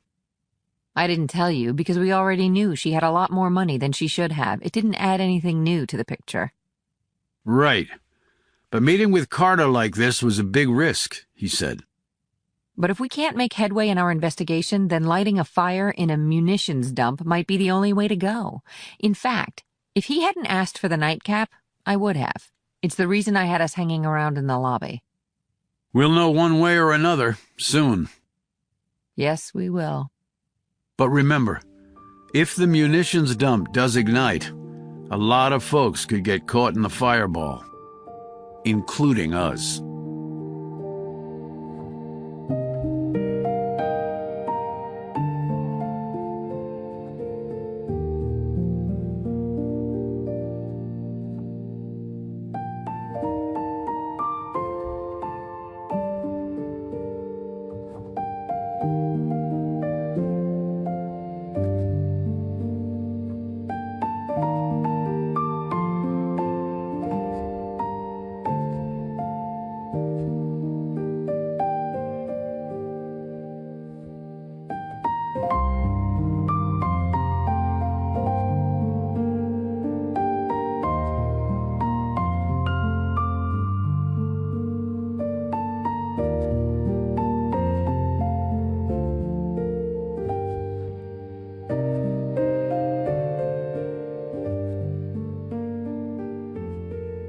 Chapter 49. Puller dropped Knox off at her hotel before heading back to Quantico. He stopped to get some gas near the base. Another vehicle swung into the fuel bay next to his. Someone got out to pump fuel. Puller had put the nozzle in and was leaning against the hood of his car when the voice said, "Don't react, Junior. Somebody might be watching." Maybe because he was hoping that something like this might eventually happen, Puller didn't even flinch. He pulled his phone out and pretended to be checking messages with not a care in the world. Out of the corner of his eye, he saw the pickup truck parked in the fuel bay next to his. A tall man, nearly as tall as he was, stood next to it, pumping gas. Under the light of the overheads, Puller snatched a glimpse of the man he knew was his brother. Yet, if the man hadn't called him Junior, he might not have recognized Bobby. There were only 3 people in the world who had ever called him that: his father, his mother, and his brother. Bald, tatted arms, goatee, totally different nose and ears. There was a rifle rack in the back window, and a "Don't Tread on Me" sticker on the side of the cab. "You've changed a little bit," mumbled Puller. "Just on the outside, same nerd on the inside." Robert opened his wallet and drew out a credit card and swiped it through. He hit the necessary keys and then put the gas nozzle into his tank outlet. "We have a lot to talk about," said Puller. "Yes, we do, little brother. I found out a lot." "So have I." "You were set up." "Yep. We've got to make it right." "I plan to," said Robert. "How do you want to do this?" "Can't go to your place, too obvious."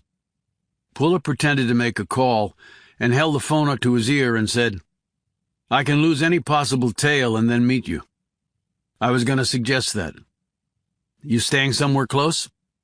"I will be. Past it a couple miles back. The Holiday Inn, you know it?" "I know it." "I'll park my ride in front of my room. Truck's hard to miss. Kansas plates." "Right. Please make damn sure you're not followed, bro. That would not be in either of our best interests." "They'll never be able to, Bobby." "I know, Junior. I know." John Puller finished fueling and drove away. A couple minutes later, Robert Puller drove off in the opposite direction. John Puller reached his apartment complex but kept driving until he got to Quantico. He passed the security checkpoint and headed over to the CID building. He walked down the hallway to an office he shared with other agents. It was empty, and he spent about 20 minutes doodling on a piece of paper and also trying to get his nerves settled after just running into his fugitive brother at a gas station. Despite being on the run, his brother had sounded cool and calm, and Puller had let him dictate the plan going forward when that was not his natural inclination. Yet between the 2 boys, Robert had always been the leader. Even if he hadn't been older, Puller thought that would have been the case. Robert just had that way about him. Puller waited another 20 minutes. During that time, he changed out of his dress blues and into a set of fatigues he kept in the locker room. He left the building through a rear entrance and walked over to the motor pool. He checked out a 4-door sedan and drove out another gate. He drove for 20 miles through rural roads, turning left and right, backtracking, stopping, going fast, then slow, and making it impossible for anyone to have followed him. He then parked a half-mile away from the Holiday Inn and hoofed it the rest of the way through both woods and residential areas. The truck with the Kansas plates was parked in front of room 103. Puller checked the bed and cab of the truck as he passed by it. He knocked on the motel room door, and it opened a few seconds later after he had observed the curtain of the window adjacent to the door slide to the side just a bit as someone peered out. Puller didn't go in immediately. He put a hand on the butt of his holstered M11. "Bobby," he said softly. "Coast is clear, Junior." Puller walked in and closed and locked the door behind him. There was only one light on in the small room, a table lamp next to the bed. His brother sat in a chair in the corner of the room. Through another door, Puller could see the bathroom. A duffel bag was lying on the bed. Puller sat on the edge of the bed and eyed his brother. "Any problems getting here?" Robert asked. "I took my time, and if anyone was able to follow me then, they deserved to win." Robert Puller rose and held out his arms. "It's damn good to see you, John." Puller rose too, and the 2 men exchanged a prolonged hug, accompanied by backslaps. When they drew apart, Puller could see the moistness in his brother's eyes, and he could feel his own eyes begin to water. It was the most unusual feeling, seeing his brother not a prisoner. It felt great, and it also felt fleeting and temporary. And that frightened Puller more than anything had in a long time. Robert sat back down and Puller retook his seat on the bed. Neither man spoke for a long moment. "How did you manage to find me?" asked Puller. "I wasn't following you, at least initially. I was following someone else and picked up your trail at the Army-Navy Club." "Who was the someone else?" "Donovan Carter. I tracked him from Fort Belvoir. Surprised the hell out of me when you showed up." "Why were you following Carter?" "I'm trying to do what I'm sure you're trying to do. Solve a problem." "Of who set you up and why?" Robert nodded. "Susan Reynolds was in on it. We talked to her. She told Carter that you were at her house and threatened her, injected her with poison." Robert held up his phone and pushed a button. Puller listened to the exchange between his brother and Reynolds that he'd recorded. It proves nothing, of course. She could just say she said it so I wouldn't kill her. And it wasn't poison. I just let her imagination take over and then knocked her out with a sedative. "Russians?" said Puller. "A red herring, at least I think it is. You heard about Niles Robinson. It was his kid that was the motivation, right?" "Yes. He was talking to me on the phone at Union Station when someone gunned him down." "That's what I figured." "Did you? Well, I can't say I'm surprised. I recorded that conversation, too. The salient point was, he said that someone might have a problem with me getting the slot at ISR. "Who?" "He never got a chance to tell me. Daughtry took your slot at ISR, then he went to Cyber Command. And now he's dead. He was found in my motel room back in Kansas. I saw you there with a woman. Didn't know he was found in your room. The woman is Agent Veronica Knox, INSCOM. Know her?" "No." He paused, eyeing his brother steadily. "I'm sure you have a lot of questions for me. And some answers. DB? A Ukrainian was sent in to kill you after they orchestrated knocking out the power. A Captain Macri was in on it. Knox ended up killing her in a shootout." Robert fiddled with a pen he was holding. "When the guy came into my cell, I was already suspicious. I knew before I ever went there that DB had backup power that was infallible. But it had failed. I also knew that when the power went out, the cell doors automatically locked. That didn't happen. They opened. That meant someone had screwed with the software. Now, I wasn't sure exactly what was going on, or that I was the target. But I decided to stay in my cell and see how it played out. When I heard someone at my cell door, I called out that I was on the floor with my hands behind my head. When the guy came through the door, he had a knife, when standard operating procedure is a gun in a situation like that. And you would never have had only one guy clearing a room. You'd have at least two. This guy was clearly a rogue. And by using a knife, he can kill you silently, whereas a shot would bring a bunch of other MPs. Robert nodded. And a knifing could be attributed to another prisoner who had fashioned a shiv and might have had a grudge against me. That would probably be the explanation when they found my body. No one would suspect one of the MPs. And I'm sure they were counting on that. But you turned the tables on them. I wasn't on the floor with my hands behind my head. I was behind the door. I disarmed him. When he started yelling at me in what I recognized was Ukrainian, I knew he was trying to kill me, so I killed him instead. Snap, crackle, pop?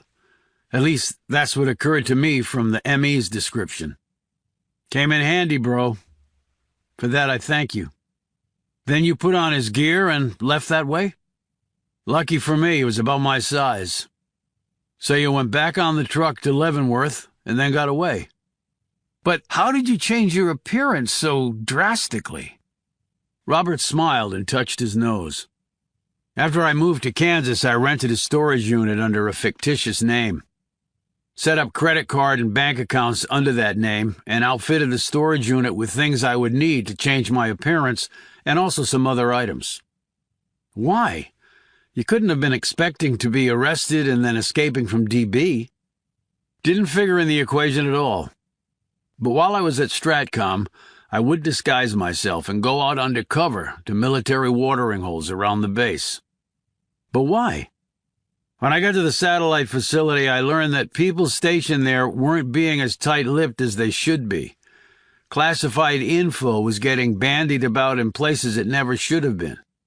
I was instrumental in busting up a ring of people that were preying on drunk soldiers and personnel from Stratcom to get information to sell, or blackmail them with. And no one knew about your alter ego? That would have defeated the point. But it came in extraordinarily handy when I got away from DB. I could change my appearance, gun up, have equipment, cash, and a credit card, and be on my way. So, what have you been doing since you escaped? Trying to work out who set me up. He paused and stared pointedly at his brother. Look, I'm stunned they allowed you anywhere near this case. 3-star named Aaron Reinhardt and a guy from the NSC, James Schindler, came to see me, along with Dotry. They set it up. I've met Reinhardt. I know of Schindler, but never crossed paths with Dotry. But still, what's their angle? I don't know. A JAG friend told me she didn't see any positives for me in the scenario. I call that good advice. You were following Carter, so you suspected him? Reynolds works at the WMD Center, which he runs. Dotry worked with him at ISR. I'm not sure if he was the person Robinson was mentioning, but it seemed a good place to start. I haven't found many leads on this sucker, so I intend to follow up all of them until I hit the right one. Is it all about money? I think it is for Reynolds. She has a Joan Miro in her mini mansion, said Robert. So my colleague Knox pointed out. That painting is worth at least a few $1 million. That's reason enough for Stratcom to do surprise searches of every sensitive personnel's home. Sometimes we can't see the forest for the trees, but I don't think it's all about money for all of them. What then? If they're traders, then they're selling stuff. Maybe. But I think there's more to it than just cash. Pull and mull this over. By the way, I think I figured out how Reynolds got that DVD in your pocket. How? Her father was a magician. She assisted him. I'm sure she's quite adept at sleight of hand. I'm sure you're right. Brother looked at brother. So, what now? Asked Fuller. Tell me what else you've learned, said Robert. I'm sure it's a lot. Fuller did so, keeping nothing back. He could see that his brother's mind was going a mile a minute, taking it all in, and then neatly cataloging each piece. Finished, he said, "What about you?" Robert took a few minutes to fill in his brother. "So you think there's a conspiracy going on?" asked Fuller. "I do. It can't be simply one person. I told you about those men kidnapping me." "Yes." Fuller studied his brother for a long moment. "Was it you? Did you fire the shots?" Robert slowly nodded. "I was glad I could be there for you, John. Knowing you, you probably would have made it out okay on your own, but, well, I was glad I was there to help. I haven't been able to do that much with you over the last 2 years. No bones about it, Bobby, you saved my life. But you could have made contact with me then." Robert looked guiltily at him. "I thought about it, trust me. But it would have put you in an untenable situation. You'd be duty-bound to arrest me. When you made contact now, why?" Robert sighed. "Because I didn't know if I'd ever get another chance. I know how many people are out looking for me. Highly trained people, good at their job. I just wanted you to hear things from my side. I wanted you to know that I never believed you were guilty of anything." His brother smiled weakly. "Sure you did. Or at least you weren't certain. I found out about the threatening letter you got in your cell." Robert's smile faded. "Who told you that?" "Doesn't matter. You took a dive to protect Dad and me. Your career, years of your life, everything, Bobby. The fact is I was too arrogant. I never thought I'd be convicted because I wasn't guilty. Talk about naive. You still took a dive. I couldn't let anything happen to my family, he said quietly. You two are all I had left. Any idea who they might be? No. But you said the voice you heard when you were kidnapped thought of himself as a patriot. That's both interesting and disturbing. Why disturbing? Because in my experience, patriotism, while a fine quality, can fuel quite a dangerous agenda if taken to the extreme. An agenda as yet unknown, said Puller. I think we can cast a little bit of light on it. How? If I was prevented from going to ISR and Daughtry filled my slot, then that's something. But what would be the reason? I'm honest and above reproach. I can't be bought. Unusual language coming from a convicted traitor, but it's the truth. Daughtry, on the other hand, might have been none of those things. And they wanted him at ISR. Carter told us how important that component is to our national defense. In many vital ways, ISR is our national defense. So a traitor could do a great deal of damage. Catastrophic. What do you know about Daughtry? How did he get that far in the military without anyone suspecting? If he is guilty? We don't have definite proof of that yet. But if he is guilty, who's to say that he went over to the other side? Or what the motivation was? If he was a traitor, why kill him? You said he was part of the team that recruited you to work on my case. Yes? So, if he was bad, he was doing that to piggyback on the investigation. He was hoping you would find me, and you could make sure I never got back to DB alive. But how can you hurt them? I don't know. I was nothing to them while I was sitting at DB, John. Something happened to trigger this. Okay, let's say that's true. Let's go back to the question of why kill Daughtry. The main reason to kill an operative is pretty obvious. He decided to defect? Or had a change of heart of some kind. Maybe he had a conscience and drew the line at outright murdering someone. Then he signed his own death warrant. Yes, he did. Robert rubbed his thighs with his hands. So, how can we work together without anyone knowing? A couple of burn phones? And we can use that code I invented that we used as kids. You always said it was unbreakable. I guess we'll find out. One more thing, Bobby. Yeah? I've got a letter for you to read. Bobby's eyes narrowed. A letter from who?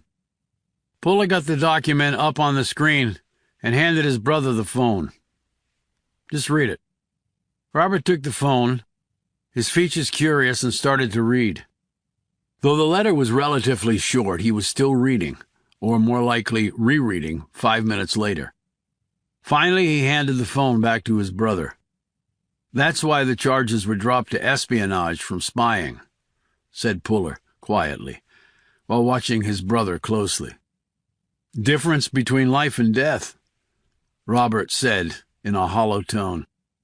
It seemed like every bit of energy had been struck clean from him. No one ever told me about the letter. I didn't know about it either, until very recently. Puller looked at the screen.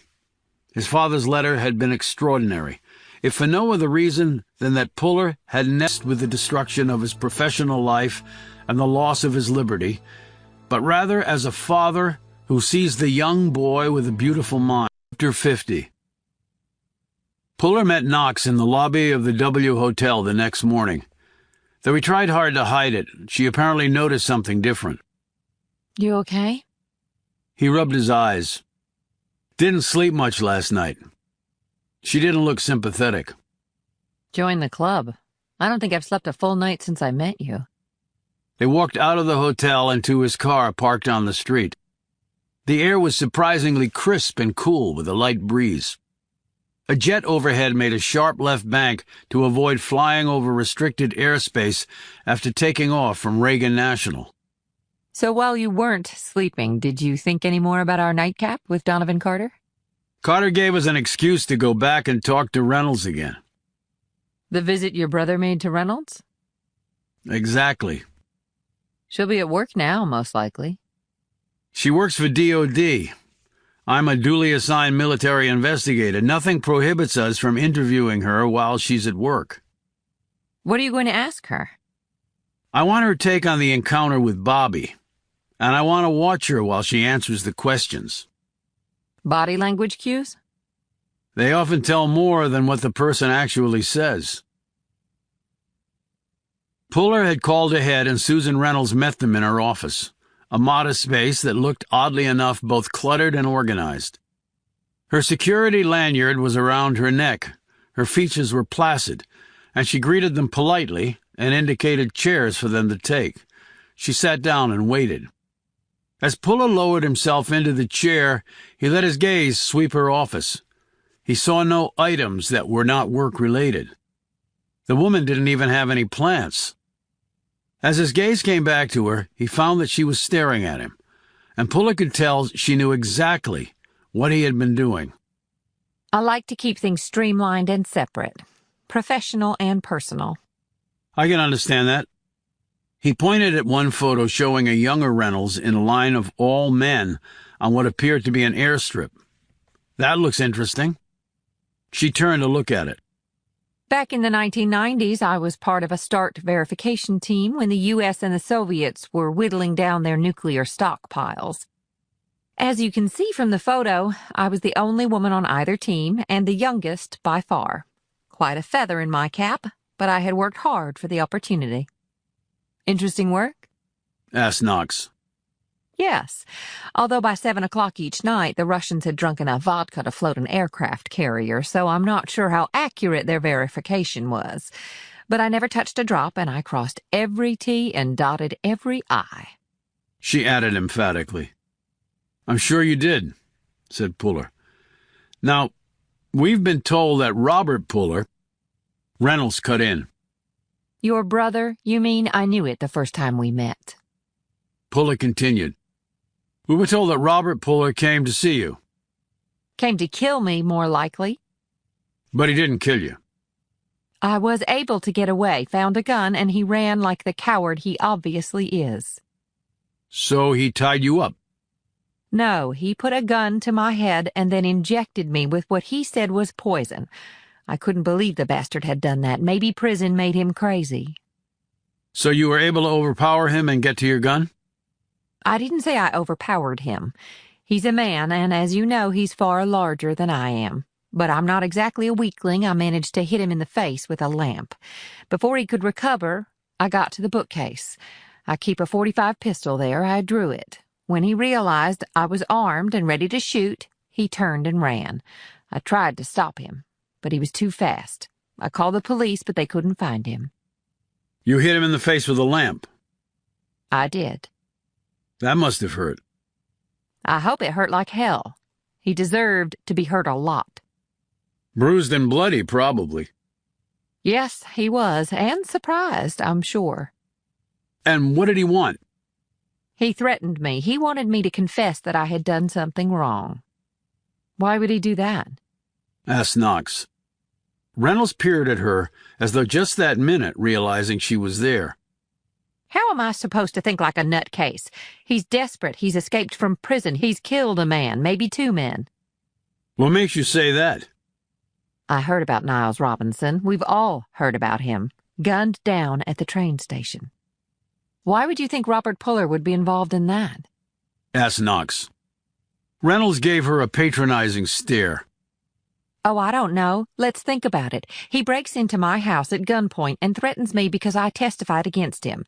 Then, soon thereafter, Niles Robinson, who also testified against him, is shot and killed at Union Station.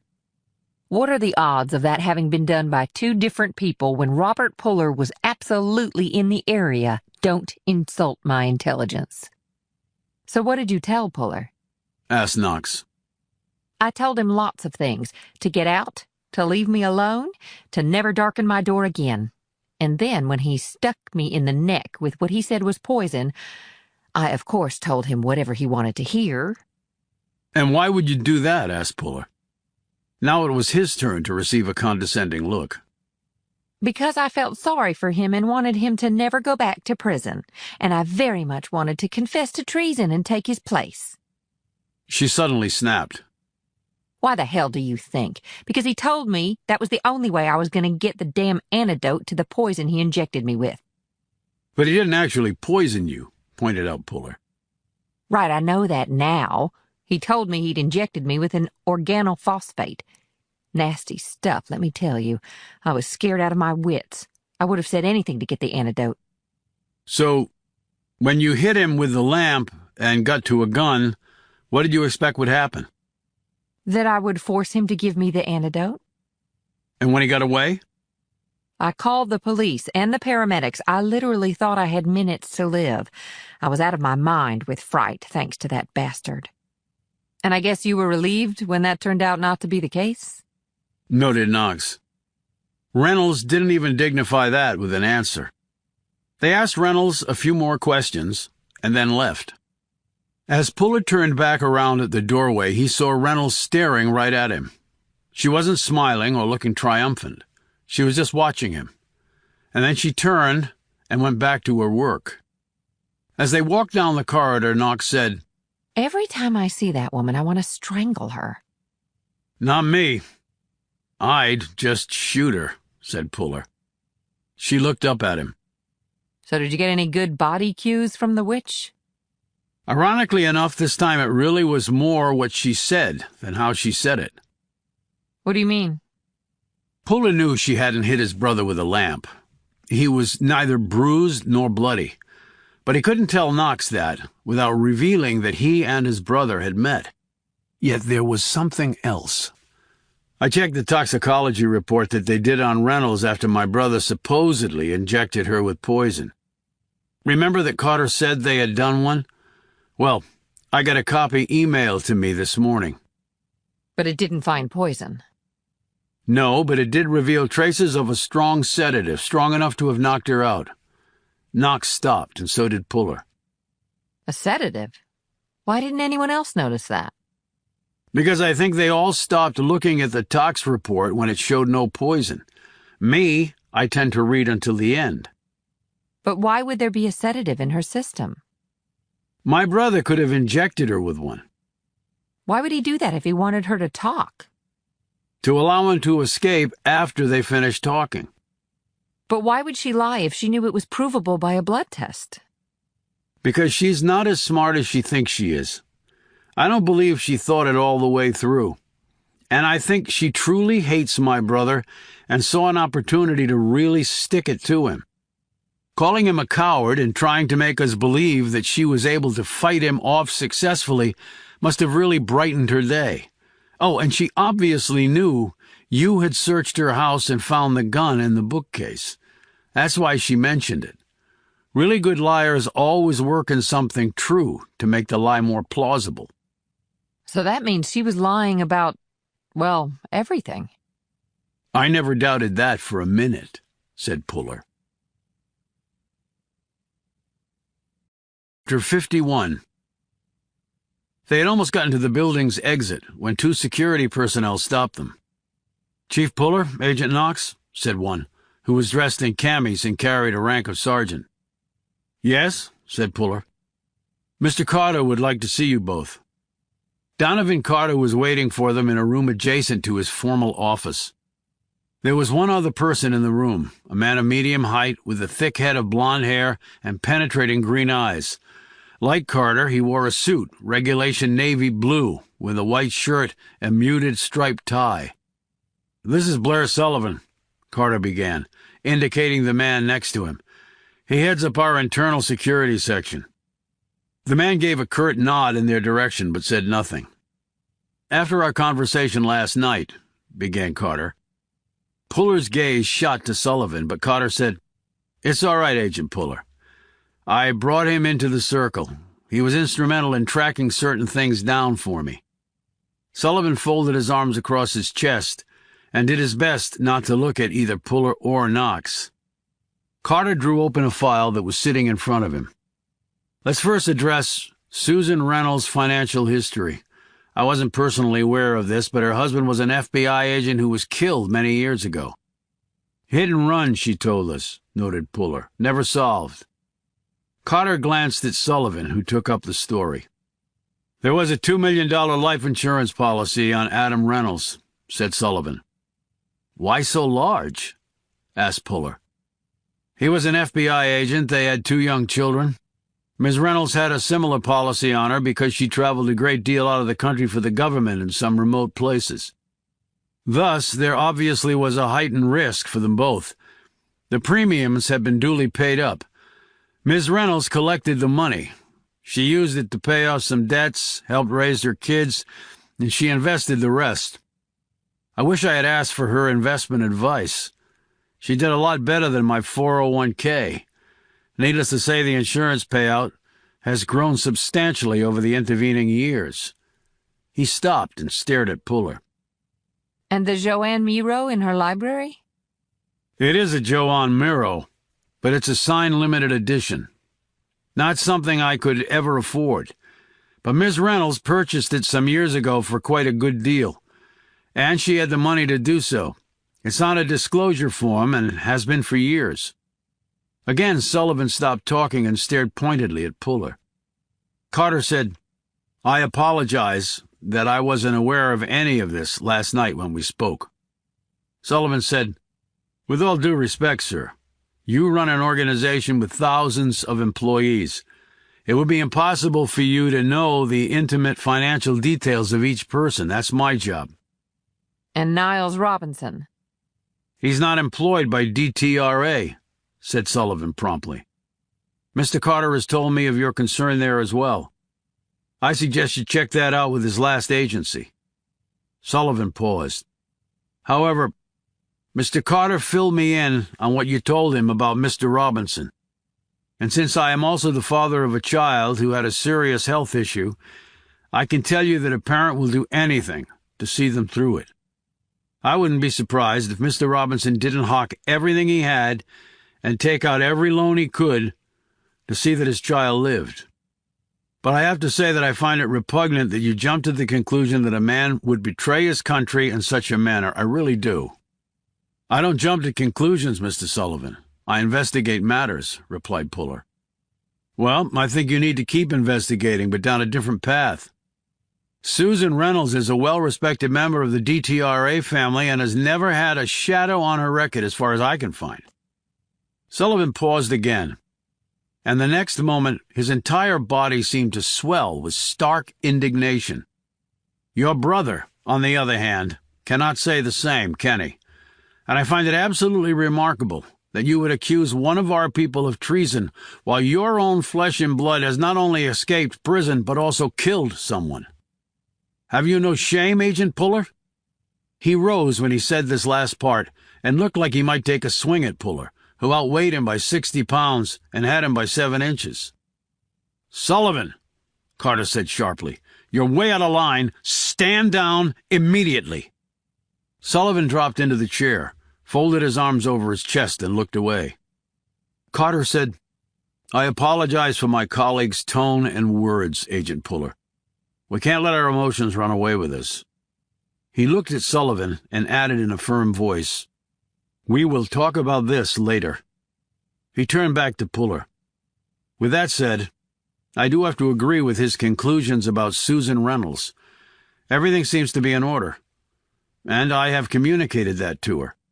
Well, we appreciate your looking into the matter, sir, said Knox, rising and tugging on Puller's sleeve. Puller was staring dead at Sullivan.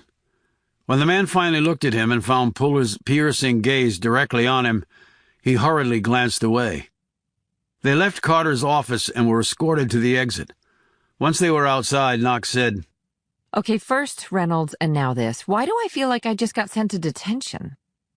When Puller didn't say anything, she added, Do you think the Sullivan character is in on it?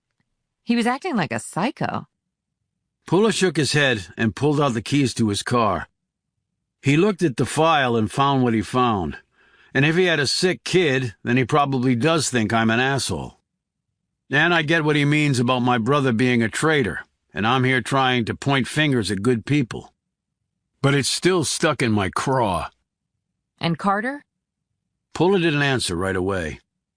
I don't know, Knox. Jury's still out on him. I can tell you this, that was no limited edition Joanne Miro. It was an original. I'd swear to it. Well, by now it'll be long gone, original or not. I guess so. I think I was wrong about Reynolds, though. What? You mean you believe she's innocent? No, I believe she's a lot more dangerous and a lot more capable than I thought she was. She just kicked my ass. Not to sound full of myself, but I'm not used to that happening. Well, neither am I. She lied about your brother. The sedative was in her bloodstream. She never got her gun and scared him off. We can use that against her. She'd have an explanation for that, Knox. She self-medicated, hoping to slow down the advance of the poison. Yeah, I guess you're right. But we can't let that bitch win, Puller. She's not going to win. But it's not going to be easy either. If only we had something against her. She looked at Puller, who was now gazing off and obviously not listening to her. Puller, where is your head? I just think I missed something. Missed something? Where? That's just the point. I don't know where. But something was off back there. I just don't know. Well, that neatly sums up where we stand on everything to do with this case, doesn't it? We just don't know. Chapter 52. Knox parted company with Puller at Fort Belvoir, where INSCOM was located. She wanted to check in, and she had some paperwork to complete. They made arrangements to meet later at her hotel. Before driving back to Quantico, Puller stopped at a coffee shop and pulled out a phone he had recently purchased. One of a pair, actually. His brother had the other one. Over coffee, he took his time to thumb in a long message and then sent it off. His brother's unbreakable code would be put to the test, he thought. But then again, he had considerable confidence in Robert's skills. As he was pulling into his apartment complex, his new phone buzzed. He parked and pulled it out. His brother's response matched the length of the original message. He hurried to his apartment, and using a pad of paper and a pencil, was able to decode the message in about 30 minutes. His brother had come up with the code when they were boys. He had based it on the concept of a one-time pad key he had read about, but one that could be reused. It really was unbreakable, because it was similar to a substitution cipher but based on a story that Robert Puller had created and then taught, word for word, to his younger brother over and over, until even all these years later Puller could remember it in detail. If one didn't know the story, one couldn't break the code. And the only ones who knew the original story were the two Pullers. Puller had told his brother of the results of their meeting with Reynolds, and then Carter and Sullivan, and also the facts of Reynolds' financial history. Robert's decoded message was succinct. She covered her tracks well. Find out what you can on the death of her husband. The fact that he was an FBI agent is intriguing. She never mentioned that to me, or anyone else I knew that knew her. The more that I understand her hostility to me, the more likely it is that she was the one Niles Robinson was alluding to on the phone call I had with him. But jealousy could not be the primary motivation. It was to replace me with Tim Daughtry. So you need to investigate him in greater detail. Everything about his career that you can uncover, John. And I mean everything. However, the last part of his brother's message was the most surprising and intriguing. Reynolds being part of the START verification team is also of importance. She told me that when we met, but I didn't focus on it then. But you mentioning her relaying that to you when you saw the photo in her office brought it back to my mind. Find out what you can about that, because it may very well tie into her present assignment. And that may well be the brass ring we've been looking for. Puller stared down at this part of the message for another moment or two before deleting it all. He could see what his brother might be getting at. If Reynolds was a spy, then spies didn't just spy on one thing over the years. They went where the most was to be gained by their treachery. But it couldn't be just Reynolds. There had to be someone else who had an ocean of juice. And there could only be a few at that level. And one of them might be Donovan Carter. The head of DTRA could have listened to them last night during the nightcap just to learn what they knew. He could have told Reynolds everything, so that she would be fully prepared for them today. And while her financial picture seemed perfectly logical and would have normally convinced Puller, he knew the woman was a liar. He wrote his brother a short message and pocketed the phone. He had a lot of work to do, and he better get to it. Starting with the late Brigadier General Tim Daughtry.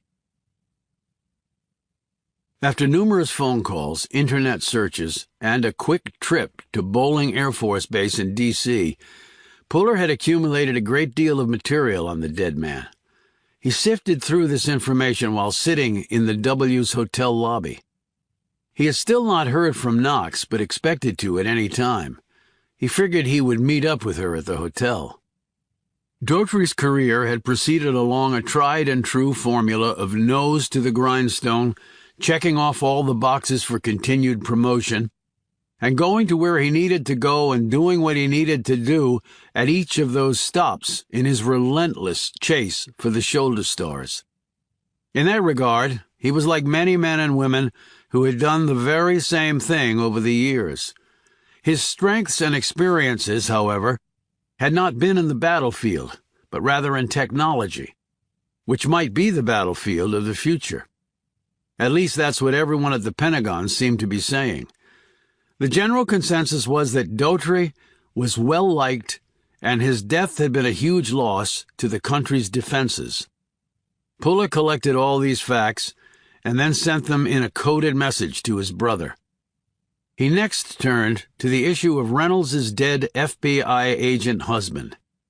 He found some old news clippings on the internet. Adam Reynolds had been an agent in the Washington, D.C. field office. He was only in his early 30s when he was hit and killed by a car near his home. Puller had a contact at the Bureau and made a call to that person, who remembered the case and had actually worked briefly with Adam Reynolds many years before. Reynolds had been one of the few FBI agents ever killed, although it had not been in the line of duty. He was walking back from a coffee shop in a strip mall near his house, said the agent. How do you know that? If I remember correctly, they found the coffee cup about 10 feet from his body, and someone from the coffee shop remembered him coming in. Where was this exactly? Asked Puller. In Burke, Virginia. His wife said he walked there all the time. Adam liked his coffee, like most of us. Was his wife home at the time? No, I don't believe so. No, that's right. She was out of the country. She worked for Uncle Sam, too. Don't remember where. But they had young kids back then. Who was with them? I'm not sure about that. They might have been old enough to stay by themselves for a few minutes. You know, things were different back then. You could leave your kids for a bit without people screaming at you or seeing it posted on Facebook. And they never found the driver. Never did. It was pretty late at night. Where he got hit, there were no houses, so no one saw anything. Do you think he was targeted? That it was work-related? We always think that initially. But the official conclusion was that it was probably some drunk who hit him and then took off. Damn shame, because Adam was a good guy. Good marriage? Everything okay on that end? As far as I know. But we weren't best friends or anything. I'd met his wife a few times, seemed like a nice sort. She was gone a lot, according to Adam. Why do you ask? No reason. Just groping around for a few leads on something. Something to do with Adam's death, after all these years? It might tie into something I've got going on. I suppose you don't know where their kids are. I think her son is a lawyer. He is, with the Bureau, actually. I guess he wanted to follow in his dad's footsteps, at least partly. You got contact info for him? I can look it up right now. I'll give it to you on the condition that one day you tell me what the hell this is all about, Puller. I promise I will. And thanks. Puller wrote down the information and clicked off. He called Dan Reynolds, who was in the FBI's D.C. office. When Puller explained who he was and what he wanted to talk about, he expected the young man to either ask a lot of questions or hang up on him. But instead, Reynolds said, "In about 20 minutes I can meet you at the Dunkin' Donuts around the corner from WFO." Surprised by this, Puller quickly agreed and headed to his car. On the way to the parking garage, he texted Knox about this development. The Dunkin' Donuts was fairly busy when Puller got there, but he had no problem spotting Dan Reynolds, for the young man had taken after his mother in height and looks. Puller introduced himself, and they bought their coffees and headed outside to sit at a small table on the sidewalk. Dan Reynolds, in addition to inheriting his mother's good looks and height, had her penetrating gaze. He took a sip of coffee and stared at a car passing by. "So why is an Army CID agent looking into my father's death after all these years later?" "He wasn't in the military." "You might be connected to another case of a military nature," Puller answered. "Mind telling me which one?" Puller mulled this over. "A former colleague of your mother was murdered at Union Station." "Niles Robinson," said Dan. "That's right." "And that's the case?" "But Robinson wasn't in the military either." "No, but he was a witness in a case involving a military member." Dan turned his gaze directly to Puller. "And how could that be connected to my father's death?" "I have no idea.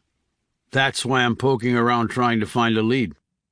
He paused and then added in a casual tone, "I suppose I could talk to your mother." Dan made a cutting motion in the air with his hand. "I wouldn't bother with her if I were you." "Why not? She works in that area." "At DTRA. But you'll learn nothing from her." "I don't understand. It was her husband." "Yeah, it was her husband. How about that?" Puller leaned forward. "I really need to understand what you're saying here."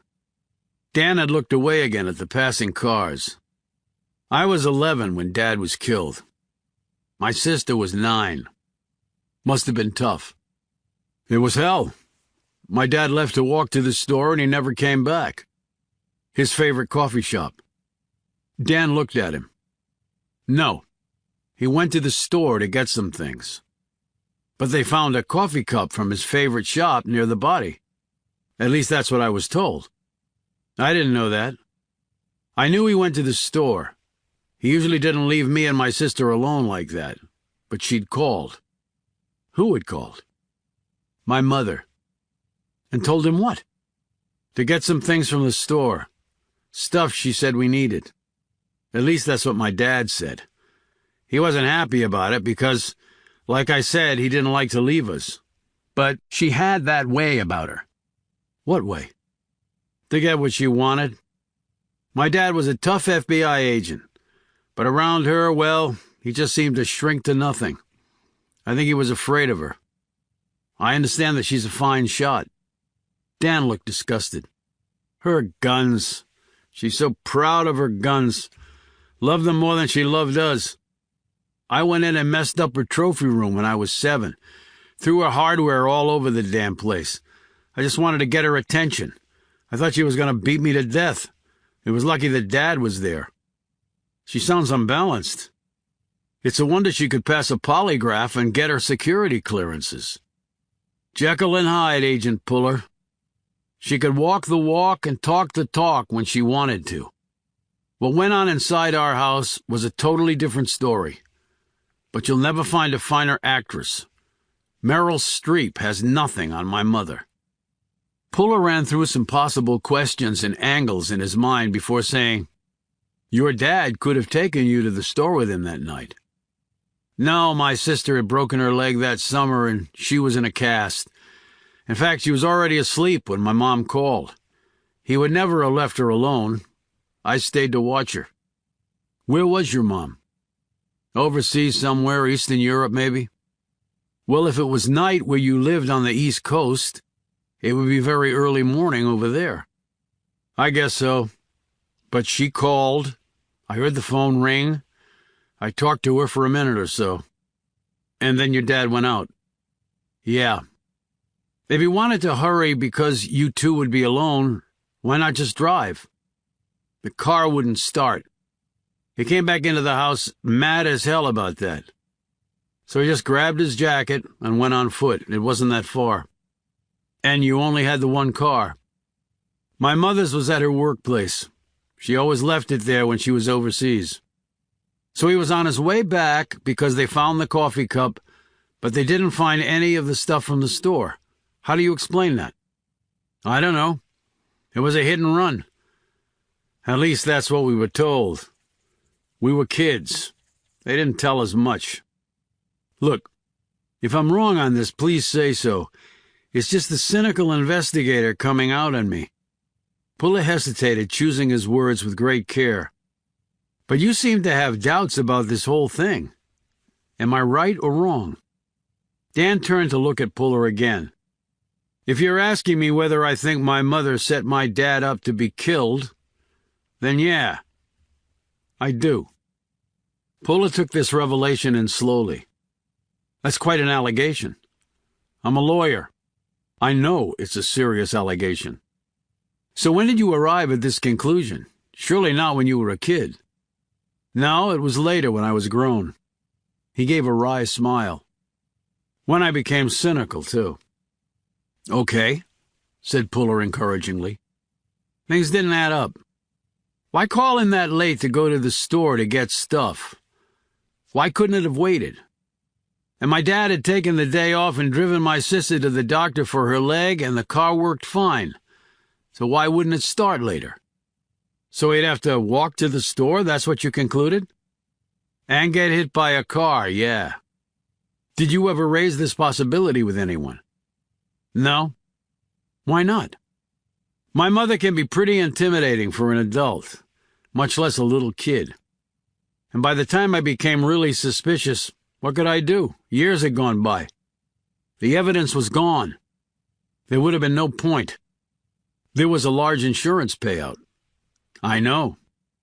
Did you tell anyone about your mother's phone call that night? No one ever asked me. My mother flew home the next day. She handled everything. Meaning she kept you and your sister from talking to anyone. Pretty much, yeah. And the cops were convinced it was just a hit and run. They weren't looking beyond that. I've actually spoken to your mother. She intimated that she thought it might have been connected to one of your dad's cases. Did she tell you that she had called him that night? No. She somehow left that out. Well then, I take it you don't get along with her. No, I don't. Even if this hadn't happened with my father, my mother is not the warm, fuzzy type. She had her kids, but I don't think she had any interest in actually being a mother. I was a lot closer to my dad.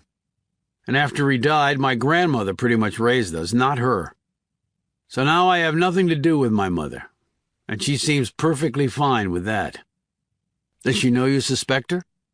I never mentioned it to her. She scares the shit out of me, if you want to know the truth. I think that's a good thing, actually. I meant the not mentioning part. I truly wouldn't put anything past her. If she did have a role in his death, do you think it was for the money? Dan shrugged. I would hear my dad sometimes in his little den after he'd been hitting the booze a bit. What would he say? He had really bad arguments with my mother about things. And when she wasn't around, he would go to his den and talk to himself. And say what exactly? I just caught snatches here and there, and he didn't seem to be making much sense. But it seemed he had a problem with my mother and what she was doing in her job. And do you know what that was? I know she spent a lot of time in Russia. As part of a START verification team? I think that's right, yeah. At least I found out about that later. She never talked to me about her work. Why would that bother him? She was helping to dismantle nukes. It didn't seem like he had a problem with that. I think it was more personal. Meaning someone she worked with. All I know is I heard my dad once say he'd kill the guy if he had the chance. Kill the guy? Yeah. And my dad was a pretty calm person. I don't know what he found or heard, but he was definitely pissed off about it. What does your sister think? She was closer to our mom than I ever was. She wouldn't agree with anything I've been saying. They see each other a lot. They're tight. My mom has even helped my sister out financially. Where does she live? In Gaithersburg, Maryland. She has a clothing store up there.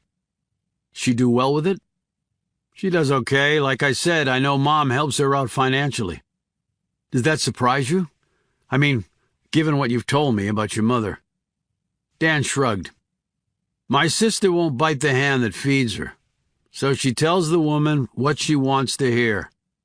But to give our mother her due, if she loves anyone, it would be my sister. Puller wrote some notes down and said, She told me about making the Olympic team in the biathlon. She said she might have won the gold. Did she tell you she didn't compete? Yeah, some sort of medical issue. Dan laughed. What's the joke? Asked Puller. I was the medical issue. Come again? She was pregnant with me. They wouldn't let her compete. Was she upset about that? She was so upset about it that she never mentioned it. I only found out from my dad. Hey, it takes two to tango. She knew what she was doing. My dad said she claimed he messed with her birth control pills. Did he? Who knows? If she wanted to win a medal in the Olympics, she knew she couldn't do it while heavily pregnant. Maybe my dad did do it. She was so controlling. Maybe he wanted to give her a taste of her own medicine. And it might be one reason she never really took to me. I guess I represented her missed opportunity at glory. It may or may not have been someone's fault, Dan, but it sure as hell wasn't yours. You weren't even born. Sounds logical, but some people are not swayed by logic. They sat in silence, drinking their coffees. Puller finally said, I'm surprised you've talked to me about all this. Dan gave a mirthless laugh. I guess I surprised myself. But when you called out of the blue, I just thought that the truth might come out, and justice would be finally served for your father. The two men locked gazes. Dan said, After all, it's why I joined the FBI's legal office. And I really loved my dad. Well, I hope I can make that happen for you, Puller said. And for my brother, he thought. He thanked Dan Reynolds and headed back to his car. Before he got there, his phone buzzed. It was Knox. I was wondering when I was going to hear from you, he said. He listened for a bit and said, Shirlington, huh? Okay, it was definitely worth a shot. Why don't you stay with them, and we can hook back up later. He paused, listening, but she broke off in mid-sentence. His features grew tight. He said, Knox? Knox? He heard her yelling something, not at him, at someone else. When he heard her words, he started to run.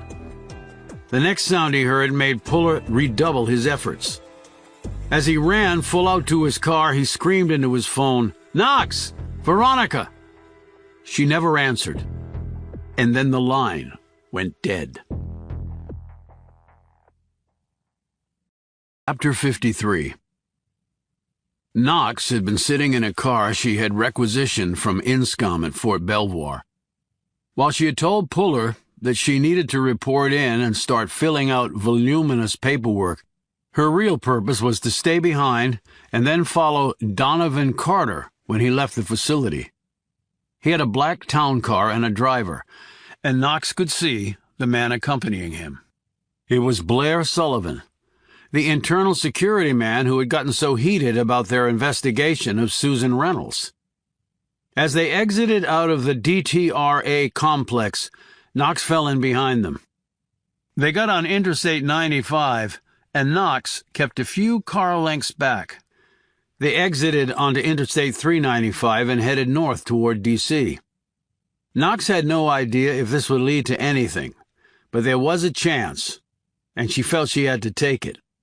She had nothing to lose. They exited at Shirlington, and she followed. A few minutes later, the car pulled to a stop in front of a small outdoor mall of upscale eateries and shops.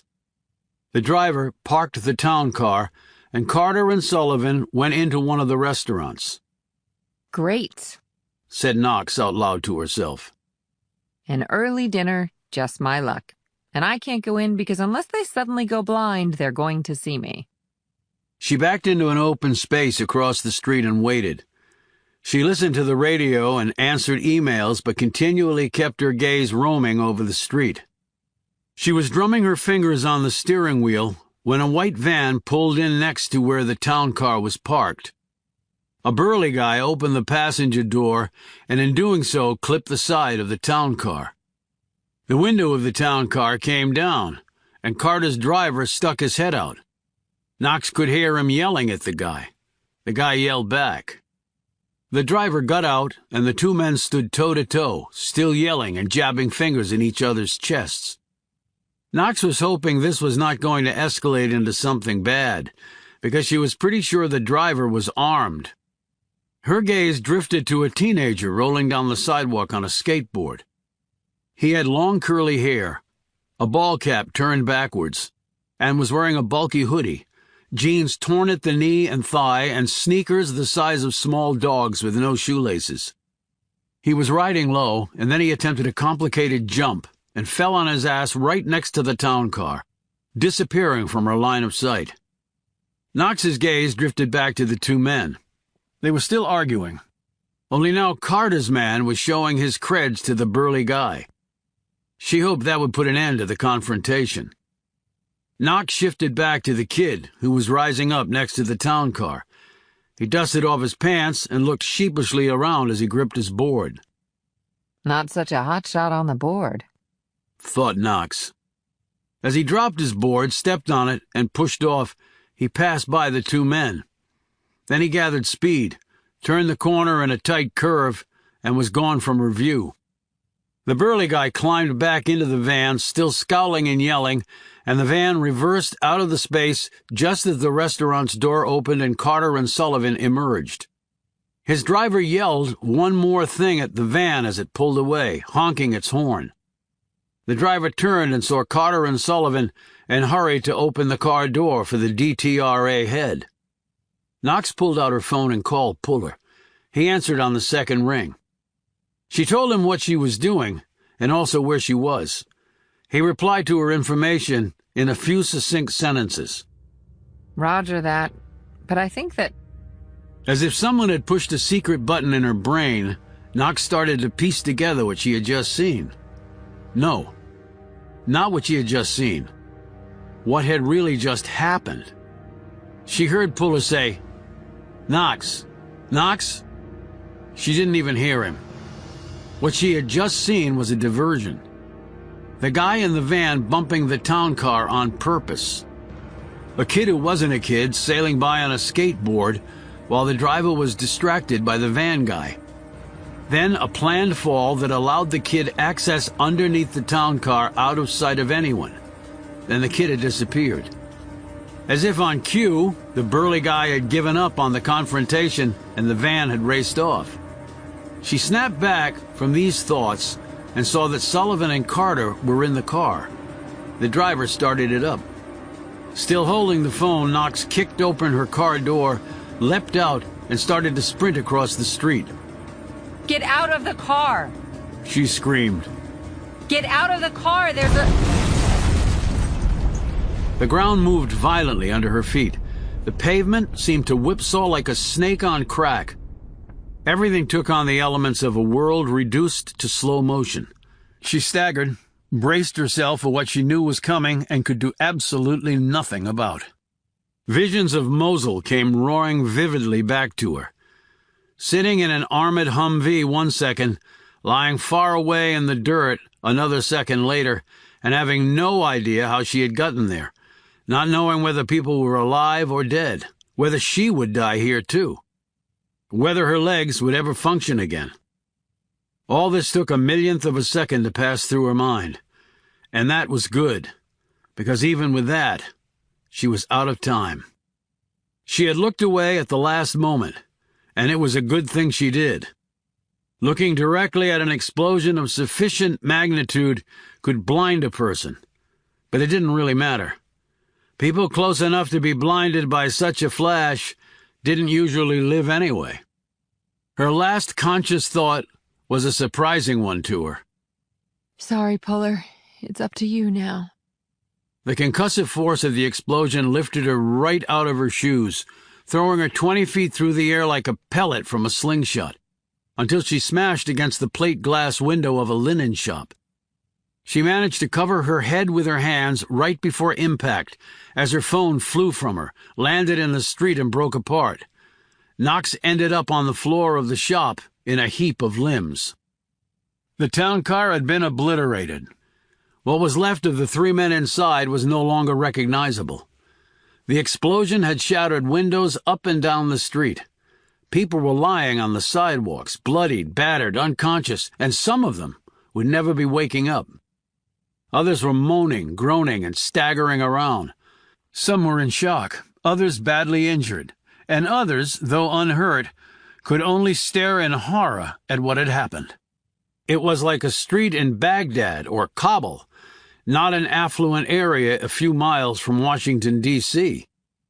Car alarms triggered by the blast were going off up and down the street.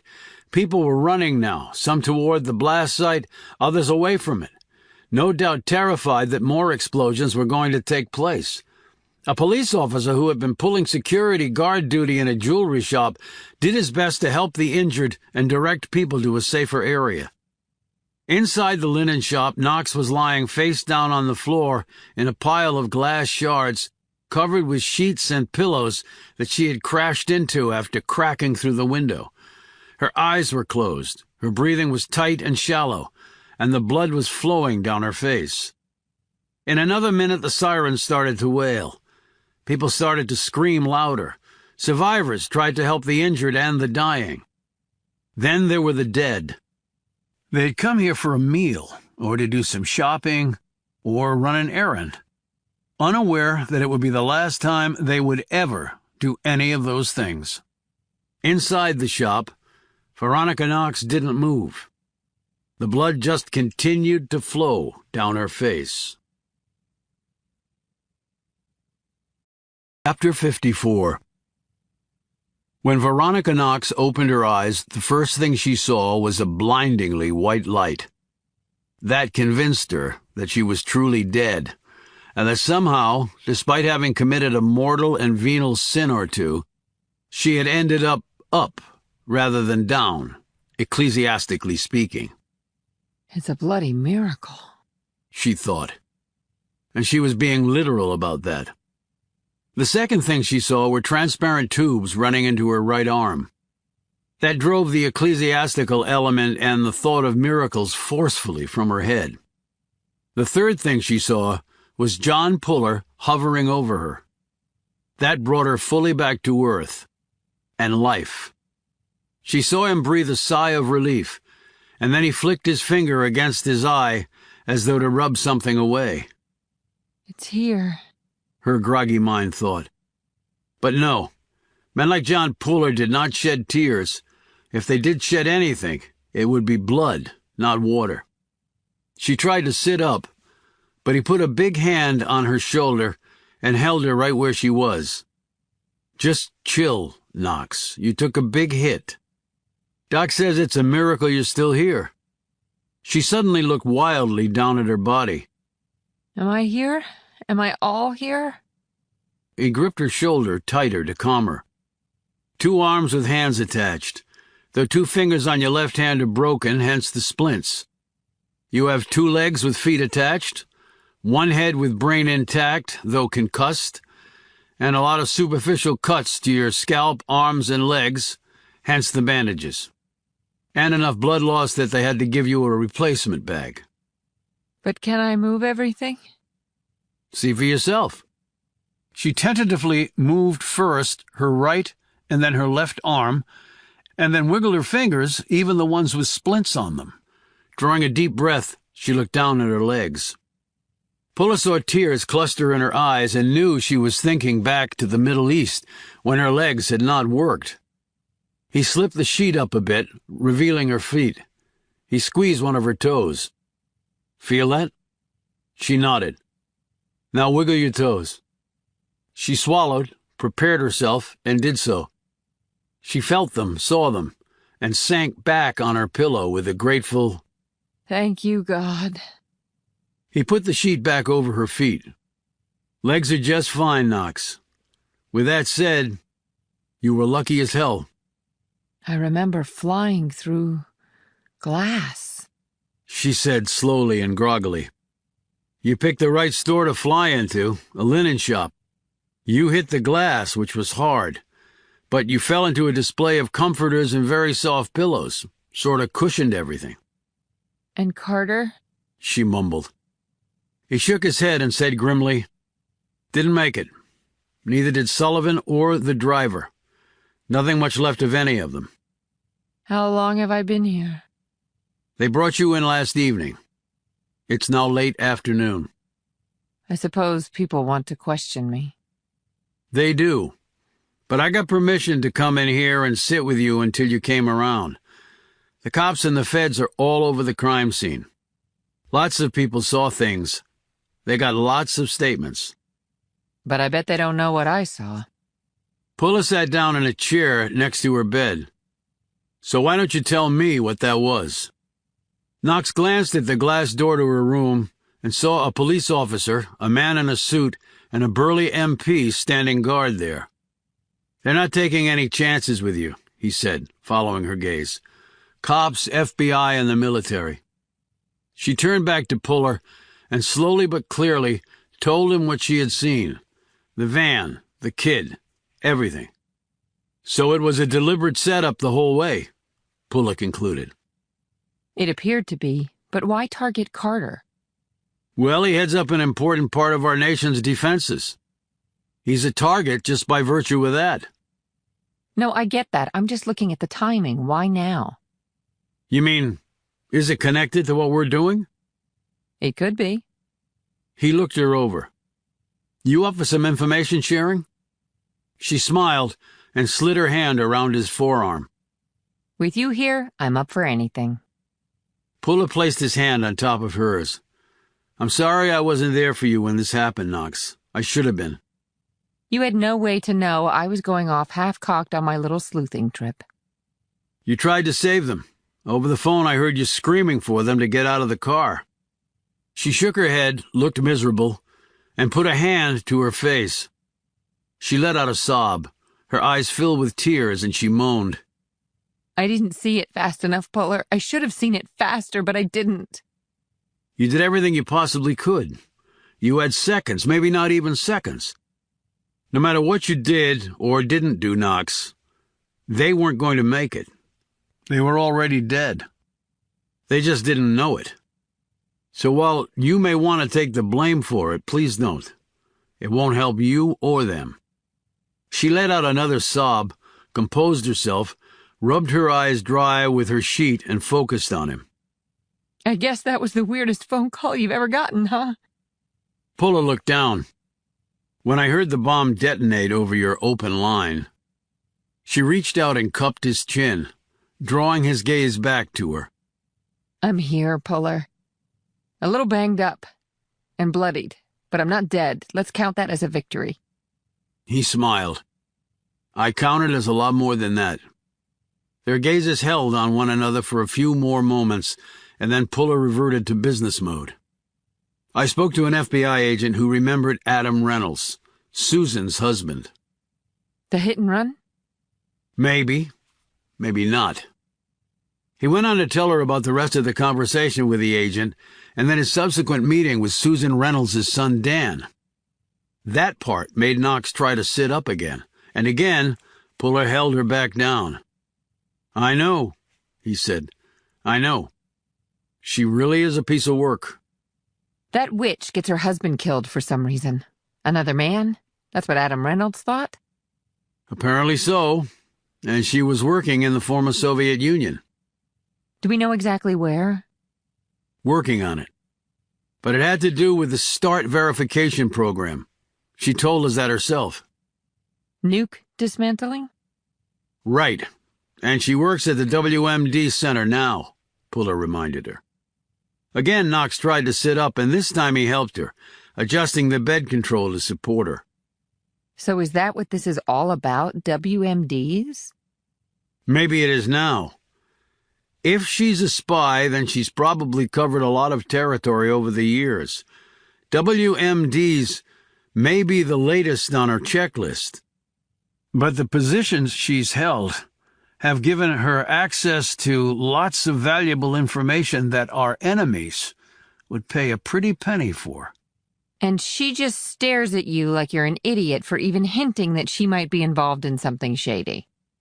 If she's been doing this as long as I think she has, her poker face has to be exemplary. And by the way, her financial history was conceived and hardened. I'm thinking she was seen as a high-level long-term asset. He added, I have to believe the $2 million insurance policy was her idea, not her husband's. I need to get out of here, Puller. We need to get back to work. Whoa, you need rest, and you need time to heal. I don't have time to do either. That can wait. No, it can't wait. She tried to get up and he pushed her back down. On the third time, she said, Damn it, John Puller. If I had a gun, I'd shoot your ass. Well, good thing you don't have a gun then. She stopped struggling, lay back, and let out a long, resigned sigh. Okay, so when can I get the hell out of here? I'll check with the docs, but probably within 24 hours. And after that, bed rest. Shit. It is what it is, Knox. And what are you going to do in the meantime? Follow up on all this. Without me? She said, stunned by the prospect. I will keep you informed of everything, I promise. And you won't get killed? She said this in a joking manner, but there was no humor in her look.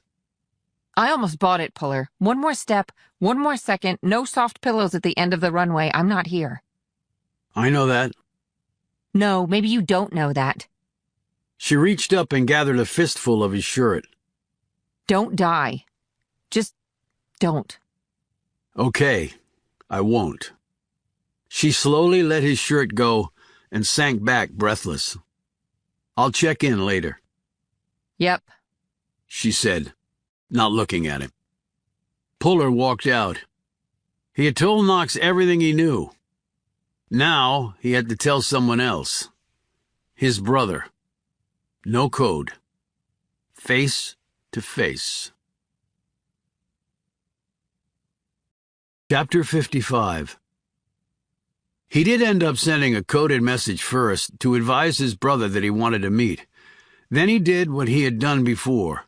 Drove to Quantico, swapped cars, and left via another exit.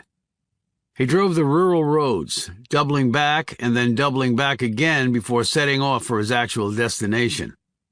His brother's pickup truck was parked in front of the same motel room door.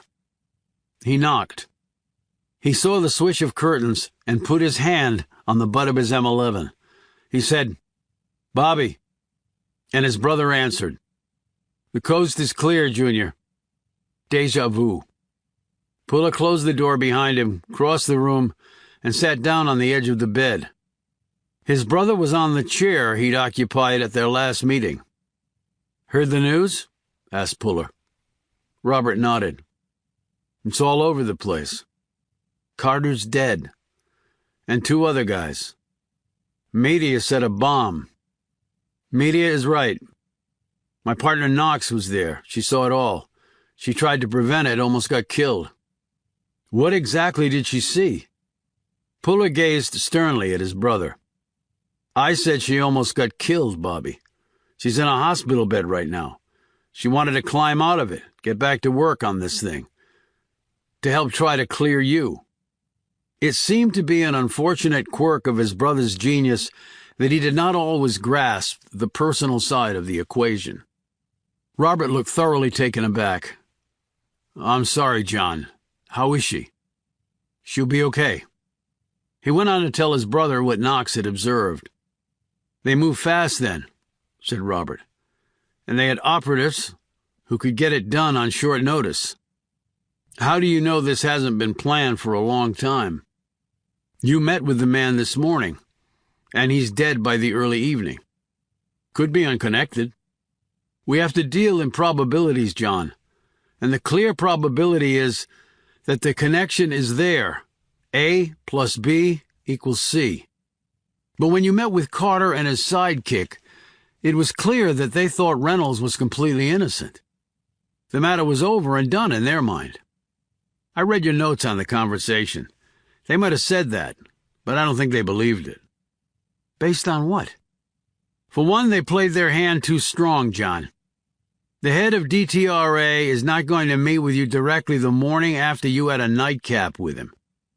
He is not going to bring in his chief internal security officer. I still happen to know Blair Sullivan. He's worked all over Stratcom. If the guy said more than 2 words to you or became emotional in any way, it was an act. That's not what he does. He could see a piano falling toward his head while he was at an outdoor cafe having lunch, and he just moved to the right and finished his sandwich. Well, why an act? Why try to deceive us? If they believe what we told them, then I don't get it. Just the act of believing does not mean they wanted to necessarily collaborate with you on this. You're not one of them. DTRA is a critical agency to this country. They would never want it to appear that they would not appropriately control their employees.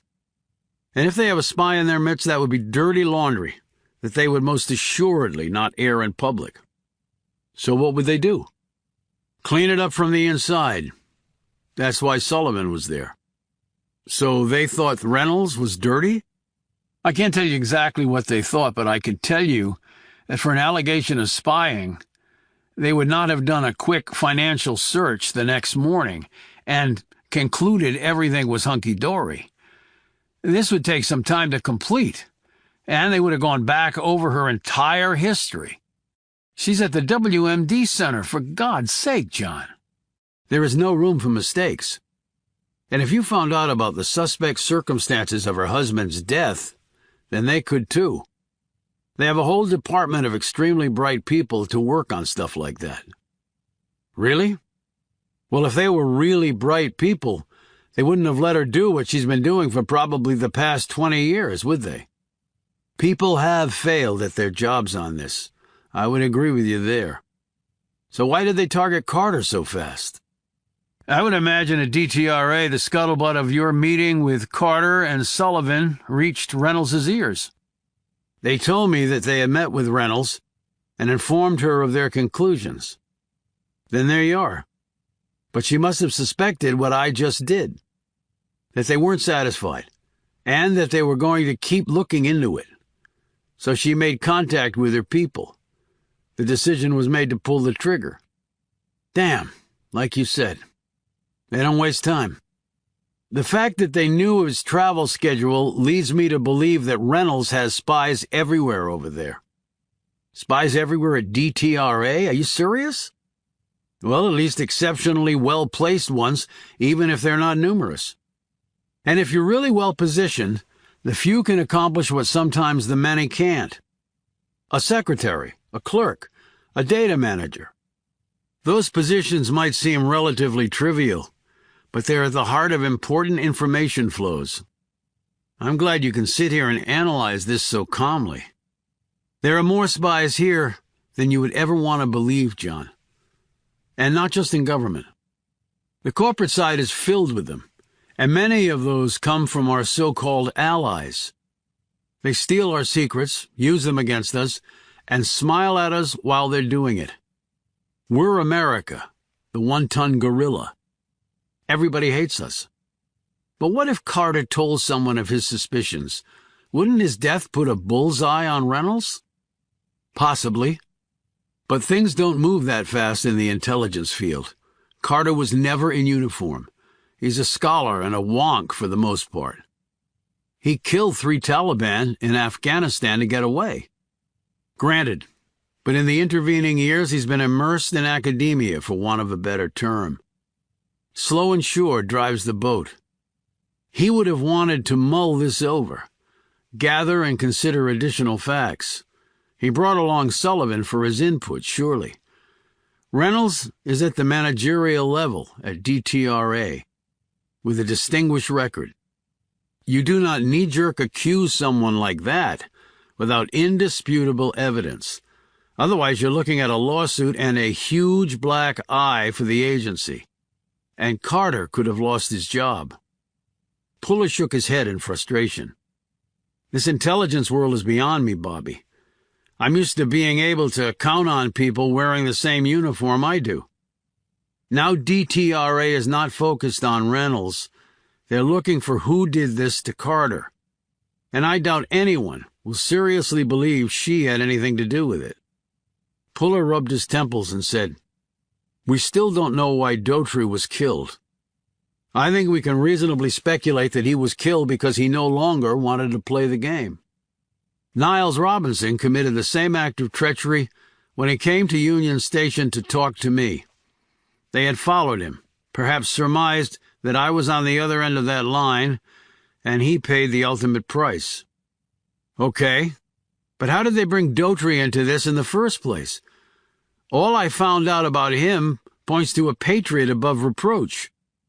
Then we have to find a reason why he would switch sides.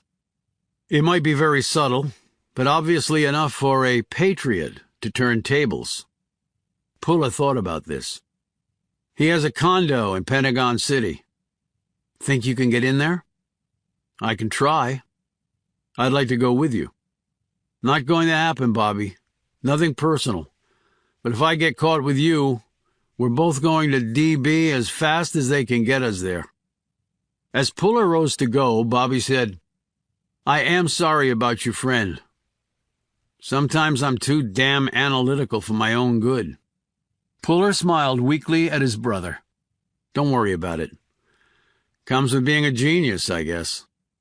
"Well, that doesn't seem like a good enough reason," said Robert quietly. Chapter 56. Tim Daughtry's condo was in an upscale high-rise in Pentagon City. He wasn't married and had no kids. He seemed to be a man totally focused on his military career. It was a secure building, and Puller was stopped in the lobby by a security guard. He pulled his creds, and the man looked them over. "Still don't think I can let you up, sir. You know what happened to General Daughtry." "Yeah, it's the reason I'm here. I'm investigating his murder." The guard glanced at Puller's creds again. "But you're Army, he was Air Force." "He was involved in a multi-platform intelligence operation that cut across all branches." He paused and inclined his head toward the man. "Sensitive national security parameters," he added quietly. The guard looked anxiously toward the elevator bank. "Then maybe I shouldn't have let him up there." "Who?" Puller asked sharply. "General Daughtry's friend." "This friend have a name?" "Charles Abernathy."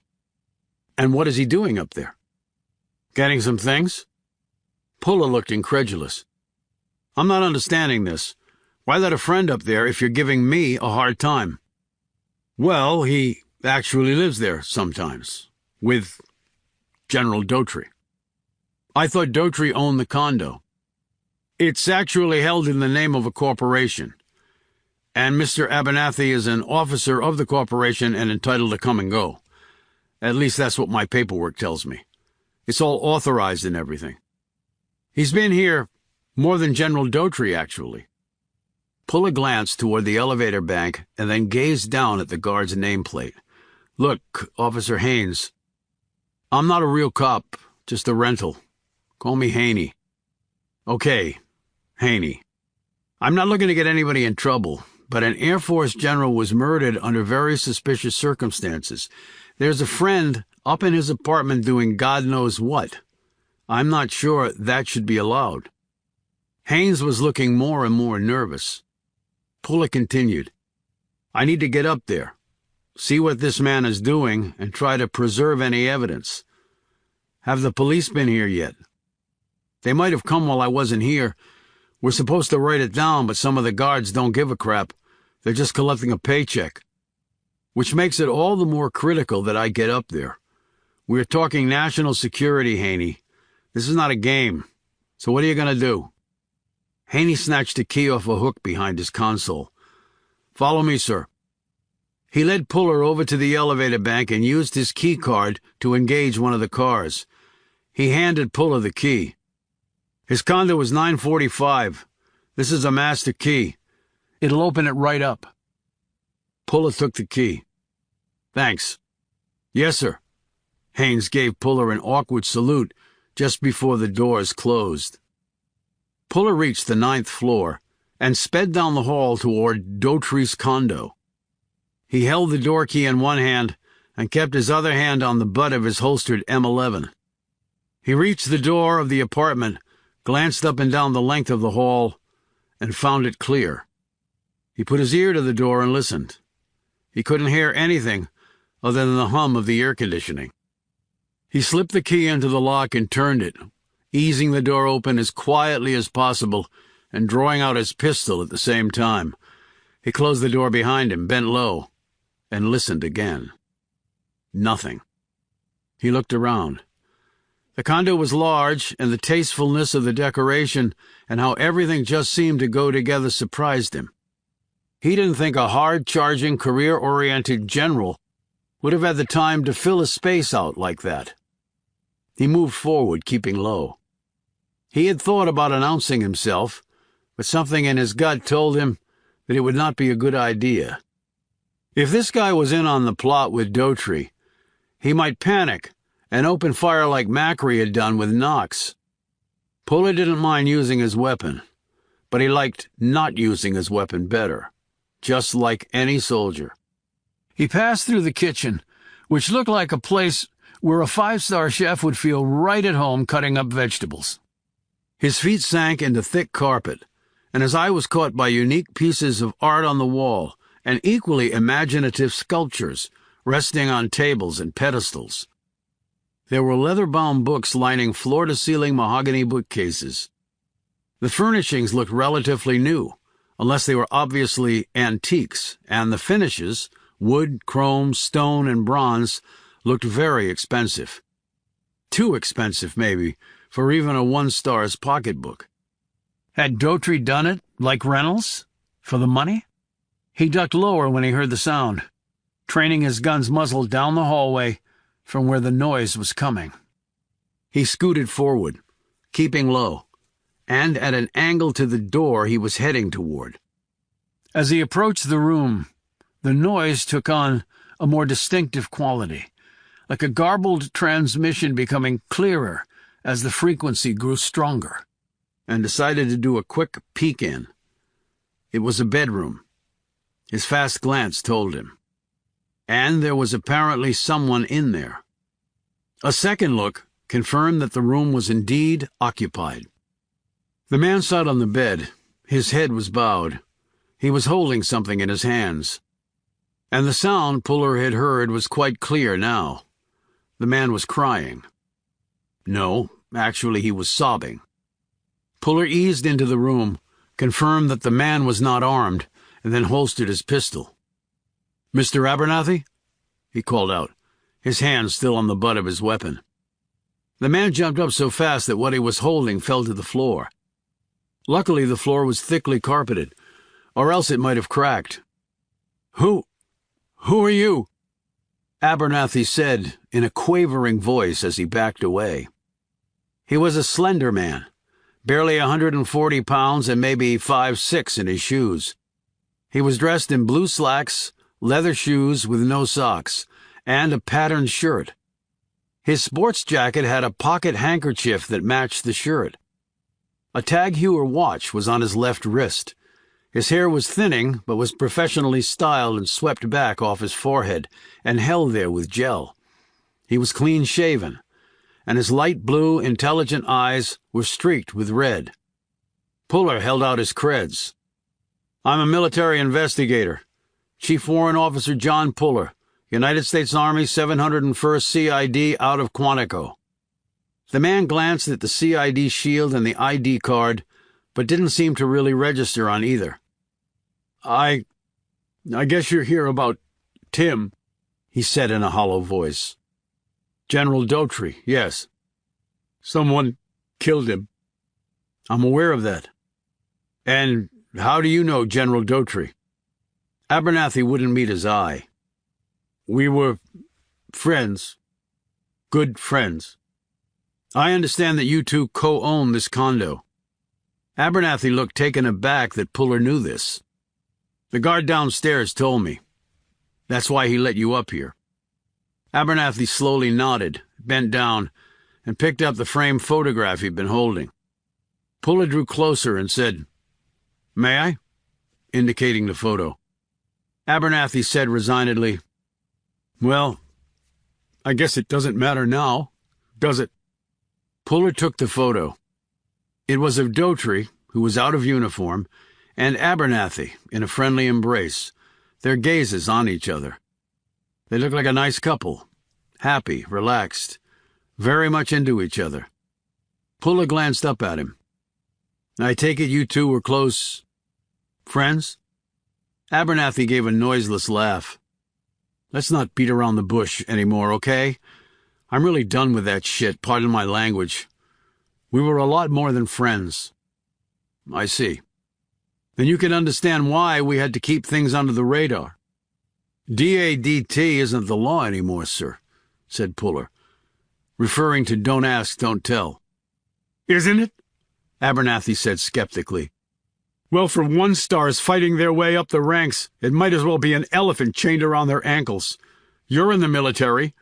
You know that as well as anyone. How many generals have come out recently?" "One that I can think of. An Army reservist promoted to brigadier general a couple of years ago." "A woman," pointed out Abernathy. "Oh, don't get me wrong, I'm thrilled for her, absolutely thrilled. But I didn't see any male officers rushing to join that gay parade." "No, sir. At least not yet. Maybe not ever. They're starting to come forward in professional sports, basketball, even football. If it can happen in the NFL, then you never know. The military is a different beast. I've certainly learned that lesson." "So, General Daughtry and you, can you tell me about your personal life?" "Why?" snapped Abernathy. But he quickly calmed. "I'm sorry, that was rude. It's just a very difficult time for me." "I can completely understand that, sir. And what you tell me will go no further. I'm just asking because it might help my investigation. That's all." Abernathy nodded and wiped at his eyes, composed himself, and sat down in a chair. "We've been together for about 10 years. 10 great years, but all in secret. We even bought this condo under the name of a corporation. We don't appear in public together. I will receive no benefits now that Tim's dead. Not that I care about that. I'm a partner in a large law practice. I've made my pile of money, far more than Tim. Hell, I paid for most of the things in this place, and did the design myself. You see, I didn't really want to be a lawyer. I wanted to be the next Ralph Lauren. But life doesn't always work out how you want it." He eyed the floor. "But it's the principle of the thing, really. I have no rights whatsoever. I won't even be able to attend his burial in Arlington. No one will present me with a flag. His parents will get that, even though they've had nothing to do with him for years.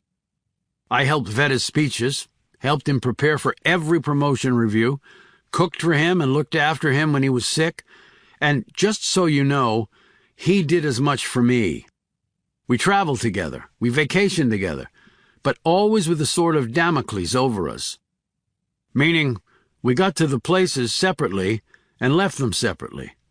When people asked about my presence, we told them I was his old friend." He added bitterly, "Friggin' old friend." His laugh turned to a sob. "I can see how hard that must have been," said Puller. Abernathy looked up at him. "This is 2014, not 1914. It just doesn't make sense to me that other people can dictate who I can or can't openly love. It's disgraceful." Puller handed the photo back and looked around the space. "Did you come up here to collect some things?" "Some incriminating things, you mean?" "Yes, I suppose I did. I never did anything to embarrass Tim while he was alive. I certainly won't do so now that he's gone. I loved him very much. I'm sure he would appreciate that." Abernathy glanced sharply at Puller. "Are you closer to finding his killer? Please tell me you are." Tim was the sweetest guy. I know he wore the uniform, but he was as gentle as they come. I think it'll only be a matter of time, and I promise that I will do all I can to catch the person who killed him." He eyed Puller keenly. "Thank you. I believe you will. Can you answer a few more questions for me?" "Like what?" Abernathy asked warily. "Did you at any point notice a change in General Daughtry's attitude?" "How so?" "Did he start to seem more nervous? Would he get upset more easily? Did he appear to be holding things back from you?" Abernathy was nodding before Puller even finished the question. "Hell, all of those things. I kept asking him what was wrong. He just wasn't himself. But he could never bring himself to tell me. At first I was terrified that he had found someone else, but that wasn't it. I would have known. He was just as affectionate. But there was a wall he'd built that I couldn't get through. I mean, I was used to his keeping secrets from me because of his work. That was normal. But this was different. Yes, his work-related secrets were par for the course. This other stuff, well, it seemed to me that they were guilty secrets, things he was ashamed of, that would not have been associated with his work. He was one of the good guys. Did he ever mention any incident that prompted this, any names?" "No, not really. He did say once that there was a heavy price to be paid for keeping our secret, and that maybe that price was too high. Interesting choice of words. Do you recall roughly when this new secretiveness started?" "I can tell you exactly, because we had a big argument about it. He had been reassigned to Stratcom. A command component of it, anyway, I think they call it." "ISR?" supplied Puller. "Right, that's exactly right, ISR. It was over at Bowling Air Force Base in Anacostia.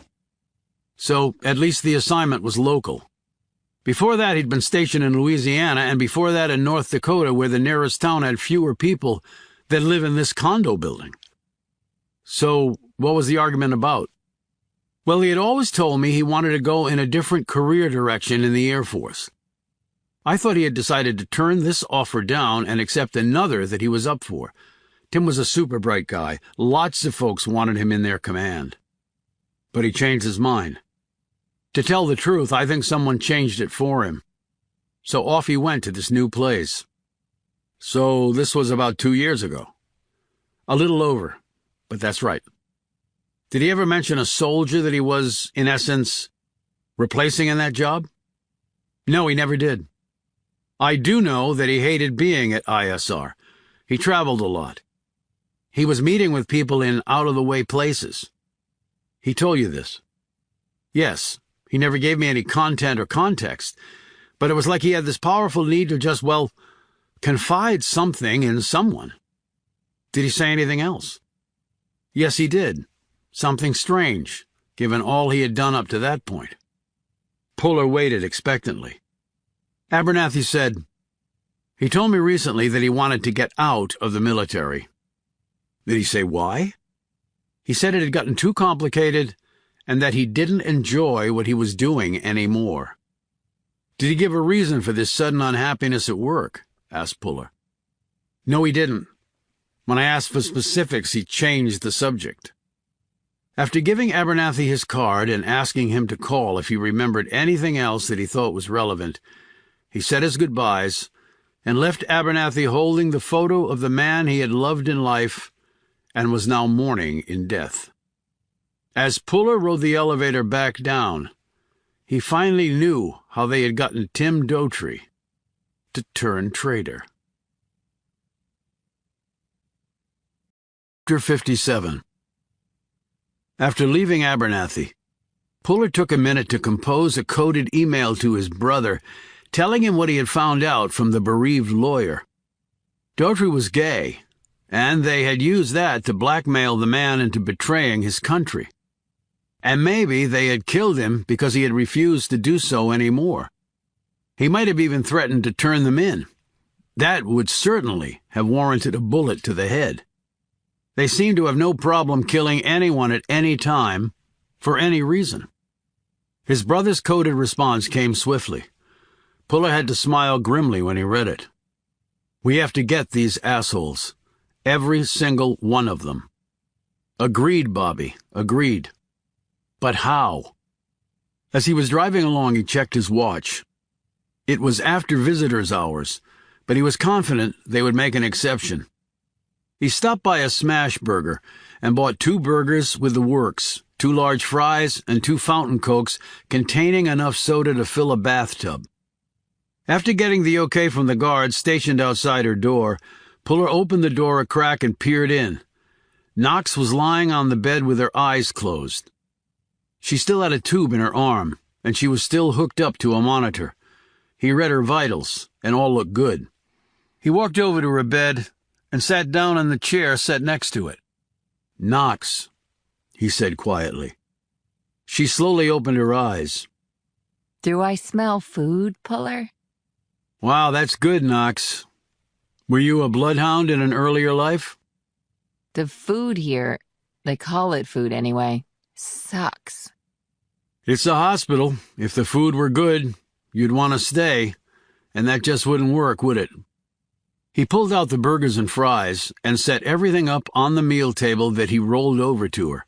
Finally, he powered the bed so that Knox rose up to a seated position. She looked at the burger and fries and then gave him a skeptical look.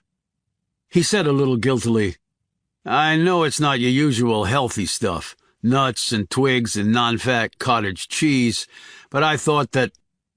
I love you. What? He said, startled. Come over here so I can hug you. He did so, and she embraced him for a few seconds, pushing her face into his chest. When they pulled apart, she said, When I rode crew, I ate stuff like this all the time. It's only when I got older that I realized I couldn't keep doing it unless I wanted to weigh 300 pounds. Nice of you to share that little secret. She took a huge bite of burger and a long gulp of the Coke and said, You're like a knight in shining armor come to save me from a tower filled with limp noodles and stuff here they call meat, but tastes like aluminum foil spray-painted brown. I'm not sure how shiny my armor is. She took another mouthful of burger and then stuffed some fries in after it. She still managed to mumble, God, so good. You might have to run 10 miles and do 2 insanity routines to work this sucker off. It'll be worth it. She wiped her mouth with a napkin and watched him take a bite of his burger. Did you just come to feed me, or do you have something else? I have a lot. He looked around the room. She followed his gaze. Problem? There might be more than 4 ears in here, he murmured. She sat back, ate another fry, then leaned over, opened the drawer of the nightstand, pulled out a pad of paper and a pen, and handed them to him. You can swallow it after you show it to me, she said in a low voice. He wrote it all down and handed it to her. She read it all, her eyebrows hiking at several spots. She handed him the paper, and he crumpled it up and put it in his pocket. I'll swallow it later, after I finish my meal. But until then... He pulled out his phone, dialed up his music library, and queued up a song. The music wafted through the room as Puller drew closer and looked at Knox. If they were being eavesdropped on, it would be very difficult to do so now. Damn, Puller. Daughtry. Poor guy, I never imagined.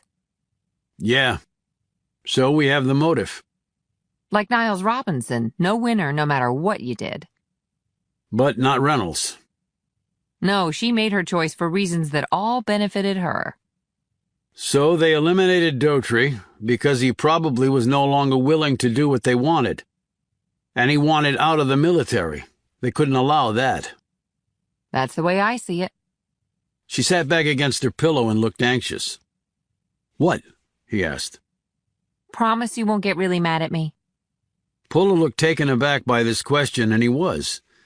But then his features softened. You almost died in an explosion. How mad could I get? I don't know. That's why I'm asking. Okay, I promise I won't get mad. I think I know why your brother was targeted, and the timing of it, too. Now Puller looked dumbstruck. She eyed him nervously. Are you starting to rethink your promise about not getting mad? Just tell me, Knox. We received a warning about your brother. Puller gazed at her stonily. You received a warning about my brother? Yes. Who is we? Inscom? And who was the warning from? We don't know. It was anonymous. Puller took a deep breath. He was clearly close to losing it. Knox seemed to realize this because she sank back into her bed like she was trying to disappear. What exactly did the warning say? Puller asked, his voice tense but under control. That Robert Puller had been framed and that the DOD should take another long, hard look at it. When exactly was this? About 4 months ago. That's what I meant about the timing. Now Puller did lose it. 4 months? And you're just telling me about this? What the hell is wrong with you, Knox? He turned away, embarrassed. I'm sorry. Not the time or place for that. I'm sorry. She put a hand on his shoulder and tugged slightly.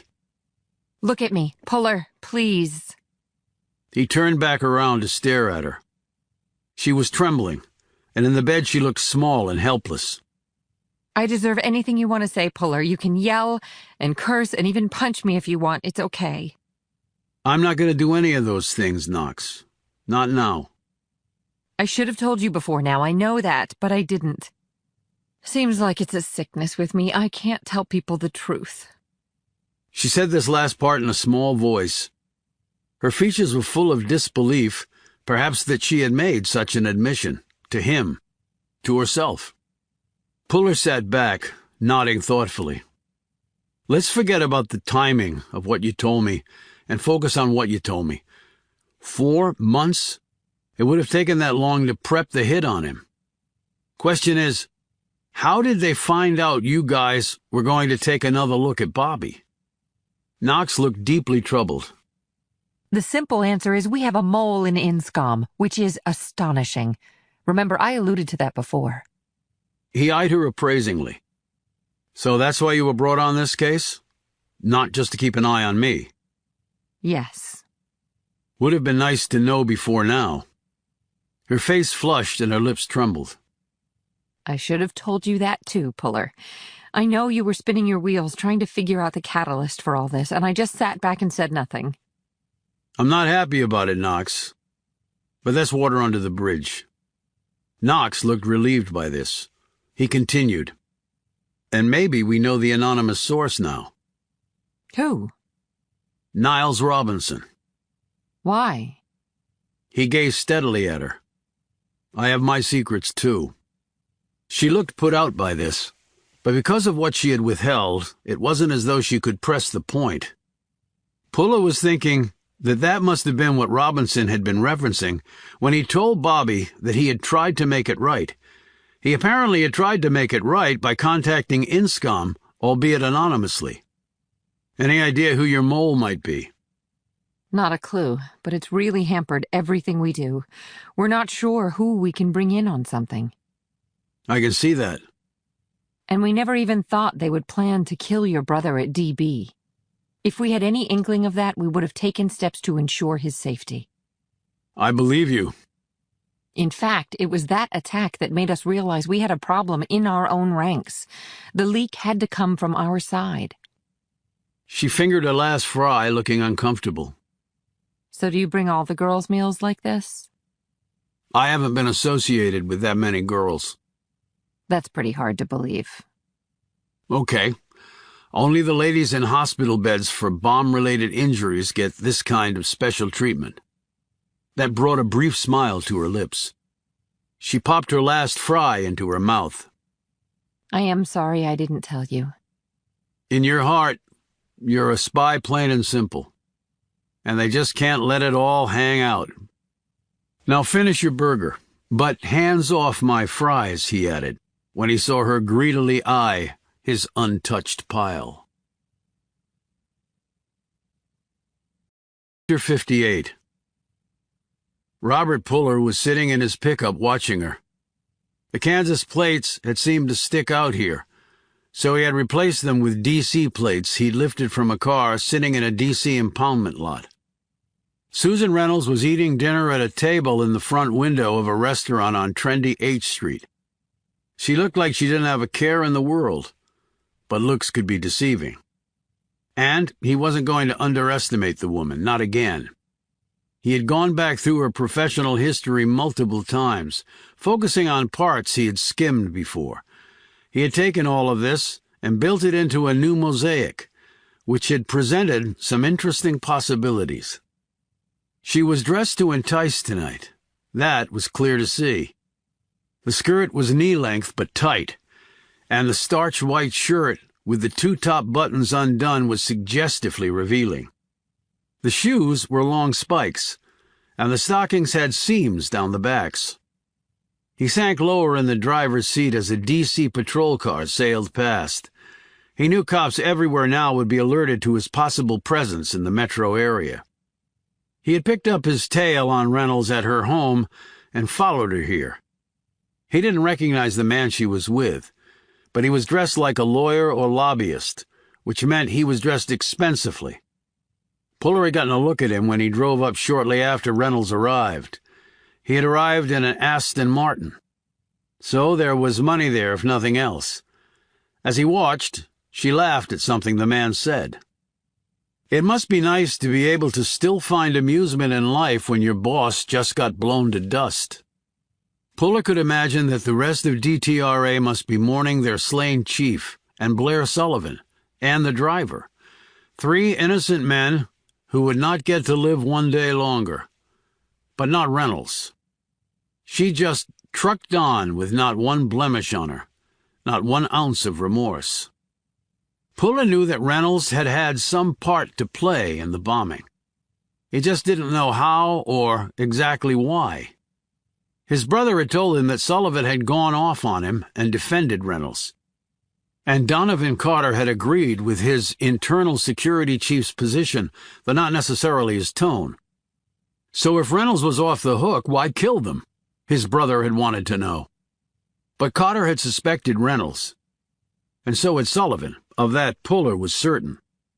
And Reynolds must have realized this, or discovered it somehow, and their deaths had swiftly followed.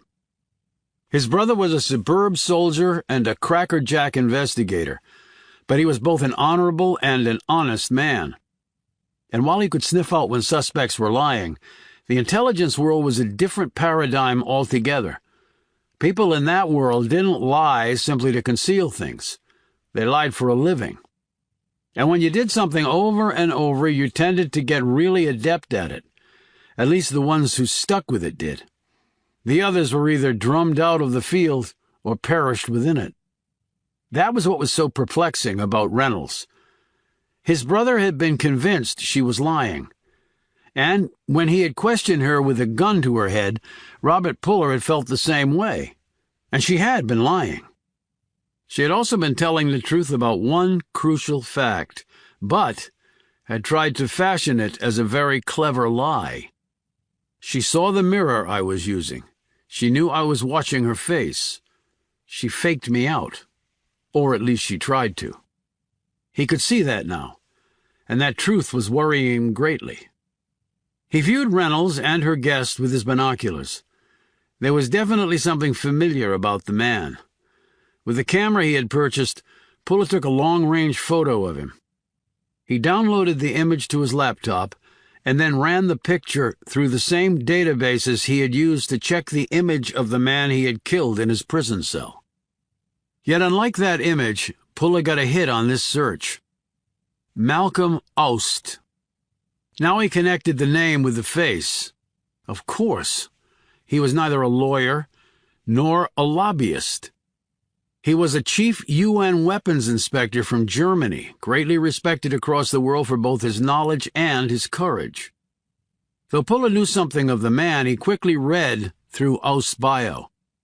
He had been in his position for over 25 years and had traveled to pretty much every hot spot on the globe. He was held in high esteem and had also written scholarly papers and appeared often on news programs. He was cultured, spoke several languages, and was rich, thanks to his status as heir to a fragrance fortune. Thus, the Aston Martin didn't trouble Puller. But something else did. Why would Reynolds be meeting with him? Despite her employment at the WMD Center and many accomplishments, she was not at the level where she would be having a dinner meeting with someone of Aust's stature. Their types of professional circles were tightly controlled by those within the field. They adhered to strict pecking orders, like any good hierarchy. The various status levels simply did not associate with each other. Aust might sit down with secretaries of state or chairmen of congressional committees. He might hobnob with generals and admirals and key CEOs or even heads of state. But Reynolds was none of those things. And yet Aust looked quite engaged with the woman, and Puller started to wonder if it was simply personal on his part. Reynolds, despite what he believed she had done, was very attractive and smart, and held an important position in a field that mirrored Aust's own interests. As he watched, they clinked glasses, and Reynolds leaned across the table and gave him a peck on the cheek. The look on the man's face, which Puller could see through his optics, made it clear that Aust wanted far more than a brush of the lady's ruby-red lips against his skin. This might get interesting. It was then that he glanced in the truck's side mirror and saw the man. He was about 4 car lengths back and casually smoking a cigarette while leaning against the building. He had looked away, only not in time. The watcher is being watched. I've been made. But I don't think they realize that I know that. At least not yet. Puller sat there glancing in the rearview mirror from time to time to check the man's movements. Then he gazed around to see if others were back there. There were many cars parked along the street. It could be any one of them. And then he saw a flash of light in a black Mercedes 3 cars back and on the other side of the road. A camera flash. Someone had just snapped a photo of him and his truck. He slipped his phone out and thumbed in a coded text to his brother. It was short, but packed with information. He needed John Puller's help, and he needed it now.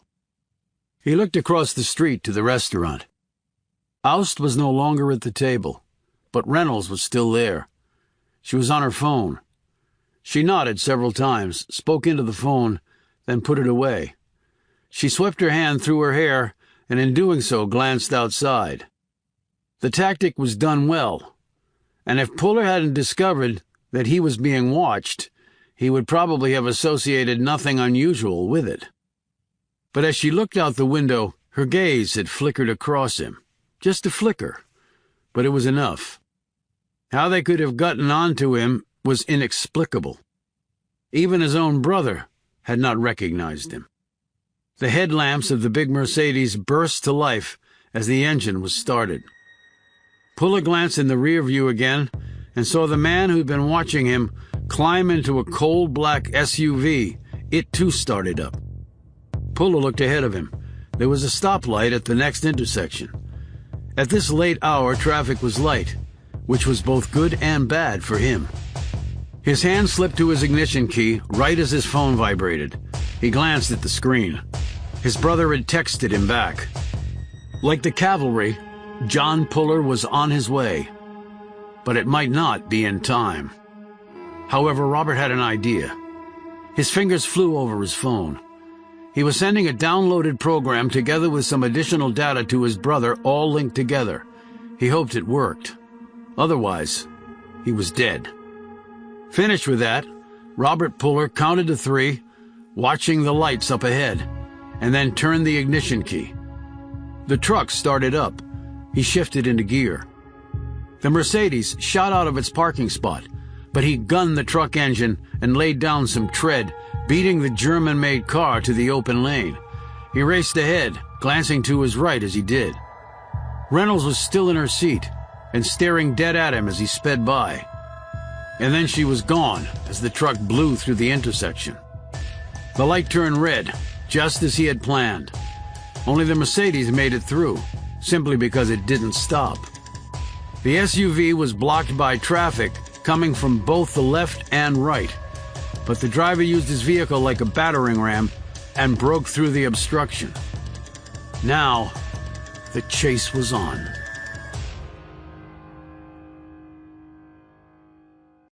Chapter 59.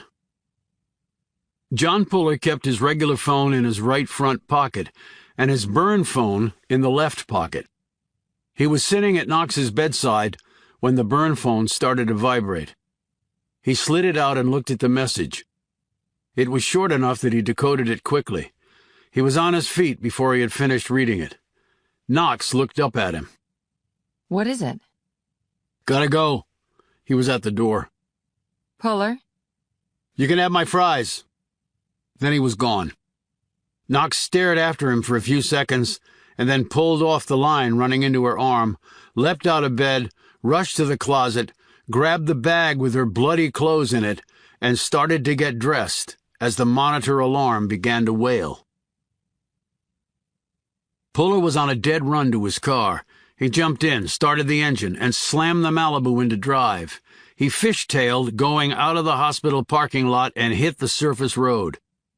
His brother had given him his last position, but it would still take a miracle to find him. And by then, it could well be too late. No, that wasn't an option. He hadn't been there for Knox, but he was going to be there for his brother. His phone buzzed again. He held it in front of him as he drove. He gaped at the screen. There was a map on there with a dot, a moving dot. Somehow his brother had sent him a real-time tracking link through the burn phone. He quickly saw where the dot was located, hit a right and then a left, accelerated up the entrance ramp to the interstate and gunned it. He flew past traffic, heading due east. He raced over the Roosevelt Bridge and into D.C. He had 3 choices of direction coming up. As he sped along, he eyed the map. Bobby was heading west, which meant he was coming Puller's way, but he was also heading north, which meant he was also moving away. Puller looked ahead. There was a cop car in the far left lane, and Puller was blowing way past the speed limit. Roadwork was backing up traffic in the center heading onto Constitution Avenue. Puller veered all the way to the right, getting waves of honks from other cars, and fought his way to the exit lane leading to Independence Avenue. He blew through the next several intersections as his eye continued to follow the dot. Then an idea occurred to him. He thumbed in a 2-word text. Go south. A few seconds later, he saw the dot turn. He watched its progress as he raced through intersection after intersection, running lights and blasting past cars with inches to spare. If a cop took up the chase, so much the better, but he didn't see a single patrol car. He made a quick calculation and next thumbed in east. The dot turned yet again. Puller matched the turn, but went right to his brother's left. He edged over 2 more streets and checked the dot. He thumbed in another text. Next left. The dot moved in that direction. Puller looked up ahead as the pickup truck, tires smoking, catapulted onto the street and headed toward him. Puller put the phone down and looked behind his brother's vehicle. Message time was over. It was now execution time. There were 2 bogey cars. His brother had described them in the first text. Black Mercedes S550 and a black Escalade. The Escalade's front end was battered. He didn't know from what. The Mercedes was right on the truck's bumper and looking for an opening to come up alongside. There was no way on a straightaway that the truck could hold it off. Puller was racing right at this tight group, barely seconds away. He thumbed in 1 more text. Gun it. The truck leapt ahead, providing a small gap between it and the Benz. Puller checked his seatbelt, noted the airbag sign on the dash, took a deep breath, and pushed the accelerator to the floor. He hoped the Army had enough insurance on this sucker, and he knew he would spend the rest of his life filling out forms. But better that than attending his brother's funeral. He passed Bobby on his left and cut the wheel hard into the gap. His tires screeching, the G-force ramming him against the side of the car, He flashed directly behind the S550. His left front fender clipped the left rear fender of the other car. He had timed it perfectly, and the Mercedes did a 360. As Puller sped past, he could see the shocked faces of the men in the S550. The Mercedes came out of a spin completely out of control, went airborne, and sailed into a sturdy tree on the sidewalk. The metal gave, the wood did not, and the S550 was down for the count. The Escalade avoided this melee by falling back. Now it shot forward like a shark after a seal. Puller had gone up on the opposite sidewalk and clipped a parked car. He cut his wheel to the left and shot through a gap in the line of parked cars, slamming back onto the street. His brother was up ahead and getting farther out of sight, but the Escalade was now right behind Puller and closing fast. The driver of the SUV gunned his ride, and the bumper of the Escalade rammed into the rear of the Malibu, crumpling it. Puller fishtailed briefly and then regained control. He looked up ahead. His brother was slowing down. Puller cursed, flicked his headlights, and honked his horn in a precise manner. The truck sped up again. Good old Morse code, Puller thought. He had just spelled out G-O. His positive feeling was short-lived as the SUV hit him again and then pulled up beside his car. He knew what was coming next. The windows of the SUV slid down. Gun muzzles appeared at the openings. He already had his M11 out. He hit the window switch for the passenger side. As it came down, he fired directly at the driver's window. The window glass didn't break. Polycarbonate. Great. Unfortunately, his windows were not bulletproof. An instant before they fired, he slammed on the brakes, smoking his wheels, and the SUV flew past him. The guns roared, and a line of parked cars was suddenly full of bullet holes, hissing radiators, flattening tires, and the sounds of car alarms screaming. Puller looked around for a cop, but again saw not a single one. He expected to hear sirens in the air, but all he heard was his heart hammering in his ears. What? Were they all on a break? Was the president out and about in his motorcade and the cops were clearing the streets for the man? Cars in the lanes ahead had seen what was coming and had pulled off the road, horns blaring. He cut the wheel to the right and slid in behind the SUV. They couldn't fire through the glass in the rear of the SUV, but they might fire out through the side windows. He gauged the height of his hood and that of the SUV's bumper. Well, he was about to find out if his math was good or not. He rammed down the gas and the Malibu surged ahead, hit the SUV's bumper and stuck there. He kept his foot on the gas and the hood of the Malibu crumpled and then slid downward and under the SUV's bumper. He kept the gas flat to the floor. The gun muzzles reappeared at the side windows, pointing backward. Puller dropped sideways in his seat as his windshield exploded, covering him with shards of glass. But because the two vehicles were now coupled, he didn't really need to see to drive. The SUV was steering for him. He was just providing the horsepower. He waited for their fire to subside and then popped back up and hit the gas harder. The Malibu slid farther under the rear bumper. 1 inch, 2 inches. His hood was crumpling badly. His front bumper was but a memory back in the road. But now what he had wanted to happen did. The Malibu's engine chassis, far stronger than the car's hide, started to bear the weight of the SUV's rear. And then the back wheels of the SUV began to rise slightly. He didn't need them to be completely off the road, just not hugging it. Then the SUV's rear window started to open. That could only mean one thing.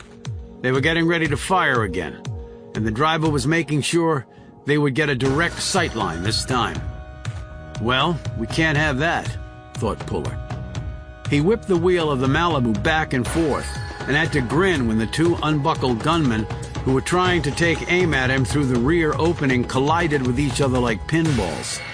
He cut the wheel twice more and their heads thunked together. One of them fell over. The other dropped his weapon and clutched his head, cursing. The driver of the SUV undoubtedly could sense what Puller was doing, because he heard the SUV's engine slow, and he felt the truck decelerate. The only problem with that was that Puller was running the show now, not the other vehicle. He kept the gas pedal jammed to the floor mat, and the SUV was propelled along by the Malibu's motion. Puller eyed what was coming up and gauged the trajectory. He counted off the seconds in his head, hoping that his brother had long since turned off this road and was gone for good. He couldn't see around the SUV to check. He stopped counting at 10, said a silent prayer, and then ripped the wheel to the right. The Malibu's front broke free from the SUV's rear. The truck's nose went hard to the left. When its back wheels finally touched down, they caught right in the middle of the cut. Neither the driver nor the truck was apparently ready for this wild mix of gravitational and centrifugal forces. The SUV corkscrew hit the curb, then a parked car, and then a steel bench anchored to the pavement. And finally, for an exclamation point, it flipped. It landed on its top, which caved in, and then rolled, which crushed the driver's side. It came to a stop on its side after colliding with the corner of a brick and masonry townhouse. Puller kept rolling and never looked back. He turned left up ahead, then right, and then checked his dot. His brother was up ahead, 2 streets over and going fast. Eschewing any more texts, Puller called him. "You okay?" his brother said anxiously. "Both bogies gone, and I'm in one piece, although my car's trashed. You?" "They made me somehow, John. I have no idea how. I was watching Reynolds eating dinner, and then I was suddenly surrounded." "Kansas plates?" "Couldn't be.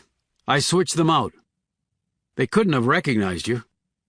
"No. When I went to her house, Reynolds never saw me." Then it hit Puller. Her house. Bobby, she has a pretty intricate security system. You think she has exterior video cameras? Shit, that must be it. I didn't see any, but I didn't check that closely either.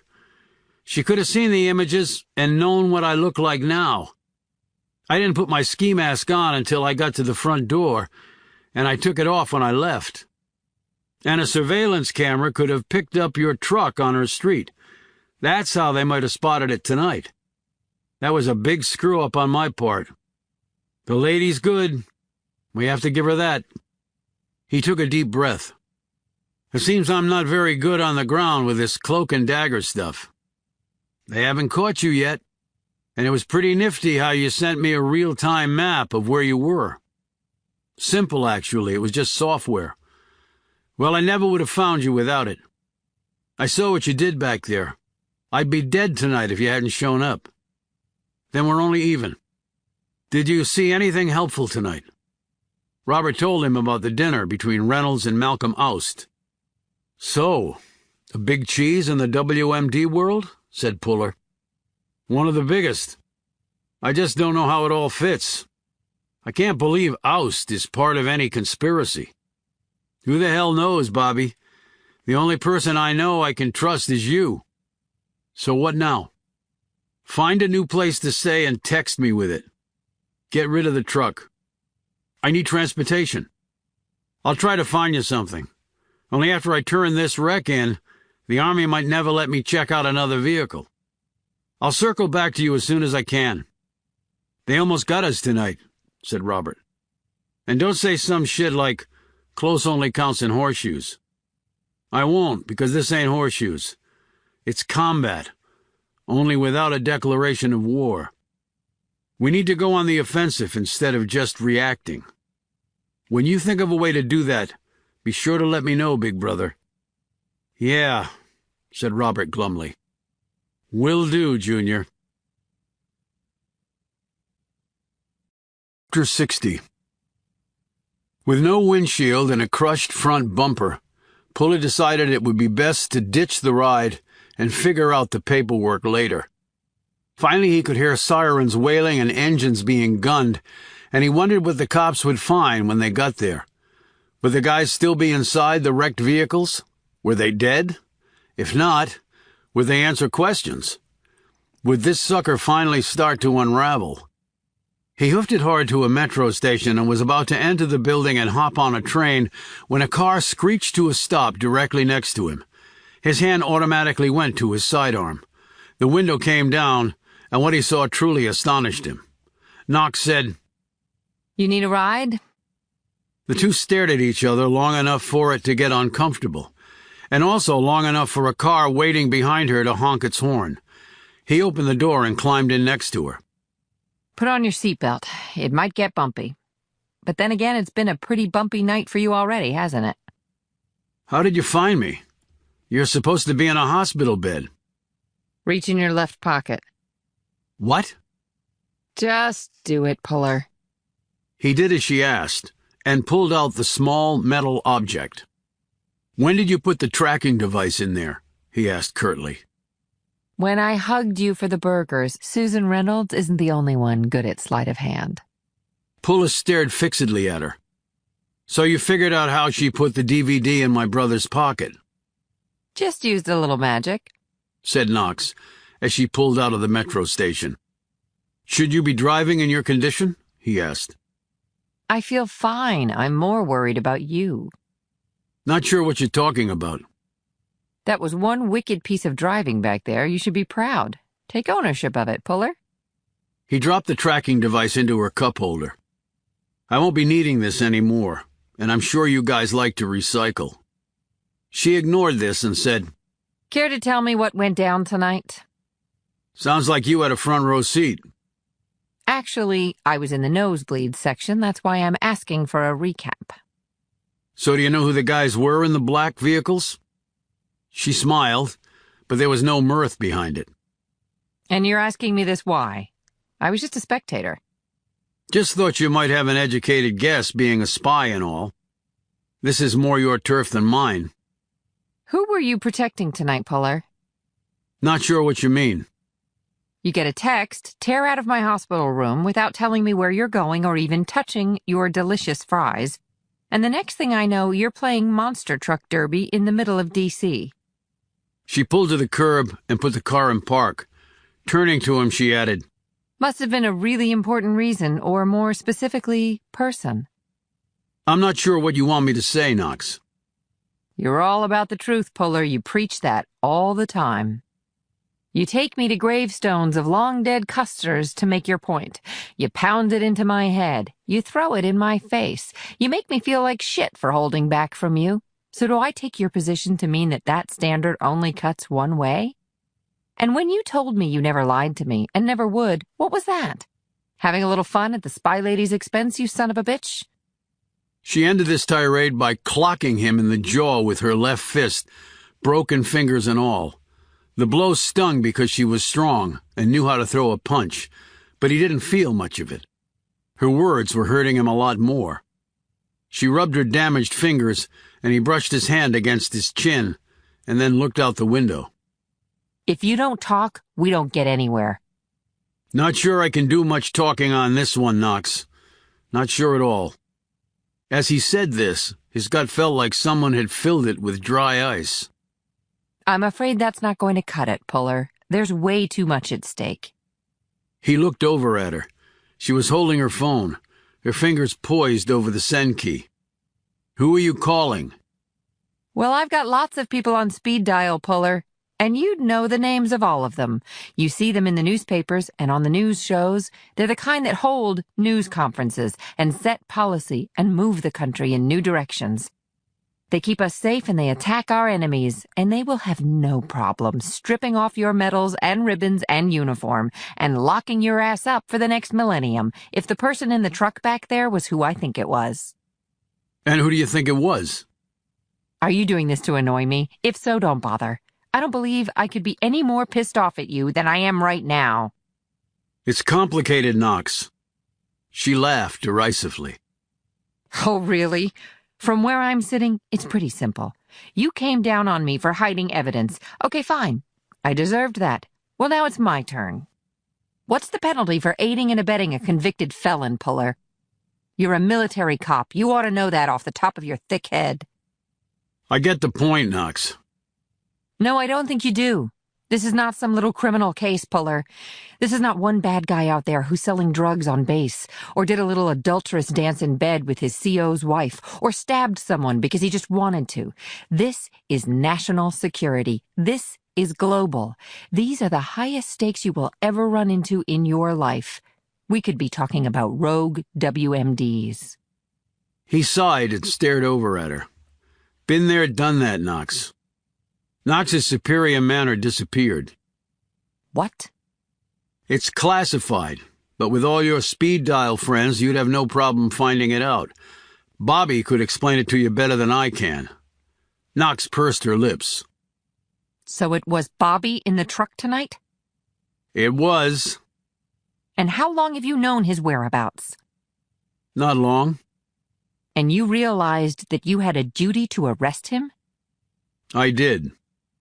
But you didn't. Obviously not. You're in a ton of trouble, Puller. He nodded at this statement, his gaze directed over her shoulder. Understatement, actually, he said. So what am I supposed to do? I've got a duty too. Then carry it out, Knox. Make the call. I'll sit here while you do it. You're a real bastard for putting me in this situation, you know that? Yeah, I pretty much do. Is he filled in on everything? Puller nodded. Did he have anything to add to the party mix? He did. When he said nothing else, she snapped. Well, can I hear it too, or is it some secret brother thing? He looked at the phone still clutched in her hand. Aren't you going to make the call? She looked at her cell phone for a long moment, as though it were a gun she was debating firing or not, before sliding it back into her pocket. Not now. Maybe later. She added warningly. So fill me in. When he was done, she said, Malcolm Oust? He's sure it was him? Yes. So, do you know Oust? Not personally, no, but I certainly know of him. He's a renowned expert in WMDs. He's rooted them out all over the world, and he's one of the top UN inspectors in recent memory. So why have dinner with Reynolds? Your brother said Reynolds was lovey-dovey with him. Could it just be that? Bobby doesn't think so. He said that would never be enough for Reynolds. He's probably right about that. So what has Oust done over the years? He was outspoken about Saddam having no WMDs, although he was pretty much ignored. He's also done work in North Korea, Iran, Libya, and Pakistan. He also helped oversee the destruction of Assad's chemical weapons in Syria, although I doubt it was the entire stockpile. Puller interrupted her. Did he have anything to do with START? Of course. It was before my time, but I know about it. We had our team, the Russians had theirs, and Oust headed up an independent observation group sent out on behalf of a number of other interested countries. To make sure the big boys played by the rules. Yeah, and what exactly were they going to do if we didn't? I doubt France would have declared war against the U.S. But then her expression changed. Reynolds was part of that verification team. Do you think she could have met Oust then? I don't know. I do know what Dan Reynolds told me. That his dad was ticked off at some guy on the verification team. Right. Only what if it wasn't sexual? Or at least not that alone. Meaning Adam Reynolds might have thought his wife was a traitor back then? And then he dies. But Malcolm Oust is as straight as they come, Puller. He's never had a hint of scandal. And he's independently wealthy. He wouldn't be doing it for the money. What happened with START? Some nukes were dismantled, but things fell apart. Both the U.S. and Russia have substantial stockpiles left, and because Russia isn't as meticulous in securing nukes as we are, Moscow has the rogue WMD potential. Particularly in some of the former Soviet bloc countries. Those countries don't have much money, and their ability to adequately protect their warheads is seriously in doubt, at least in the eyes of the international community. You think Oust might be upset about that? After all, he was there observing all of it, and when it fell apart? And now we have potential for nuclear material to get into the hands of terrorists. I guess it's possible. Something else occurred to Puller. And if he was really ticked off that everybody ignored him when he said Iraq had no WMDs, this could be a way to get back at them. But what would his end game be? To maybe teach the big boys a lesson they'll never forget.